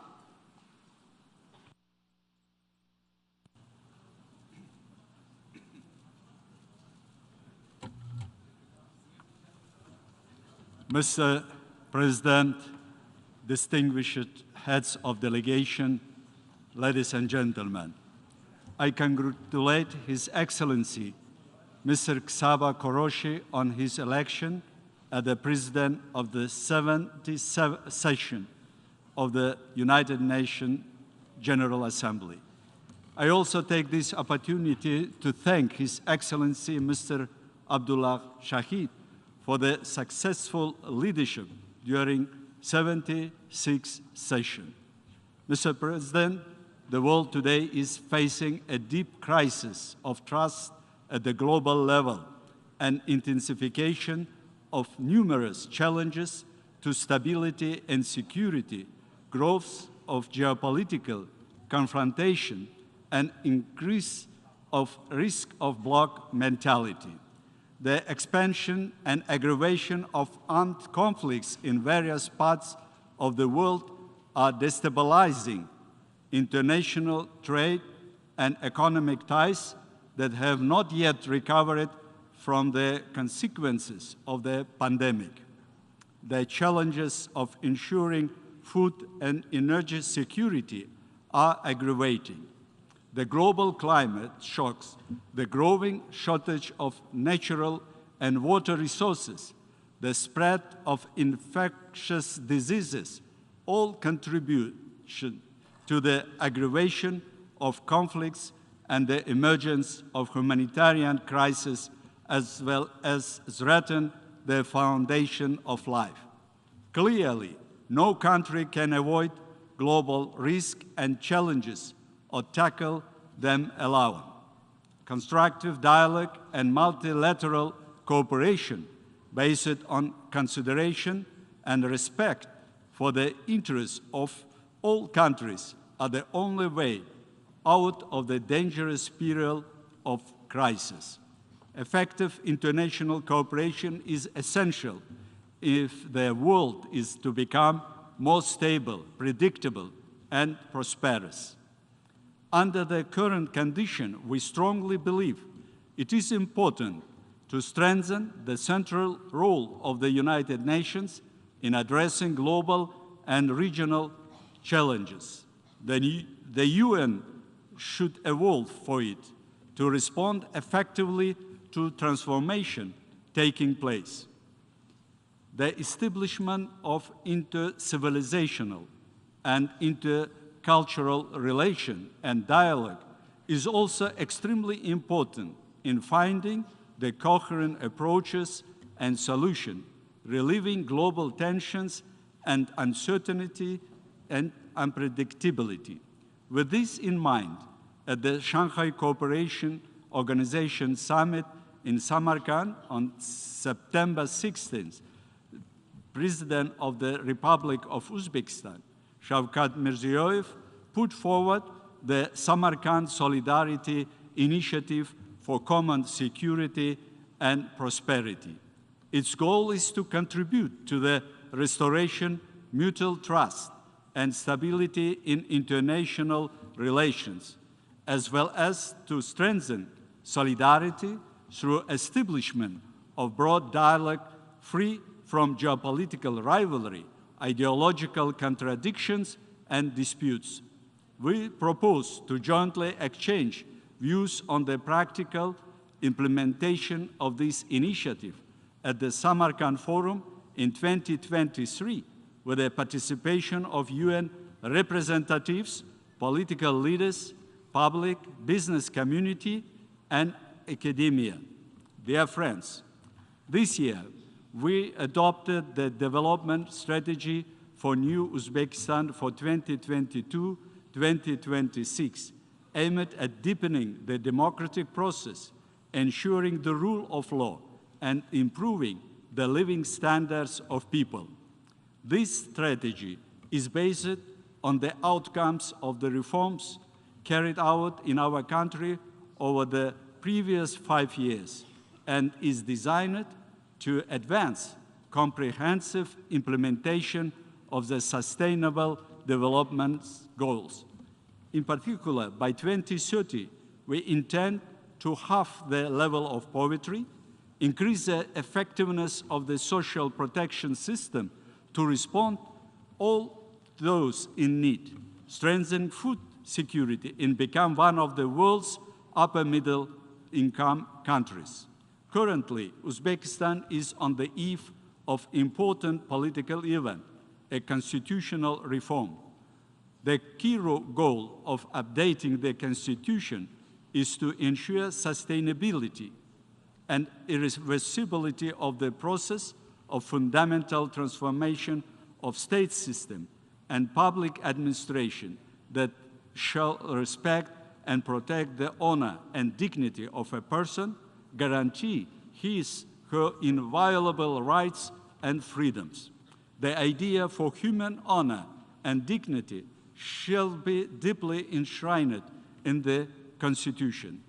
The norms on the complete abolition of the death penalty, Miranda rule, and habeas corpus, as well as the environmental human rights, shall be introduced to Constitution. The constitutional amendments should become directly applicable, aimed at guaranteeing and protecting the interests of people of all backgrounds. In particular, the prohibition of the use of forced labor and other worst forms of child labor, or the employment refusal for pregnant women or women with the children, will be guaranteed on constitutional level. Furthermore, it is also proposed to introduce the norms that ensure openness, transparency, and accountability of state agencies. The amendments to the Constitution were reviewed by public and will be put to referendum. Ladies and gentlemen, we fully endorse the initiative of Secretary General Antonio Guterres to hold a summit of the future in September 2023. Uzbekistan highly appreciates the successful outcomes of the historic Transforming Education Summit, which has demonstrated the commitment of the international community to join efforts for the speedy restoration and modernization education system by increasing funding and innovation. Uzbekistan has already achieved tangible results in this area. Over the past 5 years, enrollment in higher education has increased from 9 to 29%, and children with preschool education from 27 to 67%. It is the youth that should play a key role in the process that are directly related to their fate and future. To this end, Uzbekistan plans to convene the first meeting of the Youth Council of the countries of Central Asia and South Asia in 2023, which will become a platform for new ideas and specific initiatives. We count on the support of the UN in holding this important forum. On November 14, 16, 2022, jointly with the UNESCO, we will host the World Conference on Early Childhood Care and Education in Tashkent. The forum will facilitate the exchange of best practices to ensure universal, equitable, and quality education. We invite ministers of education from your countries to participate at this high-level forum. Dear participants, today, thanks to the joint efforts of the Central Asian states, a fundamentally new political atmosphere has been created in our region. Launched at the initiative of Uzbekistan, the mechanism of consultative meetings of the heads of state of the region has become a vivid symbol of a new era of regional cooperation. At the last consultative meeting held on July 21, 2022, a truly historical treaty of friendship, good neighborliness, and cooperation for development of Central Asia in the 21st century was agreed upon. The international recognition of deepening partnership of the countries of the region is reflected in a number of resolutions adopted by the UN General Assembly in support of strengthening peace, stability, and regional cooperation in Central Asia. We rely on further support from the international community for the process of rapprochement and cooperation between countries of Central Asia and integration of the regional into global economic and transport ties. We express our gratitude to Secretary General Antonio Guterres for supporting our initiative to hold an international conference on the implementation of the UN Global Counterterrorism Strategy in Central Asia, which took place in March 2022 in Tashkent. Taking into account the outcomes of the forum, we propose the establishment the UN Counterterrorism Regional Office in Central Asia in order to successfully implement the global strategy and continuously monitor the implementation, the updated Joint Action Plan. Mr. President, the prospects for the development of Central Asia are inextricably linked with the ensuring peace in neighboring Afghanistan. We are concerned about the decline in international attention to this country, which is experiencing a deep humanitarian crisis. We consider it extremely important to prevent the isolation of Afghanistan, leaving it alone with the existing problems. This will undoubtedly have negative consequences for regional and international security.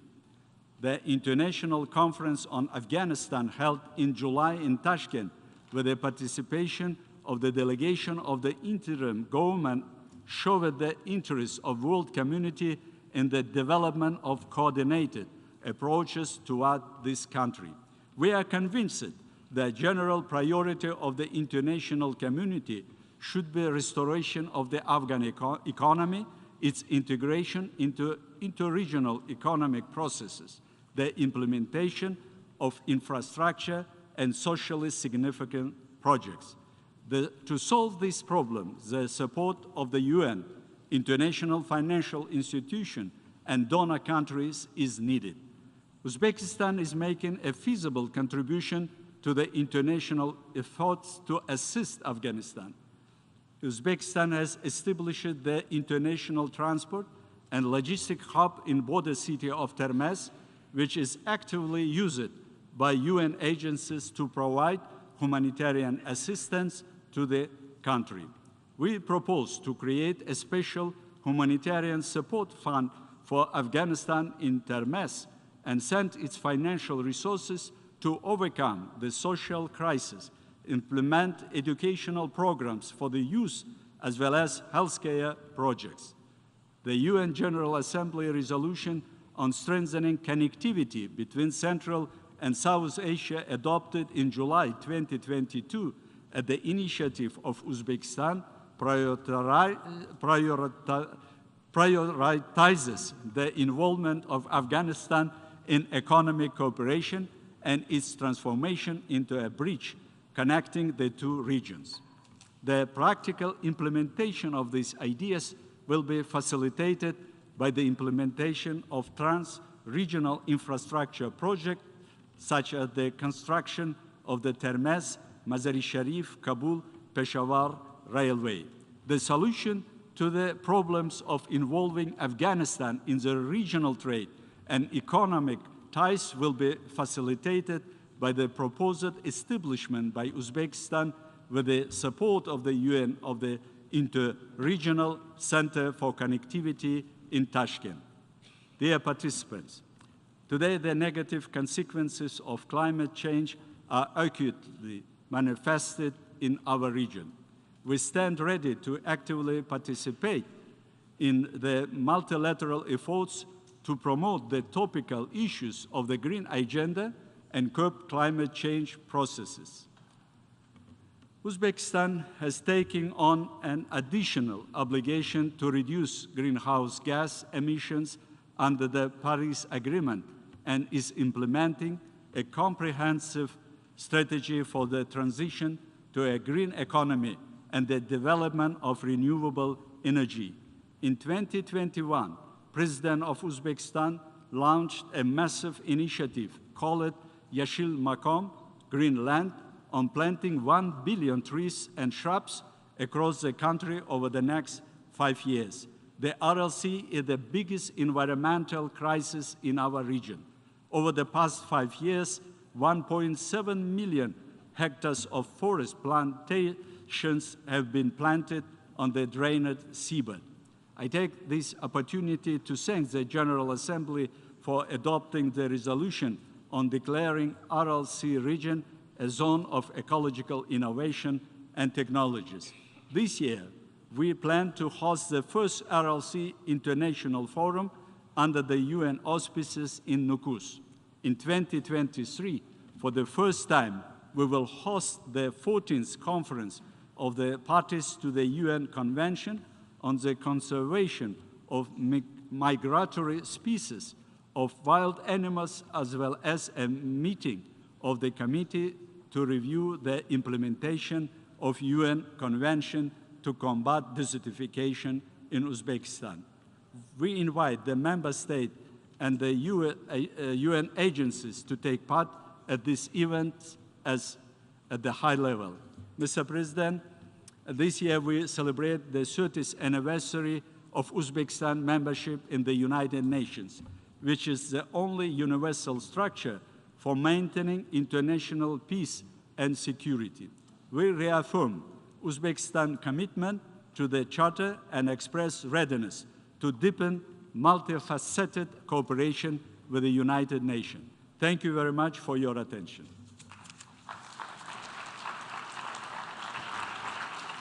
I thank the Minister for Foreign Affairs of Uzbekistan. I now give the floor to His Excellency Emery Brown, Minister for Foreign and CARICOM Affairs of Trinidad and Tobago.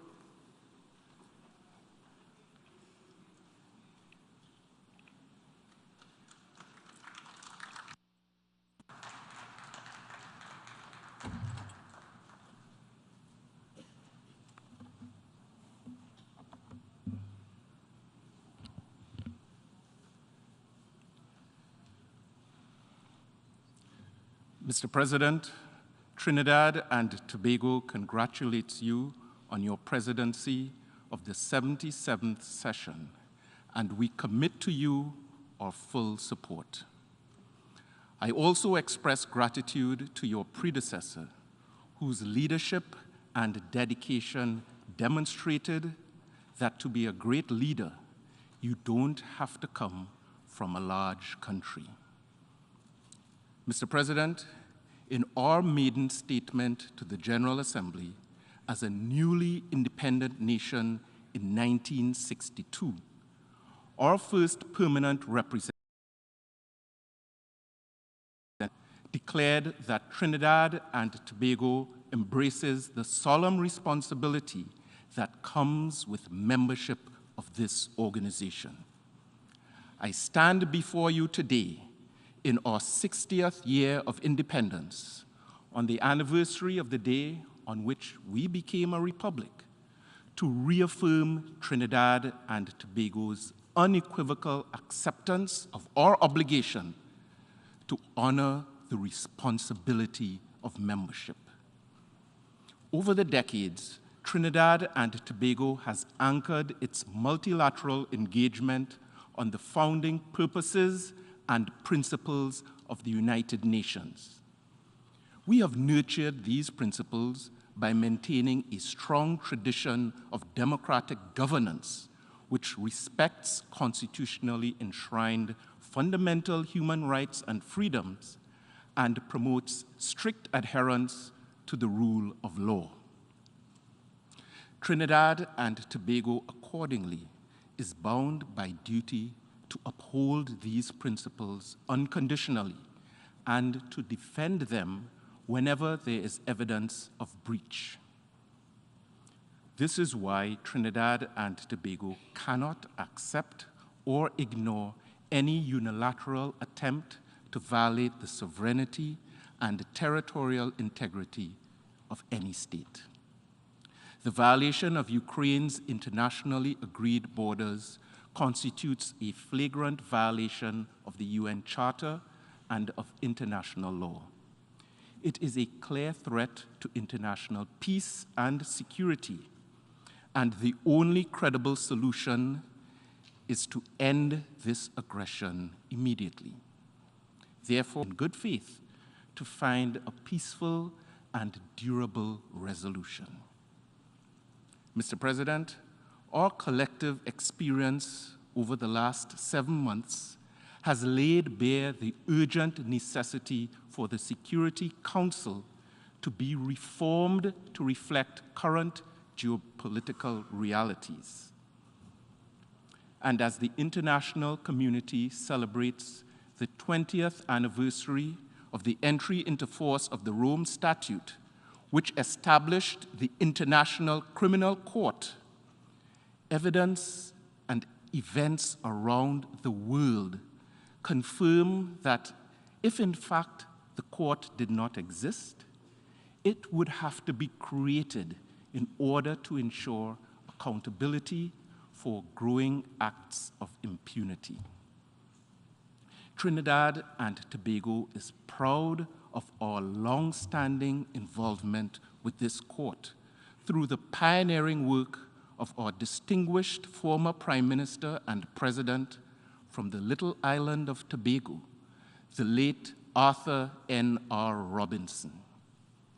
The mission of the International Criminal Court and its record as an independent tribunal engenders the fullest support of Trinidad and Tobago. Mr. President, as the war in Ukraine rages, fuels such as coal are having quite a resurgence, and the commitments made in Glasgow are at risk of being severely derailed. At the same time, climate commitments made by developed countries are definitely not on track. Droughts, wildfires, floods, and cataclysmic hurricanes and typhoons are realities that small island states know all too well. At the same time, slow onset events such as the deterioration of coral reefs and the influx of sargassum seaweed threaten our fragile ecosystems and the livelihoods of our people, especially our fisherfolk and those dependent on tourism. Accordingly, Trinidad and Tobago calls for the full and effective implementation of the Paris Agreement. A dedicated facility to address loss and damage under the UNFCCC financial mechanism is an absolute necessity. These actions must be prioritized because what is at stake is the very existence and viability of small island states.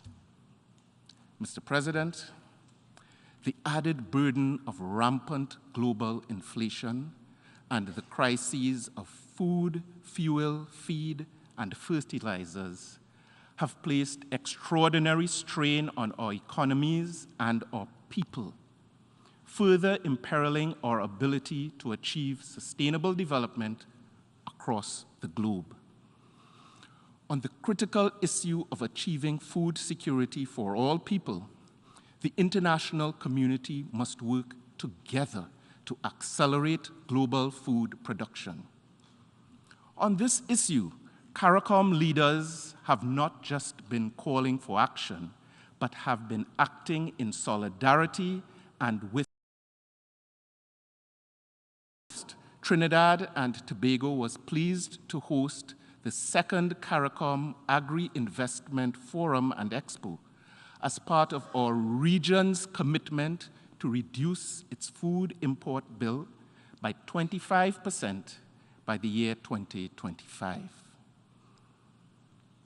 Mr. President, Trinidad and Tobago is firmly committed to working with CARICOM and other partners toward restoration of peace and stable democratic governance in Haiti. Our objective must be to work with the Haitians to secure their long-term progress and future. We therefore urge the United Nations system and the international donor community to urgently strengthen their role and engagement with Haiti. We encourage them to provide the necessary assistance to quell the ongoing and devastating gang violence and to urgently improve the humanitarian situation in that beautiful country. Mr. President, in the Caribbean, our efforts to build safe and peaceful societies are being completely undermined by transnational organized crime, human trafficking, the illicit trade of drugs, and a steady flow of illegal firearms from source countries far beyond our region, all contributing to unacceptably high levels of gang violence within our communities. We are further committed to strengthening our cooperation with regional and international partners to address these challenges, which threaten the very stability of our societies. Violent extremism, international terrorism, and the use of technology for criminal purposes remain clear and present dangers. In combating these phenomena, Trinidad and Tobago attaches the highest value to collaborating with the United Nations and other international partners. We must bear in mind that in addressing extremism, there must be no compromise to the constitutionally protected rights and freedoms of our citizens. Mr. President, in all of these complexities, we must recognize the critically important role of women as agents of positive change. And to that end, Trinidad and Tobago will once again table the biennial resolution on women, disarmament, non-proliferation, and arms control. We encourage all member states to co-sponsor and support this forward-looking resolution. But, Mr. President, while we assiduously work to encourage and ensure the inclusion of women in places and spaces of decision-making, we must continue to insist that the rights of women and girls are fully respected at all levels of society. Violence against women and girls continues to be a menace, destroying lives and impeding overall progress toward balanced and inclusive sustainable development. Addressing this must be a priority, and in Trinidad and Tobago, a growing number of stakeholders, including the private sector, have now joined the national effort to make our society safe for women and girls. Mr. President, the last 2 years in particular have demonstrated that the structure of the international economic and financial system is not fit for purpose. The system, as designed, actually undermines developing countries in their pursuit of sustainable development. It cannot be business as usual. A transformative global agenda, such as the 2030 Agenda, necessitates a transformative economic and financial framework that is compatible with the achievement of the SDGs. Without such a shift in the global architecture, even the best efforts at the national level will not produce the results that we need in the global south. Trinidad and Tobago calls on the international community to adopt tailored measures and solutions to address the fundamental financing challenges that developing countries face, with particular attention to LDCs and SIDS. One such measure is the adoption of a multidimensional vulnerability index, which we consider to be an utmost priority. Mr. President, our history cannot be rewritten or erased. We therefore continue to call for reparatory justice for the unpaid debt for centuries of enslavement of African people, for the historical crimes of native genocide visited upon the indigenous people of this world, and for the exploitative legacy of colonialism that has directly resulted in the persistent underdevelopment of Caribbean nations and so many others. We continue to call for the abandonment and the destruction of all nuclear weapons as the only means of guaranteeing the avoidance of total annihilation of humankind. We continue to call for the unconditional lifting of the unjust economic, commercial, and financial embargo imposed on the people of Cuba, and for the full integration of Cuba into the international economic and political system. We also continue to call for a long-lasting and mutually agreed two-state solution to the Israel-Palestine conflict, which will guarantee Palestinians a permanent homeland and recognize Israel's right to exist in peace and security. Mr. President, to get to the 2030 Agenda, to get it back on track, all stakeholders, whether big or small, must embrace the value of multilateralism. Clearly, we are not quite there as yet. In this regard, I echo the words of one of Trinidad and Tobago's greatest calypsonians, David Rudder, who, in his iconic song, Rally Round the West Indies, said, "Soon we must take a side or be lost in the rubble, in a divided world that don't need islands no more. Are we doomed forever to be at somebody's mercy? Little keys can open mighty doors." Mr. President, this world needs little islands. We bring a perspective that is valuable and beneficial and necessary. Trinidad and Tobago continues to offer the point of view of a small, sovereign, democratic nation harboring a big ambition, namely to unleash the creativity and resourcefulness of our diverse people, especially our youth, to make the most positive contribution to society, community, and the world. Mr. President, as a relatively young nation, Trinidad and Tobago's people are our greatest source of power and energy. You can feel it in the rhythm of our beautiful tassa drums and in the melodies of our national instrument, the steel pan.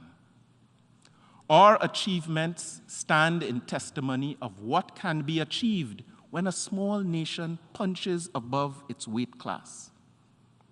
Our citizens have served as judges on the ICC, and with respect to the law of the sea, we have given the world experts of the caliber of Lennox Bala and Anthony Luckey. We have contributed extensively to the work of the United Nations, serving on the Security Council, the Economic and Social Council, and a range of subsidiary bodies and organs. Mr. President, Trinidad and Tobago looks forward with enthusiasm and optimism to our next 60 years of membership of the United Nations. We continue to deepen engagement and partnership with our neighbors in the Caribbean and with all members of the international community to achieve our common objectives and thus to strengthen international peace and security. As we write the next chapter in our nation's history, I can share with you that Trinidad and Tobago offers itself to serve as the President of the General Assembly during the 78th session. Being tasked with such a defining role by the Assembly would truly be an honor and a responsibility that the government and people of Trinidad and Tobago shall embrace with commitment and impartiality. In the best traditions of multilateralism, let us therefore join our strength for the benefit and upliftment of all humankind. Let us build a truly global community where no one is left behind.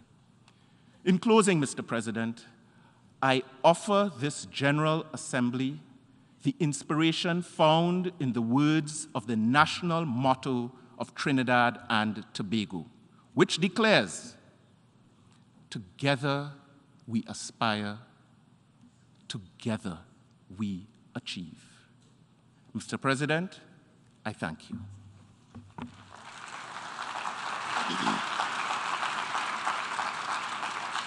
I thank the Minister for Foreign and CARICOM Affairs of Trinidad and Tobago.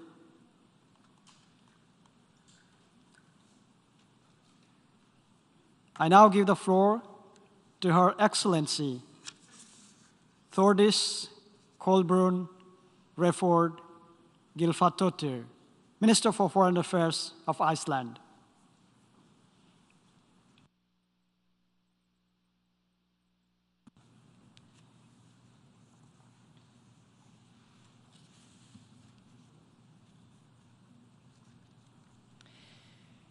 Mr. President of the General Assembly, distinguished delegates, ladies and gentlemen. I would like to start by congratulating Mr. Kasapa Karoshi on his election as the President of the 77th session of the General Assembly. I would also like to thank the Secretary General, Mr. Antonio Guterres, for his leadership, as well as those whose daily work is dedicated to the ideals of the United Nations. Mr. President, we meet in critical times. This hall, the venue for so many historic events, is in and of itself a testament to some of the ideas that this organization, one of the most important in world history, is built on. In this hall, during this session, we are equal. Whether we represent a global superpower or one of the more than 70 member states, like mine, that have less than 1 million inhabitants, in this room, we all have the same number of seats at the table, we each have a vote, and we all have a voice and the right to let it be heard from this podium. And at the hand of the President of the General Assembly, there is a gavel, a simple wooden hammer, an instrument so light and non-threatening that it could hardly be of any use as a weapon to hurt. Nevertheless, the person who holds it can take control of the deliberations of the most powerful women and men in the world. The striking of this small hammer against a simple block of wood compels respect for the rules that the members of these United Nations have agreed to abide by in this chamber. It is a symbol of order, and it is therefore fitting that the inscription on the gavel says, "Með lögum skal land byggja." It is in Icelandic, as the gavel is an article that Iceland donated to this great organization. It means that society shall be built on the pillars of law. It is a quote from an ancient Icelandic text of law, and the next line elaborates with a statement that the land will indeed be desolated if lawlessness or unjust law are allowed to take hold. In the global context, we are all acutely aware, not least the smaller states of this world, that a world not governed by rules will be a world dominated by force.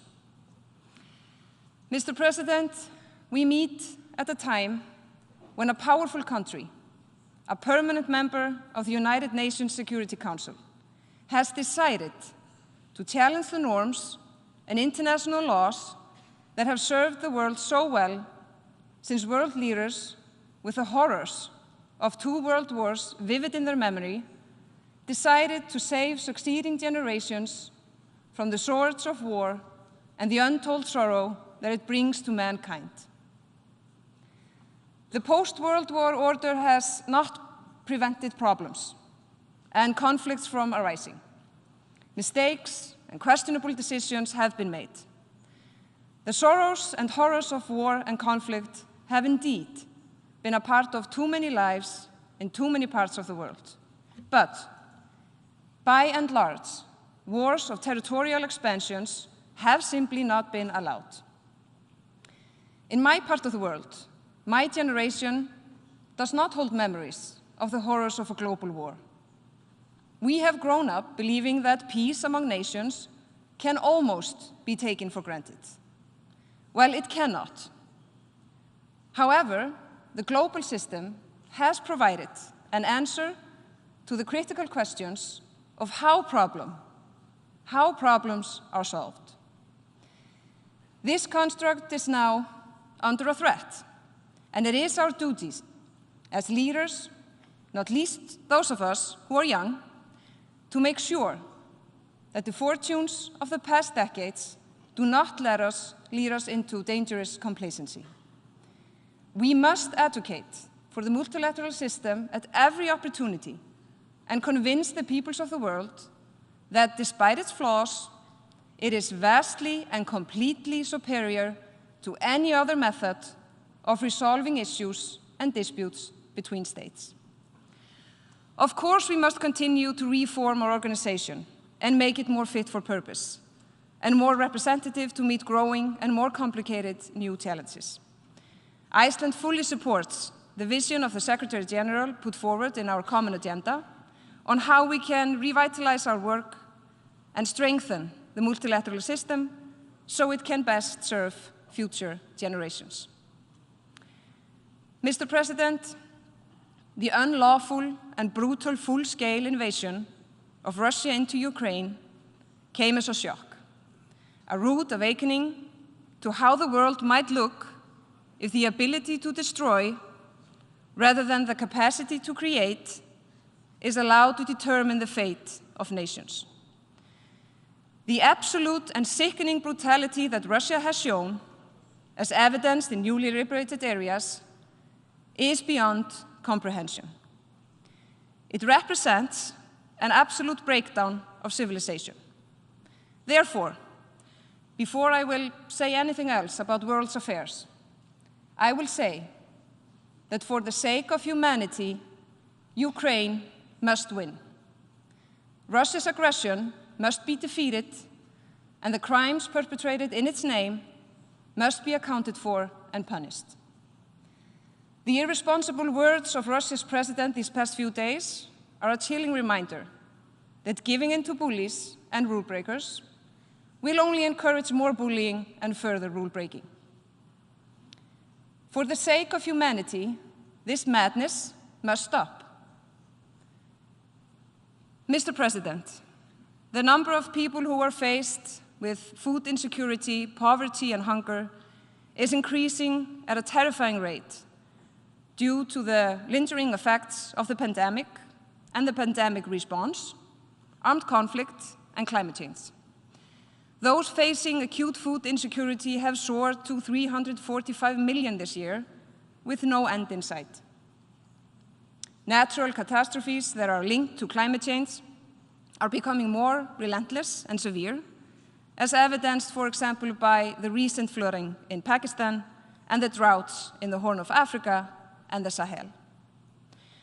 Iceland has been and will continue to increase its funding for humanitarian assistance, working primarily with UN entities. Iceland is committed to shoulder its responsibility, as demonstrated by our increase in humanitarian and development assistance. We face a climate crisis that will not go away on its own. It is paramount that all countries step up every effort to accelerate our fight towards a better climate resilience. Iceland is committed to doing its part and has set ambitious targets of achieving carbon neutrality and full energy conversion no later than 2040.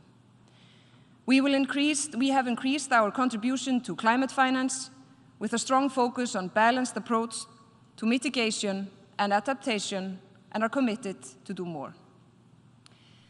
There is a crisis in public health in many countries. The COVID-19 pandemic showed how fragile the healthcare system really are when tested. This is a problem that will not go away on its own, as the demographic realities of many countries paint a quite serious picture. In many places, there is also a crisis of mental health. The pandemic exposed many faults in the way we tackle global crisis, and we will be dealing with the consequences for a long time.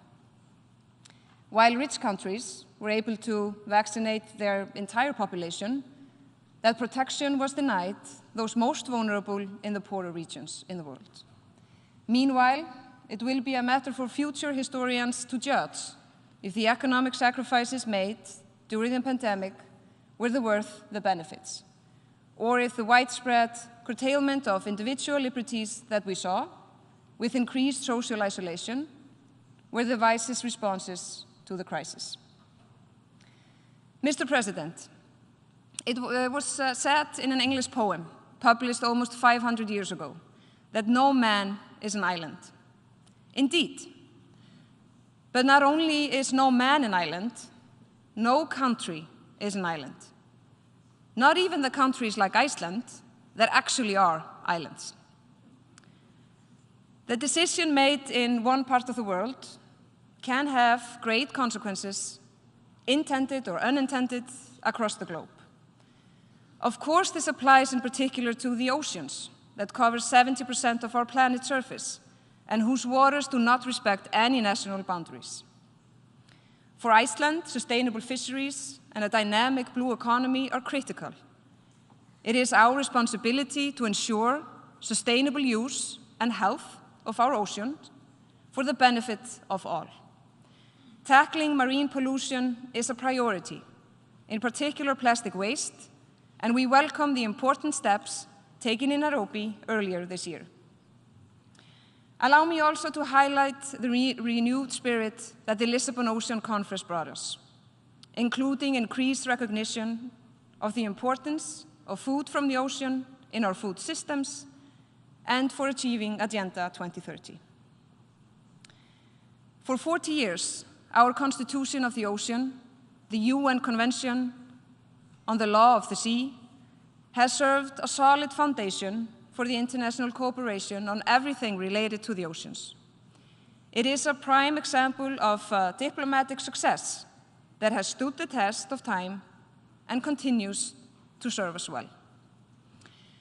With the new environmental challenges, along with increased awareness and scientific knowledge of the importance and vulnerability of the ocean, the time is ripe to conclude negotiations on a new agreement on the conservation and sustainable use of the marine biodiversity in areas beyond national jurisdiction.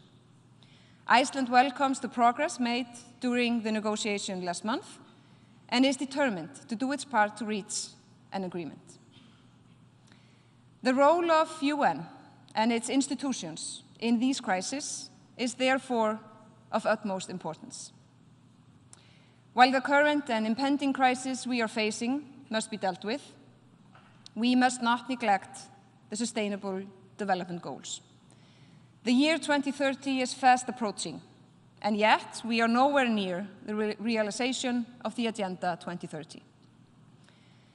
Iceland aims to shoulder its responsibility as demonstrated by the increase in official development assistance, and we must also not give up on our aim of a world free of nuclear weapons. The failure to reach a consensus on advancing the implementation of the Nuclear Proliferation Treaty only a month ago in this very hall is a further testament to the irresponsible behavior of the Russian Federation, a lone opponent of the final document and the only state that has lowered the threshold for using nuclear weapons by explicitly threatening to resort to these weapons of mass destruction. Mr. President, all human beings are born free and equal in dignity and rights. The world cannot afford to deny anyone the opportunity to contribute to the solutions that we collectively need. Too widely, we are witnessing an increase in repression of religious and ethnic minorities, racism, anti-Semitism, and violent nationalism. Autocratic tendencies and voices that seek to intensify political polarization are on the rise.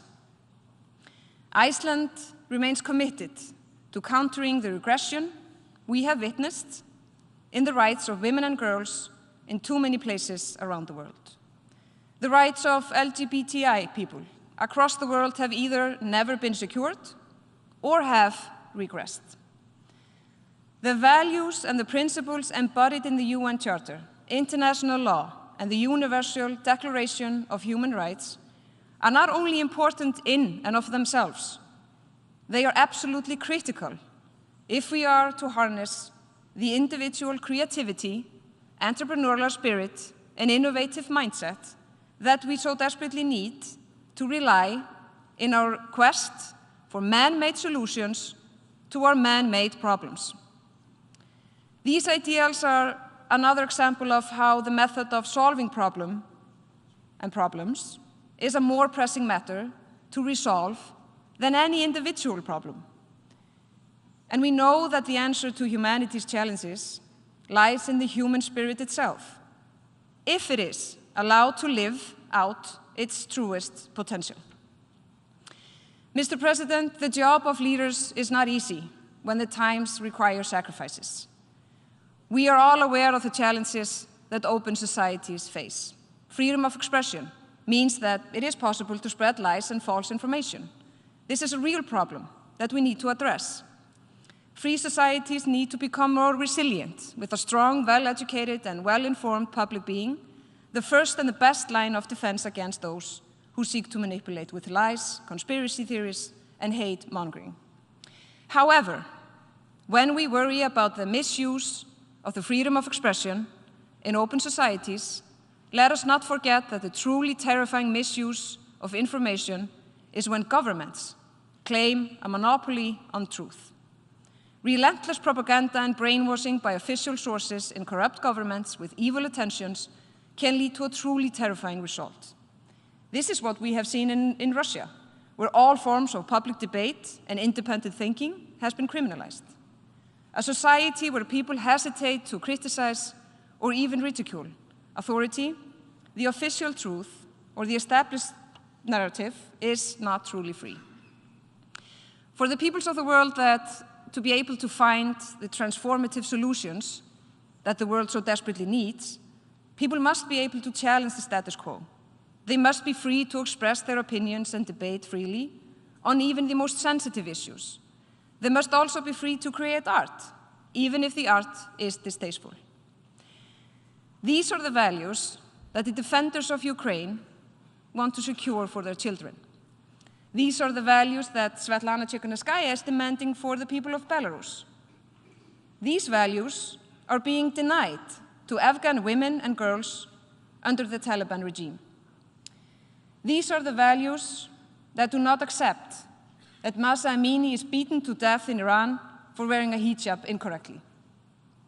And let us not forget that the Russian government is not only guilty of horrific abuses on the international scene. Brave Russian resistors to Putin's system, or the thousands that showed up on the street of Russia earlier this week, are all subject to harsh punishments, wrongful imprisonment, persecution, and often worse. The almost 500-year-old little poem by John Donne I quoted before includes another famous line, as it discusses how interconnected the world was in 1524.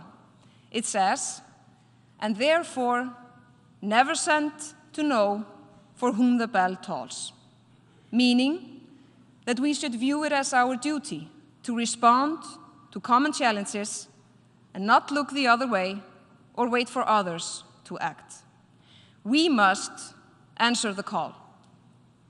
Even if the challenges we face were not created by the younger generations, and they were not created by the poor of the world, nevertheless, all of humanity will have to take part in solving them. So whether we like it or not, whether we deserve it or not, it falls to the leaders of today and tomorrow to face our common reality. And whether we like it or not, and whether we deserve it or not, this we must do together. We must all answer the call. We must answer the call to stand with Ukraine. We must answer the call to defend the multilateral system. It is also us who must answer the call to defend our nature and fight back against climate change and fight poverty and deprivation. And finally, we must answer the call to defend the rights of individuals and give them the opportunity to contribute to the solutions that are so needed. If we do not, we have failed. Mr. President, I am thankful for the opportunity to address this 77th General Assembly and once again be reminded that the possibility for nations to come together and exchange ideas and opinions in a civilized manner remains the norm in international relations, and that those who break the rules are almost universally condemned. The noble aim of this organization is where the world ever before. Order in the world must be restored. I thank you.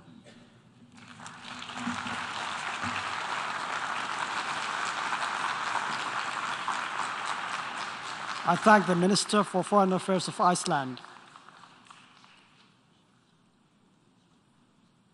I now give the floor to His Excellency Za Victor Zinio, Minister for Foreign Affairs and Worship of Haiti.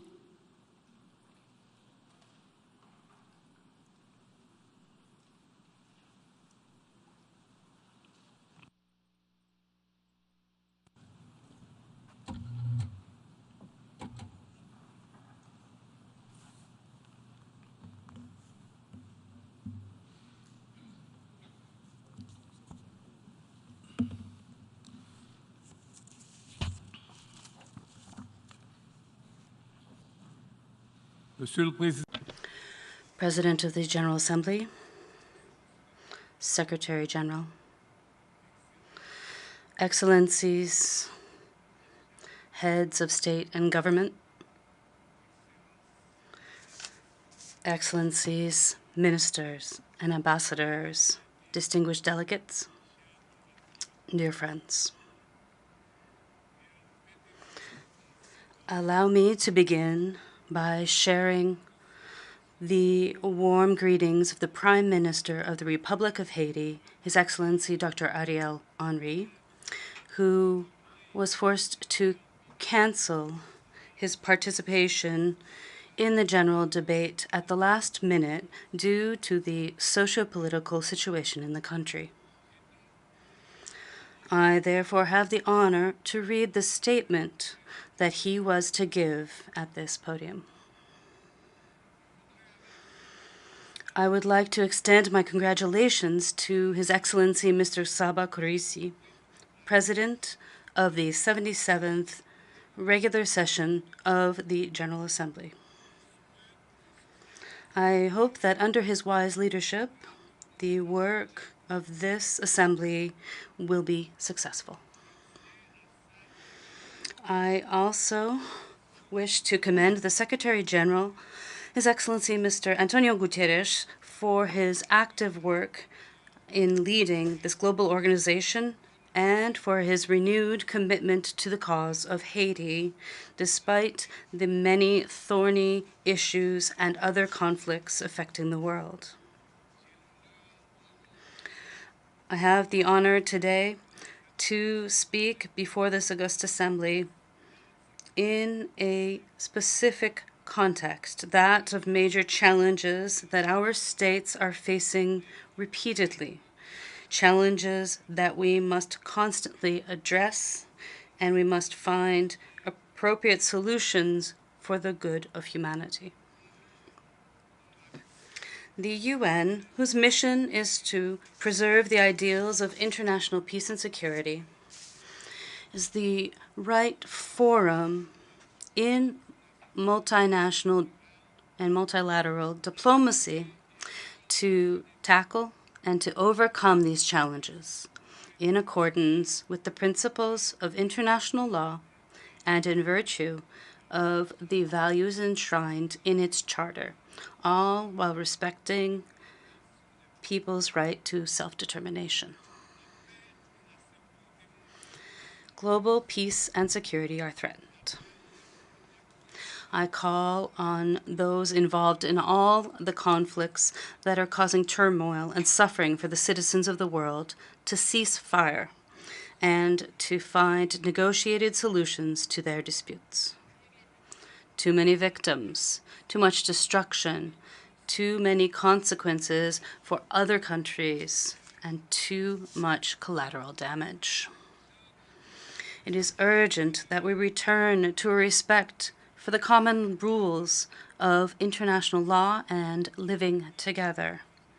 The dizzying rise in the cost of staple foods on the international market has undermined the economy of many countries, in particular developing countries, and has plunged hundreds of millions of people into precarity and food uncertainty. There is a significant temptation for each country to seek to hoard goods in order to provide its population with available resources. We have seen the results of this behavior in the management of vaccines during the COVID-19 pandemic. During these difficult times, the rule must be solidarity amongst peoples. My country, like many others in the Caribbean, the Indian Ocean, and elsewhere, remains very vulnerable to climate change, to sea level rise, and to natural disasters that are becoming more and more violent and more frequent. The path of one single cyclone can nullify the efforts of decades of hard work and investments. Sadly, my country has had the painful experience of earthquakes and devastating hurricanes. This is a concern for the countries in our sub-region. And in CARICOM, we have discussed this issue.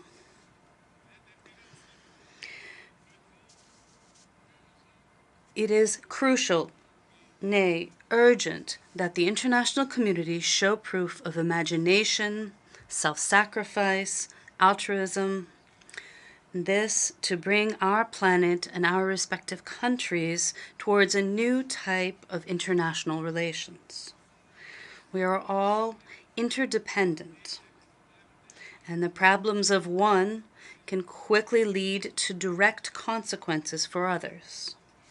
For example, conflicts between two countries, or extreme poverty in others.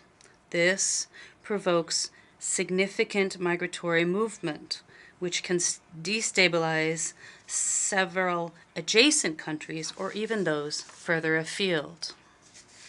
With this in mind, the theme of the 77th General Assembly of the United Nations, a watershed moment, transformative solutions to interlocking challenges, is quite apt when it comes to my country.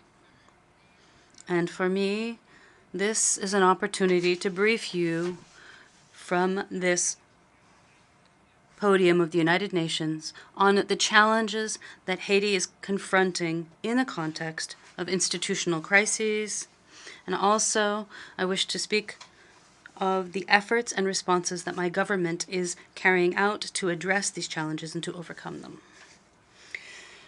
President, Excellencies, ladies and gentlemen, I am speaking at a time where my country is experiencing a multidimensional crisis whose consequences are threatening democracy and the very foundations of the rule of law. This is a socio-political crisis which is compounded by insecurity, which further complicates the situation in the country and weakens the state's superstructure.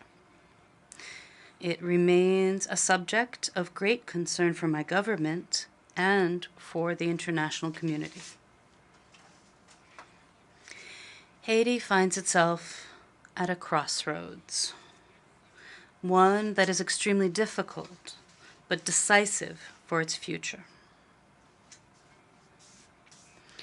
My government is facing a complex dilemma that must be solved, and this requires the effective support of our partners. For my government, the priorities are to restore public order and security without delay, to, as soon as possible, find broader consensus around a political agreement amongst the most sectors possible so as to reach peaceful governance. We must create climate that is conducive to the holding of general elections as soon as possible so as to return the power to those freely chosen by the Haitian people so as to restore democratic institutions. We must address economic and social issues so as to improve the living conditions for the large majority of the population. Regarding the issue of security and the issue of restoring public order, I won't be telling anyone anything new by saying that the activities of armed gangs have created a detrimental climate which is poisoning the daily life of the Haitian population. This is an intolerable situation which has reached worrying proportions. The clashes between rival gangs have caused a high number of victims amongst the population. This has forced them to flee their homes to escape the terror of these outlaws. President, Secretary General, Excellencies, ladies and gentlemen, as the head of the Supreme Council of the National Police of Haiti, when facing the complexity of the situation, I took steps aimed at making the police more effective and better prepared to combat insecurity. Within our means, I have worked to build the operational capacities of the police and to improve the working conditions for police. The increase in police operations have led to some good results, which has reduced the abuses of the armed gangs, in particular in metropolitan areas. Nevertheless, much remains to be done to combat and to end this scourge. This was recognized in the last report of the Secretary General, S/2022/481,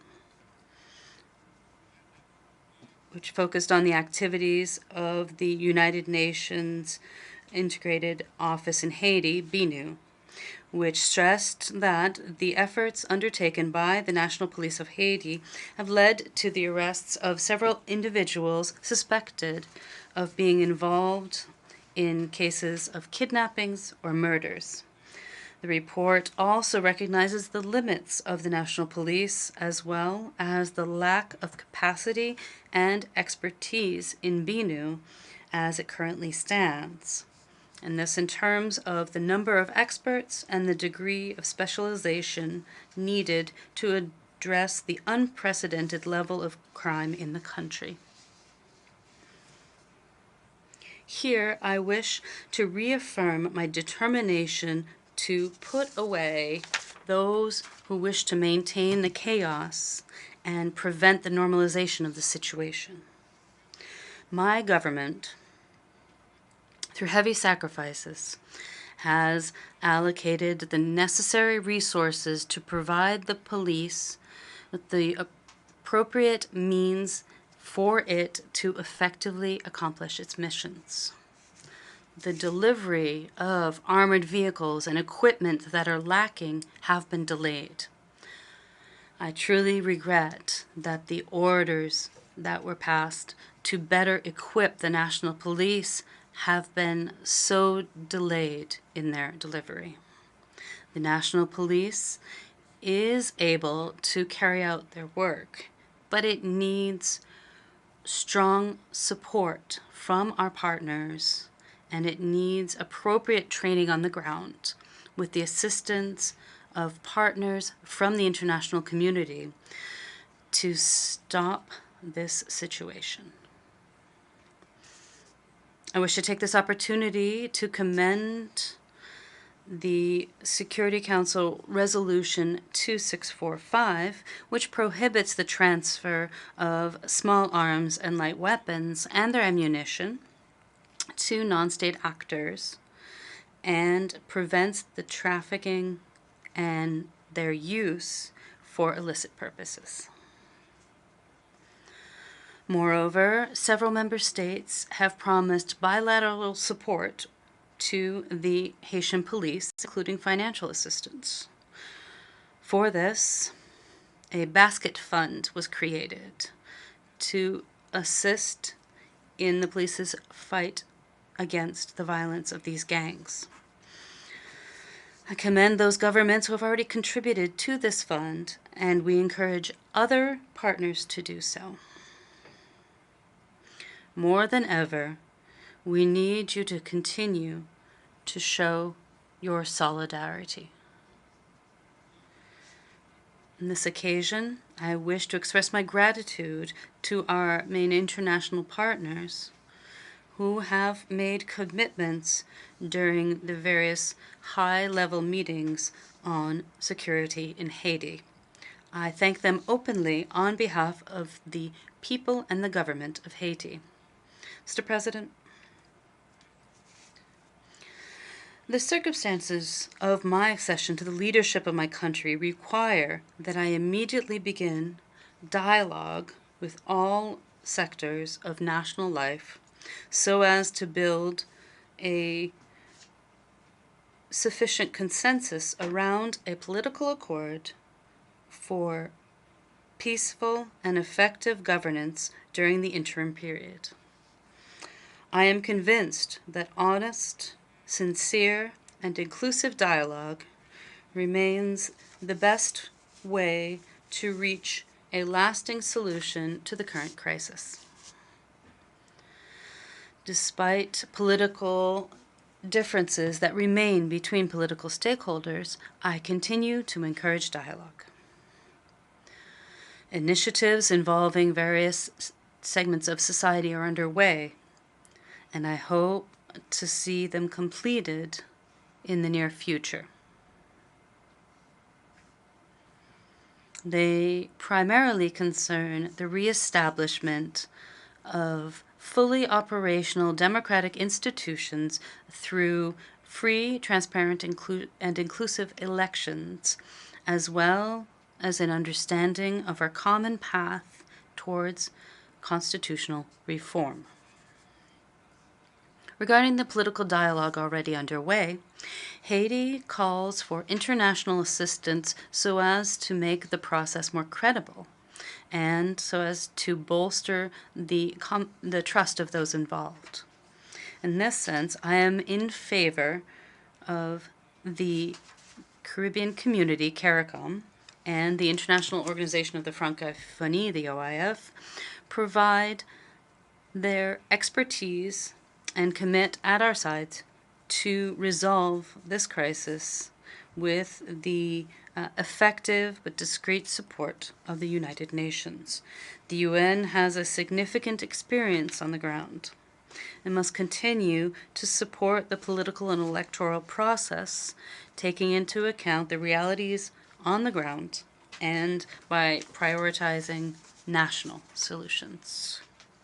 I heard the cries of the population and the needs expressed by my compatriots who are protesting the high cost of living.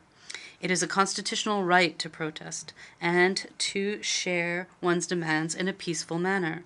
However, I strongly condemn the looting, the vandalism, and the attacks carried out against churches, schools, universities, hospitals, and politicians, economic actors, diplomatic missions, as well as international organizations. I also condemn those who have ordered, organized, and financed all this. Sooner or later, they must answer for their crimes before history and before justice. Those involved must understand that we must carry out policies differently. This is why I remain available and open to pursuing dialogue with all those in the country so that together we will be able to find a path towards reconciliation so as to mend the torn social fabric and find a lasting solution to the crisis dragging the country to the brink. Good governance goes hand in hand with the fight against corruption, smuggling, and trafficking of all sorts. My government has taken measures to do so. Our budgetary discipline and our efforts to properly manage our public revenue have allowed us recently to sign a staff monitoring program with the International Monetary Fund. My government has begun a major reform of the customs sector, which has begun to bear fruit and results. This has allowed us to bolster oversight and to proceed to seizing weapons, ammunition, counterfeit money, and drugs.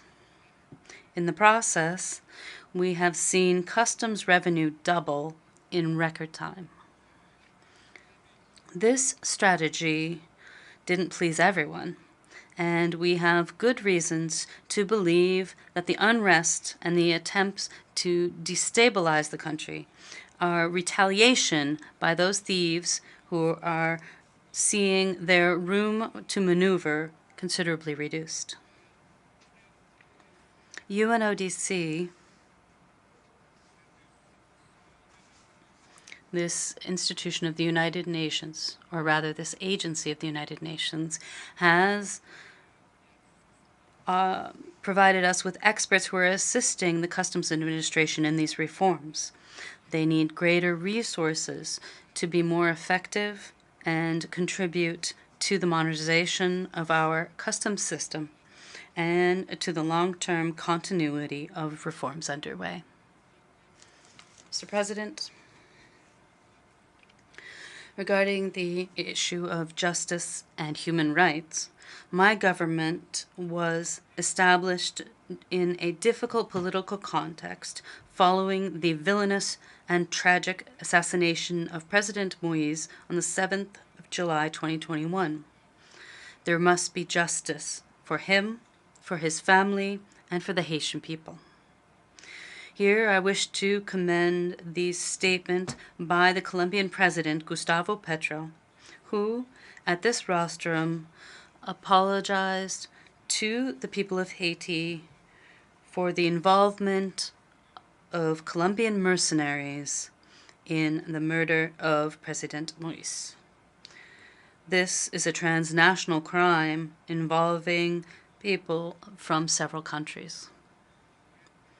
The investigation is both difficult and complex. I wish to thank all countries involved who are working with us. Many more crimes and massacres remain unpunished, and assassins remain free, some of which have the nerve to come and show off handguns at the head of the protests being carried out over the past few days. I am also aware of cases of human rights violations, the violations of the rights of peaceful citizens in Haiti.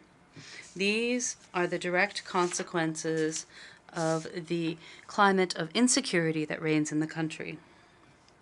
Respect for human dignity is the bedrock of the fundamental rights of each individual.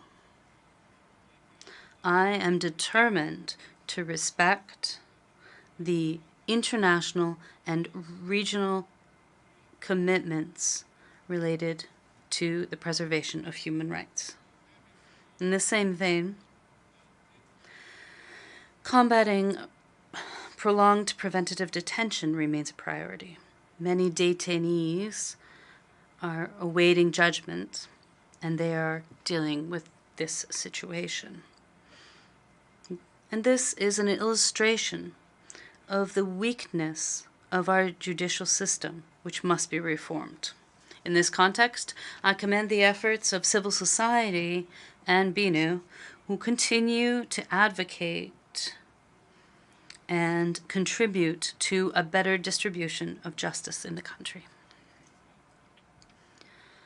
President, Excellencies, ladies and gentlemen, contrary to what some of my adversaries are saying, I have no wish to remain in power longer than is necessary.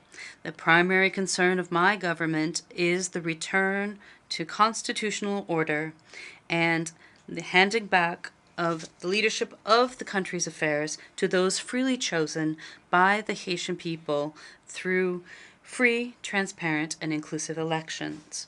I continue to encourage dialogue so as to find a political agreement to organize presidential, legislative, and local elections, free elections, as quickly as possible. It is essential that the elections are carried out in a climate of security and of social peace.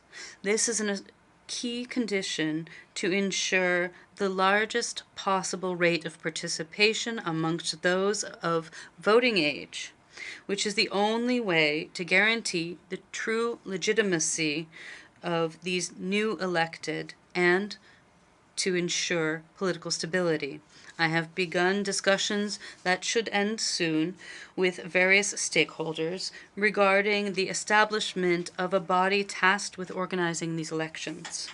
It must be able to quickly propose a timeline to political actors for public consultations regarding the constitutional reform and the organization of elections. In this process, technical support and the expertise of our usual partners will be greatly appreciated. All, of course, while respecting the freedom and the sovereignty of Haitians. President, ladies and gentlemen, excellencies, regarding economic and social issues, I often say that poverty, precarity, and a lack of future prospects for our youth are, amongst others, the root causes for these repeated crises in my country. It is important, even during the short time that my government is called upon to assume these responsibilities, that we address the economic and social issues so as to improve the living conditions for Haitians. The lasting solution to insecurity is also linked to socioeconomic development, both medium and long-term development. There is a direct relation between the level of crime and extreme poverty. We must also give hope back to our youth by creating opportunities for stable and decent employment so as to offer alternatives to plan and build their future without being forced to risk their lives in clandestine and illegal travel. Safe and legal migration could be beneficial to the economic development of the country, as indicated in the declaration entitled Partnership for Migration, to which 20 governments of the region, including Haiti, subscribed on the last 11th of June during the 9th Summit of the Americas. Beyond the socio-political crisis and insecurity, natural disasters are a major hindrance to the development of Haiti. The last earthquake on the 14th of August, 2021, dealt another heavy blow to our national economy. The poor performance of the economy for 3 consecutive years exposes the country to a significant humanitarian crisis. 4.9 million people, or 46% of the population, need humanitarian assistance this year. With the support of our partners, the government has been able to render assistance to more than 450,000 people in 3 zones affected by the earthquake. The damage and the losses caused by the earthquake were evaluated at more than 11% of the country's GDP. The government looks forward to the implementation of the promises made by our partners during the International Donors Conference under the auspices of the UN and the government that was held in Port-au-Prince in last February. Insecurity, political instability, natural disasters All these have greatly contributed to the poor performance of the national economy, which has seen negative growth for 3 consecutive years. This partial overview of the situation explains the degradation of living conditions for the majority of the population, who are seeing their social and economic rights regularly violated.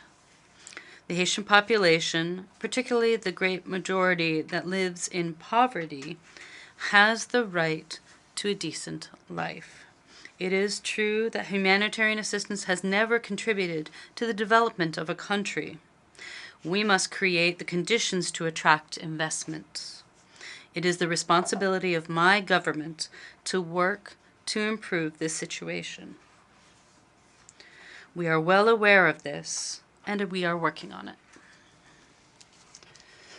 President, Excellence, ladies and gentlemen, Haiti is at a crossroads, at a watershed moment in its history. We are working on transformative solutions to address the challenges with which we are confronted. From this rostrum, I wish to join my voice to that of President Biden, who has a good understanding of the Haitian crisis.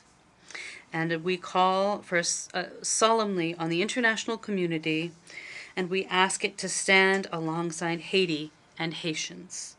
I thank all those heads of state and government of the great family of nations who have expressed their concern about the situation prevailing in my country and who have offered their support to Haiti. Much remains to be done to emerge from the crisis and to move towards the social and economic progress to which the Haitian people aspire. I thank you for your kind attention.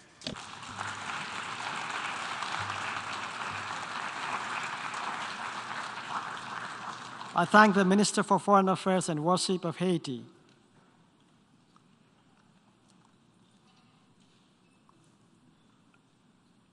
The Assembly will hear an address by His Excellency Bernard Gomu, Prime Minister, Head of the Government of the Republic of Guinea.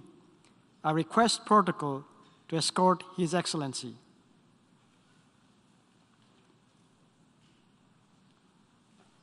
I have the great pleasure in welcoming His Excellency Bernard Gomu, Prime Minister, Head of the Government of the Republic of Guinea. I invite him to address the Assembly.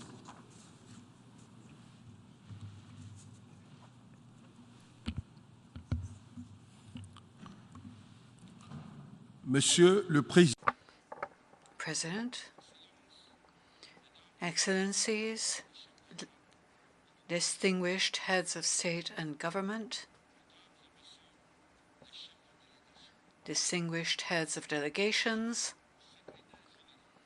distinguished Secretary General, ladies and gentlemen. As I begin my remarks, I wish to express the warm congratulations of His Excellency Colonel Mamadi Doumbouya, President of the National Council of the Assembly for Development, CNRD in French,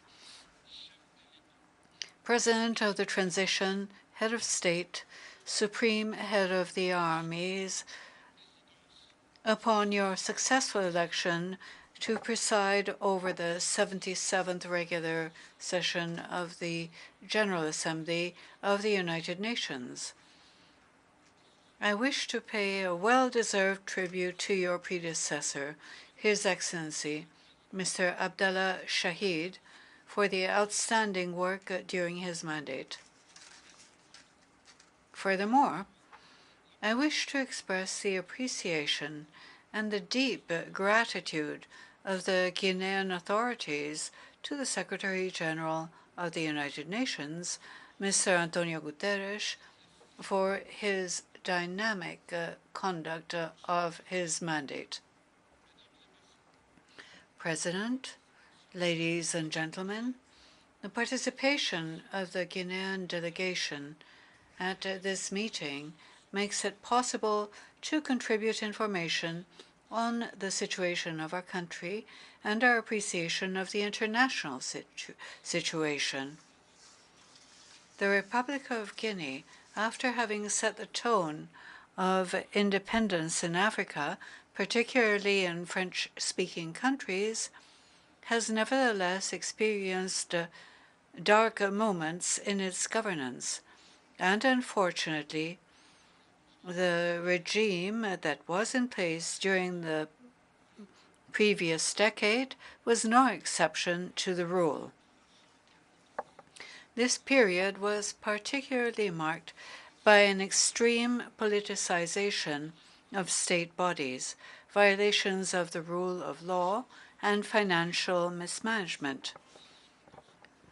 Ultimately, the constitutional change removing term limits on the presidential mandate, limiting it to 2, by the previous president, was the factor that triggered social-political troubles in a nation where development was already paralyzed, even though it is the first producer of bauxite in the world. Faced with this catastrophic situation and the need to stop the excesses of those in power, the forces of defense and security, brought together in the National Council of the Assembly for Development, decided as an expression of solidarity to take the responsibility on September 5, 2021, in order to set up a virtuous government that would be to the advantage of the Guinean population, particularly women and young people, with the objective of inclusive and sustainable development. The population supported these ideals and expressed their expectations in meetings between the CNRD and the dynamic forces of the nation.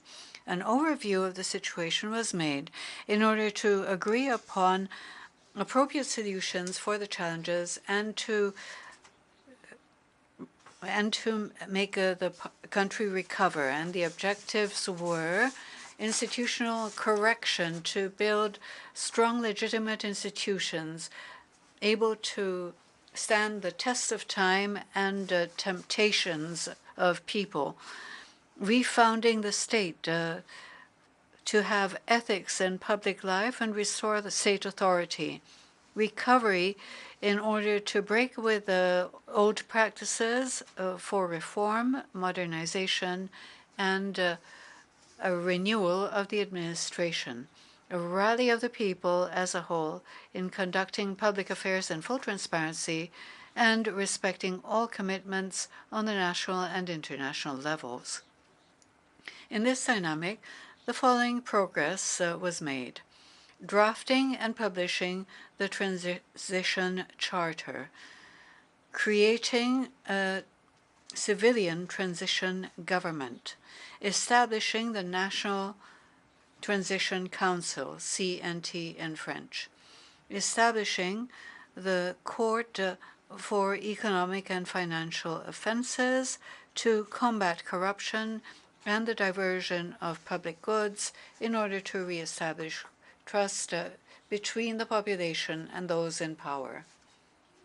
All proceedings are based on the full independence of the justice system.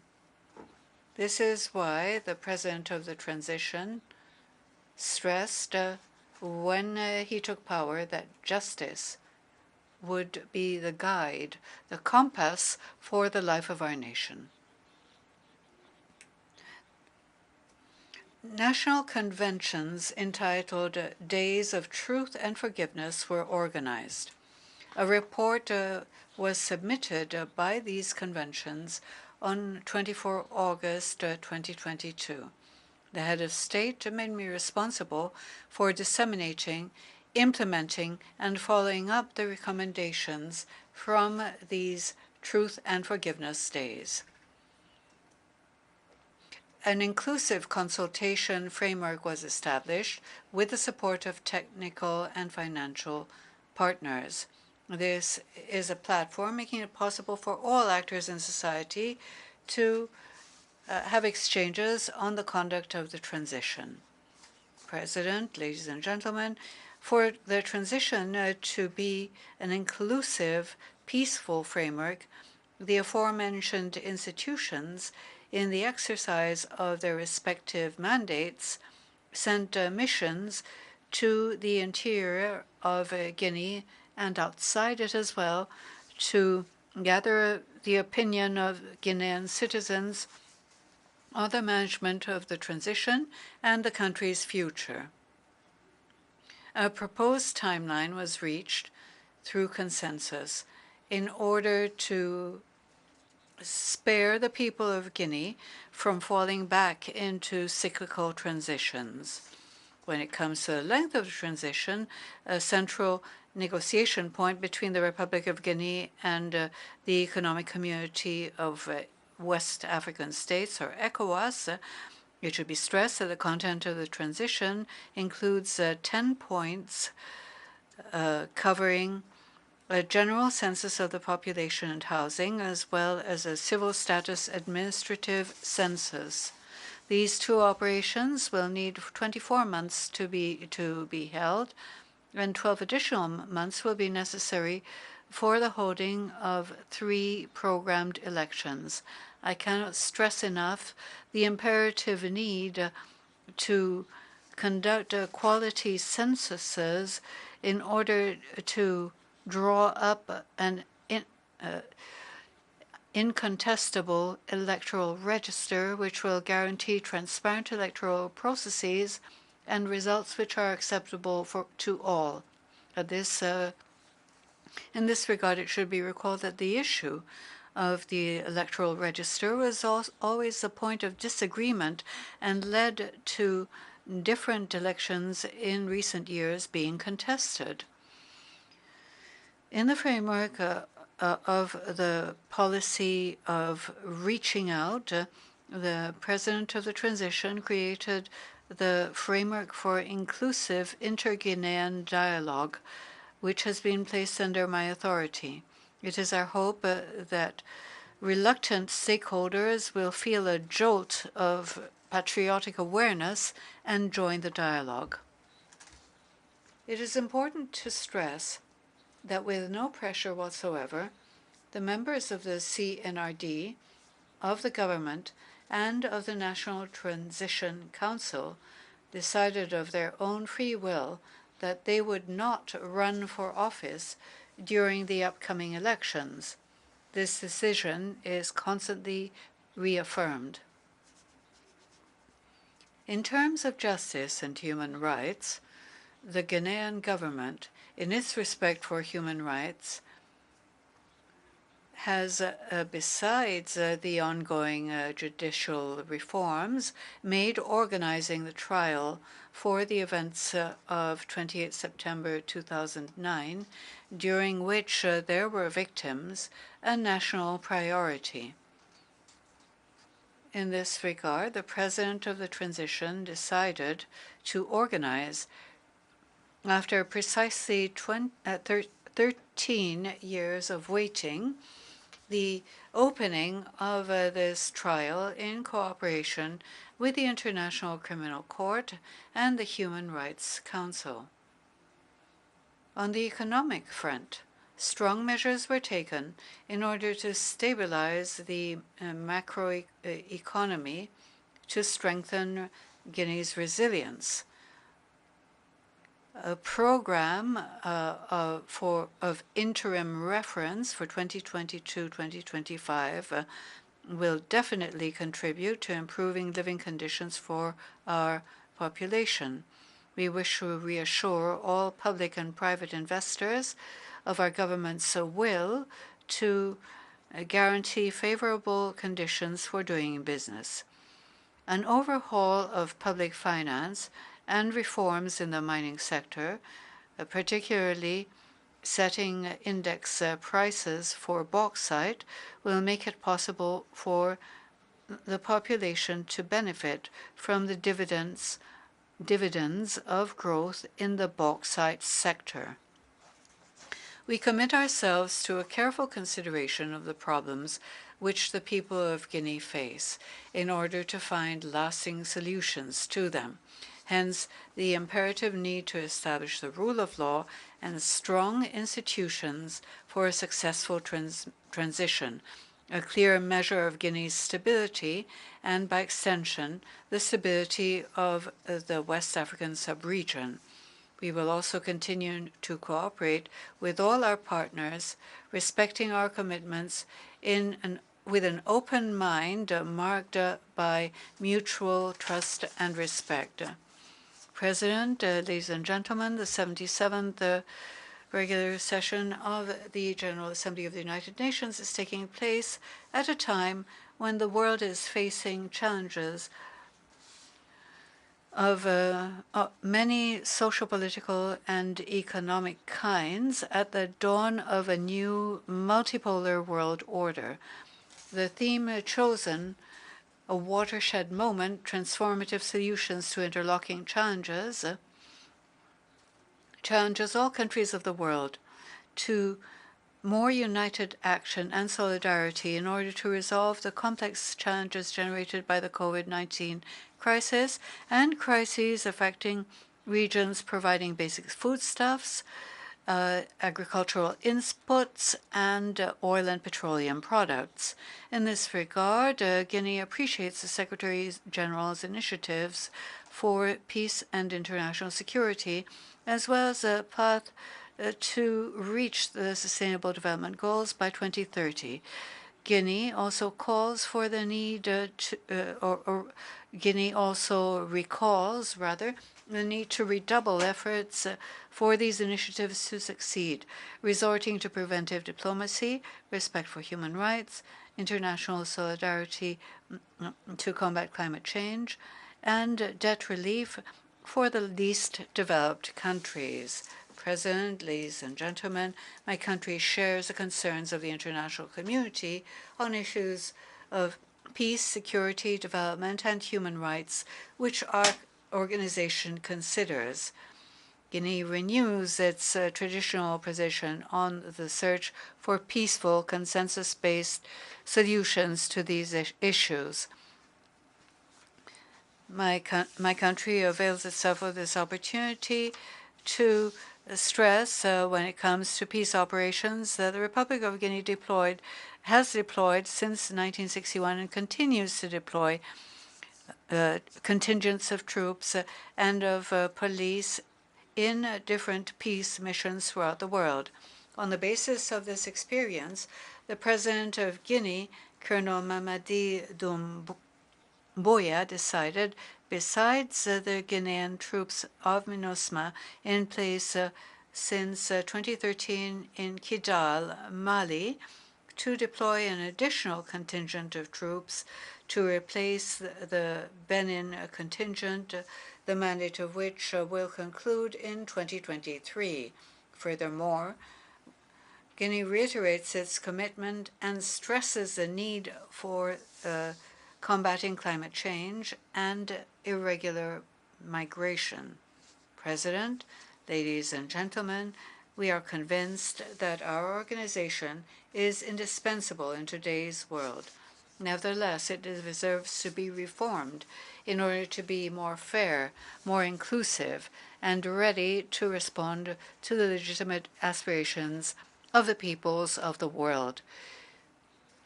The United Nations should adapt to the world's realities, respond to the many challenges which humanity faces, and retain its central role in world governance. In this context, the Republic of Guinea values the application of the Azouini Consensus and the Sirte Declaration, which express the shared African position as declared by President Macky Sall, the President of Senegal, and of the African Union on Security Council reform. From the same perspective as our universal organization, the Republic of Guinea has adopted as leading principles for this transition inclusive dialogue, including with ECOWAS, strengthening the rule of law, promoting human rights, and ensuring accountability to mend our torn social fabric. On behalf of the population of Guinea, we thank our partners for their support in this process, particularly the United Nations system and bilateral and multilateral funding partners. Lastly, my country reiterates its support for multilateralism, for multilingualism, for the revitalization of United Nations bodies, another asset for inclusive international cooperation in solidarity and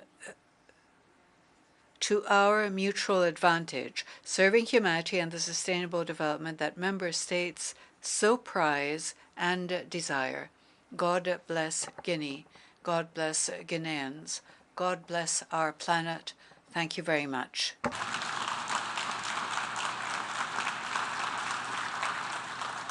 On behalf of the Assembly, I wish to thank the Prime Minister, head of the Government of Republic of Guinea, for the statement just made, and I request protocol to escort His Excellency.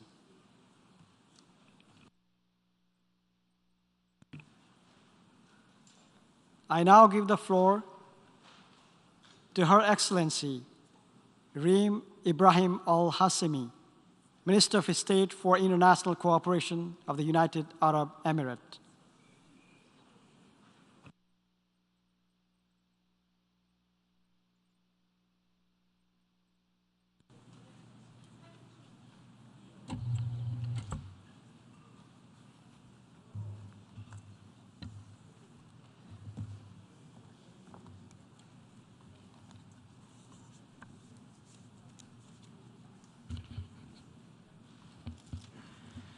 In the name of God, most compassionate, most merciful, Mr. President,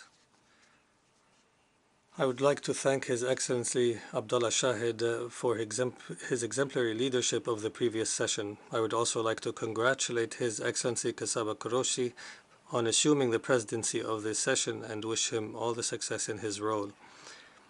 At the precipice of a new era for the world order, the UAE has chosen to embrace peace, recovery, and prosperity within an international system that is supported by an open and robust network of partnerships. Through this framework, we will launch new pathways for cooperation in fields of economics, sustainable development, advanced technology, and scientific research.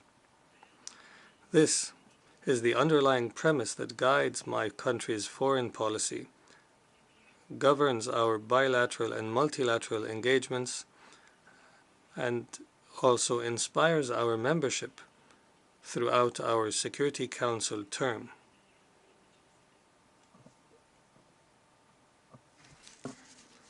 However, we are well aware of the magnitude of the daunting challenges before us today, as well as the increasing level of polarization that looms over the entire international system. This is a clear result of crises increasing in number and frequency, in addition to the emergence of new epicenters of conflict and a dangerous escalation in the activities of armed groups, all while people around the world are suffering immensely from food and climate crises. These challenges not only threaten the gains by humanity, but also severely impact poor and developing countries and their ability to meet the needs of their people. These issues call into question the effectiveness of the current world order. However, it is this very system, built on the ruins of the Second World War, that has significantly contributed to strengthened international security and stability. What we need today is to restore confidence in this existing international system and the legitimacy of its institutions. We must enhance its efficiency and build its capacity to address the current crises and overcome the existential challenges of the 21st century. The UAE believes that together, with the requisite determination, all the countries present in this hall can achieve these goals by combining our capabilities to chart a better future for our people.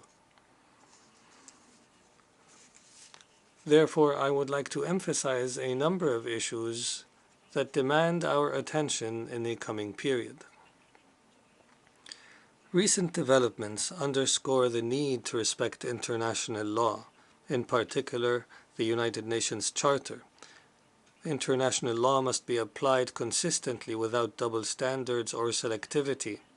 This is the imperative for stability and security in our international order, an order based on respect for sovereignty, independence, and territorial integrity of states. In this context, we renew our demand for an end to Iran's occupation of the 3 UAE islands, the Greater and Lesser Tums and Abu Musa. The UAE's sovereignty over which is proven by history and international law. We emphasize that despite UAE's sincere calls to peacefully resolve this conflict over the past 5 decades, Iran has not responded. But we will never relent in voicing our legitimate claim over these islands, whether through direct negotiations or through the International Court of Justice. We must spare no effort to overcome the fatigue that has become increasingly characteristic of the current international approach to addressing crises. We need to progress towards more permanent, comprehensive, and fair solutions to the escalating armed conflicts around the world and to address the repercussions of this instability within the current world order. We must therefore embrace innovative solutions to enhance the effectiveness of the international system and empower countries and regions emerging from conflict to actively contribute to solving the most pressing challenges of this era. For decades, the Arab world and Africa have been hit the hardest by crises. As a direct result, we have learned difficult yet critical lessons. We must prioritize diplomatic solutions, dialogue, and de-escalation in order to settle tensions, prevent conflicts from emerging, and combat extremist ideologies.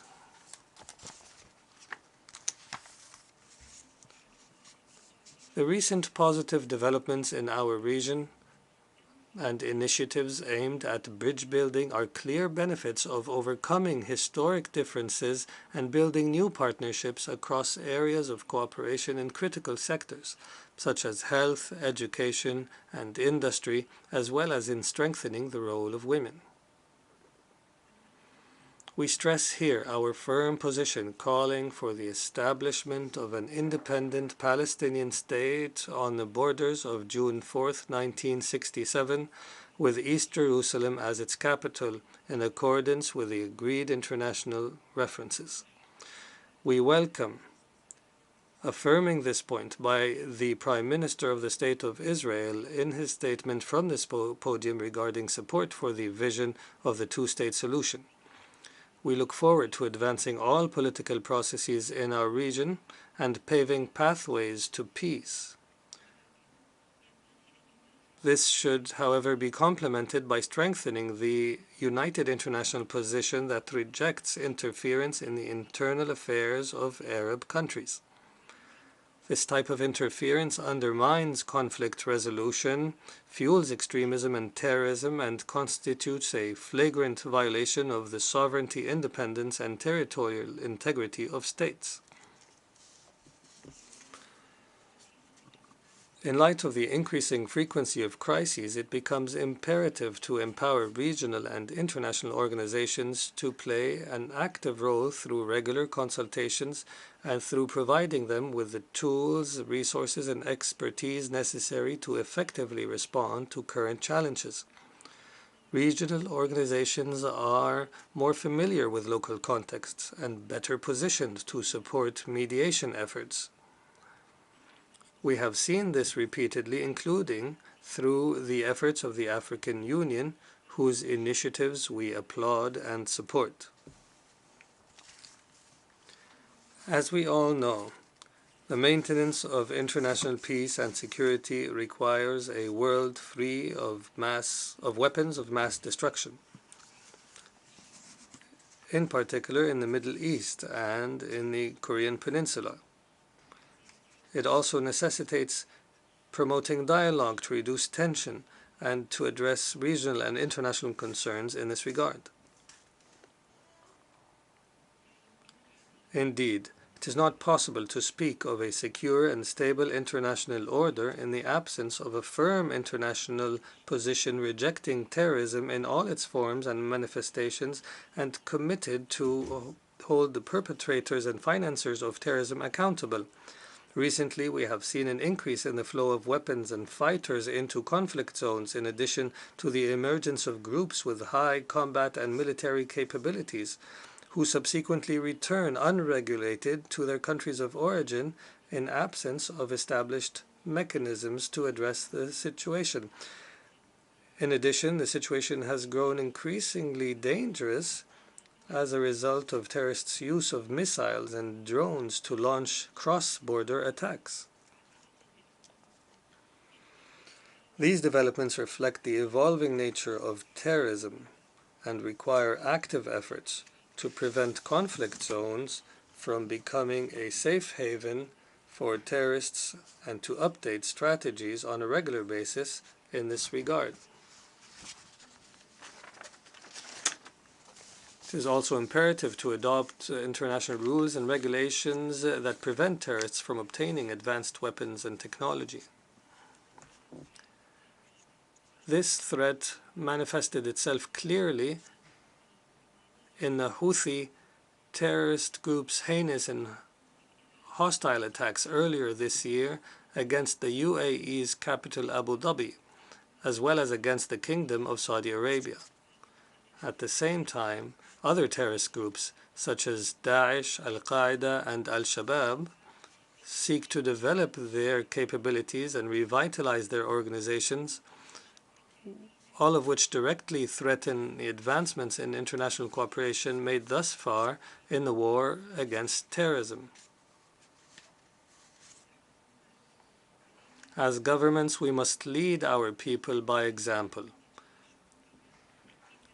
by strengthening the values of tolerance and peaceful coexistence in the face of increasing attempts to spread hate speech around the world.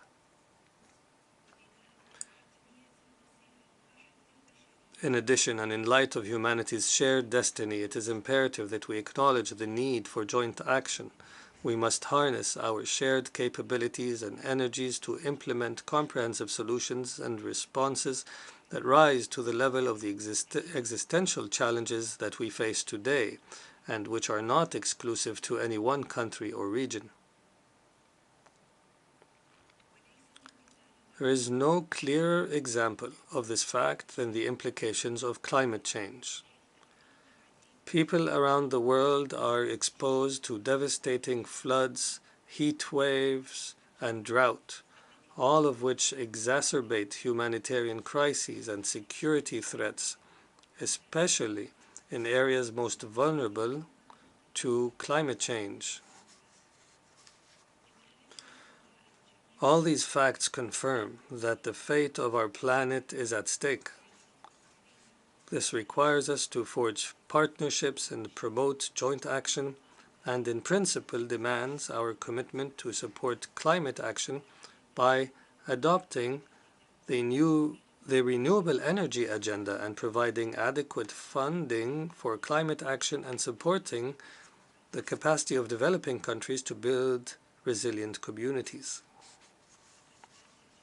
It has become abundantly clear that investing in renewable energy means investing in the economy, international peace and security, and future generations.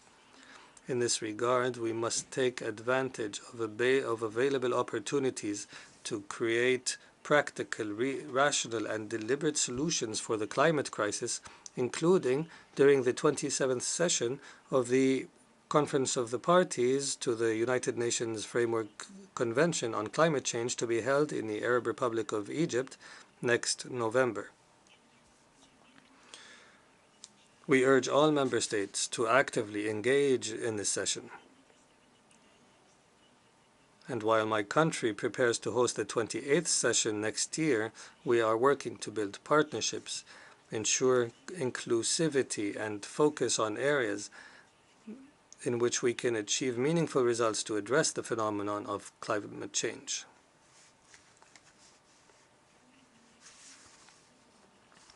Furthermore, focusing on climate change will relieve the food crisis around the world. The Agricultural Innovation Initiative, launched by the UAE in cooperation with the United States, aims to improve food production and reduce hunger levels around the world. Simultaneously, we must intensify food assistance to all people and ensure the continued flow of global food supplies, while also looking for practical ways to secure supply chains in light of the current geopolitical divisions.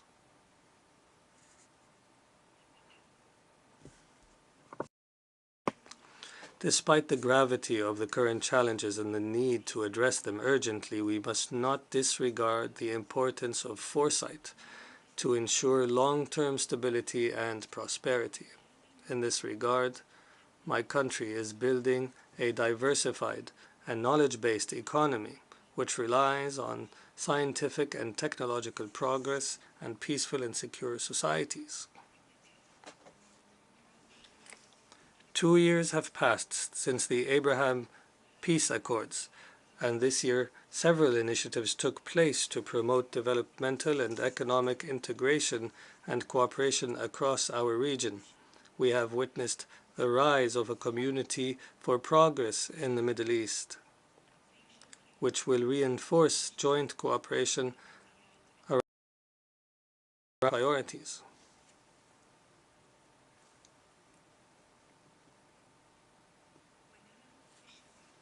In youth, we see the best ability to mobilize for these efforts, as proven by their resilience and innovation in the face of current crises, as well as their unparalleled passion to connect with their peers around the world and find sustainable solutions to global challenges. Therefore, we will not give up on the potential of youth or our investment in youth to ensure that they remain pillars and leaders of the future. We also believe that the full, equal, and meaningful participation of women in various fields contributes to advancing societies, thereby ensuring their stability now and in the future.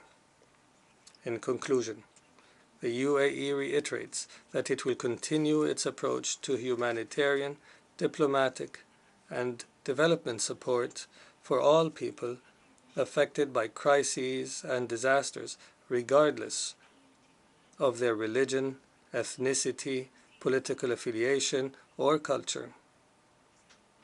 We will continue to work with all friends and partners to build the capabilities and capacities of governments and people across all fields for the universal common good. This remains the guiding principle of our efforts across all fora. Thank you, Mr. President.